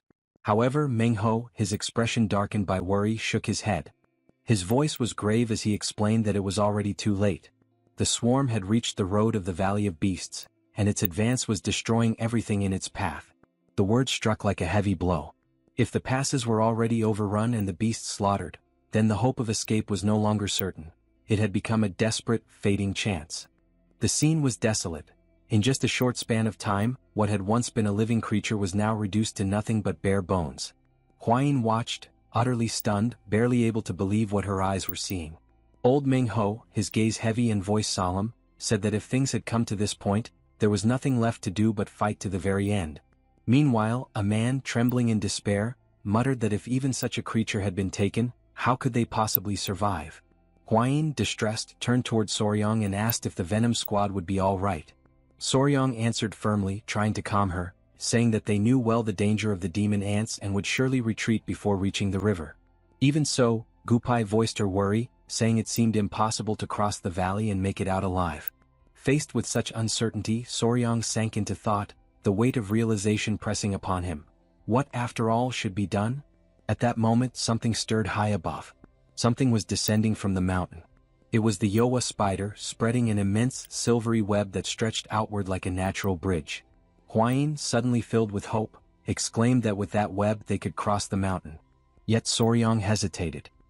He looked around at the people of the palace and felt a pang in his chest as he realized that perhaps only he, Huayin, and Gupai would be able to escape. Lord Manhua intervened, saying that Soryong should not worry about them. He explained that in the world of beasts, if one cannot win, one is simply devoured.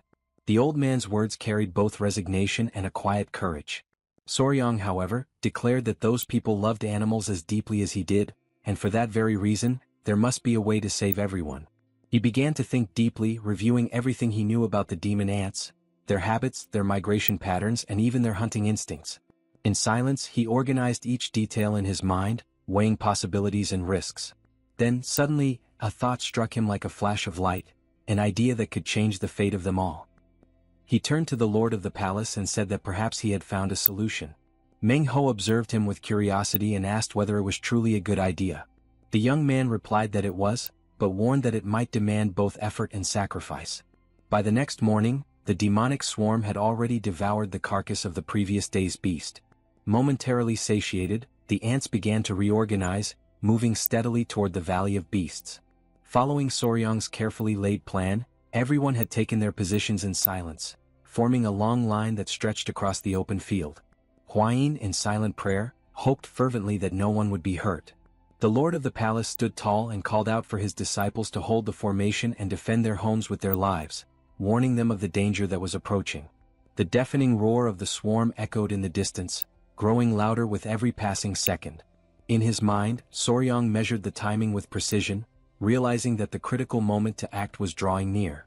When the swarm finally reached the pool of water, he gave the command. In that same instant, the warrior hurled a flaming spear. Within seconds, the fire spread, and the flames surged upward, surrounding the demonic ants. Without hesitation, everyone charged forward. The palace warriors and disciples moved with determination, their movements synchronized, each one complementing the other as they pushed ahead. Soryong led the advance, his focus unwavering. Seolpyo realized that they needed to provide cover so the young man could reach the heart of the swarm. When Soryong arrived before the main cluster of the demonic ants, he took his position. The swarm stirred violently, preparing to attack, but he held his stance, then began to run in wide circles, drawing them after him. They followed en masse, exactly as he had predicted. But then, the treacherous terrain betrayed his steps and his foot slipped. In that very instant, the entire swarm lunged at him. A jolt of shock ran through his body, and through the hearts of all who watched in horror. Gupai and Huayin spun around abruptly, their faces overcome with fear as they took in the dreadful sight before them. Trapped beneath that suffocating living mass, Soryang summoned every ounce of strength that still remained within him and called out to Yowa. The spider reacted immediately, shooting a thick web toward the center of the swarm. With one swift, powerful pull, she tore him free, rescuing him from what would have been a fatal attack.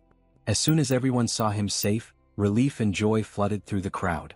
From above, the young man looked down at the swarm writhing below in the valley. His body ached all over, yet a faint smile formed on his lips. He had escaped with nothing more than a shallow scratch, all thanks to the iron chest technique. Inwardly he gave silent thanks for having mastered it in time. Though drained, he murmured softly to himself that the plan had worked precisely as he had intended. Meanwhile, one of the men observing the battlefield pointed out that the ants seemed to be spinning endlessly in the same spot. The old lord of the palace confirmed it with a serious yet satisfied expression. He explained that everything was unfolding exactly as Soryang had predicted. The ants, poor in sight, relied on the chemical trails left by the ones ahead of them to navigate. When the leading hunting squad had been destroyed, the worker ants completely lost their sense of direction. With no trail to follow, they would continue to wander in circles, attacking and biting one another until death claimed them all. Seolpyo's heart filled with relief and joy at the outcome. The spider and the other beasts too displayed clear signs of contentment. A profound sense of satisfaction spread among the entire group as they realized that the plan had succeeded. Through Soryang's courage and quick thinking, the monstrous swarm had been contained and the palace of beasts was saved, filling every soul present with immense gratitude and unrestrained joy. 3 days after the rampage of the demonic ant swarm, the surviving creatures were completely exhausted. Meng Ho observed the aftermath with a weary expression and remarked that the chaos was finally drawing to an end. Although relieved, he still hesitated to approve Soryang's request to search among the fallen creatures for the queen. Yet the young warrior insisted, determined to confirm whether the demonic ants could somehow be bred or domesticated. With precise calm, Soryang instructed Hukrang to look for an ant whose abdomen was noticeably larger than the others. The warrior advanced carefully toward the center of the swarm and soon called out, signaling that he had found something. As Soryang approached, an astonishing sight came into view. A colossal ant surrounded by dozens of corpses, devouring the bodies of its own kind. Huayin, standing nearby, stared in horror and whispered that it must be the demonic queen. Soryang agreed, yet there was something profoundly unsettling about its behavior. He recalled that, in the earliest stages of a colony, it was normal for a queen to consume a few of her own eggs to survive until the first workers were born. However, once the colony was established, such an act was unthinkable. No queen would ever devour her own brood. Moreover, Soryang knew that the body of a dead ant took 3 full days to release oleic acid, the chemical signal that informed the others of its death. What lay before them, the queen feasting on still-living offspring, defied every natural instinct. While he watched, Huayin noticed something glimmering faintly on the creature's head. A golden light flickered amidst the remains of the swarm. Intrigued, Soryang stepped closer and discovered that it was a golden needle embedded deep within the queen's head. Ignoring the cautious warnings of those around him, he reached out and pulled the object free. Instantly, a dark, viscous fluid oozed from the creature's body. The queen convulsed violently, then collapsed lifeless to the ground. Soryang bent down to confirm. There was no doubt. The queen was dead. Huayin, examining the needle, commented that the Tang clan also used golden needles, though never one so long. At the center of the object there seemed to be a faint residue, perhaps a poisonous substance, likely responsible for the queen's madness and unnatural behavior. Before they could analyze it further, the sound of hurried footsteps echoed in the distance. The old patriarch appeared, running toward them. Upon reaching the group, he explained that he had met a warrior from the Palace of Beasts and heard of the Great Swarm. Soryang assured him that he was unharmed, crediting his survival to the iron chest technique. The lord of the southern Palace of Beasts, standing nearby, recognized the elder as a senior figure of the Sichuan Tang Clan. When the old man confirmed his identity, everyone present bowed deeply in reverence, offering their gratitude for the young warrior's aid. The patriarch, slightly embarrassed, questioned the need for such ceremony. Nevertheless, he returned their respect with calm dignity, thanking Meng Ho for his hospitality as he was invited into the Palace of Beasts. Before they could proceed, Soryang suddenly stopped and addressed the patriarch. He mentioned the golden needle and asked if the elder had ever seen anything like it before. At those words, the old man's face turned pale. Gripped by sudden urgency, He demanded to know where the artifact had been found. Soryong explained that the needle had been buried deep in the forehead of the demonic ant queen. Manhua, noting the elder's reaction, asked what could possibly cause such alarm. The patriarch's expression hardened, his voice low and grave as he replied that there were still people in the world who harbored deep hatred toward both the Sichuan Tang Clan and the Southern Palace of Beasts. Then he uttered a single name that filled the air with tension and dread, Odakman. Everyone reacted with astonishment, for that name belonged to a sect that had been exterminated 100 years ago. Soryong recalled that Odakaman had long since been destroyed, and that the old patriarch was connected to the origin of the divine technique known as Odokajaiwang, the sacred art he himself had learned in secret. Seo Pyo explained that the art of awakening the explosive beast was meant to unleash the full potential of spiritual beasts, but if used recklessly, it could just as easily destroy them. For that reason, it was a forbidden technique, reserved only for moments of absolute peril. The patriarch went on to explain that Odakaman had once used demonic creatures to create the so-called soul pills, and that the golden needle bearing the Tang clan's mark was proof of their interference. Upon hearing this, Meng Ho admitted that he had never imagined anyone from Odakaman could still be alive. The old man then stepped closer to the young warrior, his expression softening. He declared that subduing the demonic swarm and uncovering Odakaman's hidden involvement was already a remarkable achievement. Then, with solemn authority, he stated that if Odakaman had not been completely destroyed, the ancient pact of 100 years still remained in effect. In the name of the Sichuan Tang Clan, he swore to assist the Palace of Beasts, and the palace in turn, pledged its full support to the Tang Clan. Acknowledging the bravery and wisdom Soryong had demonstrated, Meng Ho emphasized that he would grant the group any reward they desired. At that moment, the old patriarch leaned toward Soryong and whispered softly, urging him to ask about the divine skill Odokajaiwang. Following the elder's guidance, Soryong turned respectfully toward the master of the palace and explained that, unlike the members of the Tang Clan, he had learned a martial art left behind by the ancients of Odakaman, a technique that allowed him to command centipedes through the power of his own heart. The lord of the Palace of Beasts grew thoughtful. He remembered that the divine skill Odokajaiwang contained the hidden principles of the art of the beast's heart. Yet, as he recalled, 100 years ago, when the Tang Clan and Odakaman had still exchanged martial knowledge, such an art had not existed. Intrigued, Soryong asked whether this technique, which enabled control over centipedes, might also be applicable to other kinds of beasts. A heavy silence followed, filled with both curiosity and unease. Seo Pyo then explained that the art of the beast's heart was the most sacred secret of the palace, a technique that allowed its masters to share their heart and life force with the beasts they tamed. It was passed down only through the direct line of succession. Even so, Seo Pyo pondered aloud how a son-in-law of the Tang clan could have learned a variant of this divine art, one known as the art of the heart of the tool. Alarmed, the lord of the palace turned sharply toward Soryong and asked about the young man's origins and his ties to his biological family. The question caught Soryong off guard, but he quickly responded that he had no family at all. Meng Ho was stunned by the confession and asked in disbelief if that meant the boy was an orphan. Soryong, confused, could not understand why being an orphan suddenly seemed like a good thing. Smiling gently, the lord of the palace said that the heart of one who raised and understood venomous creatures was purer than that of any other warrior in the Palace of Beasts. The hall fell silent, filled with astonishment. Then Meng Ho stepped forward, his expression solemn yet warm, and made an announcement no one had expected. He wished for Soryong to become his son. Overcome by surprise, the young man questioned the elder's intentions. The old man confirmed that he truly intended to make him his adopted son, a new member of the Palace of Beasts. He went on to explain that, upon being accepted into the family, Soryong would be allowed to keep his own martial arts and would also learn the techniques unique to the palace. Faced with the re-emergence of the Five Poisons sect, Meng Ho declared that it was necessary to strengthen the bonds with the Tang family and turned to the patriarch for his opinion. The patriarch considered the matter carefully, stating that although Soryong's position as son-in-law would remain unchanged, what truly mattered was the young man's own will.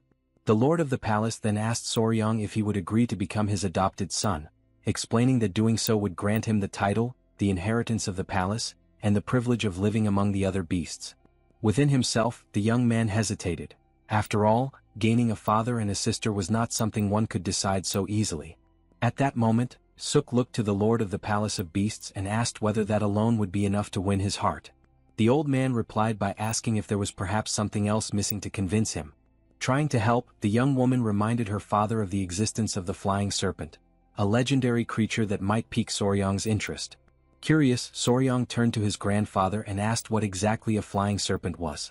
The old patriarch explained that it referred to the divine flying serpent of heaven, one of the 24 most powerful venoms in existence. It ranked just below the 10 great poisons, possessed 2 horns upon its head, and had the ability to soar through the skies. Astonished, the young warrior found it difficult to believe such a creature truly existed. Suk, delighted by his enthusiasm, promised that if he accepted becoming her younger brother, she would personally help him capture the flying serpent. Upon hearing this, the young warrior brought his hands together in a gesture of respect and reverence, bowing to greet his new father and elder sister. The lord of the palace, overwhelmed with joy, celebrated the young man's decision. And so, Soryang officially became the adopted son of the Palace of Beasts. After the formal rites and the adoption ceremony, he was at last recognized as a true member of that family. Later, as he rested after the event, he reflected silently on the irony of life. In his previous existence he had adopted countless animals, yet never imagined that one day he himself would be the one adopted. Even so, he found no fault in it. The members of the Palace of Beasts seemed as genuinely kind and pure-hearted as those of the Tang clan. It was then that the door to his room suddenly opened. Startled, Soryang looked up to see Suk and Lady Huayin entering.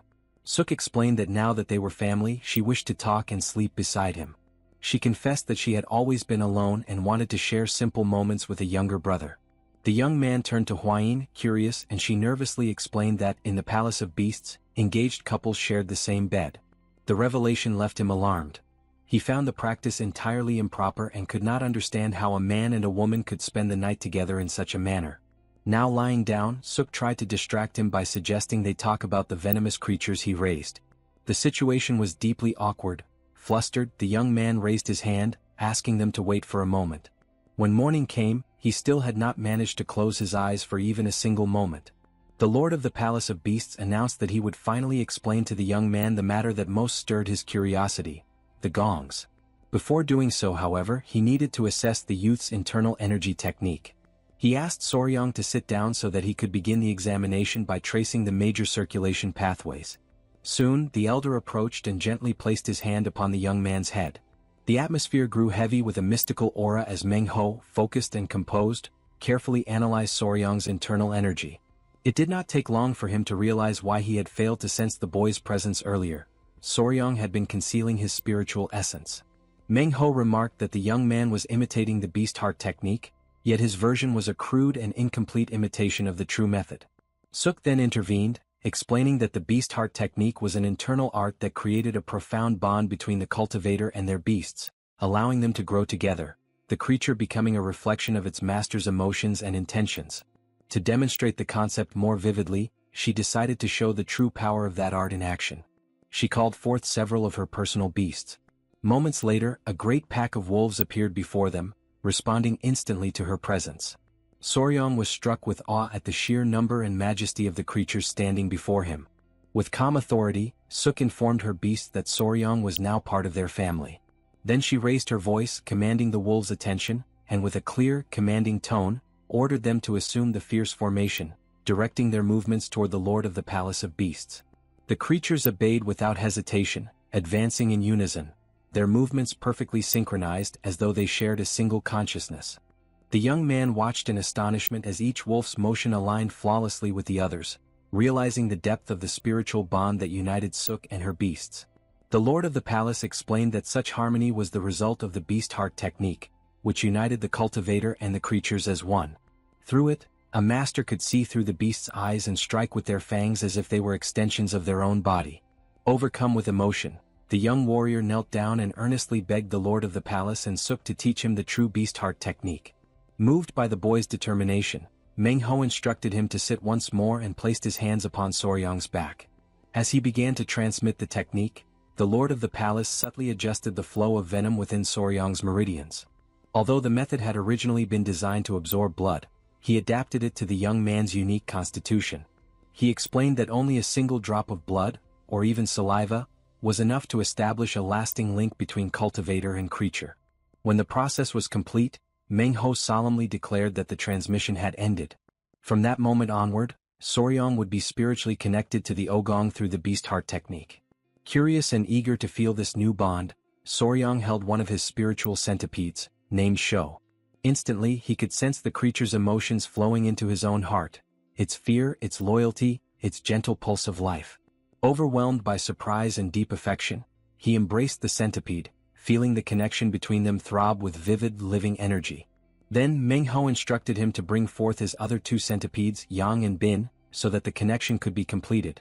Holding the creatures in his hands, the elder continued the ritual of spiritual bonding. He told Soryang to lie down and keep his mouth open. Turning to the centipedes, the old master spoke with reverence, asking them to release a single drop of saliva upon their master.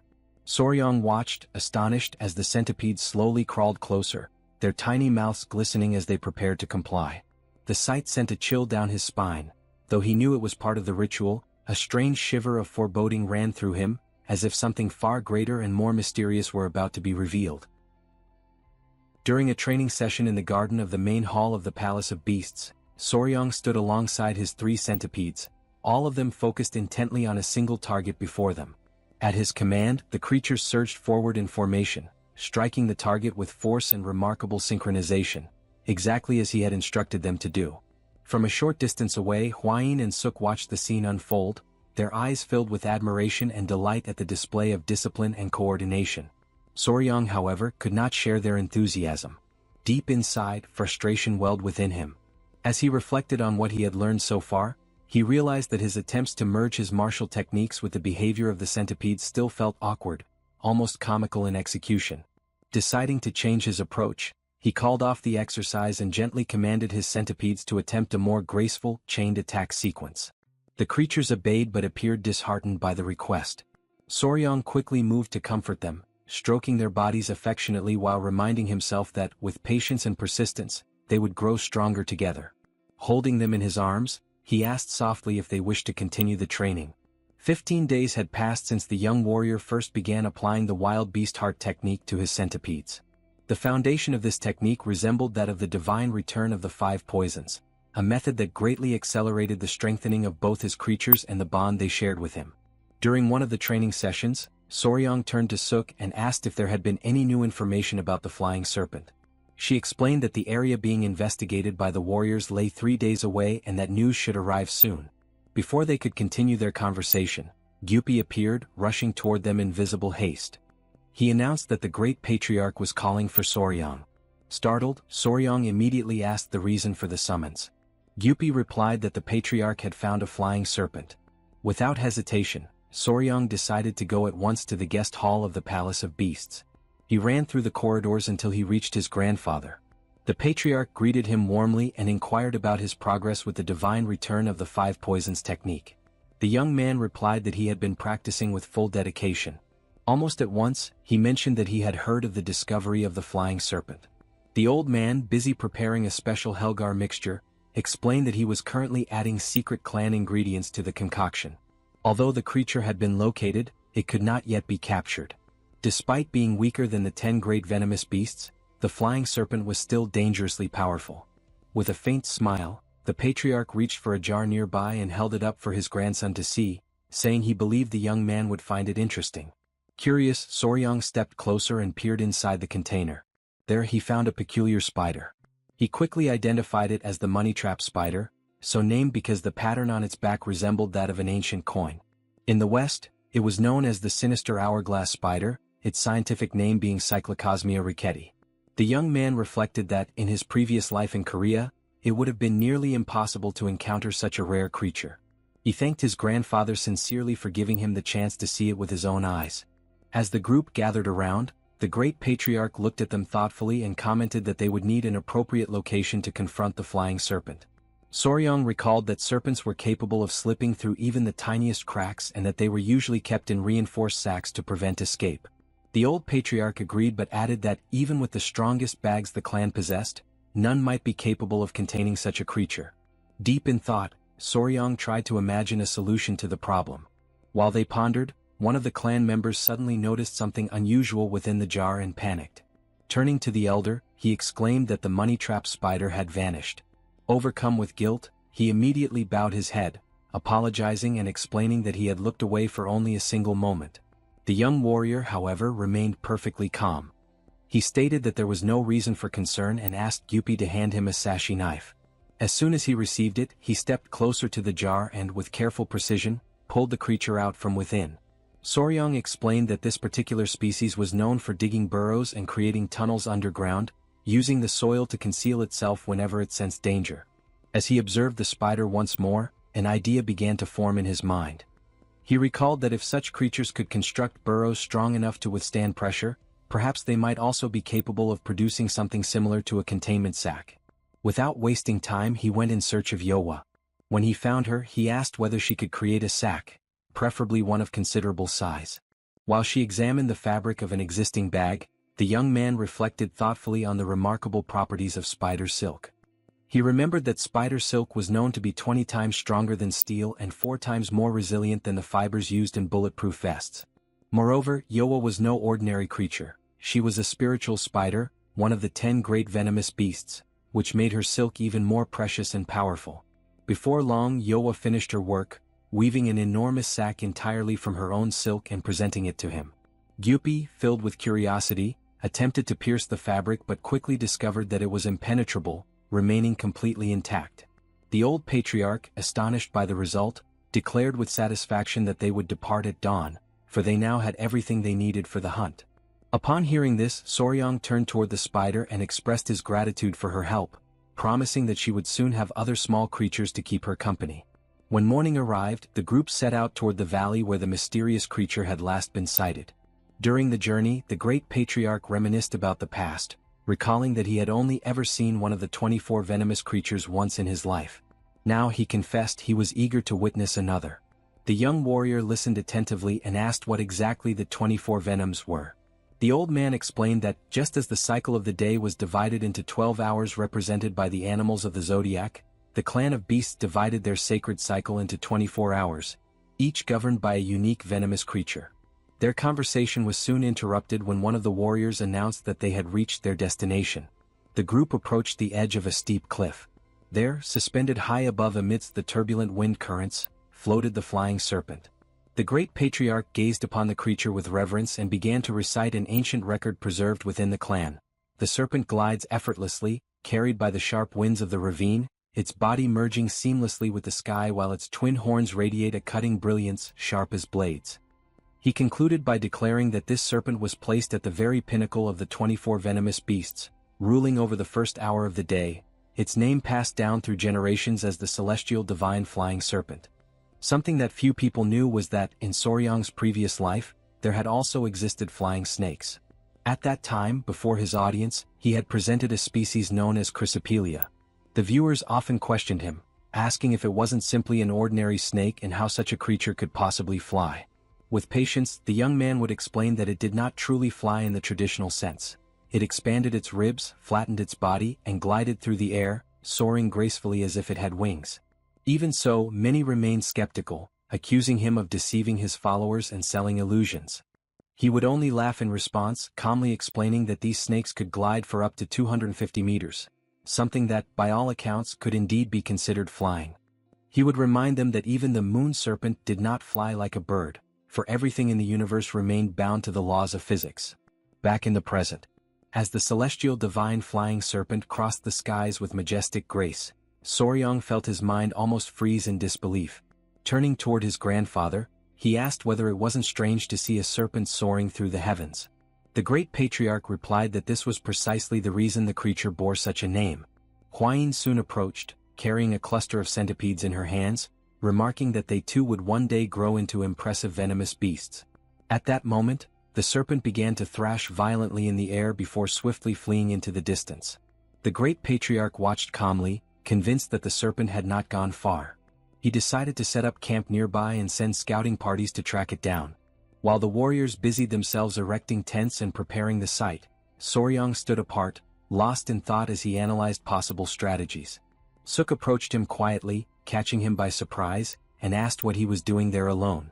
The young warrior turned to her and explained that he was trying to figure out how to lure the serpent back to the ground in order to capture it. The warrior woman looked at him with a faint trace of irony and asked whether he truly didn't know even the basics. She went on to explain that, despite its ability to fly, the creature was still a living being. it needed to eat and rest, and eventually, it would return to the ground.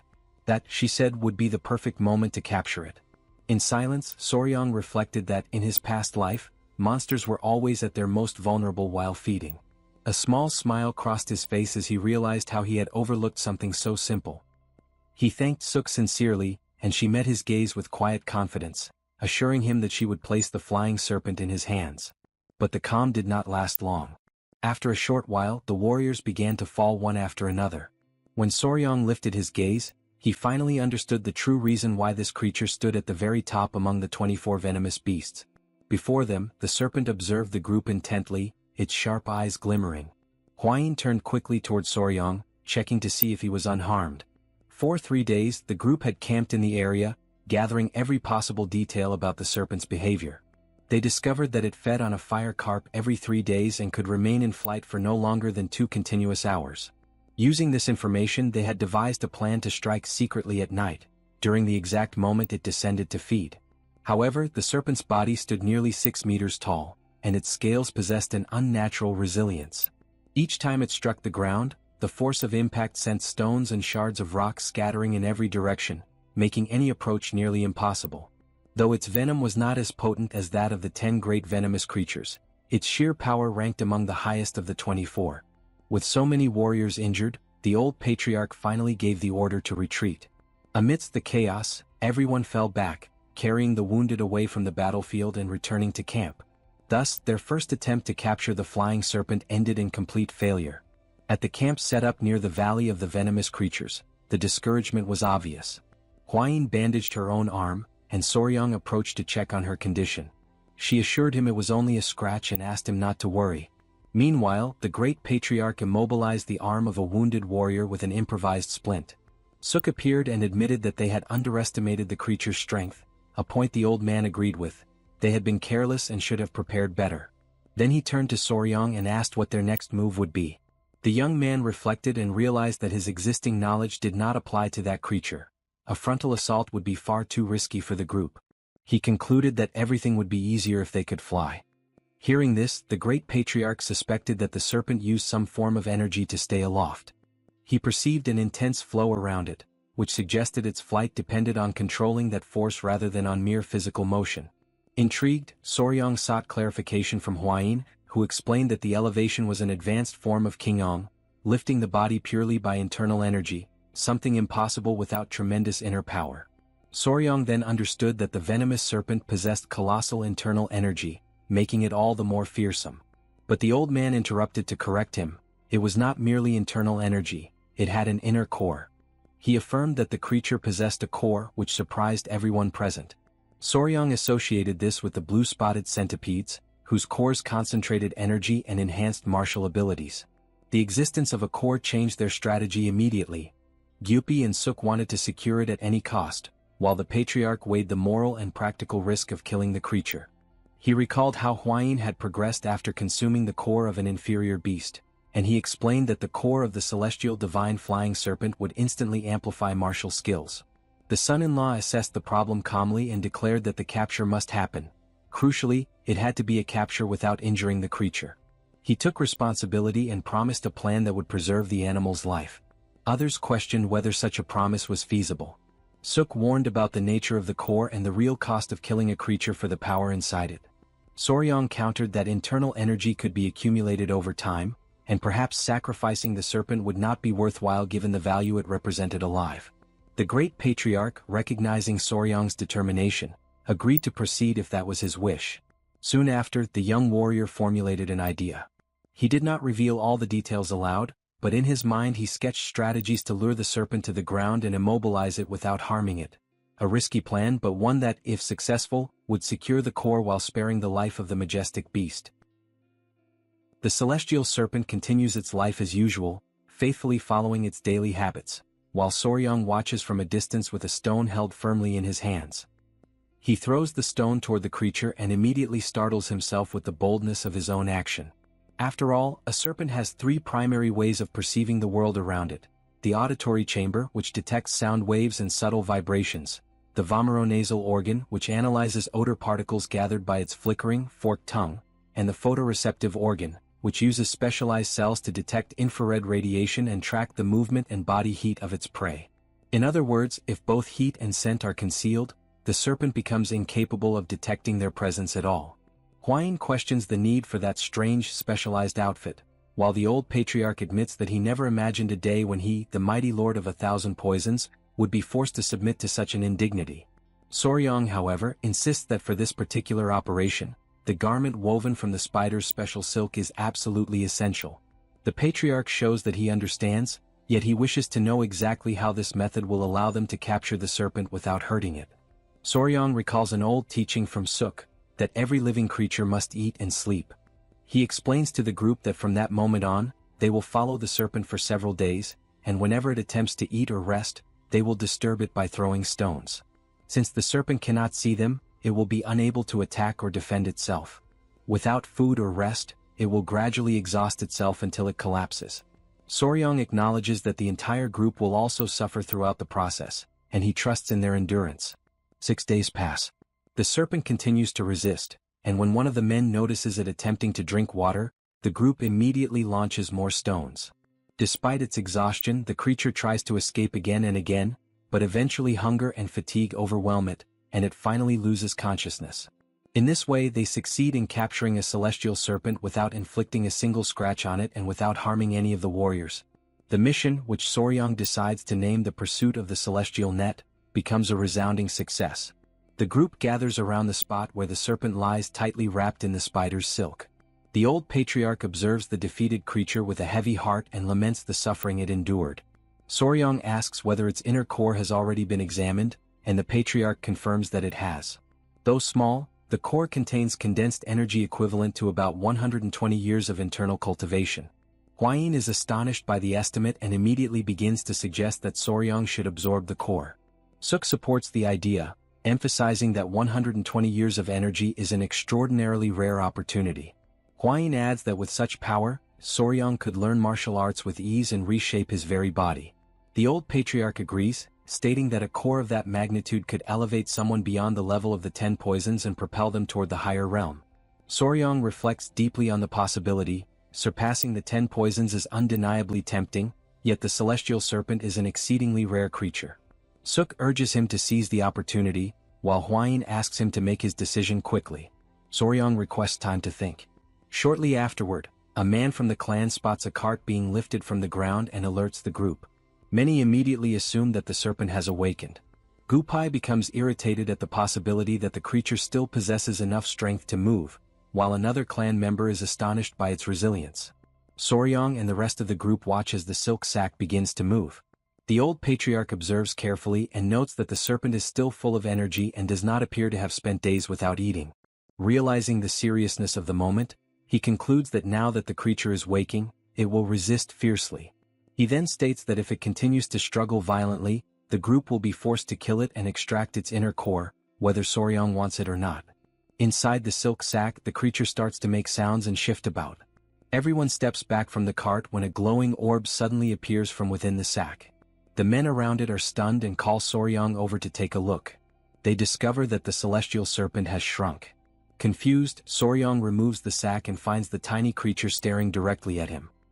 He kneels down, overwhelmed with despair, recognizing the once majestic serpent in its frail new form.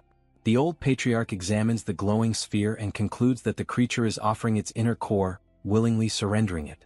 Soryang, caught in a storm of thoughts, laments that if the serpent had waited just a little longer, he might have convinced the patriarch to spare its life. Resolute, he takes the core and tries to return it, opening the small serpent's mouth and urging it to swallow the core again. Thanks to the creature's sudden shrinking, the group ends up solving their problem at once and is able to return directly to the Beast Palace. On the following morning in the palace's main hall, Manhua examines the inner core and is deeply impressed by the energy contained within it. He finally understands why the Lord of 1,000 Poisons claimed it held the equivalent of 120 years of internal energy. The old patriarch then reveals that the energy within the core is celestial in nature. This revelation disappoints those present, since most techniques of the Beast Palace rely on earthly energy, including the internal venom method practiced by Soryang. The patriarch continues by explaining that, due to the incompatibility between this celestial energy and Soryang's technique, he will likely be able to absorb only half of the core's power. Even so, Soryang considers that have to be a tremendous opportunity. Hwain congratulates him sincerely for obtaining such a chance.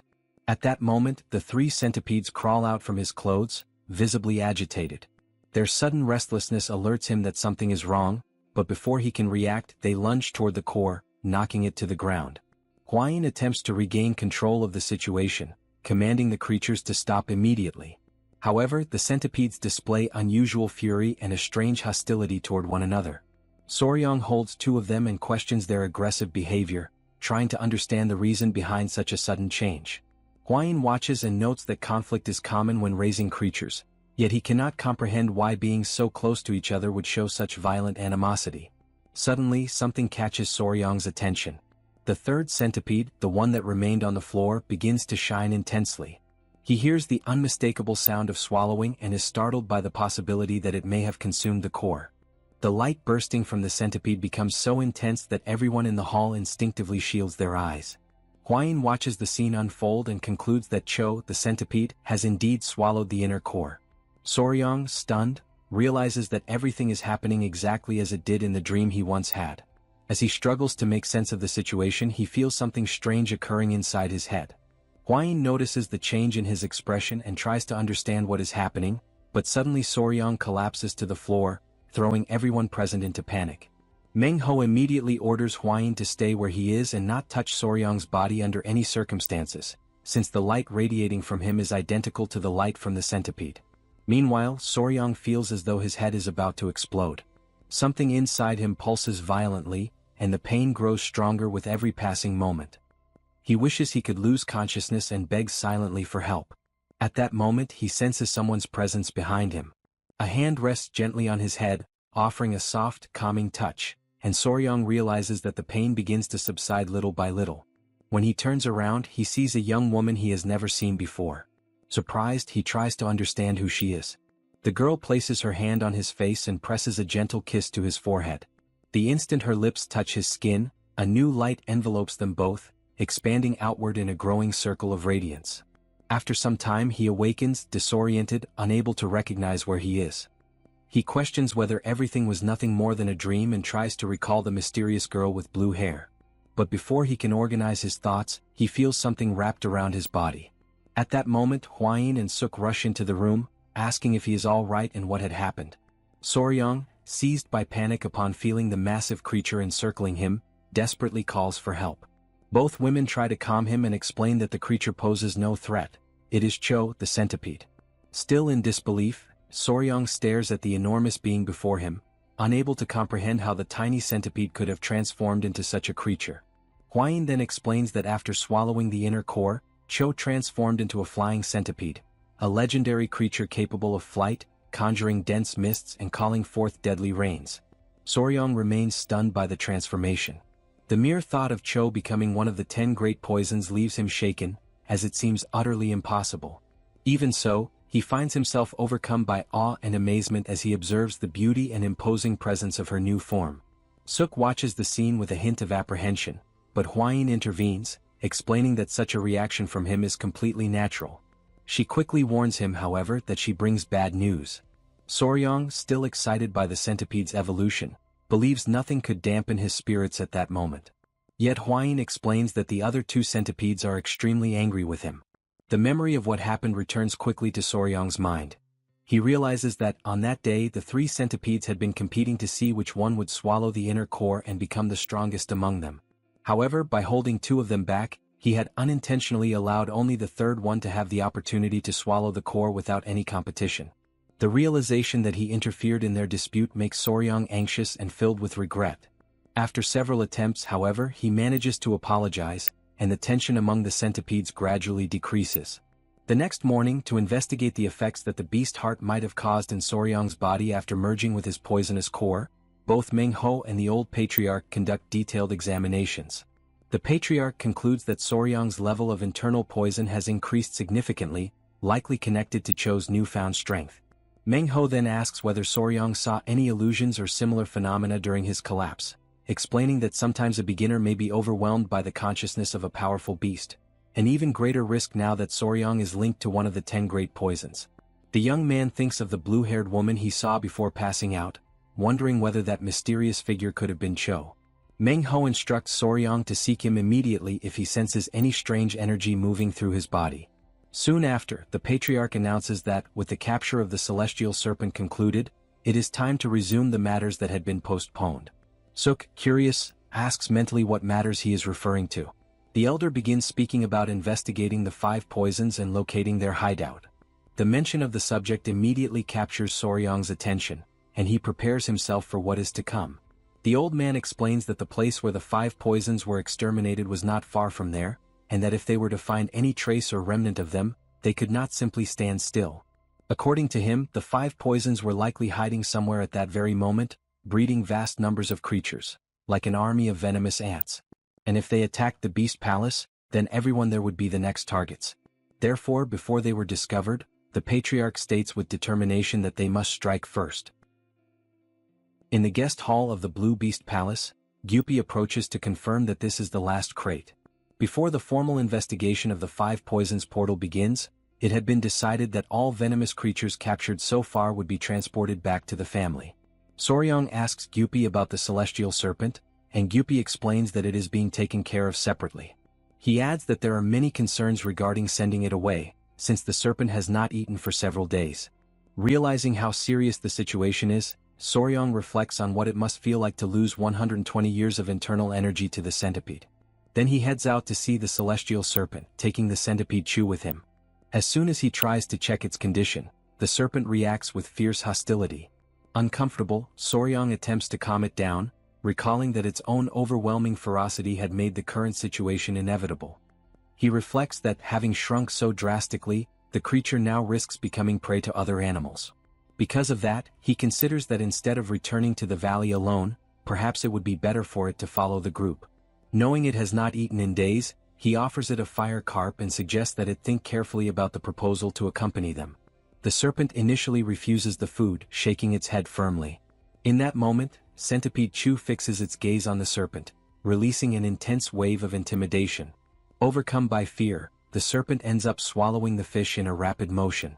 Elsewhere in the hall, Huayin walks around with 2 centipedes when Soryang approaches. She asks what happened, and he explains that the celestial serpent has finally begun to eat, so she can rest assured about that matter. Then he turns his attention to the centipedes, promising that he will ask for a bit more of their cores once they recover. Internally, he decides that he will make this request 2 more times for the sake of peace within the family, even if this causes suffering to the creatures. At that moment, the old patriarch appears and calls for Soryang. He announces that the preparations for the investigation of the 5 poisons portal are complete and that he believes it is now possible to begin the search. However, he expresses concern, remembering that only a short time has passed since Soryang awakened. Even so, Soryang declares that he is ready and states that, as the son of the Southern Beast Palace and the son-in-law of the 4 Poisons family, whatever affects the 2 families affects him as well. The old patriarch is satisfied with the determination Soryang demonstrates. He then explains that the following day they will head to Mount Manhua, the last place where the creatures were seen, with the intention of searching for traces. He concludes that the final breath of those beings certainly still lingers there, and declares that the time has finally come to settle a century-old debt. A few days pass. Soryang flies through the sky mounted on Cho, the centipede. On the second day of searching, even after 100 years since the extermination, finding any trace remains extremely difficult. The records of the Beast Palace only indicate that the 5 poisons were killed somewhere on Mount Manhua, without providing any precise location. Because of that, he traverses the entire mountain, yet nothing significant appears. At that moment, Cho senses something and abruptly halts in midair, startling Soryang. When he looks around, he notices numerous bats flying close to them. He realizes that Cho became frightened simply because it is the first time it has ever encountered bats. And since the sun is already low in the sky, Soryang decides it is better to return for the day. Back on the ground, Manhua asks whether he found any clues, and Soryang answers that he did not, except for a flock of bats flying northward. This remark surprises Manhua, who explains that when bats travel in large groups, they usually head toward a vast cavern, possibly the very place where the 5 poisons portal is sealed. He instructs Soryang to move ahead and guide the group in the direction the bats flew, while he and the warriors follow closely behind. The expedition advances along the northern ridge and after hours of crossing a dense jungle, the group finally halts. Before them rises an entire mountain that connects seamlessly to a gigantic cavern. As they approach, the old patriarch calls Meng Ho after noticing something carved into the stone. Meng Ho reads the inscription. The portal of the 5 poisons is sealed here for all eternity. With that, he confirms that they have finally found the correct place. The old patriarch recognizes in the marking the remnants of the red chain divine palm, an ancestral technique of the main family, perfected to an extraordinary level. Meng Ho examines the entrance, which is blocked by massive rocks, and concludes that moving forward through that point is difficult, suggesting that they look for another passage. In that moment, more bats burst out above the group, flying upward into the sky. Soryong notices that they follow toward a large opening at the top of the cavern. The patriarch considers that a century might have been enough time for a new entrance to form naturally. Soryong volunteers to climb up and investigate the area. He explains that Cho, the centipede, and the spider will go with him, and that with both creatures at his side, there is no reason for concern. The old patriarch instructs Soryong to take Hwain with him as well. The young man agrees and begins the ascent up the mountain alongside the group. Their progress is slow, advancing step by careful step.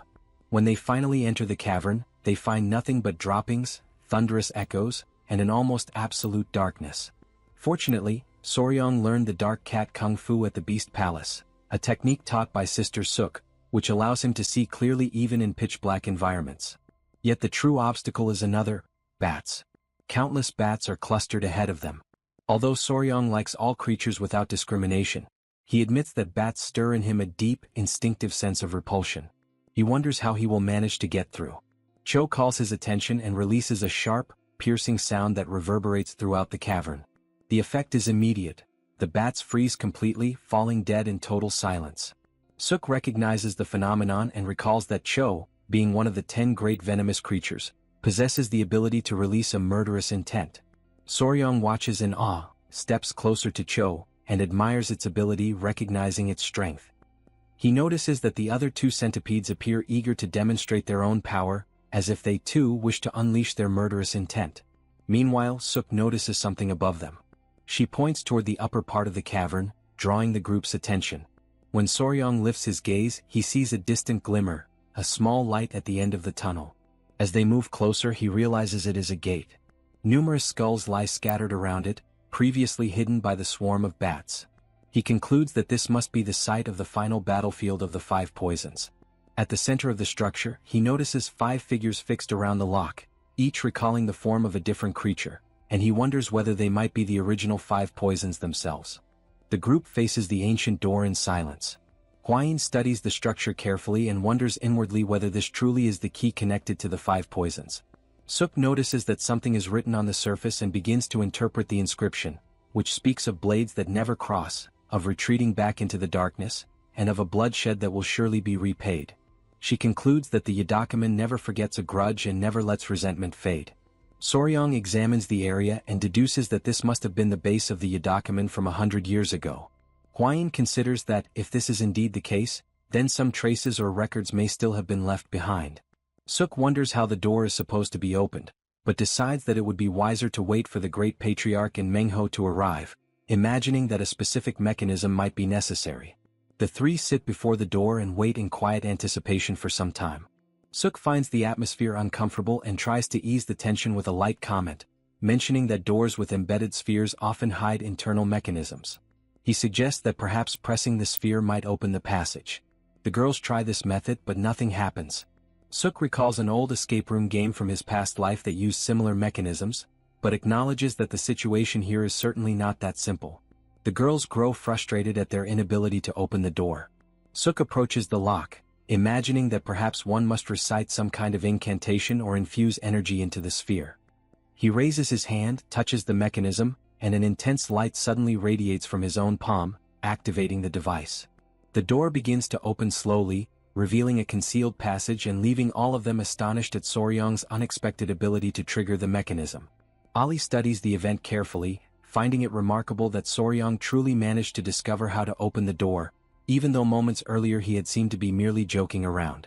Suk mentally comments on the strong wind that blows from within the passage and observes how long the trail ahead appears. Ali considers proceeding further, finding the mechanism fascinating and remembering that the Tang clan places great value on this type of construction, which further motivates her to explore. The group decides to move forward, but before entering, Suk leaves a message for the Great Patriarch and for Mengru, informing them that they have entered the passage. Feeling a rising excitement, almost as if they were about to begin a genuine treasure hunt, they pass through the door while holding their lanterns. As soon as they enter, the door closes automatically behind them. They are startled but conclude that this is nothing more than a security mechanism. Soryong reassures himself by remembering that they left a note outside, ensuring that someone will know exactly where they started their exploration. He imagines that some members of the Odakumen must have used this very path to escape long ago. The group continues walking until they encounter walls filled with small openings, resembling the mouths of caves. Suk examines the wide chamber, and Soryong is impressed by the sheer number of small caverns carved into the sides. Noticing something etched on the wall, Suk asks for Hwain's lantern. Hwain shines the light on the area, and the group realizes that the inscription is a chant related to the divine technique of Odokaji Ivan. Upon understanding the content, Soryong becomes shocked and saddened, as the text describes cruel practices involving creatures created by the clan itself. He finds it revolting and decides to erase the words completely, burning the inscription until nothing remains. He states that they must inspect every inch of the place for similar writings, promising to explore each of the small caverns thoroughly. A few hours later, after examining every small cave, each resembling a tiny room, they discover only one passage that leads deeper inside. The group gathers again in the central plaza. Hwain comments that the area she inspected contained some large rooms, but all were destroyed, filled with broken furniture and scorch marks. Suk concludes that everything was most likely burned after the extermination of the Odakumen a century earlier. Hwain then turns her attention to Soryong, watching him in quiet anticipation as he contemplates the situation. Soryong recalls a trip from his past life, when he once visited the Siu Chi tunnels in Vietnam as a tourist. He remembers the guide explaining that the clay-like soil mixed with limestone allowed tunnels to be carved easily, yet once the earth dried, it became extremely hard, an ideal composition for constructing long underground passages. He reflects that the tunnel before them might be much longer than it initially appears and that continuing forward could be dangerous. Even so, he keeps his focus on the path, carefully calculating the possibilities while the rest of the group waits silently for his decision. Soryong studies the seemingly endless tunnel and concludes that since the group has come this far, they must press onward. They continue walking, yet the cavern stretches out before them without any sign of an end, as though the passage itself refuses to offer a destination. Siakwa breaks the silence, remarking that the ancient ancestors were right when they said the members of the Odakumen were utterly insane. Feeling the exhaustion settling into her body, Hwanhee wonders how much farther they will need to walk. Siakwa tries to estimate how long the group has been wandering inside and concludes that they must have been trapped there for nearly 2 days. Hwanhee agrees, believing the same amount of time has passed. Seeing the collective fatigue, Soryong suggests that the group rest before continuing. Hwanhee admits she is hungry, while Siakwa expresses her fear that they may not be able to leave anymore. Hwanhee tries to comfort her, imagining the future moment when they all manage to escape that suffocating place and finally enjoy a delicious meal together. Suddenly, a strong aroma drifts through the tunnel, and Siakwa tenses immediately, detecting it with precision. Soryong notices the scent as well and recognizes that it is the smell of something savory coming from deep within the passage. Siakwa identifies the odor as roasted rabbit. The realization makes Soryong more alert, because the origin of such a smell could indicate that members of the Odakumen are nearby, demanding increased caution. Siakwa, however, argues that this would make things even better. If the people responsible were indeed members of the Odakumen, then the group could defeat them and still claim the roasted meat for themselves. Excited by the idea, she tries to run ahead, determined to seize the meal. Soryong attempts to restrain her, insisting that she stay calm. Siakwa slows down but then notices something on the ground. There is a hole there, and the aroma rises directly from within it. She moves closer with eager steps, nearly trembling with anticipation at the thought of the meat she believes she will find. She announces her discovery, and internally Soryong feels a deep strangeness about the situation. Something about the presence below makes him question who exactly is inside. He considers the possibility that they might be members of the Odakumen, yet there is something in the air, a familiar and unsettling sensation, that unsettles him. When the group inspects the opening more closely, Soryong is struck with sudden panic as he realizes the identity of the figures hidden below. Before he manages to voice his thoughts, Hanol interrupts him, trying to understand the reason for his abrupt reaction. Inside the hole, illuminated by the glow of an improvised fire, there are people gathered together, eating casually. One of them bites into a piece of roasted meat with complete ease, entirely unaware of the group's approach. The scene reveals that the cavern, previously silent and oppressive, hides living people in its depths, and they are clearly not there by coincidence. A few days earlier, a man leads the assault and orders that no member of the blood sect be allowed to escape. In the midst of a dense forest and fungi, a base of the blood sect is discovered, and the Murim alliance enters into direct confrontation with its enemies. During the clash, a specific form of internal energy is released. Thanks to the use of a paralyzing poison by Huayin, the members of the blood sect are unable to fight at full strength. Taking advantage of this opening, the Murim alliance advances without mercy. The fierce battle drags on until the outcome becomes clear. The Murim alliance emerges victorious. After the combat, some members believe that everything has finally come to an end. However, the tranquility is short-lived. Alarming information reaches the leader of the Murim alliance. The captured members of the blood sect have vanished without leaving any trace. Shocked, the leader investigates the situation and discovers that inside a well there is a hidden cave, serving as a secret passage. Faced with this revelation, he immediately orders the formation of a pursuit group, determined not to let any enemy survive. The chase begins without delay, and what unfolds inside the cave is absolute chaos. When the pursuit finally comes to an end, the group discovers that the long cave extends beyond the border of the kingdom of Deua. On the other side lies the forest belonging to another kingdom. Exhausted by constant combat, the group led by Shanglong finds a large cave and decides to rest there temporarily. Two members show irritation at the monotony of the situation and make remarks about the leader's habits. This leaves him visibly annoyed, especially when he realizes that the others contribute little in practical terms. He states that he is responsible for hunting, washing clothes, lighting the fire, and even tracking enemies, while the others offer very little help. The young woman explains that within the Ping family she learned only martial arts, while the other recalls that at the Temple of Divination, disciples handled everything for her. Despite this, they offer the leader their moral support. At that moment, the leader raises his gaze and notices something unusual. A gigantic centipede appears before him. The sheer size of the creature shocks him and he wonders what exactly that thing is. Before he can react, a voice speaks up, asking for permission. Surprised, he recognizes the voice. As they move a little closer, Soryong and his team introduce themselves. After the introductions of the centipede and Yowa, the spider, the group spends a long time sitting around the campfire, talking. Peng recalls the recent events and comments on how everything has unfolded up to that point.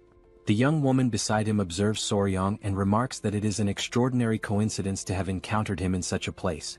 Peng, noticing that Soryong might be hungry, offers him food. Soryong politely refuses, but the man insists. Observing this behavior, Soryong reflects on Peng's attitude. Although he has met him only a few times, Peng shows an unusual level of care.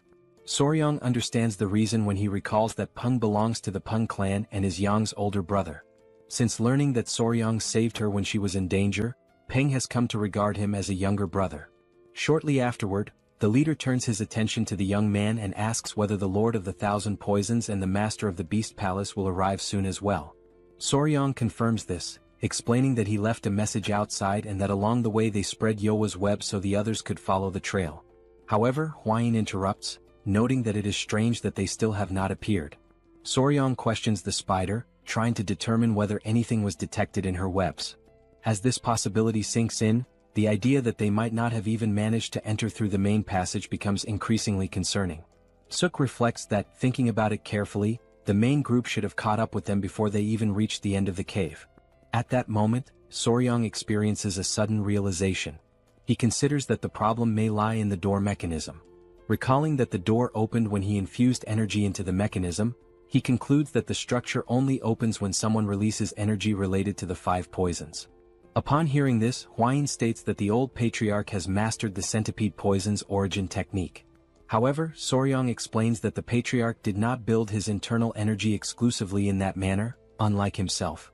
Faced with the situation, Suk wonders what the next step should be, considering whether they should return to Mount Annual or proceed to the Beast Palace. She acknowledges, however, that there is no clear answer. Since they cannot wait indefinitely, she suggests accompanying Shanglong's group. Reflecting that, if remnants of the blood sect still exist, traveling alone would be dangerous, She reasons that following Shanglong would allow them to assist in the search while gathering clues about the Five Poisons sect. The leader of the Huayin Murim alliance agrees with the plan and states that the group also intended to head toward the meeting point where the main group should be. Pring approaches Soryong and expresses confidence, assuring him that he will do everything possible to ensure that the three of them reach the Central Plains safely. With that decided, everyone agrees to follow Shanglong's group to the meeting point. The next morning, Soryong looks up at the sky and reflects that it has been a very long time since he last saw the sun. During the journey, the leader approaches Soryong with some concern and asks whether he knows how to hunt, find water, and handle basic survival. The young man clarifies that both he and the others are proficient in such skills. Speaking in a low voice, the leader of the Huayin Murim alliance comments, with a hint of fatigue, that the two accompanying him know very little, forcing him to handle everything on his own. Soon after, the young man looks at Yowa and asks whether she can hunt some food nearby. She reacts immediately and after a surprisingly short interval returns with prey. Suk examines the catch and thinks that the viscera should be removed quickly. She suggests that the meat be roasted and cured so it can be carried during the journey. The leader of the Huayin Murim alliance is surprised by this knowledge. He thinks that Suk might not know how to deal directly with live animals, but clearly understands preservation techniques. Suk explains naturally that anyone who lives in the forest needs to learn such things, leaving the leader impressed. Sensing the atmosphere, Soryong feels a faint sense of pride and thinks that Suk truly stands out. A short while later, the leader of the Huayin Murim alliance observes Suk more closely and shows personal curiosity. He considers asking a more delicate question and decides to take the risk, asking whether Suk is already committed. At that instant, a strange sensation strikes him. His heart races unexpectedly, accompanied by a sudden pain in his chest. Faced with this situation, Soryong watches the scene with a mixture of alertness and disbelief, realizing that this sudden feeling may bring unforeseen complications for the group. After that, the group walked for some time until they reached the meeting point. Suk began to emit a sound and Soryong quickly asked what it was. She explained that she was trying to summon creatures through sound. Upon hearing this, the leader, the spear dragon, is completely surprised as he witnesses such an unusual ability. The woman accompanying the group, the Sword Phoenix, observes the scene with mild sarcasm and reflects on the inconsistency of men, remarking that until recently the leader spoke of nothing but dueling for the honor of the poisonous flower. Soryong listens to the conversation attentively and reacts with irony. Internally, he finds the situation amusing as he never imagined that the spear dragon could fall in love with Suk. Driven by curiosity, Soryong approaches Suki and comments on the spear dragon's apparent interest, wanting to know what she thinks of him. Suki responds firmly, making it clear that she detests that type of man. She then shares her true impression. In her view, the one who truly shows feelings for the spear dragon is the Sword Phoenix. Huayin agrees with this perception and emphasizes that she also believes the Sword Phoenix likes the spear dragon. Suki then shows indignation at the spear dragon's attitude. After so much time together, she cannot understand how he can be so insensitive. Hearing the conversation, Soryong is genuinely surprised as he had no idea about that silent relationship. Suki comments that if she had to choose, she would prefer men like Guseong with a robust physique but a delicate face, comparing him to a panda bear and finding it adorable. Huayin is surprised by the revelation and remarks that it was truly unexpected that as they continue their journey through the dense forest of Yunnan, a pinkish wind suddenly begins to blow. They keep walking until Guseong announces that they are close to their destination, pointing to the abandoned cave on the hill ahead, which serves as the meeting point of the Murim alliance. Soryong observes the place and finds the absence of presences around it strange, but it is soon explained that this is part of the strategy to avoid detection by the blood cult. Concerned, Suki calls Soryong and asks him to warn Nova not to descend until further notice. She explains that although the location is considered safe, there may have been an information leak to the blood cult, and this is merely a precaution. Soryong suggests that everyone stay together, believing that Nova's presence could intimidate enemies. Suki, however, reinforces the Murim rule of concealing part of their strength. Soryong instructs Yowa to protect Suki and Huayin in case of danger, while entrusting Nova to protect himself. An unexpected presence approaches, calling out to the spear dragon, putting the group on alert when they realize it is the vice leader. The spear dragon acknowledges how much time has passed since their last meeting. In direct response, the vice leader remarks that he does not recognize the group accompanying him. Soryong studies the man before him and perceives a contradiction. Despite his age, he emanates an aura of speed and agility. Huayin then explains his identity. He is nicknamed the Swift Traveler because his Qinggong is extremely agile, allowing him to move at an unusual speed, even by Murim standards. The vice leader states that if the youths of the Beast Palace and the Tang Clan are already gathered, the group should move forward. Without delay, everyone begins advancing, delving deeper along the designated route. As they walk, the Spear Dragon comments on the other groups sent by the Murim Alliance. The vice leader says there is no news and asks whether they encountered members of the Blood Cult. The Spear Dragon denies it, stating that there were no clashes or signs of the enemy. The vice leader finds the situation strange. The pursuit of the Blood Cult's remnants should not have dragged on for so long. Soryong senses the oppressive silence and concludes that the Blood Cult is watching them, waiting for the right moment. In the next instant, the vice leader reacts abruptly. His body adopts both a defensive and offensive stance at the same time. Suki notices the change, but the Swift Traveler keeps his gaze fixed in the distance, alert to the threat. He announces that the attack has begun. The Blood Cult reveals itself, and the group is surrounded. Soryong is incredulous at having sensed no hostile presences, but the vice leader explains that the attack began upon their arrival, revealing the enemy's preparation. Without wasting time, the vice leader hands the Sword Phoenix a map of the Blood Cult's bases. Surprised and tense, she questions why he is entrusting her with such a crucial responsibility. The vice leader decides to fight to buy time, stating that the young are the future of Murim. With the Blood Cult about to attack, the Spear Dragon supports the decision, orders an immediate retreat, and assures them that they will reunite at the Murim Alliance headquarters. The vice leader prepares to fight, ready to shed blood, while the others take their positions. Juseong leads the retreat, ordering an immediate withdrawal to the south, keeping the group together, and everyone follows him despite their apprehension. The strategy was to advance south, defying the enemy's expectations. However, a figure appears, blocking their path. The north was merely a distraction. The shock is immediate. The man reveals that the north was nothing more than a decoy. It is Grandmaster Jiufeng Shao, leader of the Blood Demon unit. Jiufeng Shao shows satisfaction, stating that the wait in the south was worth it. He sweeps the group with a cruel gaze and declares that no one will come to save them, as the other Murim Alliance groups must already be dying in the Blood Cult's prisons. Upon hearing this, terror spreads through the group. Without wasting time, the leader of the Blood Demon unit orders his subordinates to kill all the men and capture the women. The order is received and everyone advances immediately, ready to massacre anything in their path. At the moment when the tension reaches its breaking point, someone asks the group to wait. Soryong steps forward and declares that he will handle the situation on his own. The group tries to stop him, urging him not to move forward recklessly, but he ignores all warnings. For Soryong, there is no reason for hesitation, remembering that he has Nova, his centipede, at his side. As soon as the call is made, the creature's presence manifests in an overwhelming manner. The men of the Blood Demon unit are left completely stunned. Suki, recognizing what is happening, feels a chill run through her body. She realizes that Soryong is activating the Wild Beast Heart technique, a dangerous method that directly connects the cultivator's essence to that of his bonded creature. Soryong maintains a firm stance and calls out to Nova once more. Without showing the slightest doubt, he delivers his order with absolute clarity: kill all those motherfuckers. Without hesitation, he reinforces his order, demanding that Nova finish everyone off. The members of the Blood Cult panic in the face of the creature's overwhelming presence. The leader of the Blood Demon unit tries to remain calm, claiming it is nothing more than a giant centipede, but his conviction falters the moment he truly faces it.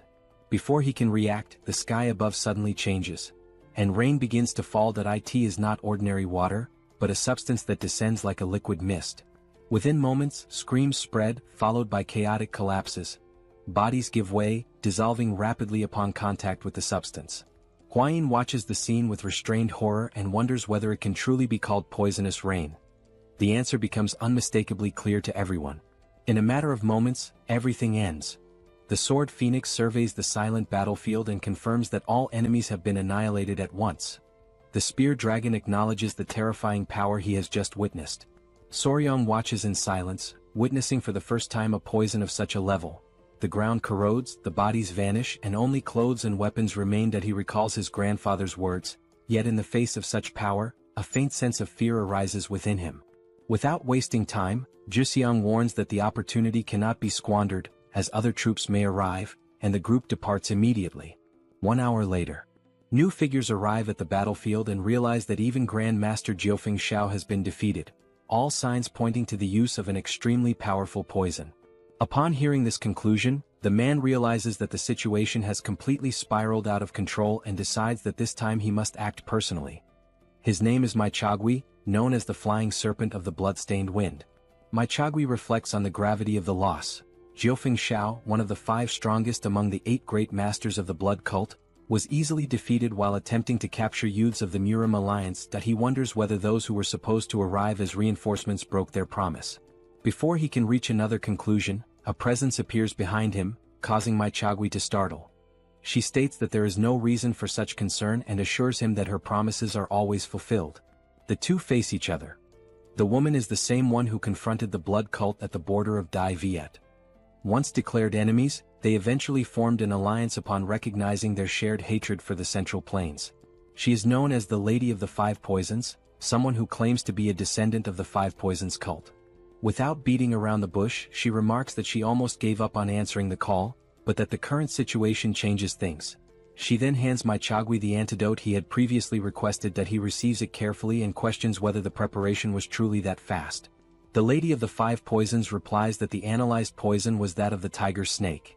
She reminds him that this had already been stated before and points out that his martial arts are riddled with weaknesses. Next, Maichagui turns to the Lady of the Five Poisons and asks what kind of poison it is that still permeates the land. She approaches one of the bodies and brings a small amount to her tongue. At that very instant, her eyes widen.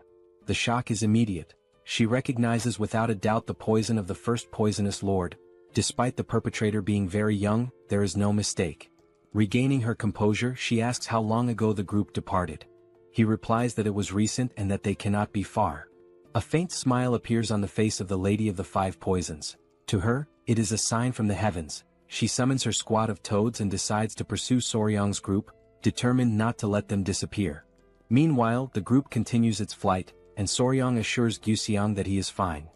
Despite the extreme exhaustion, the situation is more bearable than he had imagined. After Nova's evolution, his internal energy increased, allowing him to better withstand the fatigue. Guxiang comments that once they cross the Lansang River, they will finally reach the Central Plains. The spear dragon notices that the terrain ahead is flat and open and decides to cross everything in one go. The order is to cross the river quickly, before dawn. At that moment, a chill runs through Soryang's body that he raises his gaze and notices a red light emerging in the sky. From that light, a figure slowly descends and materializes before the group. It is Maichagui. His eyes radiate a desire to kill, and without any warning, in a single strike, he hits Guxiang with brutal force. Shock grips everyone. Maichagui recalls that he had promised the Lady of the Five Poisons to bring them all back alive, but makes it clear that he has no intention of honoring that promise. That he then introduces himself as the Flying Serpent of the Bloodstained Wind, Maichagui, and declares that he will personally deal with Soryang's group. Maichagui prepares himself with complete concentration for the next attack. Before him, the spear dragon questions whether that man, Soryang, is an elder of the blood cult, while Soryang himself remains shaken by Guxiang's death. Maichagui remarks that leaving Gu Pengso in such a state is impressive, but asserts that the group's escape ends there. Immediately afterward, he charges straight at the spear dragon, who braces himself to defend. Soryang calls out to Cho and asks whether she can repeat the feat, but she lowers her head, exhausted, making it clear that she has depleted all her energy after the poisonous rain. Faced with this, Suk states that there is no choice but to confront the enemy head-on. Huayan then steps forward and assures everyone that the group will find a way to deal with Maichagui, instructing Soryang to take care of Guxiang. The team prepares itself and, without hesitation, launches into a direct confrontation. Everyone attacks Maichagui at the same time, without mercy and with total focus. Maichagui considers it foolishness and releases a power that spreads through the ground in invisible branches, destabilizing his opponents and leaving everyone momentarily disoriented. Even so, Huayin declares that it is useless and hurls a dagger that pierces Maichagui's chest. He recognizes the poison flower and realizes that she is the one who attacked him.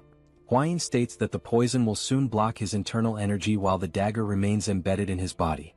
Maichagui reacts with fury, tearing the dagger from his own chest without showing any sign of pain.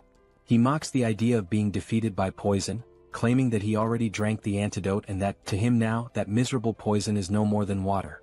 Huayin is startled upon hearing about the antidote, and Soryang also questions it silently. Maichagui then vows to inflict pain so intense that his enemies will beg for death. However, when he opens his eyes, something strange occurs. Chagvi feels that his blood is no longer circulating properly, as his internal energy fails to respond. Confused, he wonders if this is poison, but quickly dismisses the thought, certain that he took the antidote. At that moment, Soryang stands up. He observes the situation and remarks that it is unfortunate, as Chagvi must have become emotionally distracted while preparing the antidote. Bewildered, Chagvi demands an explanation. Soryang clarifies that this was not the venom of the quicksand sand serpent of the lakeshore. He recalls hours earlier when the spear dragon was holding a vial and saying it was not bad, and Soryang had questioned what was wrong with it. The spear dragon explained that all the venom had been used since the beginning of the mission to subdue the blood cult. Reflecting on this, Soryang states that even if it was not that poison, they could still create something similar. Hwayin recalls that the poison used against the blood cult was prepared entirely by Soryang, which surprises the spear dragon. Soryang explains that the Martial Alliance kept this information under absolute secrecy, but confirms that if poison is needed, he can produce it. He then calls for the spider and asks whether she brought what was requested. The spear dragon watches in confusion, unable to understand what is happening. Soryang holds what the spider brought on his arm. It moves rapidly and then falls to the ground. He asks everyone to remain calm and reveals that it is a dew-wasp nest. The atmosphere changes instantly, and the group shows visible unease. Soryang laughs, explaining that it is a wasp known as the yellow bee, tiger-headed bee, or RUB. He reveals that he trapped a nest in a tree and left it under the group's care. They needed poison and so he decided to use that. He explains that wasp venom is a hemotoxin that damages tissues, blood vessels and red blood cells. He compares this effect to that of the quicksand sand serpent of the lakeshore, whose venom contains similar enzymes. Soryang admits that it will not be as powerful as the original venom, but states that it is sufficient to disrupt Chagvi's internal energy flow. Even weakened, Chagvi reacts with hatred, swearing that he will still kill them. The threat echoes through the air, causing both the sword phoenix and the spear dragon to tighten their grips on their swords, eliminating any remaining chance for Chagvi to react. They strike him down, throwing him to the ground and bringing the battle to an end.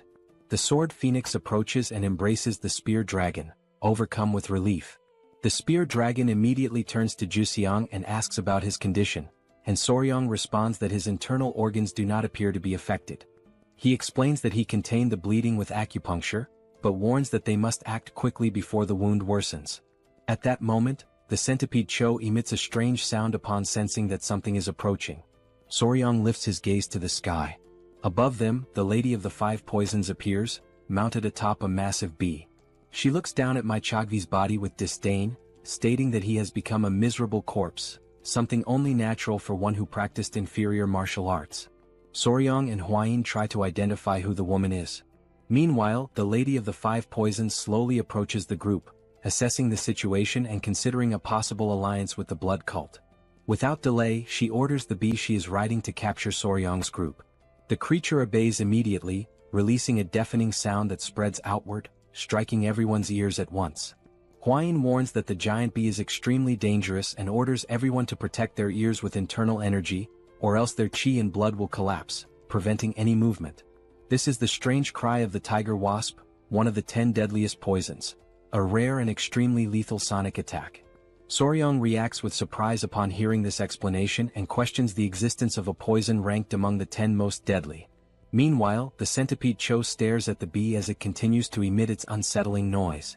From above, the Lady of the Five Poisons watches Soryang with interest, recognizing him as a true master of poison, and asks who he is, only to immediately dismiss the answer. Soryang keeps his gaze fixed on her, attentive to every movement. The woman declares that from that moment on, he belongs to her, for Soryang is the creator of the centipede Cho and the true source behind the poison. The Lady of the Five Poisons slowly descends from the great bee, and everyone watches her in tense silence. Hwayin warns Soryang about the danger.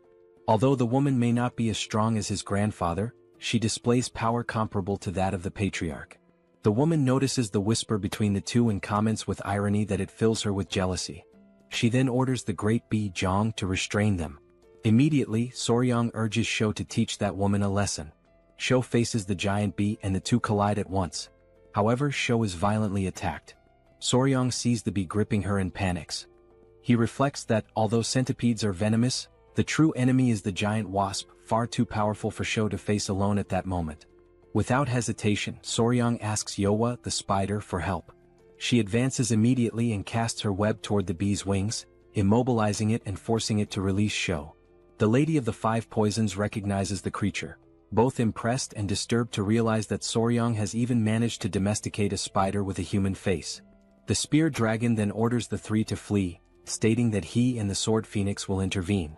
Both advance together against the Lady of the Five Poisons. She treats them as mere nuisances, remarking that they should remain quiet. In the next instant, she vanishes from before them and reappears behind the spear dragon, catching him by surprise. As she prepares to strike, she is interrupted by the sword phoenix, who, in desperation, throws herself in front of her companion. The blow meant for the spear dragon strikes the sword phoenix instead. The spear dragon is left in shock as he watches her collapse to the ground, gravely wounded. Overcome by desperation, he tries to react, but the Lady of the Five Poisons attacks him from behind, sternly warning him never to take his eyes off his opponent. Soryang watches in horror as both lie fallen on the ground. The Lady of the Five Poisons then demands that he stop this useless resistance and go with her. Frightened, Soryang hesitates. At that moment, Hwain steps forward, and Suki advances alongside her, declaring that she will never hand over her own brother. Irritated by their resistance, the Lady of the Five Poisons attacks from a distance with a powerful strike, hitting Hwain and Suk and hurling them to the ground. Soryang sees them fall and feels his despair deepen. Hwain, still on the ground, reacts in shock to the mention of an engagement. The Lady of the Five Poisons mocks her, stating that the fiancé is about to disappear. When she attempts to attack Hwain, the lizards intervene, protecting her and blocking the strike. The woman recognizes the presence of the four Lords of Poison. Soryang stands and notices that the Lady of the Five Poisons, now visibly intrigued, begins listing everything he has already faced. She names them all: the First Lord of Poisons, the spider with a human face, and now the four Lords of Poison, demanding to know who Soryang truly is. Soryang answers firmly, declaring himself the son of the Beast Palace and the sole son-in-law of the Tang Clan. He remains face to face with the Lady of the Five Poisons. She reacts with disdain, questioning the value of that title and what it truly means for him to be the son of the Beast Palace and the son-in-law of the Tang Clan. She suggests that Soryang intends to repeat the events of 100 years ago. In response, Soryang reflects silently and realizes that this woman is a remnant of the Five Poisons sect. Driven by a twisted interest, the woman decides to take him for herself, believing she will rescue him from the Beast Palace and the Tang Clan, while Soryang reacts inwardly with indignation. At that moment, the two lizards charge together toward the woman. Before they can reach her, the attack is interrupted in a strange manner. They pass straight through her body as if it were an illusion and are thrown violently to the ground moments later. Soryang recognizes the technique and recalls his grandfather's manual, identifying the movement as the illusory lizard step, an art of the Five Poisons. The Lady of the Five Poisons shows brief satisfaction with the situation but decides to end the game. Suddenly she strikes Hwain, who is flung to the ground and dragged violently. Then the woman turns directly toward Soryang and grabs him by the arm, pleased that they are finally face to face without interference. She believes that all the surrounding pests have been eliminated and tries to force him to go with her. Soryang reacts immediately, sending the two centipedes into attack. The Lady of the Five Poisons notices the movement and quickly assesses the situation, concluding that she will not be able to capture him so easily. The two smaller centipedes attempt to act, releasing their power, forcing the woman to retreat from Soryang. He realizes that the attack lacks true killing intent and feels frustrated by the hesitation of his creatures. The Lady of the Five Poisons withdraws even further, confused by what is unfolding. At that moment, someone urgently calls Soryang's name. He instantly recognizes the voice emerging from within the light. Faced with that presence, the Lady of the Five Poisons coldly reflects as she identifies the roar of the Lion of the Beast Palace. From the light, the old patriarch emerges and Manhua appears beside him. Both step forward ready to act. Sensing the imminent danger, the Lady of the Five Poisons also assumes an attacking stance, gathering her strength. Soryang feels relief upon seeing them, the tension giving way to restrained security, while Manhua and the old patriarch react with fury at the sight of his condition. The Lady of the Five Poisons recognizes the master of the Beast Palace and Patriarch Manhua, realizing that the situation mirrors what occurred 100 years ago, making the atmosphere even heavier. Then the two veterans signal for Soryang to retreat. A powerful aura envelopes them both, intertwining as a sign of an inevitable confrontation, in which the ancient feud finally reaches its decisive moment. The Lady of the Five Venoms remains staring at the men before her. Something seems out of place to her, as the Shangxi unit should have been stationed in that area. Meng Ho reacts upon hearing this, recalling that the unit in question has already been massacred, while the old patriarch treats the incident with disdain, considering those enemies nothing more than small snacks. The woman laughs in front of them and calls them monsters. Even so, she acknowledges that facing both of them at the same time would be imprudent, even for someone like her. She then calls going her B, deciding that it is time to retreat, assuring them that this is not a final farewell and that she will return in the future. Meng Ho reacts aggressively, attempting to stop her from leaving, but the old patriarch intervenes, prioritizing the wounded. The Lady of the Five Venoms mounts her B and before departing, makes sure to etch her name into their memories. Chengyu, she departs through the sky, declaring with conviction that one day she will ensure that Soryong belongs to her. Soryong watches in silence, repeating her name mentally, trying to absorb it.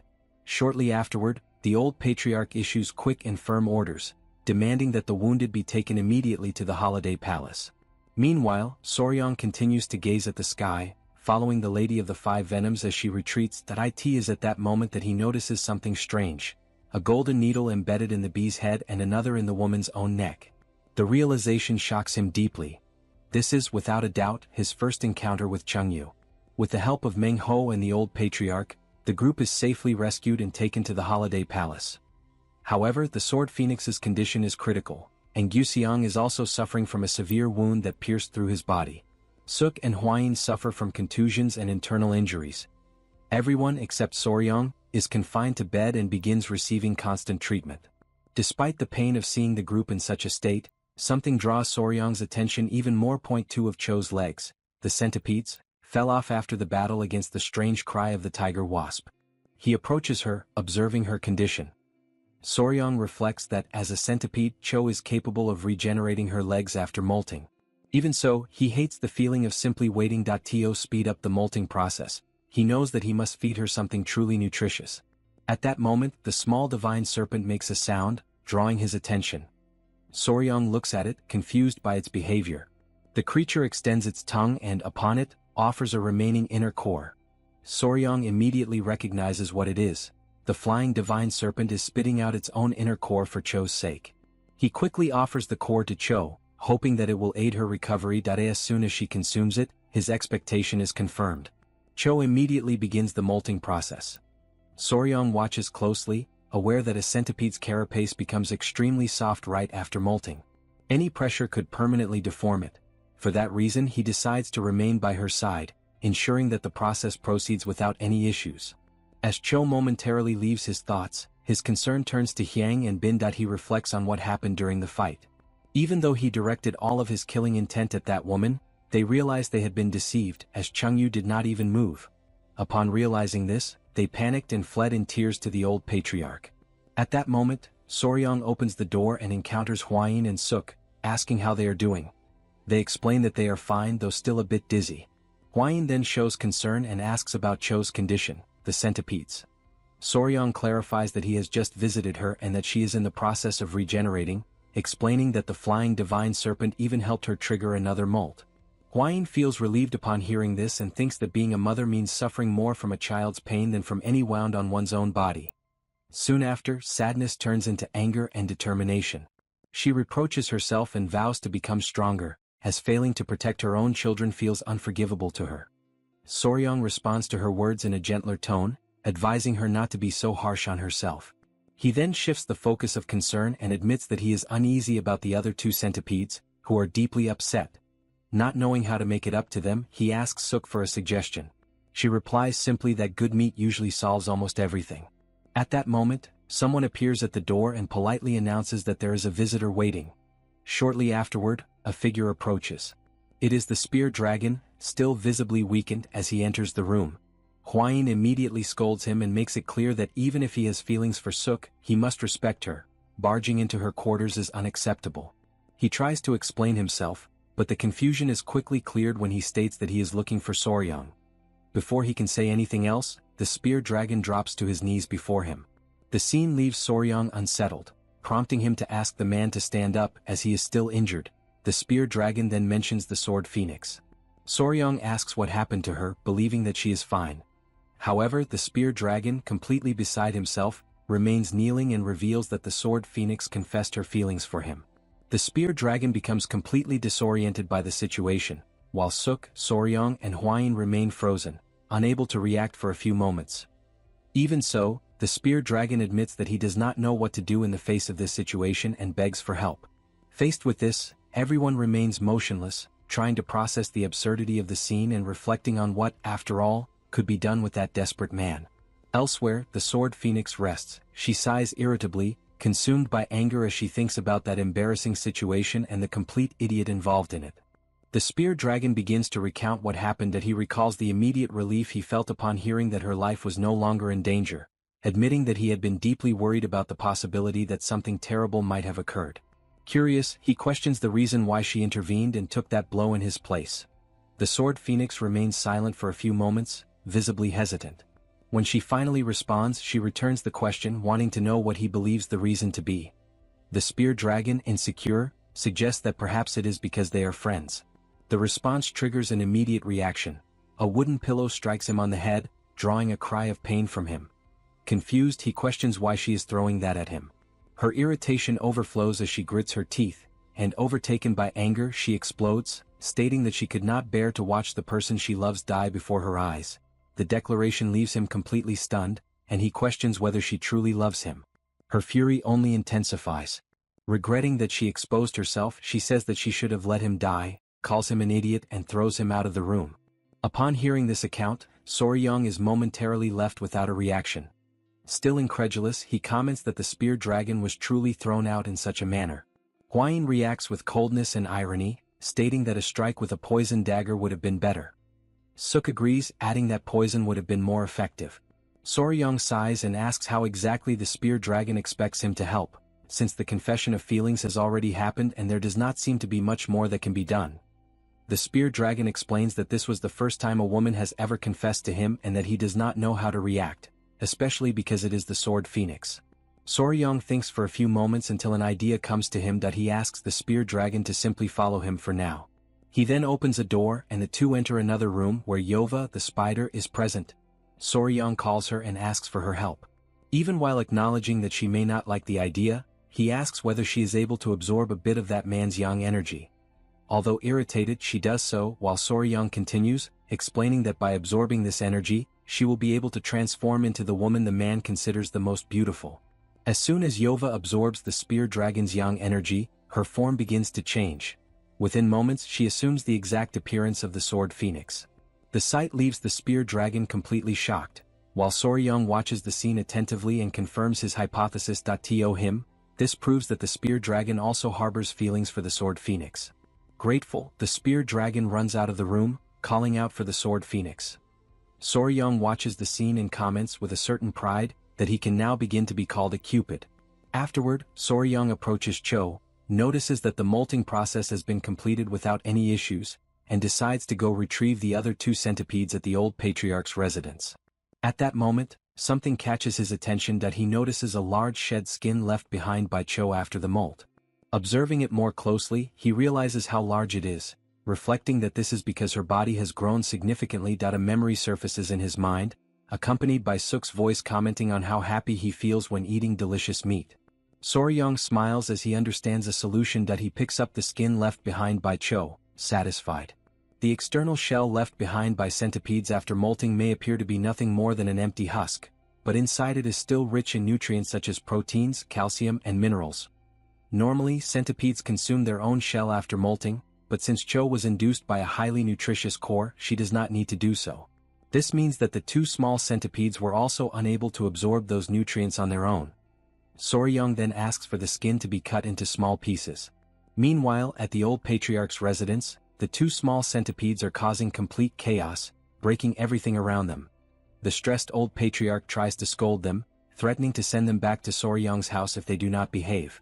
Soryong observes the scene and reflects that the old patriarch is suffering more than he lets on. He approaches and announces his arrival. The old patriarch asks him to take the two away immediately, stating that he is exhausted. Soryong laughs, but then notices that the small centipedes refuse to go with him. They hide behind the old patriarch's legs, clinging to him. Upon noticing this, Soryang understands that they are still upset and mentions that he brought a snack similar to the inner core he had previously promised. Upon hearing this, the centipedes show curiosity and slowly approach. Soryang offers the small pieces, and they begin eating immediately, becoming visibly happy. Their expressions clearly show how delicious they find it. That he watches with satisfaction and mentions that there is still more waiting in his room, inviting them to come along. The centipedes move closer to him completely, now fully convinced. Before leaving, Soryang informs the old patriarch that he is heading out and thanks him for taking care of them.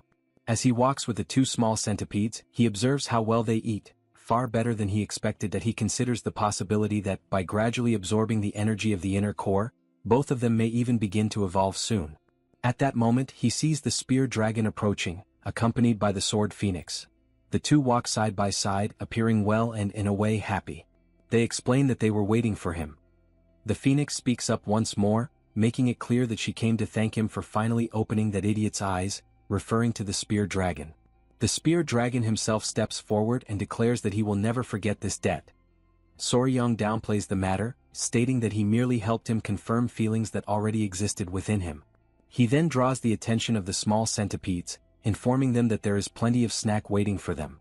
The spear dragon watches this with curiosity and asks what it is. Soryang explains that it is the skin left behind by Cho and that he believes it may still contain energy from the inner core, which is why he decided to bring it for the children. Soryang asks the two small centipedes to wait a moment while he cuts the skin into smaller pieces.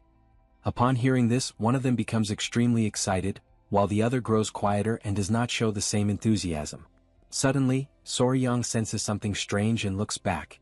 His gaze locks onto Bin, realizing that something is wrong. Bin appears to be surrounded by an intense red aura, while Yang watches without understanding what is happening. Soryang calls out to Bin in alarm, but the small centipede begins to cry desperately.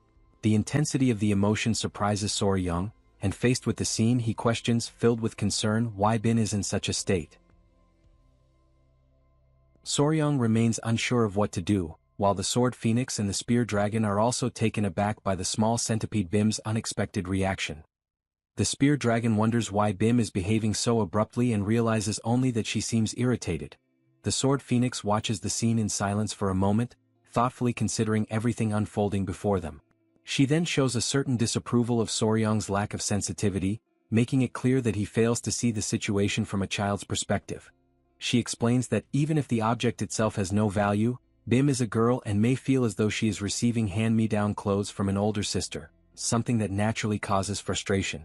As she says this, the sword phoenix recalls her own past, when she grew up surrounded by older sisters and often inherited clothes that had already been worn. That experience always frustrated her, as she too longed to wear something new at least once. Because of this, she concludes that Bim likely believes Soryang only shows affection and interest toward the older sister, Chu. Soryang has difficulty accepting this interpretation and tries to rationalize what he has just heard. The sword phoenix, however, observes that, judging by Hyang's expression, she appears to have a calmer personality and therefore simply lets the situation pass. Faced with this, Soryang reflects to himself that raising a daughter is far more difficult than he had imagined. That he crouches down in front of Bim and tries to explain that the object is something valuable, filled with internal energy. Even so, Bim remains upset, her face heavy with irritation. Soryang attempts to encourage her to say something, reminding her that she had commented earlier, but his words only intensify the little one's distress. Overcome by emotion, Bim quickly moves away from the room, fleeing in tears. Soryang stands stunned as he watches her leave like that, unsure of what to do as she continues to run farther away. After some time, Hwayin picks her up in her arms, unable to understand the reason for her emotional state. She wonders why Bim had appeared running in that manner. The spear dragon explains that he remained frozen for a while, as if in deep shock. In response, Hwayin decides to stay with Bim and try to comfort her, believing that this is not a problem Soryang can resolve at that moment. Meanwhile, in another room, Soryang kneels on the floor, consumed by despair. In an awkward impulse, he asks the fierce celestial serpent whether by any chance she possesses an internal core. The question provokes the celestial serpent, who becomes intensely enraged, releasing a terrifying pressure that makes Soryang tremble. Frightened, he hastily apologizes and states that he takes back everything he said. He begins to reflect in silence. To him, that creature has already had her internal core torn out twice, and yet she does not display a hatred comparable to that of the small centipede. This leads him to conclude that the celestial serpent may be more sensitive than she appears. Soryong then approaches more cautiously and asks whether she has already decided to live with them. He admits that, although their first encounter was far from pleasant, he intends to treat her well from now on and invites her to become part of the family. The celestial serpent stares at him for a few moments, takes a deep breath and finally nods her head. Convinced, he decides that he cannot keep her restrained like that and removes her from the container in which she was confined, carefully holding the celestial serpent in his arms. He states that from that moment on, she is under their care. Soon after, he realizes that he needs to give her a name, as he cannot continue calling her merely the celestial serpent. Observing the creature attentively, Soryong comments that, since she is connected to the 24 celestial poisons, her name should reflect that. He tries to decide whether the name should be masculine, but when he lifts the serpent's tail to check, he ends up provoking her fury. The serpent reacts violently, striking him with her tail and throwing him to the ground. Flames spread around her, leaving everyone frightened, especially Soryong. Confused and dazed, Soryong concludes that she is female. He hurriedly apologizes, but the celestial serpent seems even more irritated. With no alternative, he decides that he will need to choose a more delicate name. As he observes her emerald-colored mane, he considers calling her Yundu. The celestial serpent responds by nodding her head, showing her approval. Soryong rejoices at this and declares that from that moment on, that is her name. Yundu shows a slight embarrassment, but does not reject the choice. Soon after, Soryong realizes that he forgot to include the term that signifies heaven in the name. He reflects a little more and, remembering that strange names are often associated with long lives, decides on the full name Yundu Cheon. The next day at the Palace of Beasts, the Spear Dragon reports that this was the mission assigned to them and apologizes for burdening the place with so many responsibilities. He explains that, since Soryong's group was unable to leave the palace for a time due to the intense training they received, it fell to them to pass along the information left by the Divine Wanderer. In addition, it was necessary to inform the Wulian Alliance about the alliance between the Blood Sect and the Five Venoms Sect, as well as about the creation of an antidote. In light of this, it becomes evident that the forces they must face are growing stronger. For this reason, they decide to take the opportunity for the Palace of Beasts to officially join the Wulian Alliance. Suk also decides to accompany them on this journey, marking the beginning of a new stage. Soryong's group bids farewell. They leave the Palace of Beasts and resume their journey, now with the objective of preparing the Blood Sect and developing a new poison. To that end, they decide to begin with the Tang Clan. Upon reaching their destination, Soryong confirms that they have finally arrived at the clan. Suk reacts with surprise and admiration upon realizing that this is the legendary Tang Clan. Soryong reflects in silence that, coming from the interior of Yunnan, Suk behaves like someone visiting a large city for the first time, enchanted by everything around her.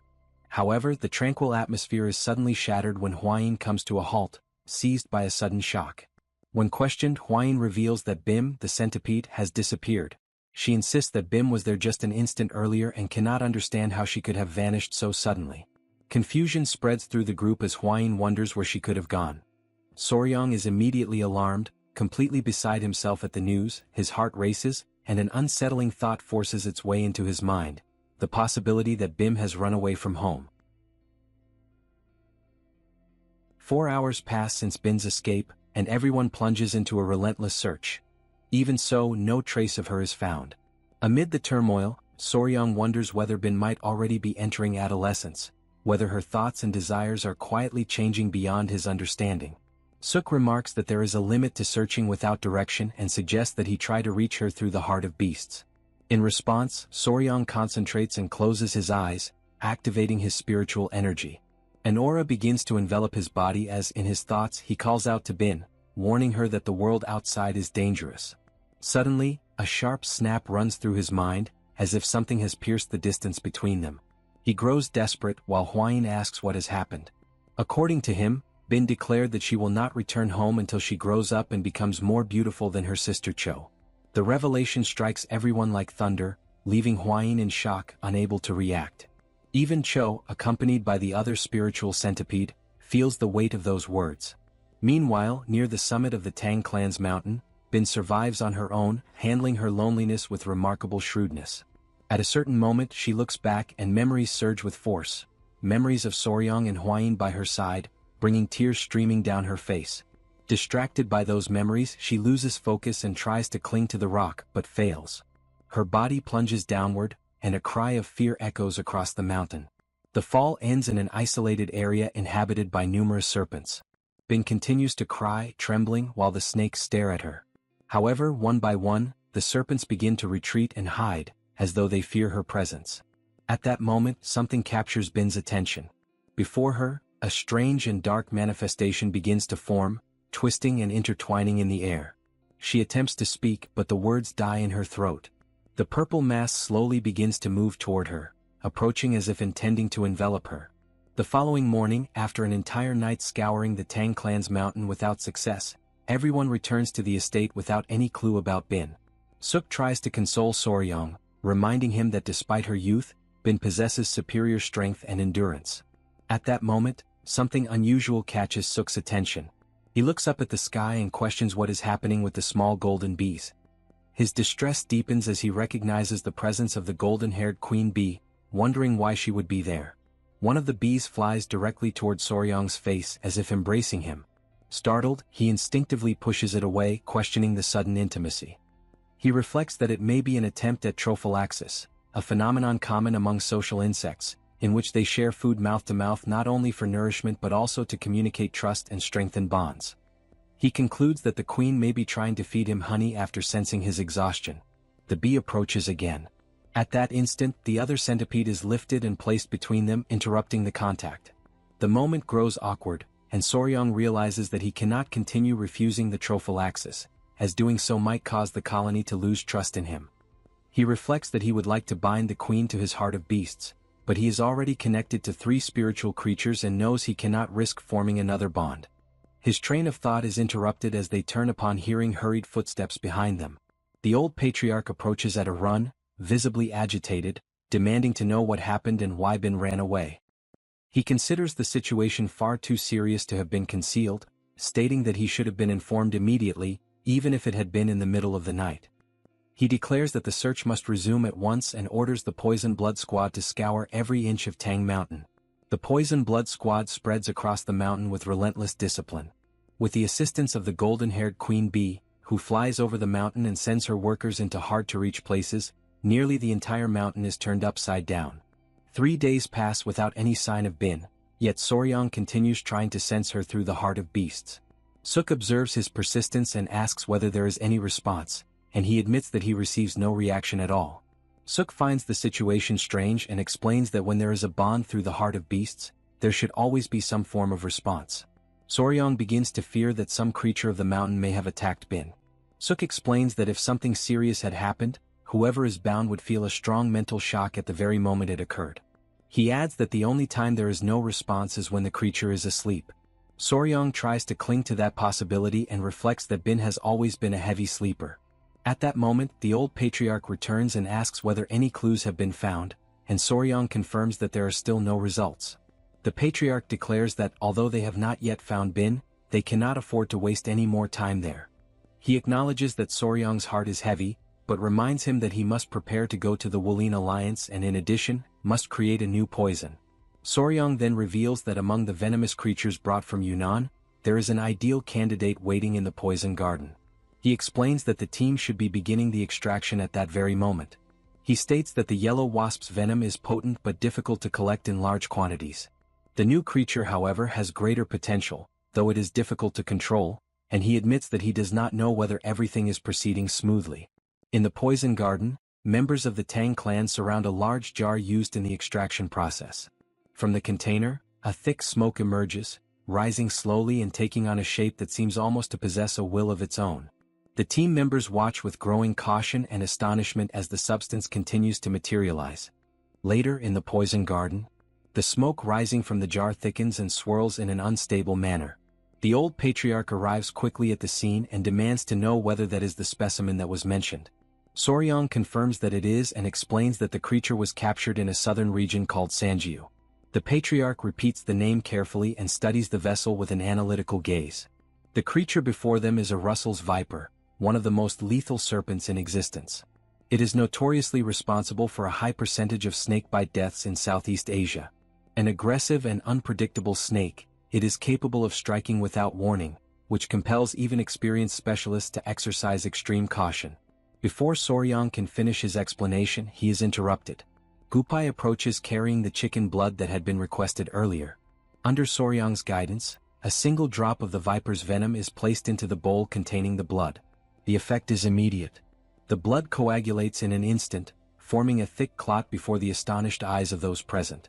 Soryang then explains that if Rabinusa's venom acts as a hemorrhagic toxin, thinning the blood and dispersing qi by interfering with the blood vessels, the viper's venom functions in the opposite manner. It solidifies the blood, blocks the vessels, and prevents the proper circulation of internal energy. He adds that because the Russell's viper gives birth to live young rather than laying eggs, its reproduction is more efficient, making it easier to increase the number of specimens. The patriarch decides that warriors must be sent to Yunnan once again to capture as many of these serpents as possible. For a brief moment, Soryang recalls his adversaries, and those memories motivate him to press forward. At that moment, Huayin rushes into the area, visibly alarmed. She reports that something terrible has happened. One lizard is attacking the other, and at that rate, serious damage could occur. Without wasting time, Soryang and Huayin run toward the site of the confrontation. As he runs, Soryang asks how the fight began. Huayin explains that she had gathered the young ones in the pavilion and was speaking with them. At first, she believed they were merely playing, but suddenly Bing began biting Seol, especially at the nape of the neck. The mention of the nape immediately sparks a thought in Soryang's mind.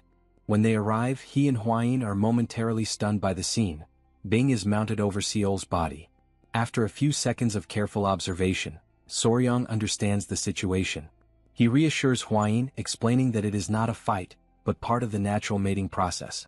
When two adult lizards meet, it does not begin with gentle courtship, but with the male physically dominating the female.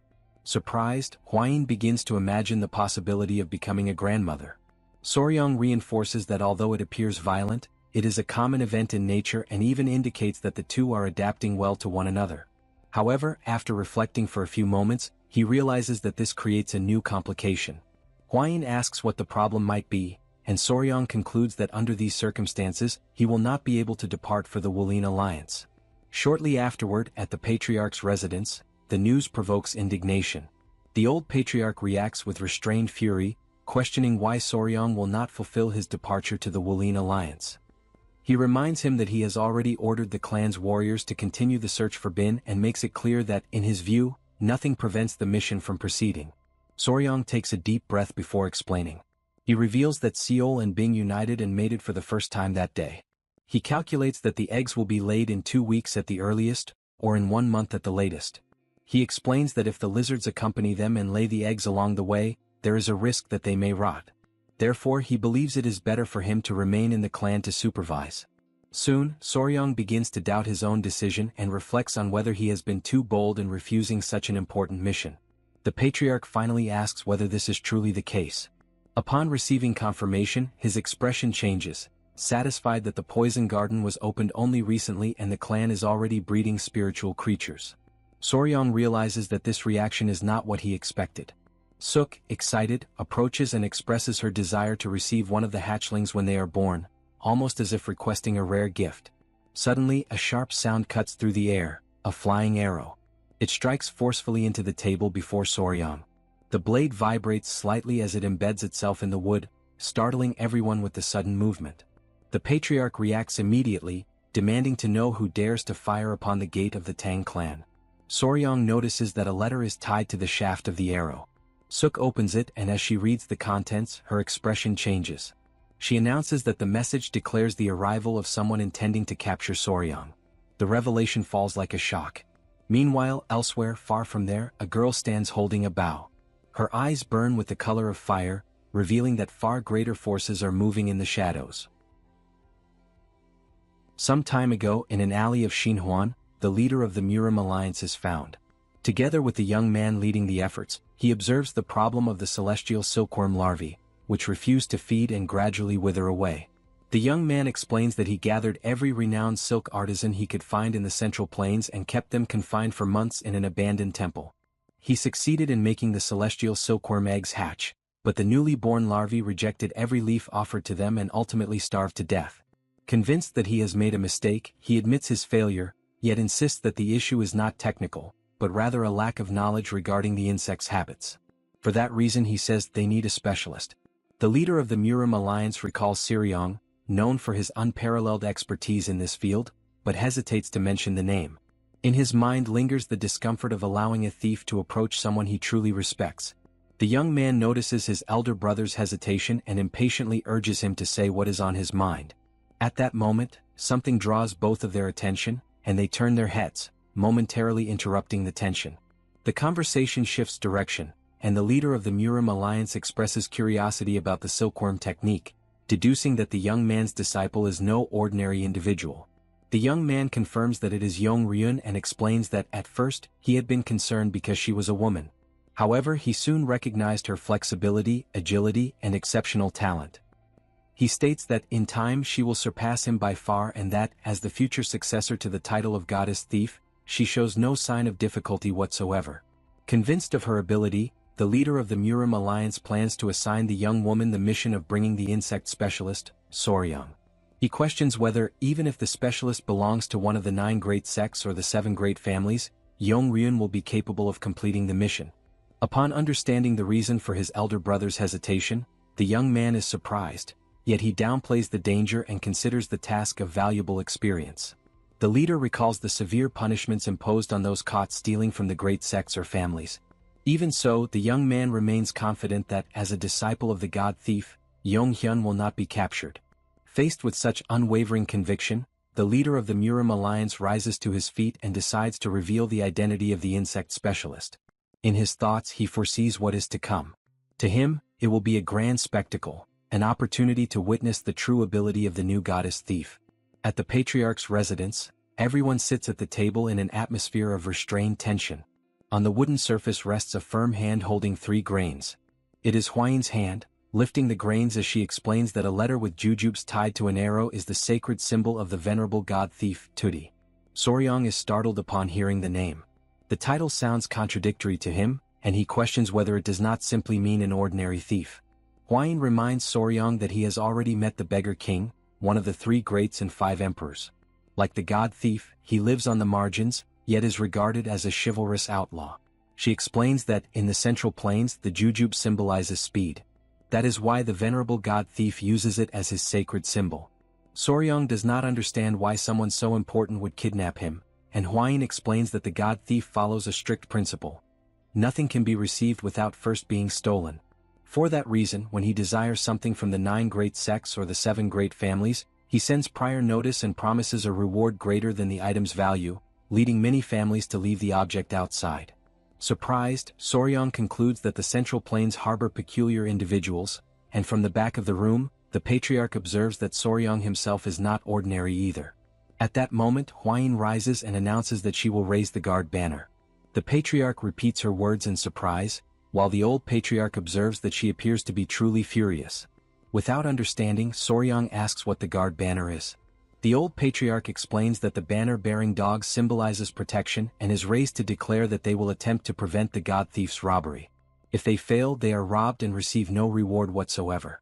However, if they succeed in stopping or capturing the god thief, he grants 3 wishes, whatever they may be.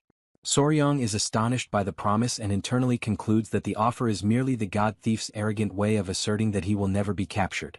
Even so, he questions whether, before such a confident Murim master, it is truly possible to stop him. Hwayin states that if Soryang is taken by the god thief, no one knows when he will return, and asks whether he wishes to be stolen. He immediately denies it. Hwayin then declares that Soryang belongs to her and cannot simply be handed over. Soryang asks whether anyone has ever stopped the god thief, and the old patriarch replies that if that had happened, he would be nothing more than an ordinary thief. Hwayin intervenes, attempting to reassure Soryang, reminding him that they have the children, referring to the creatures they raise. She states that no matter how extraordinary the god thief may be, his techniques work against men, not against venomous creatures waiting for him. The old patriarch agrees, certain that the god thief does not anticipate such creatures, and considers the dispute worthy of being attempted. The elder recalls that he once lost to the god thief and failed to become the poison emperor, declaring that this time he intends to make him sweat. At last the decision is made. The guard banner is raised above the gate of Gujin. The patriarch fixes his gaze ahead and declares that the time has come to capture the god thief. Afterward, near the mountain of the Tang Clan, the guards receive orders to spread out in a rigid formation, searching every corner and allowing no chance for the target to escape. Above them, concealed among the branches of a tall tree, Ryun observes everything in silence. Her attentive eyes follow the movement of the men, surprised by the scene. She had imagined there would be no resistance, for before the reputation of the god thief, few would dare to oppose her. Yet the vigilance is strict. In the distance something draws her attention. Over the gate, fluttering against the wind, she recognizes the guard banner. She understands its meaning. It is a direct challenge, a test to prove whether she is worthy of the title of goddess thief. Without hesitation, Ryun leaps from the tree and begins to evade the patrols with astonishing agility. As she runs, she understands that her master sent her alone to test the results of her training and to see how far she can go. With swift movements, she reaches the rooftop, while the night envelopes her like a protective cloak. Confident, she fixes her gaze upon the Tang Clan residence and decides that, on that night, she will begin the legend of the new goddess thief.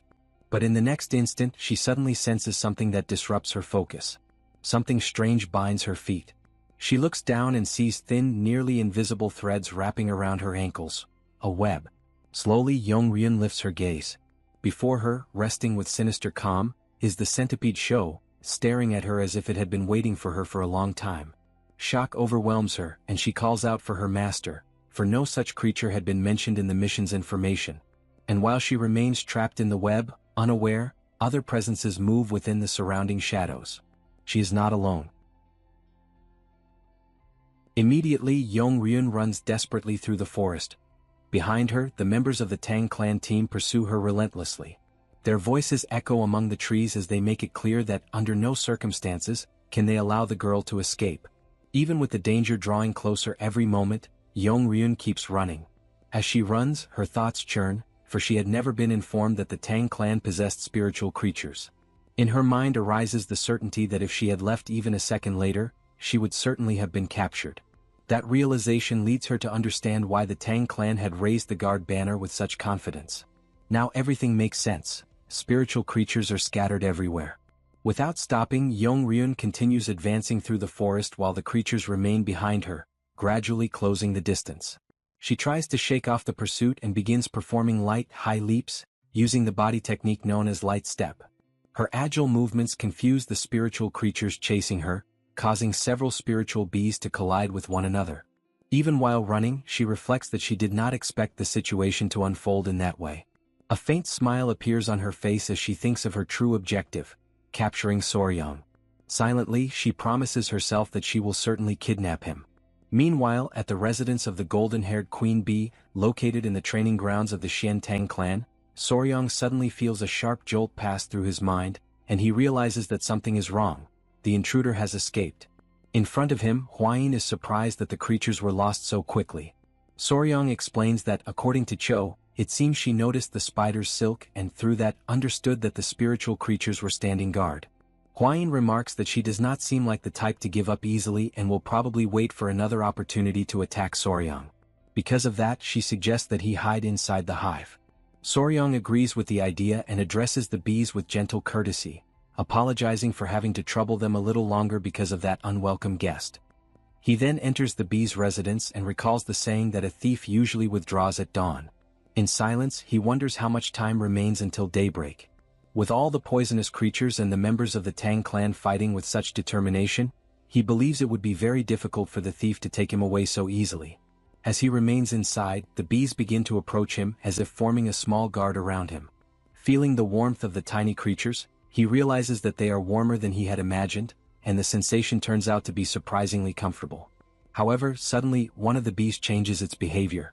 Without realizing it, Soryang ends up falling asleep. For his still young body, resisting the wave of drowsiness is not easy. He sleeps deeply, even drooling slightly while the creatures remain nearby. Sometime later he suddenly wakes up, startled. Quickly he tells himself that he is not sleepy. At that moment, someone appears at the entrance of the bees' residence and calls his name. Upon hearing the voice, the bees immediately turn their attention toward the door, irritated and vigilant in the face of the unexpected presence. The one standing there is Suk, who remarks that she has finally found him. Soryang then tries to calm the bees, explaining that she is his sister, and then asks what brings her there at that moment. Suk tells him not to be frightened and reveals that the god of thieves has been captured. Surprised and pleased, Soryang asks if that is true.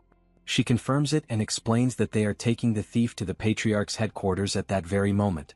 Without wasting time, the two begin to run, while Soryang is surprised that the thief was captured before dawn and remembers that even a master can fall when facing many opponents. Suddenly, Suk stops, points to the path ahead and says they must go that way. Soryang comments that he wants to see the famous thief. However, in the very next instant, the person he trusted attacks him from behind. Soryang falls to the ground without understanding what happened. The figure he believed to be his sister then reveals her true identity. In reality, it is Yanggi Ryan who had assumed Suk's appearance. Calmly, she explains that she pressed one of his pressure points, causing a temporary paralysis. Soryang immediately realizes that the person before him is not his sister, but the god of thieves himself. Without wasting time, the thief confirms her identity and acknowledges that he is the young Soryang. Paralyzed, Soryang can only think desperately that he needs help so that he will not be kidnapped at that very moment. Suddenly, something begins to move inside his clothes. The celestial serpent emerges from within his garments and attacks the thief's hand. The strike is sudden and precise, causing intense pain in Yanggi Ryan's finger. Soon after, a strange sensation begins to spread throughout her body, as the creature's venom has already begun to take effect. Strength quickly leaves her body, and unable to support herself, she loses her balance and falls. Her body collapses directly on top of Soryang. He notices that the thief remains motionless over him and concludes that the celestial serpent's venom is only a weak paralytic, and that she probably only fainted for a moment. In his thoughts, he decides that later he will need to teach the little creature not to bite people without thinking. Despite everything, he concludes that, somehow, they managed to capture the god of thieves, even if not exactly in the way that had been planned. As he organizes his thoughts, Soryang remembers a martial art capable of changing both voice and appearance. Even so, he never imagined that the thief would disguise herself as Suk. At that moment, a soft aroma reaches his nose. He notices a pleasant scent coming from somewhere nearby and imagines that perhaps the thief used some kind of perfume. As he observes the unconscious figure, the celestial serpent moves and pulls at a hidden piece of cloth, which comes loose like a mask. Soryang is immediately alarmed. Before his eyes, the disguise disappears as he realizes that the person lying on top of him is not a man, and that the famous god of thieves is, in fact, a woman. After some time in the guest pavilion of the Tang clan of Sichuan, Yong Ryun lay on a bed, unconscious after having been captured. Soryang looked at the young woman and wondered if she really was the divine thief, as she appeared to be just an ordinary girl. Hwain also agreed that she didn't seem particularly extraordinary. The old patriarch explained that the former thief god had likely passed the title to a disciple and that, according to rumors, that young woman was now the current divine thief. He pointed to the girl's wrist, where the celestial spider web, a sacred artifact of thieves, confirmed her identity. Upon hearing this, Suk grew irritated, complaining that the thief had attacked her vital points and even stolen her clothes. Her indignation had an extra reason. The divine thief had taken her clothes while she was unconscious, but the remaining pieces left behind didn't fit properly. Hwain then changed the subject, commenting with curiosity on why the new divine thief would have specifically stolen Suk's clothes. At that moment, Commander Gupe opened the door and informed them that the young master needed to leave immediately. Soryang asked what had happened, and Gupe explained that an unexpected visitor had just arrived. Hearing this, everyone wondered who it could be. Shortly after, in front of the main entrance of the Tang clan, a figure waited calmly. It was the famous beggar emperor. Soryang and Hwain quickly ran to the gate to greet him.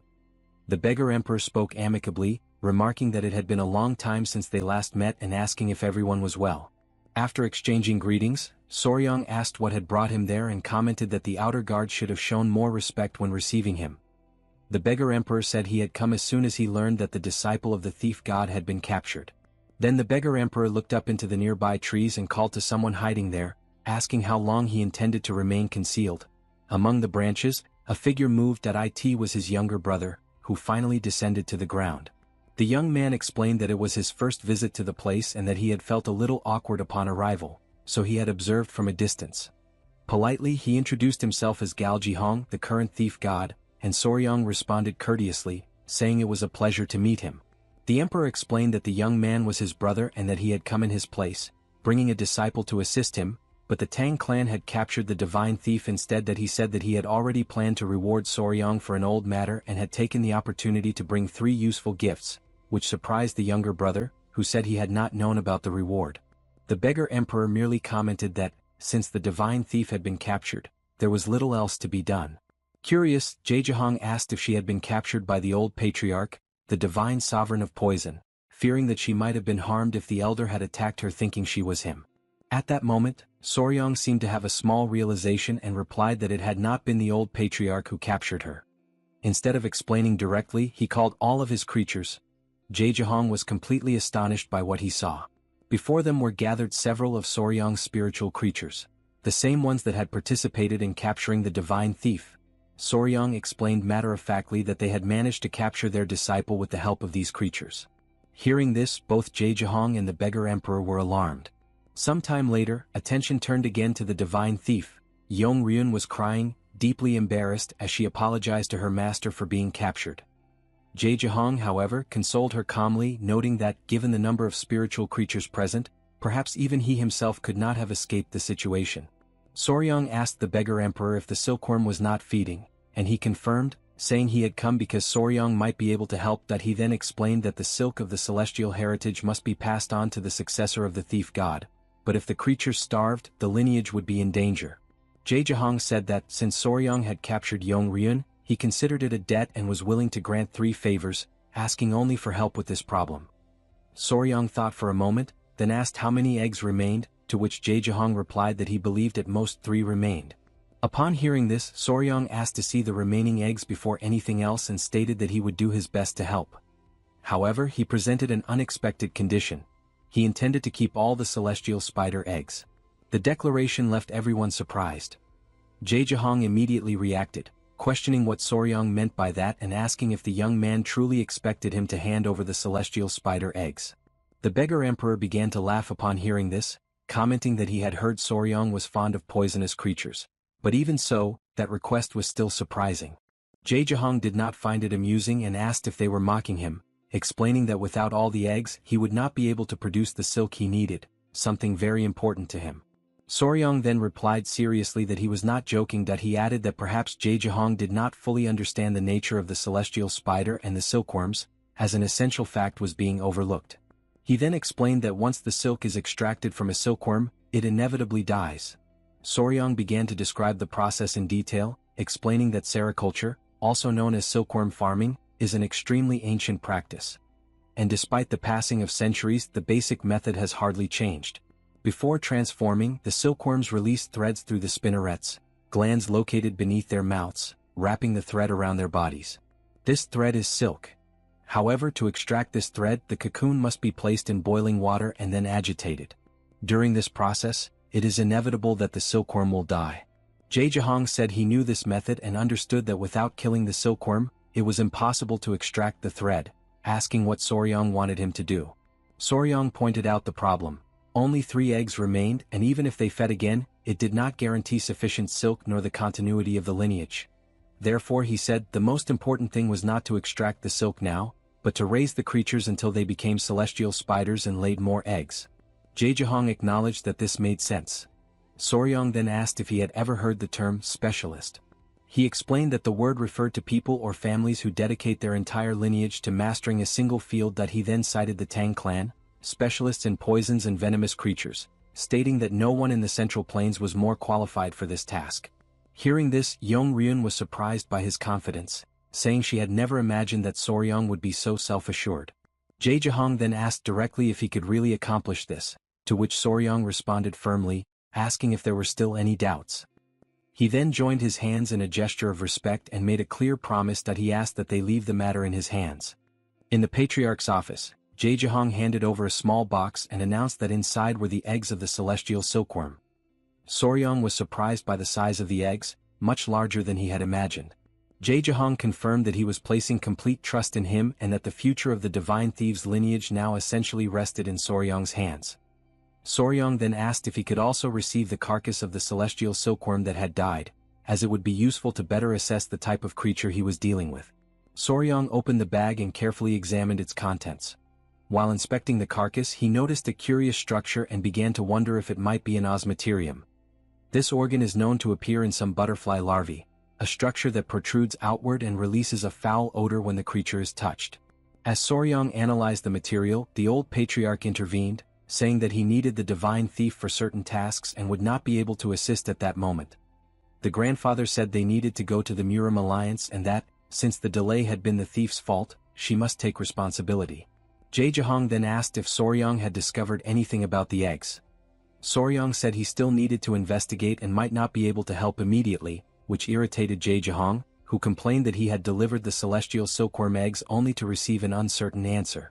Soryong explained that he had been delayed for a very important appointment because of the letter they had sent. That he then briefly recounted what had happened in Yunnan. Upon hearing the explanation, the beggar emperor expressed surprise, as he had not known that something of that magnitude had occurred. Soryong confirmed that, because of this, they were about to depart for Wuhan, where the Murim Alliance headquarters was located. The beggar emperor said there was no time to waste and that they should depart immediately. That he reminded Jae-jahong that the delay had been their fault, so he must take them to Wuhan. Jae-jahong sighed resignedly and agreed, saying he would take them to Wuhan in 3 days and asked them not to worry.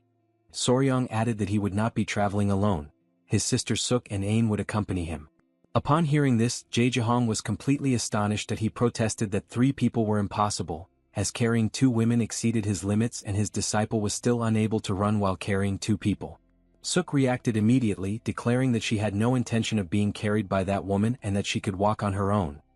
The discussion began to heat up, while Jae-jahong remarked that if there were another method of transport, they could resolve the problem. Hearing this, Soryong seemed to have an idea. That he asked the thief god if he knew how to fly a kite. After a while, Jae-jahong appeared holding a rope. In the sky, a curious scene unfolded. Cho was in the air holding Suk. Soryong explained matter-of-factly that he intended to tie Suk with a rope, like a human kite, calling the technique the giant centipede kite. Jae-jahong observed the situation and concluded that somehow the problem had been solved, but Hwain raised a new concern.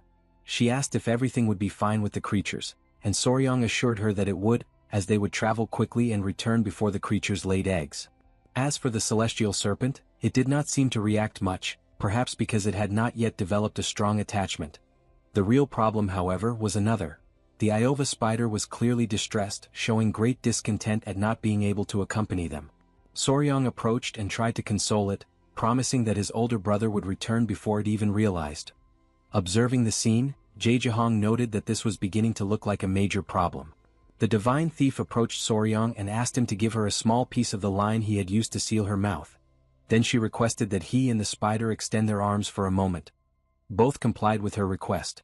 Soryong watched curiously and asked what she was doing.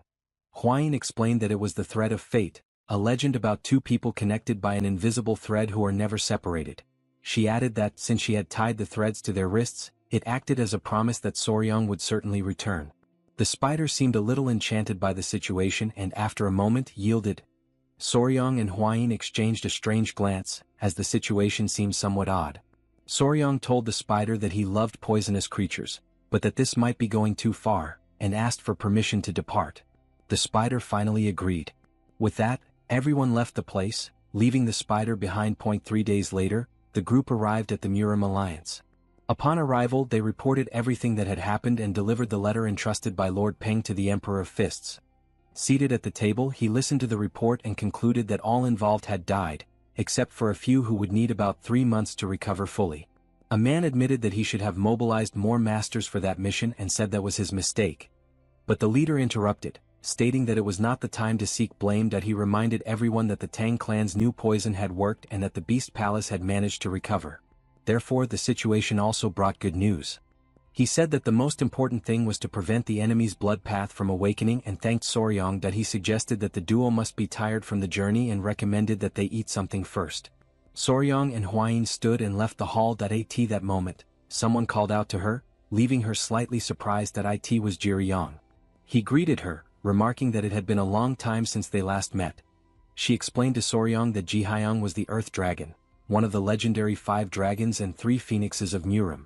She then introduced Soryong as a member of the Beast Palace and her fiancé. Hwain asked the reason for the visit, and Jihyong explained that he had come out of curiosity, wanting to know if everyone was well after she brought news of her companions. Hwain replied that she could not reveal details but assured him that they were safe and asked him not to worry. Jihyung understood the situation and decided to leave. They proceeded, but before departing, Soryang cast a glance back, watching Jihyung walk away, sensing that something in the atmosphere seemed strange. Later, during the meal, Jaejahong offered wine and asked Soryang to try it, saying it was a wine aged for 10 years. Suddenly, someone interrupted the conversation, urgently calling for Soryang. It was a general, running in completely out of breath, that he begged for immediate help and explained that his nephew, Jihyung, had suddenly collapsed. The news surprised everyone, who immediately asked how it had happened. The general replied that he was not sure but believed that someone had attempted to poison him. In Jigel's room, Jihyung remained in a weakened state, while a young woman beside him held his hand, watching him with visible concern. At that moment, the door opened and Soryang's group entered the room. The sudden arrival caught the young woman's attention. She turned toward them and in desperation, pleaded for Soryang's help. Remaining calm, he immediately recognized the severity of the situation. Hwayin explained that the young woman Yuembang was a member of the 3 Dragons and 3 Phoenixes and Jihyung's lover. In response to her plea, Hwayin stated that she would conduct a preliminary examination with Soryang's assistance, acknowledging his extensive knowledge of poisons. As they prepared to examine Jihyung, a man explained that at first they had believed it to be a common illness, but a specialist had raised the suspicion of poisoning. Shortly afterward, he introduced himself as Wongyu and recalled that he had once served as a physician for the main family, having been sent to the Murim lineage. He stated that, as a member of the Tang clan, his examination indicated poisoning. He further explained that before Jihyung's pressure points had been sealed, he had exhibited disordered speech and convulsions, yet the exact poison could not be identified. Faced with this, Hwayin took the lead in the examination. Holding Gao Jinhong's hand, she focused her energy and confirmed the presence of poison. As she deepened her analysis, Hwayin identified the possible agent as Hong. Soryang associated the term with mercury poisoning and suggested that Jihyung might have ingested it through medicines or elixirs, but Yuembang denied any knowledge of such a possibility. The situation grew even more unusual, as all signs indicated that the poison had been accumulating in the victim's body over a long period. Soryang recalled his studies in the Tang clan and remembered that Hong originated from the burning of Jussa, which was also used in the Namgung clan to create chastity marks with geckos. This sudden connection triggered a realization in his mind. As the idea of something that turns red echoed repeatedly in his thoughts, he formulated a new hypothesis. Turning to Hwayin, Soryang asked whether Jussa caused mercury poisoning, and she confirmed that it did. With that, he believed he had found a clue regarding both the cause and the culprit, prompting the counselor to demand that he immediately reveal who was responsible. Before answering, Soryang requested that the counselor clear the room, leaving only himself, Yuembang, and his companions. The request caused unease, and the counselor, suspicious, suggested that it involved someone of high status, reminding him that, as a member of the Tang clan, he had nothing to fear. Even so, Soryang maintained his stance, stating that it was not about honor, but about how the truth should be revealed. He then turned to Yuembang, mentioning her purple lipstick case and asking if she had it with her. Confused, she handed it over, and Soryang asked Hwayin to analyze the amount of Jussa within it, increasing the tension among those present. As Hwayin held the object and began her evaluation, the atmosphere grew tense, and those present began to suspect what it might imply. Soryang then explained that everything had occurred due to a shared mistake between Yuembang and Jihyung. The mention of both their names caused surprise, and the counselor demanded an explanation, while Yuembang, shaken, denied having harmed the one she loved. Soryang clarified that it had not been intentional, and the general, confused, asked him to elaborate. Calmly, Soryang explained that Hong, produced from the burning of Jussa, generated a toxic smoke, but that poisoning could also occur through the continuous ingestion of the substance. He added that many lipsticks were made using Jussa and, although less toxic than Hong, prolonged use could lead to mercury accumulation in the body. The counselor questioned how Jihyung could have ingested the substance so frequently, and Soryang revealed that the poisoning had occurred through intimate contact with Yuembang, shocking everyone present. Immediately afterward, Hwayin confirmed that the Jussa analyzed matched the poison, acknowledging the accuracy of Soryang's deduction. She then added that she had already noticed the closeness between Yuembang and Yuri Yong, reinforcing the idea of continuous exposure to Jussa. In silence, Soryang reflected and realized that Hwayin's cold demeanor had a reason. She had noticed something the others had not. Still confused, the counselor questioned how something only mildly toxic could cause such severe poisoning. Embarrassed, Yuanbang admitted that the contact had been frequent, every morning and night, but Huayin pointed out that this alone might not explain everything. Under pressure, she revealed that it had happened even more often, causing the atmosphere to become increasingly awkward. In response, the counselor suggested an immediate marriage, and Yuanbang tried to defend herself, saying that they had gone no further than kisses, which only created more confusion. Realizing the misunderstanding, Yuanbang denied everything and, embarrassed, struck Jihyang as he lay in bed. Soryang reflected on the irony of the situation. While one was being saved, the other was in danger. In the end, the case was treated as an accident caused by excessive intimacy, resulting in an immediate marriage. A few days later, with the help of the legendary thief god, who brought along Soryang's grandfather, Jihyang was able to fully recover. At the same time, Lady Yuanbang was also treated, successfully eliminating any remaining traces of the poison from her body. After his recovery, Soryang asked Jihyang how he felt, and now much better, he expressed his gratitude for having his life saved and for Yuanbang being protected. Soon after, someone opened the door to the room. 3 young men entered, Quan Ryong, Jianbang and Gungbang, clearly showing concern. Quan Hyong greeted Soryang with respect, and during their conversation, a nickname was suggested for Jihyang, marking the recent incident. Then suddenly Yuanbang began to play her flute, letting a melody echo through the room. 2 of those present immediately collapsed, overcome by an intense sensation that directly affected their minds. Surprised, Soryang asked what was happening, and Yuanbang explained that it was her martial art, a melody that used qi to paralyze and induce sleep as a form of punishment. Upon analyzing it, Soryang realized it was an advanced technique, superior to the resonant tiger insect. After ending the demonstration, Yuanbang commented that she might no longer be able to use that cosmetic, and Jihyang assured her that he would find an alternative. At that moment, Soryang intervened, gently holding Yuanbang's hand and asking for a future favor, saying that he would need her martial arts. This displeased Jihyang. Unshaken, Soryang then offered to create a special case that would allow the couple to be close without risk, leaving both of them embarrassed yet interested. Later, Huayin approaches Soryang while he organizes some preparations and, out of curiosity, asks whether he truly intends to create a cosmetic that would allow the couple to kiss without restrictions. Soryang confirms that he made a promise, but explains that it depends on Yuanbang's help in a future task, capturing the resonant tiger insect. He adds that it is not just an ordinary lipstick, but a new compound free from toxins such as the mercury found in cinnabar, which benefits the skin, almost like a preventive measure though not exactly a medicine. Even so, Huayin shows concern, reminding him that they are in the Murim alliance and questioning how he intends to produce such a substance there. Soryang calmly replies that, with the necessary materials it is possible, and adds that the counselor has authorized the use of the infirmary. The 2 then head to the location, and upon entering they are greeted by the physician in charge, who asks what brings them there.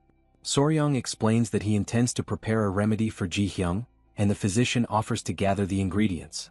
Soryang lists what he needs: pearls, earthworms, dragons of the earth, as well as honey, cinnamon and a mortar. The physician, surprised, agrees and goes to retrieve them. While they wait, Huayin comments that the materials are unusual, and Soryang explains that pearls provide shine, while the extract from earthworms has moisturizing properties. Confused, Huayin makes a curious remark about using them on Jihyang, which leads Soryang to notice with amusement the irony of the situation. Soon, the physician returns with the items and Soryang thanks him. Holding the container, he states that one final component is still missing, and Huayin becomes curious. Soryang reveals that it is responsible for the red coloration. Huayin remarks that red materials are rare and dismisses the use of cinnabar. Soryang then says he will use cochineal and explains, naturally, that it is part of his expertise with insects. The next morning, in the courtyard of the Murim estate, Soryang and Huayin set out in search of the raw material. Huayin still doubts that such an insect exists there, but Soryang insists that it may be known by other names. While searching, Soryang finds something on a tree trunk and asks Huayin to observe a whitish area. She approaches and sees small organisms clustered together like white dust. Soryang explains that it is cochineal, whose female contains the acid responsible for an intense red coloration, used since ancient times. He adds that they live in groups on tree trunks and in some regions are called blood clots. Surprised, Huayin questions whether he truly intends to use that in a cosmetic. Soryang confirms without hesitation and reflects that, although it may seem repulsive, the insect is already used even in food and is safe, far better than mercury or cinnabar. Huayin agrees though still reluctant. With everything gathered, Soryang decides to return and prepare the product for the couple. The following day in Jihyung's room, Soryang presents the result, a new lipstick. Yuanbong receives it with curiosity. As Soryang explains that she can use it without concern, even when kissing, as it is non-toxic and even sweet, the young woman opens the container and applies it to her lips while the others watch. After testing it, she asks for their opinion. Soryang states that the shade suits her perfectly, and the others agree, praising her appearance. He also remarks, with admiration, how a natural ingredient can create such a radiant effect. While everyone reacts positively, Huayin remains silent, observing. Uncomfortable, she changes the subject and mentions the divine thief, saying that it is already time for them to return to the Tang clan. She bids them a polite farewell and begins to leave with the group. Soryang notices the shift and finds Huayin's mood unusual. Suddenly he hears his name and is startled. Huayin then asks, unexpectedly, whether he could make those cosmetics for her as well, leaving him completely surprised. Quickly, she clarifies that she does not want to be misunderstood, saying she simply wishes to take better care of her lips. Even so, Soryang becomes extremely embarrassed, his heart racing, but manages to say that they can talk about it later. A few days later, as they leave the Murim alliance and return to the Tang clan, the group is greeted by familiar faces. Among them, Yova runs toward Soryang, unable to contain her longing.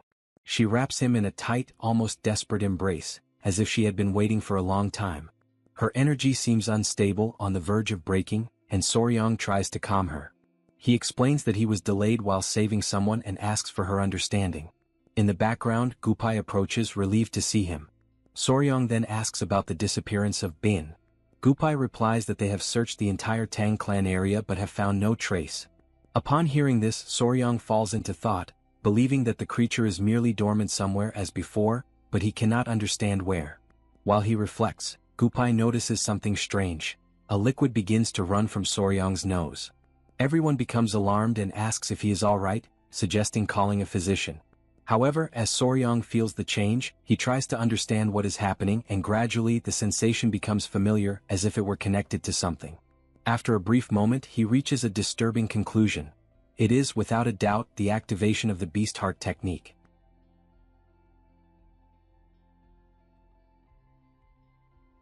Blood continues to drip onto the ground. As Suk approaches Soryang, clearly worried, she asks what happened so suddenly and insists that they need to take him to the infirmary, as he is bleeding heavily. She then asks him to wait a moment so she can examine him more carefully. Placing her fingers on his pulse, she analyzes his condition and quickly identifies something unusual. It appears to be the beast heart technique. Faced with this doubt, the grandfather recalls the moment when Soryang fainted as Cho transformed into the flying centipede, questioning whether there is a connection. Suddenly, Soryang collapses to the ground, startling everyone. Huayin looks upward, calling out to Cho, and questions whether there is any explanation for the fainting caused by the technique. However, Suk clarifies that this time it does not seem to be Cho's fault. The old patriarch then raises another possibility.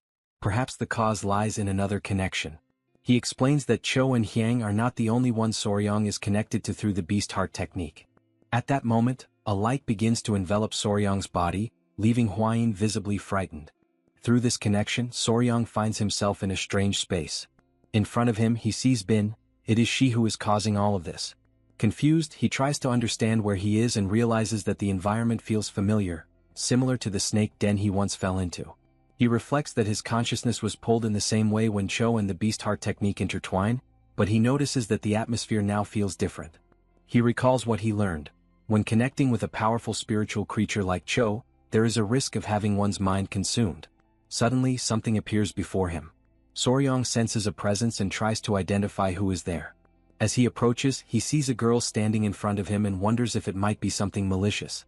Without warning, the girl opens her arms and embraces him. In that instant he realizes, it is Bin. While all of this is happening within his mind, in the real world Soryang remains unconscious, surrounded by the group. Then he finally wakes up, and Huayin explains that he needs to rest, as he lost consciousness for a moment due to the beast heart technique. Suddenly, Soryang has a realization and clearly remembers what happened, stating that he encountered Bin within his mind, within his mental image. Right after that, he warns that something is heading toward the Gujin gate. At that very moment, Bin appears, bursting through the gate with force and destroying everything in her path. Soryong is overjoyed to see her in front of him, under the sunlight. Bin also shows happiness as she approaches him. He gently strokes her, moved by her return, while the others however watch with suspicion, questioning whether that truly is Bin. The old patriarch, cautious, raises the hypothesis that this form might be Ion and orders all the warriors to step back so he can examine it more carefully. Soryong, confused, does not fully understand what is happening and says that he needs to retrieve something. A short while later he returns carrying a book and hands it to Soryong. He explains that it is the secret record of the Tang Clan, a document containing information about all the venomous creatures of the heavens. Opening the book, he points to a specific passage, the Hon of the 24 venomous branches, known as the Black Phantom Centipede. It is an extremely powerful creature, ranked among the most dangerous, capable of hearing the voices of all things on Earth with precision and even breaking through solid rock. Upon hearing the explanation, Soryong realizes that Bin has evolved into this legendary form. Impressed, he praises her, saying she has returned even more incredible and beautiful, even comparing her to her older sister, Cho. Upon hearing this, Cho approaches, clearly displeased. Soryong tries to ease the situation, suggesting that Cho is also happy about Bin's return. At that moment he notices something surprising. He can hear Bin's thoughts and in his mind she boasts, saying she is more beautiful since father said so. Surprised, Soryong reflects that he can not only feel, but also hear the two communicating with each other, and realizes that this ability has also evolved along with the technique. Then both of them turn toward him and ask the inevitable question: which one of them is more beautiful? Faced with this, Soryong is completely at a loss for what to answer. The next day he finds himself in an isolated forest. They head toward the abandoned Taoist temple, the former home of the Silk Masters, in order to finally complete the divine thief's request. As they walk, Soryong remains deep in thought, recalling the strange structure attached to the carcass of the celestial silk he had seen earlier. That is an osmeterium, a defensive organ exclusive to swallowtail butterfly larvae, non-existent in ordinary silkworms. The divine thief notices his expression and asks what he is thinking about, but Soryong brushes it off, saying it is nothing. The thief comments that it is natural to have concerns. After all, this is a problem that even the most renowned silk masters of the Central Hills have been unable to solve. He places his trust in Soryong, takes on the worries himself, and asks him to follow what he believes. In silence, Soryong gathers his thoughts and decides to face the problem step by step. The divine thief stops and points to the location, stating that they have arrived at their destination. Soryong looks at the temple before him and decides that it is time to begin, and in a low voice, he recites the words of the Path of the Poison Master. Without hesitation he opens the door, ready to move forward. It is worth recalling that recently in the abandoned Taoist temple of the Divine Thief, he witnessed yet another failure before his eyes. Because of this, he concludes that the situation cannot continue as it is and decides to go to the Tang clan to bring the young warrior mentioned by the beggar sovereign. Before departing, he orders the others to remain at the temple and continue the investigations. As the failures accumulate, the artisans, who have dedicated decades to silk production, stop treating it as a simple request and begin to see it as a challenge. Sometime later, when Soryong opens the door of the abandoned Taoist temple, he finds only the hollow shells of the artisans, completely consumed by extreme effort. Even so, the artisans receive him with respect, and the eldest, Baekjie, introduces himself. Meanwhile, Soryong observes their condition and realizes they do not seem well, concluding that they have likely not slept properly for days. The artisans explain that they have crossed mountains and forests in search of food for the larvae and plead for the help of Soryong, known as the greatest insect specialist of the Central Plains. Surprised, he tells them to stand, promises to investigate, and asks for details about the foods they have tested. The artisans report that they have tested virtually every plant, ranging from mulberry leaves to stems, roots, and species from the central forests, but nothing works and the cause of the failure remains unknown. Upon hearing this, Soryong reflects and identifies a pattern. They are indiscriminately testing all kinds of plant-based food. Based on this observation, he formulates a hypothesis using a method of reverse inference, similar to that used in modern biology. He explains that a true artisan must be able to get straight to the point, identifying not only the food but also the environment in which it is found. That he describes how the celestial silkworm, upon fully developing, spins an extremely durable thread to form its cocoon. This thread, stronger than steel, cannot be cut even by the energy of a sword, indicating that its function goes beyond simple protection against predators. Additionally, the insect's yellow horn manifests as an evident defense mechanism when there is a threat. Thus, Soryong concludes that there is something dangerous near the insect's habitat and that by identifying it, he will also find the larvae's food source. The artisans recognize the logic of his explanation and agree that the place where cocoons are formed usually contains an abundance of food. Soryong then questions the divine thief about the origin of the celestial silkworms that he explains that he found them in a rocky mountain called the Red Rock Forest. Upon visiting the place personally, Soryong finds only empty cocoons and some eggs, with no signs of adult moths or dangerous creatures that he concludes that this is the creature's habitat, since eggs and cocoons appear together, and decides to go there to confirm his suspicions. The divine thief immediately agrees and asks about the artisans, but Soryong requests that they be freed, assuring that he will handle the situation on his own. In response, the divine thief offers a reward as a sign of his sincerity and thanks everyone for their efforts, acknowledging the difficult demands he imposes. The artisans, moved, weep for not having been able to help more and express deep gratitude. Observing the scene, Soryong realizes that, contrary to what he had believed, the divine thief does not abduct indiscriminately and treats the artisans with consideration. With that, the divine thief indicates that it is time to depart. However, before leaving, Soryong recalls that the Red Rock Forest is very far away, that he worries about the journey, fearing that due to the distance he may not be able to return easily, especially because of the limitations of the spider accompanying him. The divine thief states that, in that case, it would be best to first contact the Tang clan to obtain permission. At that moment, one of the artisans interrupts and asks them to wait a moment, suggesting that they take a look at Soryong's band. When questioned, Soryong presents the object, arousing the fascination of those present. They analyze the material, amazed by its lightness, strength and elasticity, remarking that they have never seen such a fiber in their entire lives. Intrigued, they ask what kind of silk was used, but Soryong hesitates as it is difficult to explain that it comes from venomous creatures. Even so, upon touching the thread, the artisans are moved and beg to use it to craft a piece of satin. They even go so far as to offer the divine thief's payment, for after decades devoted to silk, they cannot bear to miss such an opportunity. Soryong perceives the intensity of these men's passion for their craft.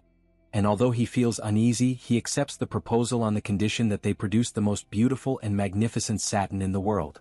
Thus, everyone returns to the Tang clan accompanied by the three artisans. Upon arrival, they find the patriarch and the others gathered, while the spider Yova waits for Soryong. As he approaches, the patriarch questions why he has brought silk artisans, and Soryong explains that they wish to weave a satin using Yova's silk. The patriarch's wife observes that it is difficult to find skilled artisans and praises Soryong's ability, both in capturing venomous creatures and in bringing together the right people. However, upon noticing that Yova possesses human-like features, the artisans become frightened and call her a monster. Soryong corrects this impression, explaining that Yova is a special spider with a human face, capable of understanding human language and producing silk as requested. Despite this, Yova refuses immediately, and Soryong realizes that the situation is slipping out of his control in the face of the spider's clear resistance. That he insists that she accept at least this once, but she reacts with irritation. Faced with this, he reflects that convincing her will be more difficult than he had imagined. Thus, he proposes an agreement. If Yova provides her silk, he will take her along on the next journey. The proposal completely changes the spider's attitude, and she shows enthusiasm and satisfaction. Observing the scene, Hwain realizes that Yova seems eager for everyone to leave, as if she were ready to begin producing the silk immediately. Before they move away, the artisans call out to Soryong once more. One of them observes that the threads wrapped around Yova's wrist are identical to those Soryong uses. The artisan then turns to his companions, reaffirming that his suspicion was correct. Finally, the three artisans show deep respect for Soryong, recognizing his skill and the uniqueness of what they have just witnessed. Soryong is surprised by their reaction, realizing how each person interprets the situation in their own way. Because of this, he hastens to clarify that she is not his companion, but rather a creature under his care. Yova, for her part, feels deeply embarrassed by all the confusion and withdraws in silence. With the agreements established and the objectives aligned, a new movement begins, and a different wind signals changes toward the next destination. After walking for half a day toward the Red Rock Forest, Hwain approaches Soryong and questions whether the decision to bring all the children was the right one, but Soryong replies that there had been no other option. Since Yova's participation in the journey had been decided, everything had changed. The children were no longer moving in an organized manner, and the plan with the divine thief had been completely ruined. Even so, since the forest was not far away and there was a risk that the celestial silkworm might have natural enemies, Soryang judged that accompanying them would be the best choice. Shortly afterward, the divine thief announces that they had reached their destination. Soryang observes the place in surprise, his mouth slightly open. Before them stretched the long-awaited red rock forest, drawing the entire group closer, captivated by the striking landscape. As the name suggested, enormous reddish formations rose everywhere, making it hard to believe that creatures like celestial silkworms could inhabit such a place. The glass thief explains that he had previously found eggs and cocoons scattered across the ground in that area, but in recent days he had not seen anything else. Huayin, feeling uncertain, says that the place did not seem to have the necessary resources for the celestial silkworm, yet Soryang still decides to explore it further. He then asks the children for help, instructing them to search for round eggs or anything resembling poisonous creatures nearby. They all obey and thus a long search begins. With each discovery they run to show Soryang, who patiently explains that many of the items found are merely ordinary objects. As hours pass, fatigue sets in, and Huayin apologizes for the lack of results, while the divine thief admits that the search is more difficult than he had imagined. Soryang remains silent, reflecting on the situation as everything indicates that there is truly nothing there. However, his attention is suddenly drawn by one of his creatures. The creature is carrying something in its mouth and when questioned, it spits it onto the ground, revealing a small living being. This causes Soryang to approach cautiously, intrigued, trying to understand exactly what is before his eyes. He picks up the small creature, still confused, and notices that it appears to be some kind of white insect, yet there are no trees nearby to justify its presence. Intrigued, he turns to his centipede and asks where it had found it. The connection between them allows him to understand the answer. There are many more like it nearby. At that moment, Soryang feels a strange impulse, almost a sudden tenderness, and suspects that the wild beast heart technique is affecting his emotions. Guided by his creature, the group follows in the indicated direction. Upon arriving, he examines the ground more closely and notices the presence of numerous ants, quickly realizing that there is a nest hidden beneath a rock. A sudden thought strikes him. He recalls the so-called cathedral termites, scientifically known as Nesudoterms triodii, a species typical of the desert regions of Australia. These insects receive that name because they build structures that can reach several meters in height, resembling cathedrals. However, something does not make sense. Why would such a species be present in that location? Then a conclusion forms in his mind. Normally, the nests of these termites are tall and imposing. But as he observes the surrounding forest, he realizes that the reddish rock formations scattered throughout the area are not natural formations. They are, in fact, nests. Huayin notices the change in Soryang's expression and asks if he has discovered something. Soryang hesitates for a moment, trying to find a way to explain something so unusual. In the end, he decides to simplify. Those creatures are known as pagoda termites, so called because they build structures resembling pagodas to protect themselves. The revelation causes widespread astonishment, as they realize that every peak in that forest is actually part of an enormous nesting system built by those creatures. The divine thief then raises a hypothesis. Could these be the natural enemies of the celestial silkworm? Soryang responds that this still needs to be confirmed. Determined to test the theory, Soryang asks Huayin to infuse a bit of internal energy into a celestial silkworm egg. Huayin concentrates her energy into the egg, and soon a crack appears on its surface. Shortly after, it breaks, revealing a small larva. As soon as it is placed on the ground, the creature begins to emit signals that attract the termites. In a short time, they begin to approach, as if instinctively responding to the larva's presence. Soryang carefully observes the scene, analyzing every detail, and confirms what he had already suspected. His hypothesis is correct. He concludes that celestial silkworms seem to share the same ecology as the double-tailed butterfly. He then explains that the species maintains a symbiotic relationship with ants. It lays its eggs near tunnels, the larvae are taken into the nest after hatching, and they begin to produce a sweet substance, causing the ants to raise and protect them in exchange for this food. Based on this, Soryang deduces that the celestial silkworm has developed resistance to withstand the termites and live within the nest, and he suspects that the eggs and cocoons found by the divine thief came from a collapsed nest. With this in mind, he concludes that the next step is to investigate the interior of one of these nests. Despite the discovery, a problem arises. How can they access such a solid, stone-like structure? The divine thief admits that he does not possess impact techniques for that. Soryang reflects that all the clues have finally come together, but a method to proceed is still missing. Just as uncertainty begins to settle in, one of his creatures suddenly acts. The centipede strikes the ground with force, causing an intense vibration. Within seconds the ground begins to crack, opening a wide and deep fissure. Huayin draws Soryang's attention to the newly formed opening. Both observe the centipede with admiration, recalling stories that such creatures are capable of breaking even rocks. Understanding what has just happened, the divine thief evaluates the opening and concludes that the space is sufficient for exploration. Without wasting time, the group decides to enter. As they descend through the tunnel, they encounter an unexpected environment. The interior of the nest is illuminated by bioluminescent fungi scattered everywhere, creating an almost surreal landscape. Upon observing the fungi, the group understands that they likely serve as food for the termites, showing that not all of them feed solely on wood. While analyzing the environment, something catches Soryang's attention as he notices clustered structures. Moving further ahead and approaching, he confirms his suspicion. Before them lie numerous celestial silkworm cocoons, spread in large quantities. The divine thief immediately recognizes what they are, and excitement spreads through the group as they realize they have found dozens of them. The discovery brings relief and enthusiasm. With so many cocoons available, the search finally seems worthwhile. Still cautious, Soryang crouches down, examines the cocoons, and concludes that there must be a place with larvae, deciding to analyze further before collecting everything.